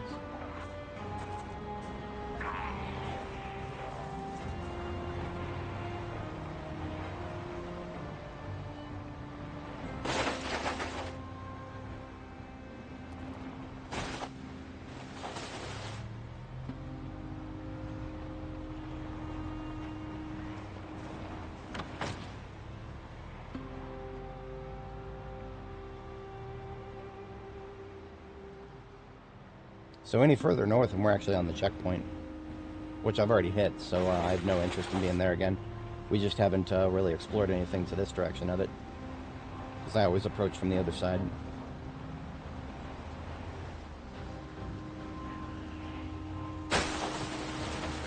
This is a dangerous road to be taking, especially when I'm not familiar with the area, but I'm pretty sure this leads nowhere. This leads fucking nowhere. This is dangerous. This is extremely dangerous. This is bad for the economy right here. Okay. We got out of that, but I mean, shit. This is just gonna keep getting worse. Because we're getting closer and closer to Delilah here.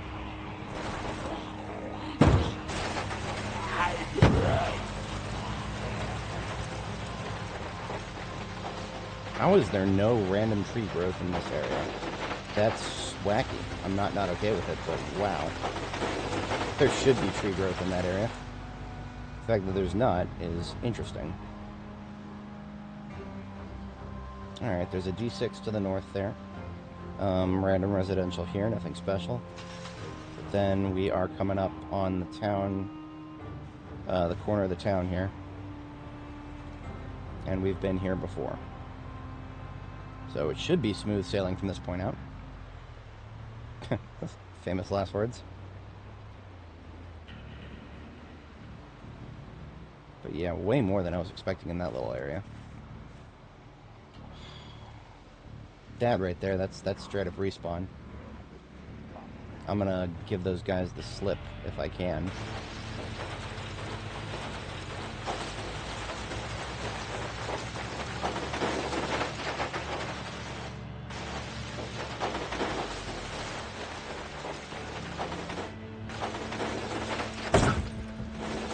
Very light touch, but still a touch. This was the front. Alright, this just brings us right out next to our base. So, that was a lot of fancy listing lazily to the left there.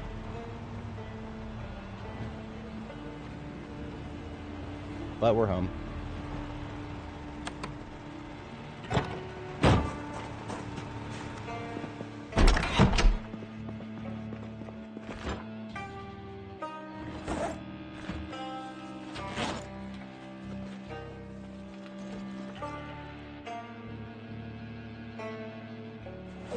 Okay, I gotta step away briefly IRL here.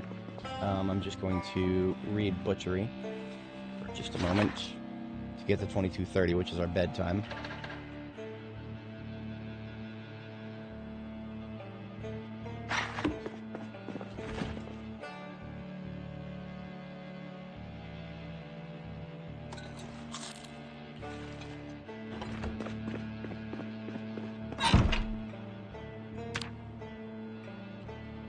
How many hours do I have in PZ? Get that one often. Hang on. Library. Probably 26 something now. We are at 2591, so we're pretty close to 2600.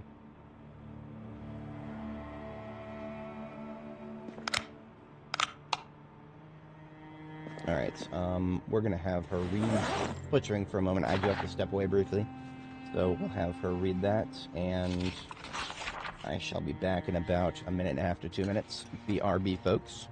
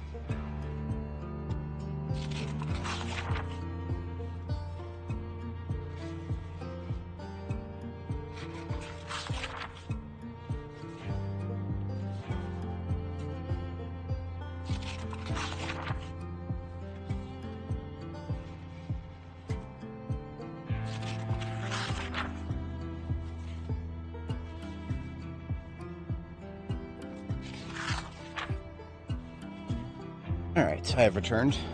Unfortunately, I realized as I was refilling my water, I forgot to go shopping the other day. So I will not be able to do the 12-hour live stream today. In fact, I'll probably go ahead and finish reading here and transition all of my major materials from this base down to our new field base. And I'll probably call it at that point. We'll evaluate how things look at that point, and then I'll make a decision there. At the moment, it's looking like that's what's going to happen at the moment. Yeah, okay.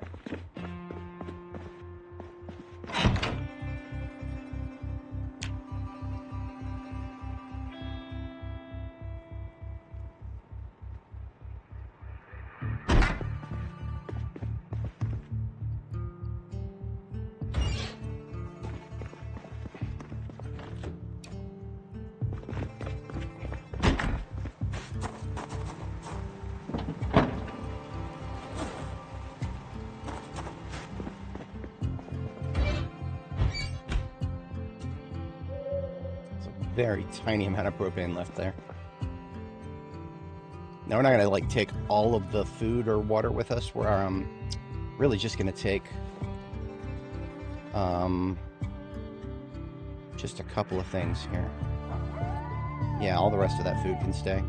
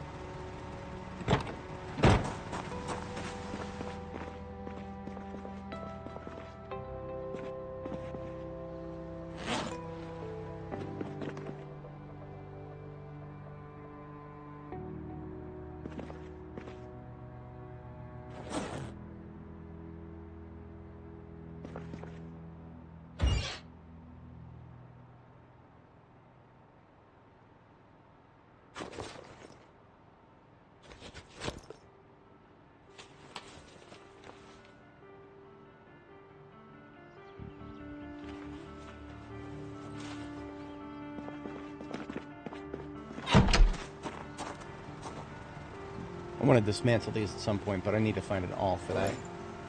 Or I could dismantle them with, I might be able to do it with the multi-tool. I actually can't remember if that works or not. But we've got all the perishables removed, everything except what we're going to leave behind has been taken, and that's it. That's all she wrote. I had a feeling. We'll go ahead and take this with us, actually, because the rain barrels here have already filled up a bit, but at our destination they haven't. There should be a pipe wrench.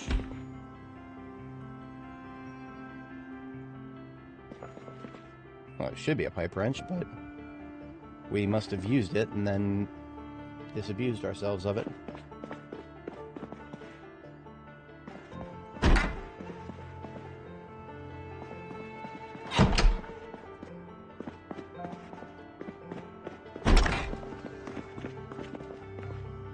Seriously, there should have been a pipe wrench here. What could I have possibly done with that?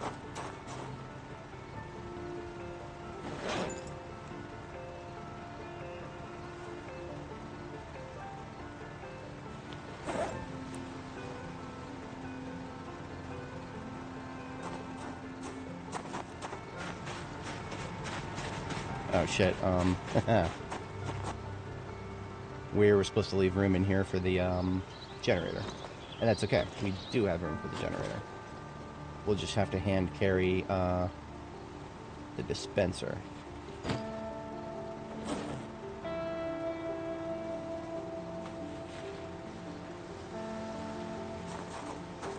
Or that's fine.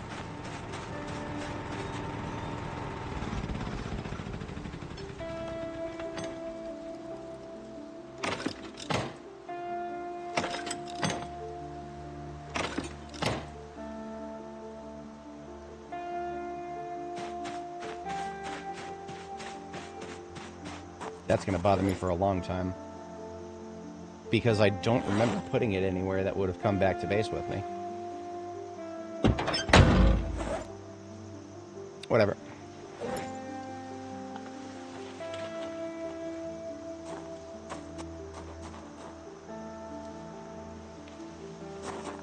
Just going to double check upstairs really quick.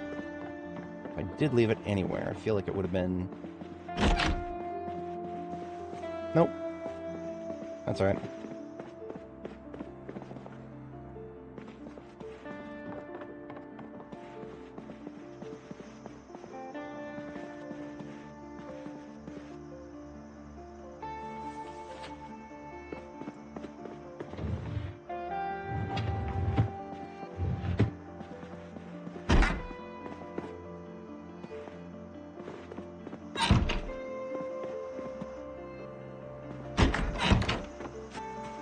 Okay, whatever. Like I said, I shouldn't get bent out of shape about it. It's just a pipe wrench, but it's actually something. You know what? I really am feeling putting one of those in my field kit here. I'm starting to feel it.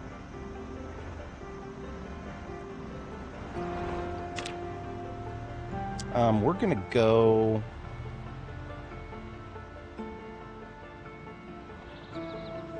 Hang on a second. There was a car here that I was supposed to grab.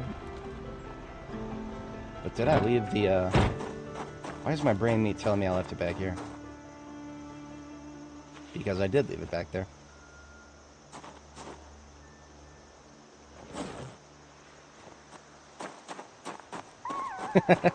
Problem solved.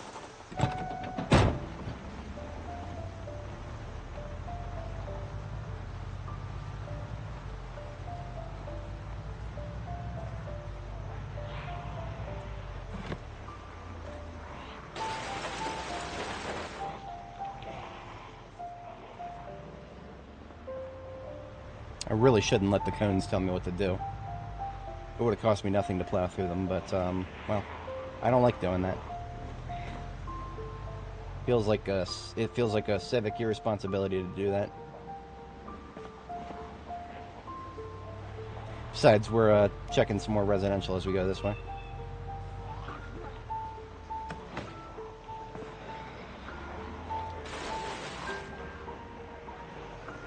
That's just a shovel on the ground there. Sometimes you get sledgehammers on the ground when you drive past those trucks next to the manholes.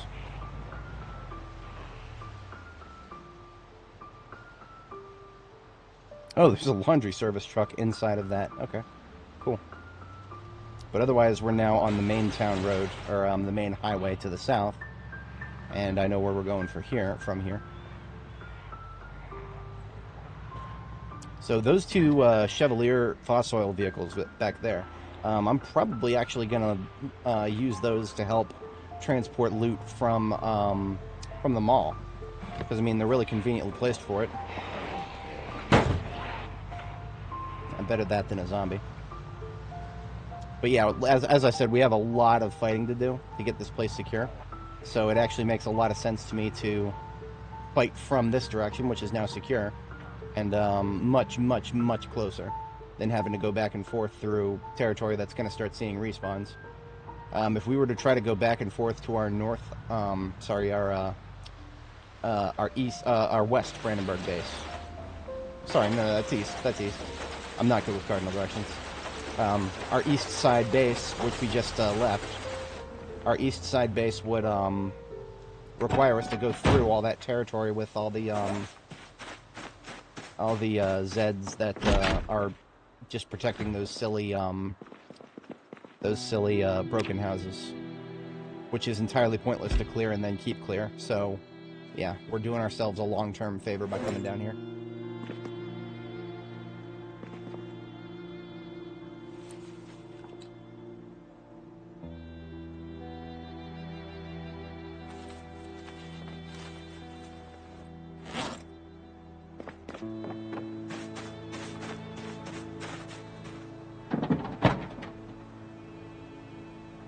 Generator can go out here in the yard. This will keep it nice and far away from the base, and also, if any zombies come from this direction, which is the most likely direction for them to come from, they'll just come over here and get attached to the generator as opposed to trying to go through the base.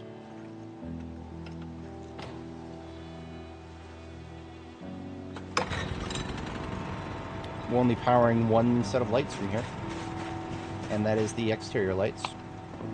Excellent.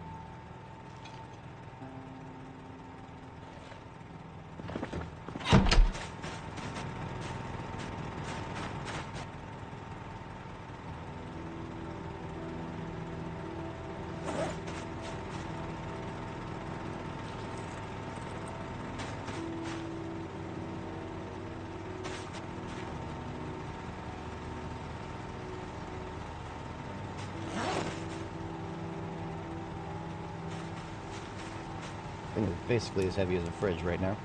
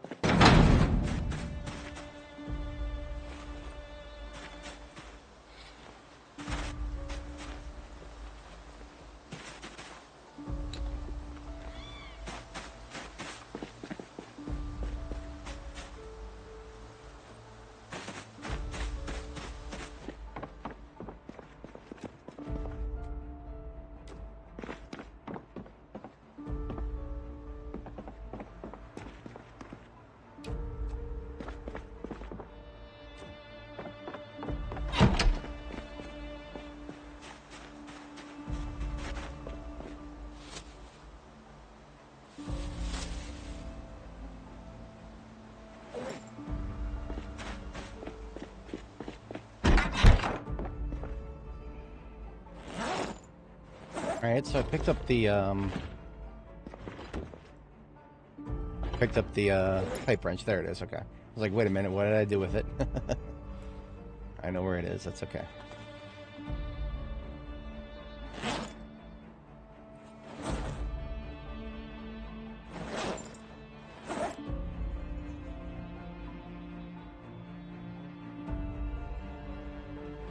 We should have no problem finding it all at the sewing store in the mall. So that's the point where we'll start be able to crack into these bulletproof vests and get some aramid thread out of them.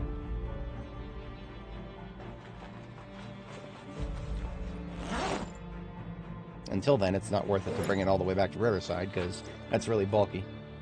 They weigh 5 encumbrance each, so we ain't doing that.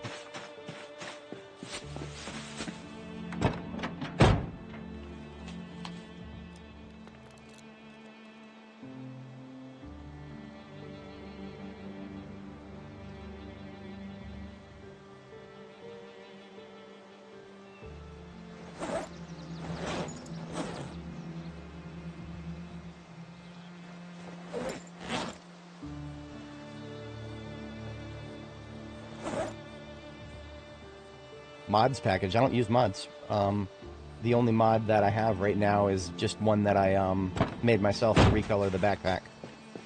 It's a really simple mod. At some point, maybe I'll actually publish that and put it in the description, but it's just something I put together myself. It's not even on the workshop or anything. There is definitely one in the workshop that changes the backpack color. I don't know about the other parts. Might not be anything that actually does that for the other parts.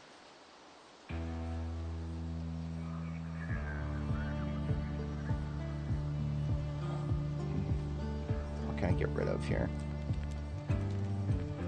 It's been a long time since I really needed a backup claw hammer. I feel like if I get rid of my backup claw hammer, the day is going to come swiftly where I actually need one. That's alright. I want to be able to put this pipe wrench into my ambulance permanently. I'm sick of having trouble finding a pipe wrench when I need one. It's happened more than I would care to admit. Because I want to be able to do that. Important. This claw hammer is ready to be replaced anyway. It's down to half integrity. Even though I plumbed it, I don't actually have any water upstairs yet, so we're gonna do that now.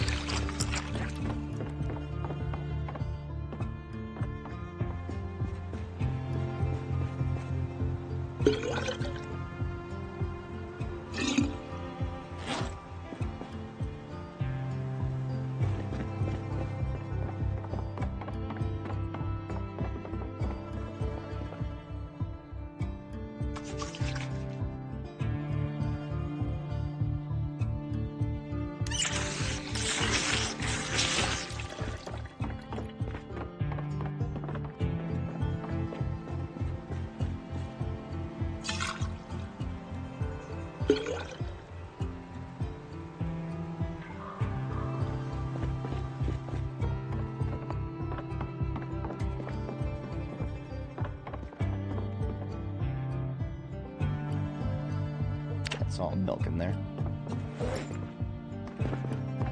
So yeah, we're gonna start keeping this pipe wrench and our field kit on a permanent basis here. Problem solved preemptively for the future.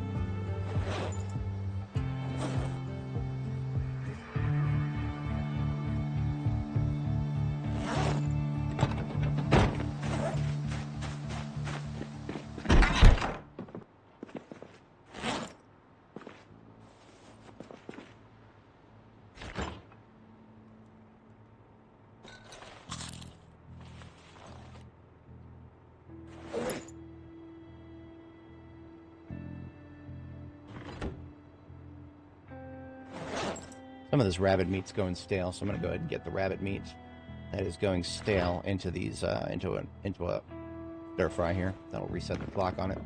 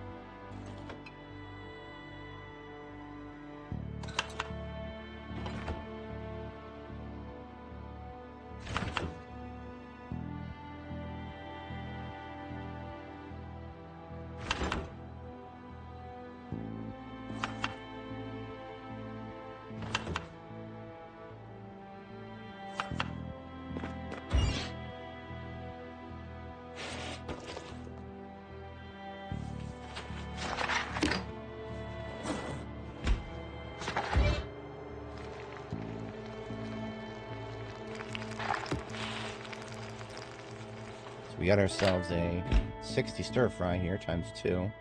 I'm going to rename this to B series because we've got a lot of food now. And this is what I made most recently, so this has to be eaten after the others that are unlabeled here. So I know what order to eat them in now.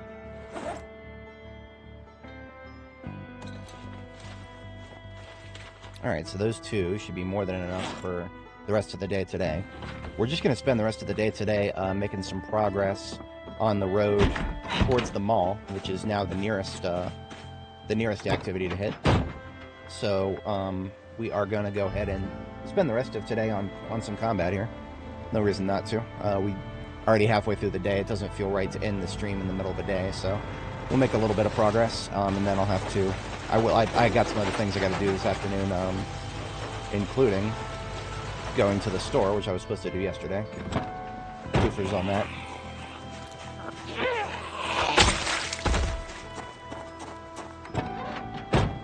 I was thinking about New Year resolutions and things that are actually attainable.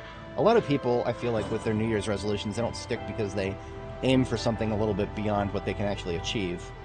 I feel like you can, if you make it something really simple, and especially make it something where it's just going to be an effort, right?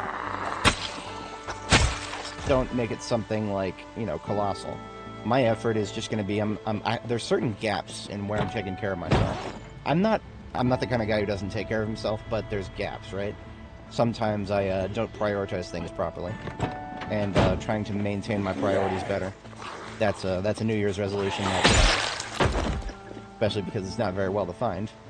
It's a lot easier to actually say, hey, I'm improving my priorities. But, making sure that my fridge is stocked, that's a priority that I've been lacking on a little bit. Not that it's a particularly exciting thing going to the grocery store and seeing how the prices have gone up. Not the most compelling activity. In fact, looking at my grocery bill and remembering that I'm trying to save up money for a down payment on a house, those two things are difficult to do at the same time. See, for many years there, while I've been living here, I didn't get too fussed about, grocery expenditures, right? Gotta spend what you gotta spend in order to keep the shelves stocked. But now that I'm actually trying to specifically save up cash, it starts to hit a little harder.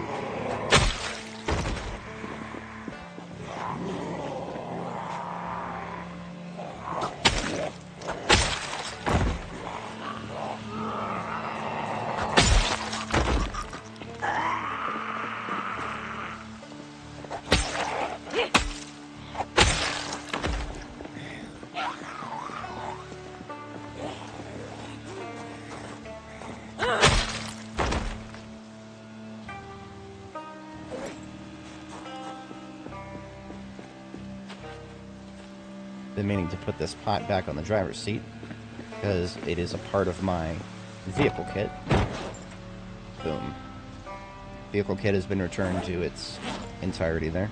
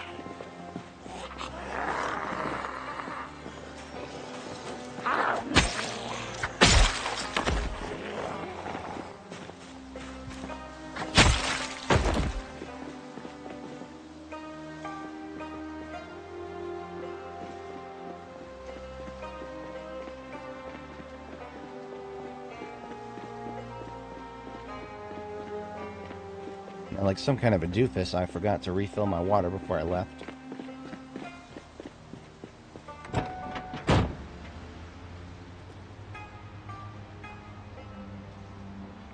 But that's alright, I'm only going to be out here for another hour or so.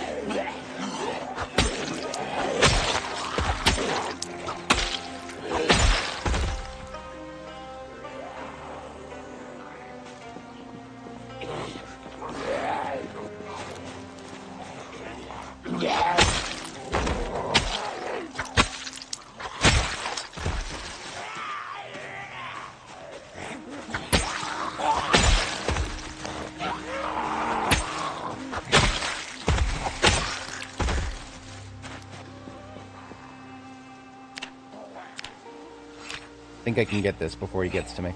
It's only a really that slow one right there is the only one aggroed onto me right now. So I got this. I got this.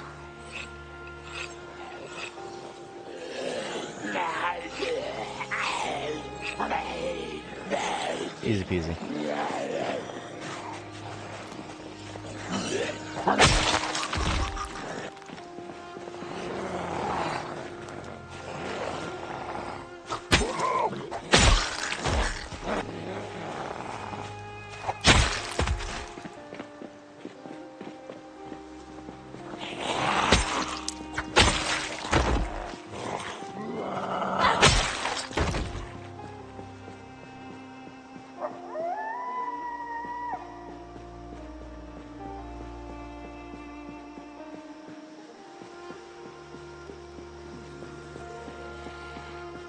Sounds like a vagrant waking up.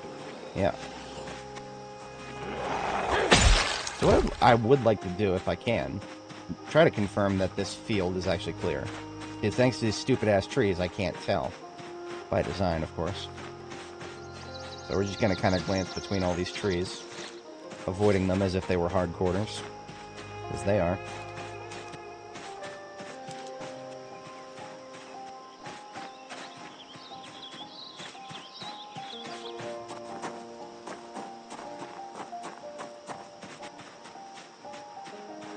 So it looks like one or two did make their way inside there.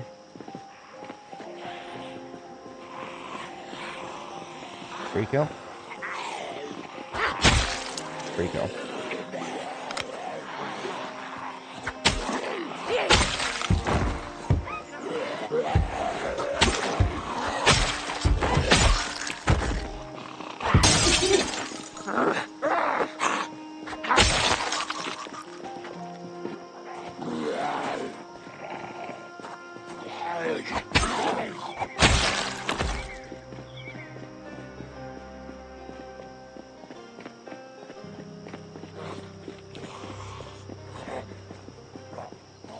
Fatigue is going to hit us any second now. 1800 right on the dot.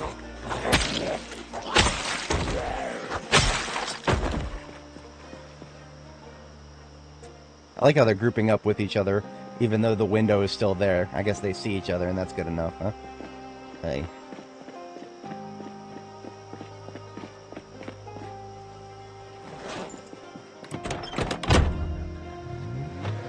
Sweet. It's got gas in it. And I could use some gas, so we're just gonna... I'm just gonna, like, stage this on the highway so that I remember to pick it up. Actually, you know what? Henceforth, it shall be known as my booze-mobile. We're gonna raid the liquor store and put the liquor in this car. So I think the liquor store is the only thing of marginal value on this side. Got the attention of one individual who's they're gonna take a minute to get to us.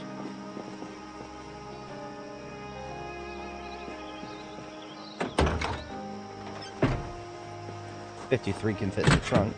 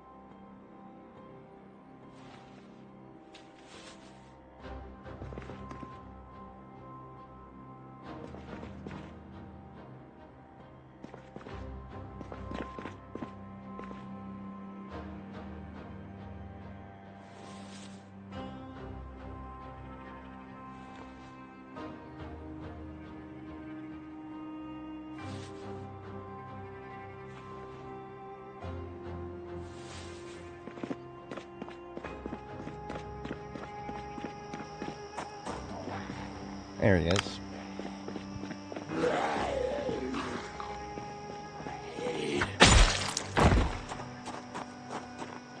Proud of him for having the attention span to actually make it all the way to me.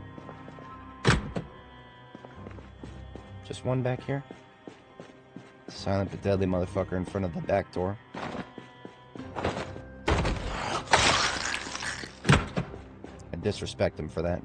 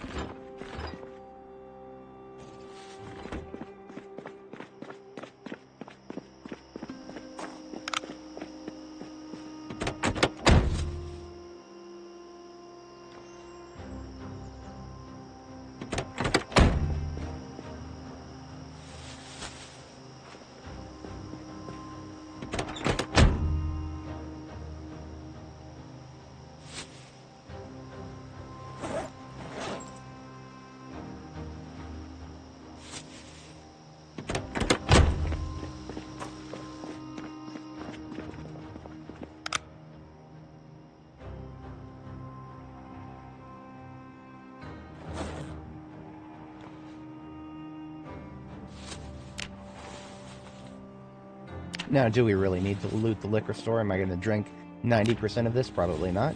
But you know what? Having a fully stocked liquor cabinet at your main base, that's all part of playing Project Zomboid right there for me. It's all about completing the collection.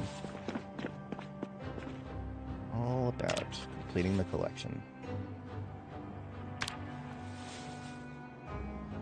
Journey over destination kind of thinking.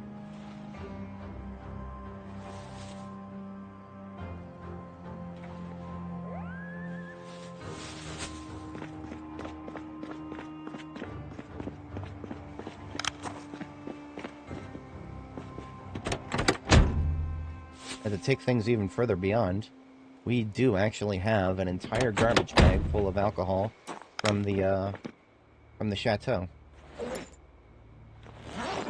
So we can probably combine some of the leftovers here and have a dedicated liquor mobile.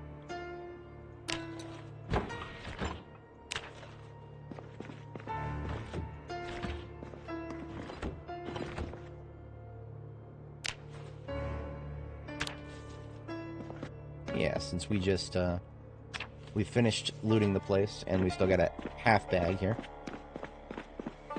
Put this in the trunk. So the fatigue just hit. But that's okay. We're done here. Nobody ever accused it of being a good vehicle. Come on. Just give me a shit Niala, huh?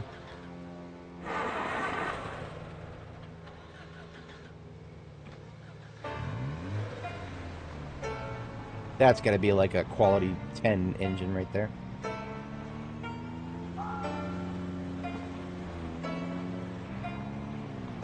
Woo! Just gonna leave it running so the battery charges.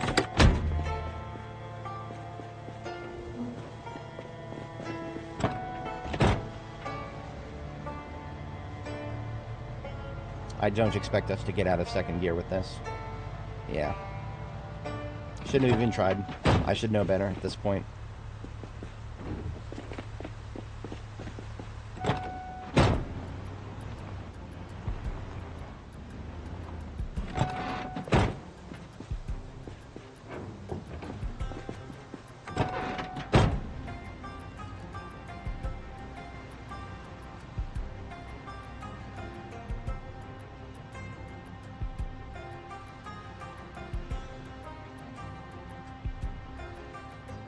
Trees are starting to bloom. It's a little early for that. It's only February 11th, but well, the devs do everything early in this game. Tree growth happens way too early. Spring harvest happens way too early, and now spring bloom happens way too early. It's almost as if there's a perennial problem of people not lasting long enough to experience any of these things. But that's just my 2 cents.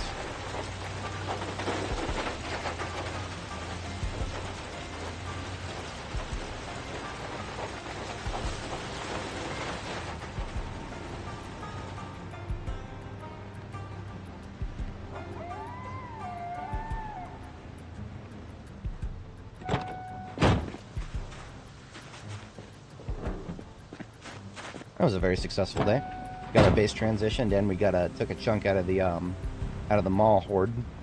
There's still plenty more. Barely got started on the mall horde, but that is a sizable chunk, probably about a 10th.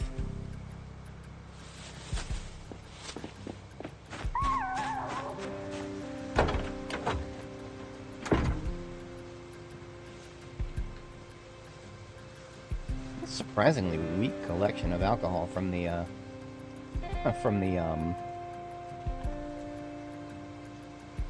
chateau there.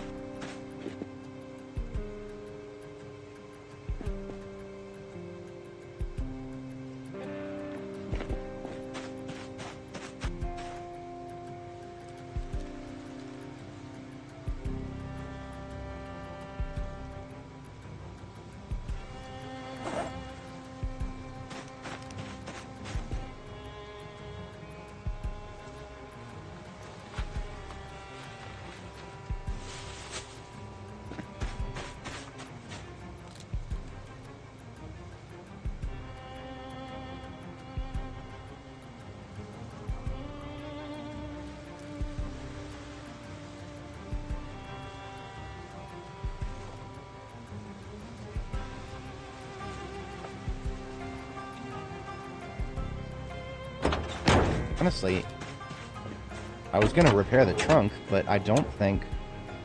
Oh no, there's plenty of room to repair it. The trunk can get a lot bigger than that.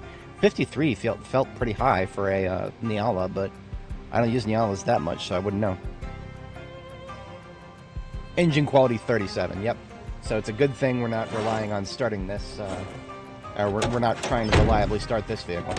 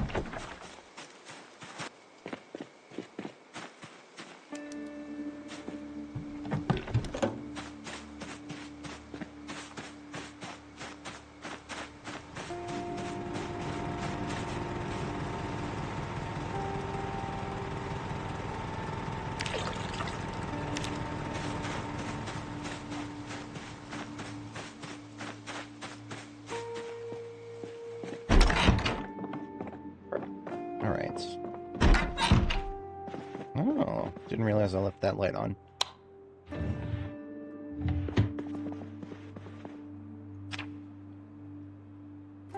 Alright, folks. We're gonna get our overnight task done, probably just as some reading.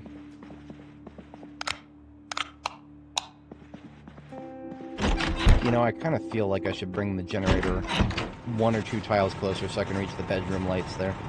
For some reason, that standalone lamp was reached, but not the bedroom light itself. So let's just try 1 tile closer. That might be all we need.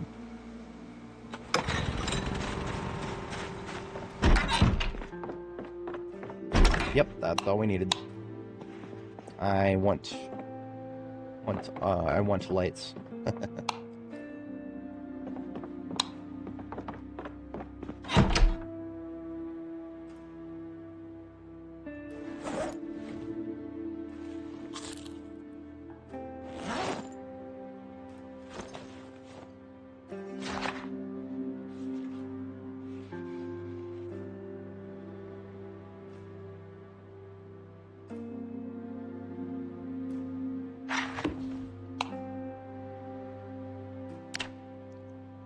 Alright, it's been a good one.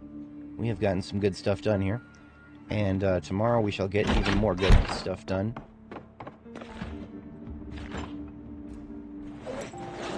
Let's get my bag sorted.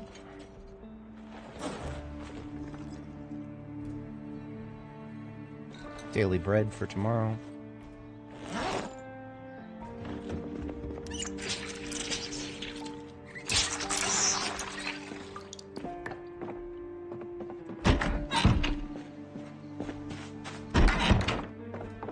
And I'm going to give our girl a bath, because she's earned it.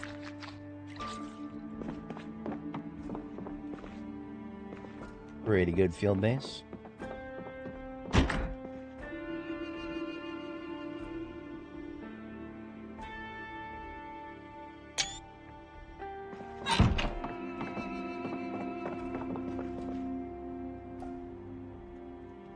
Alrighty. Screenshot for next time. So I shall catch you guys in the next one. And the last thing we always do here is back up our save. So I exit out of the game, and I go to my Project Zomboid folder, which is C users, username Zomboid. Then go to Saves, Apocalypse, sort it by date modified, go to the latest one, which is this one here. Control-C, copy that whole folder.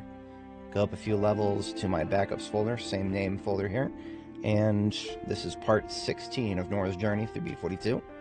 Control-V, paste that whole folder, and that'll take a little while to process, so I'll catch you guys in the next one. Everybody have a great day, and I'll be at this about 13 hours from now. Peace out, folks.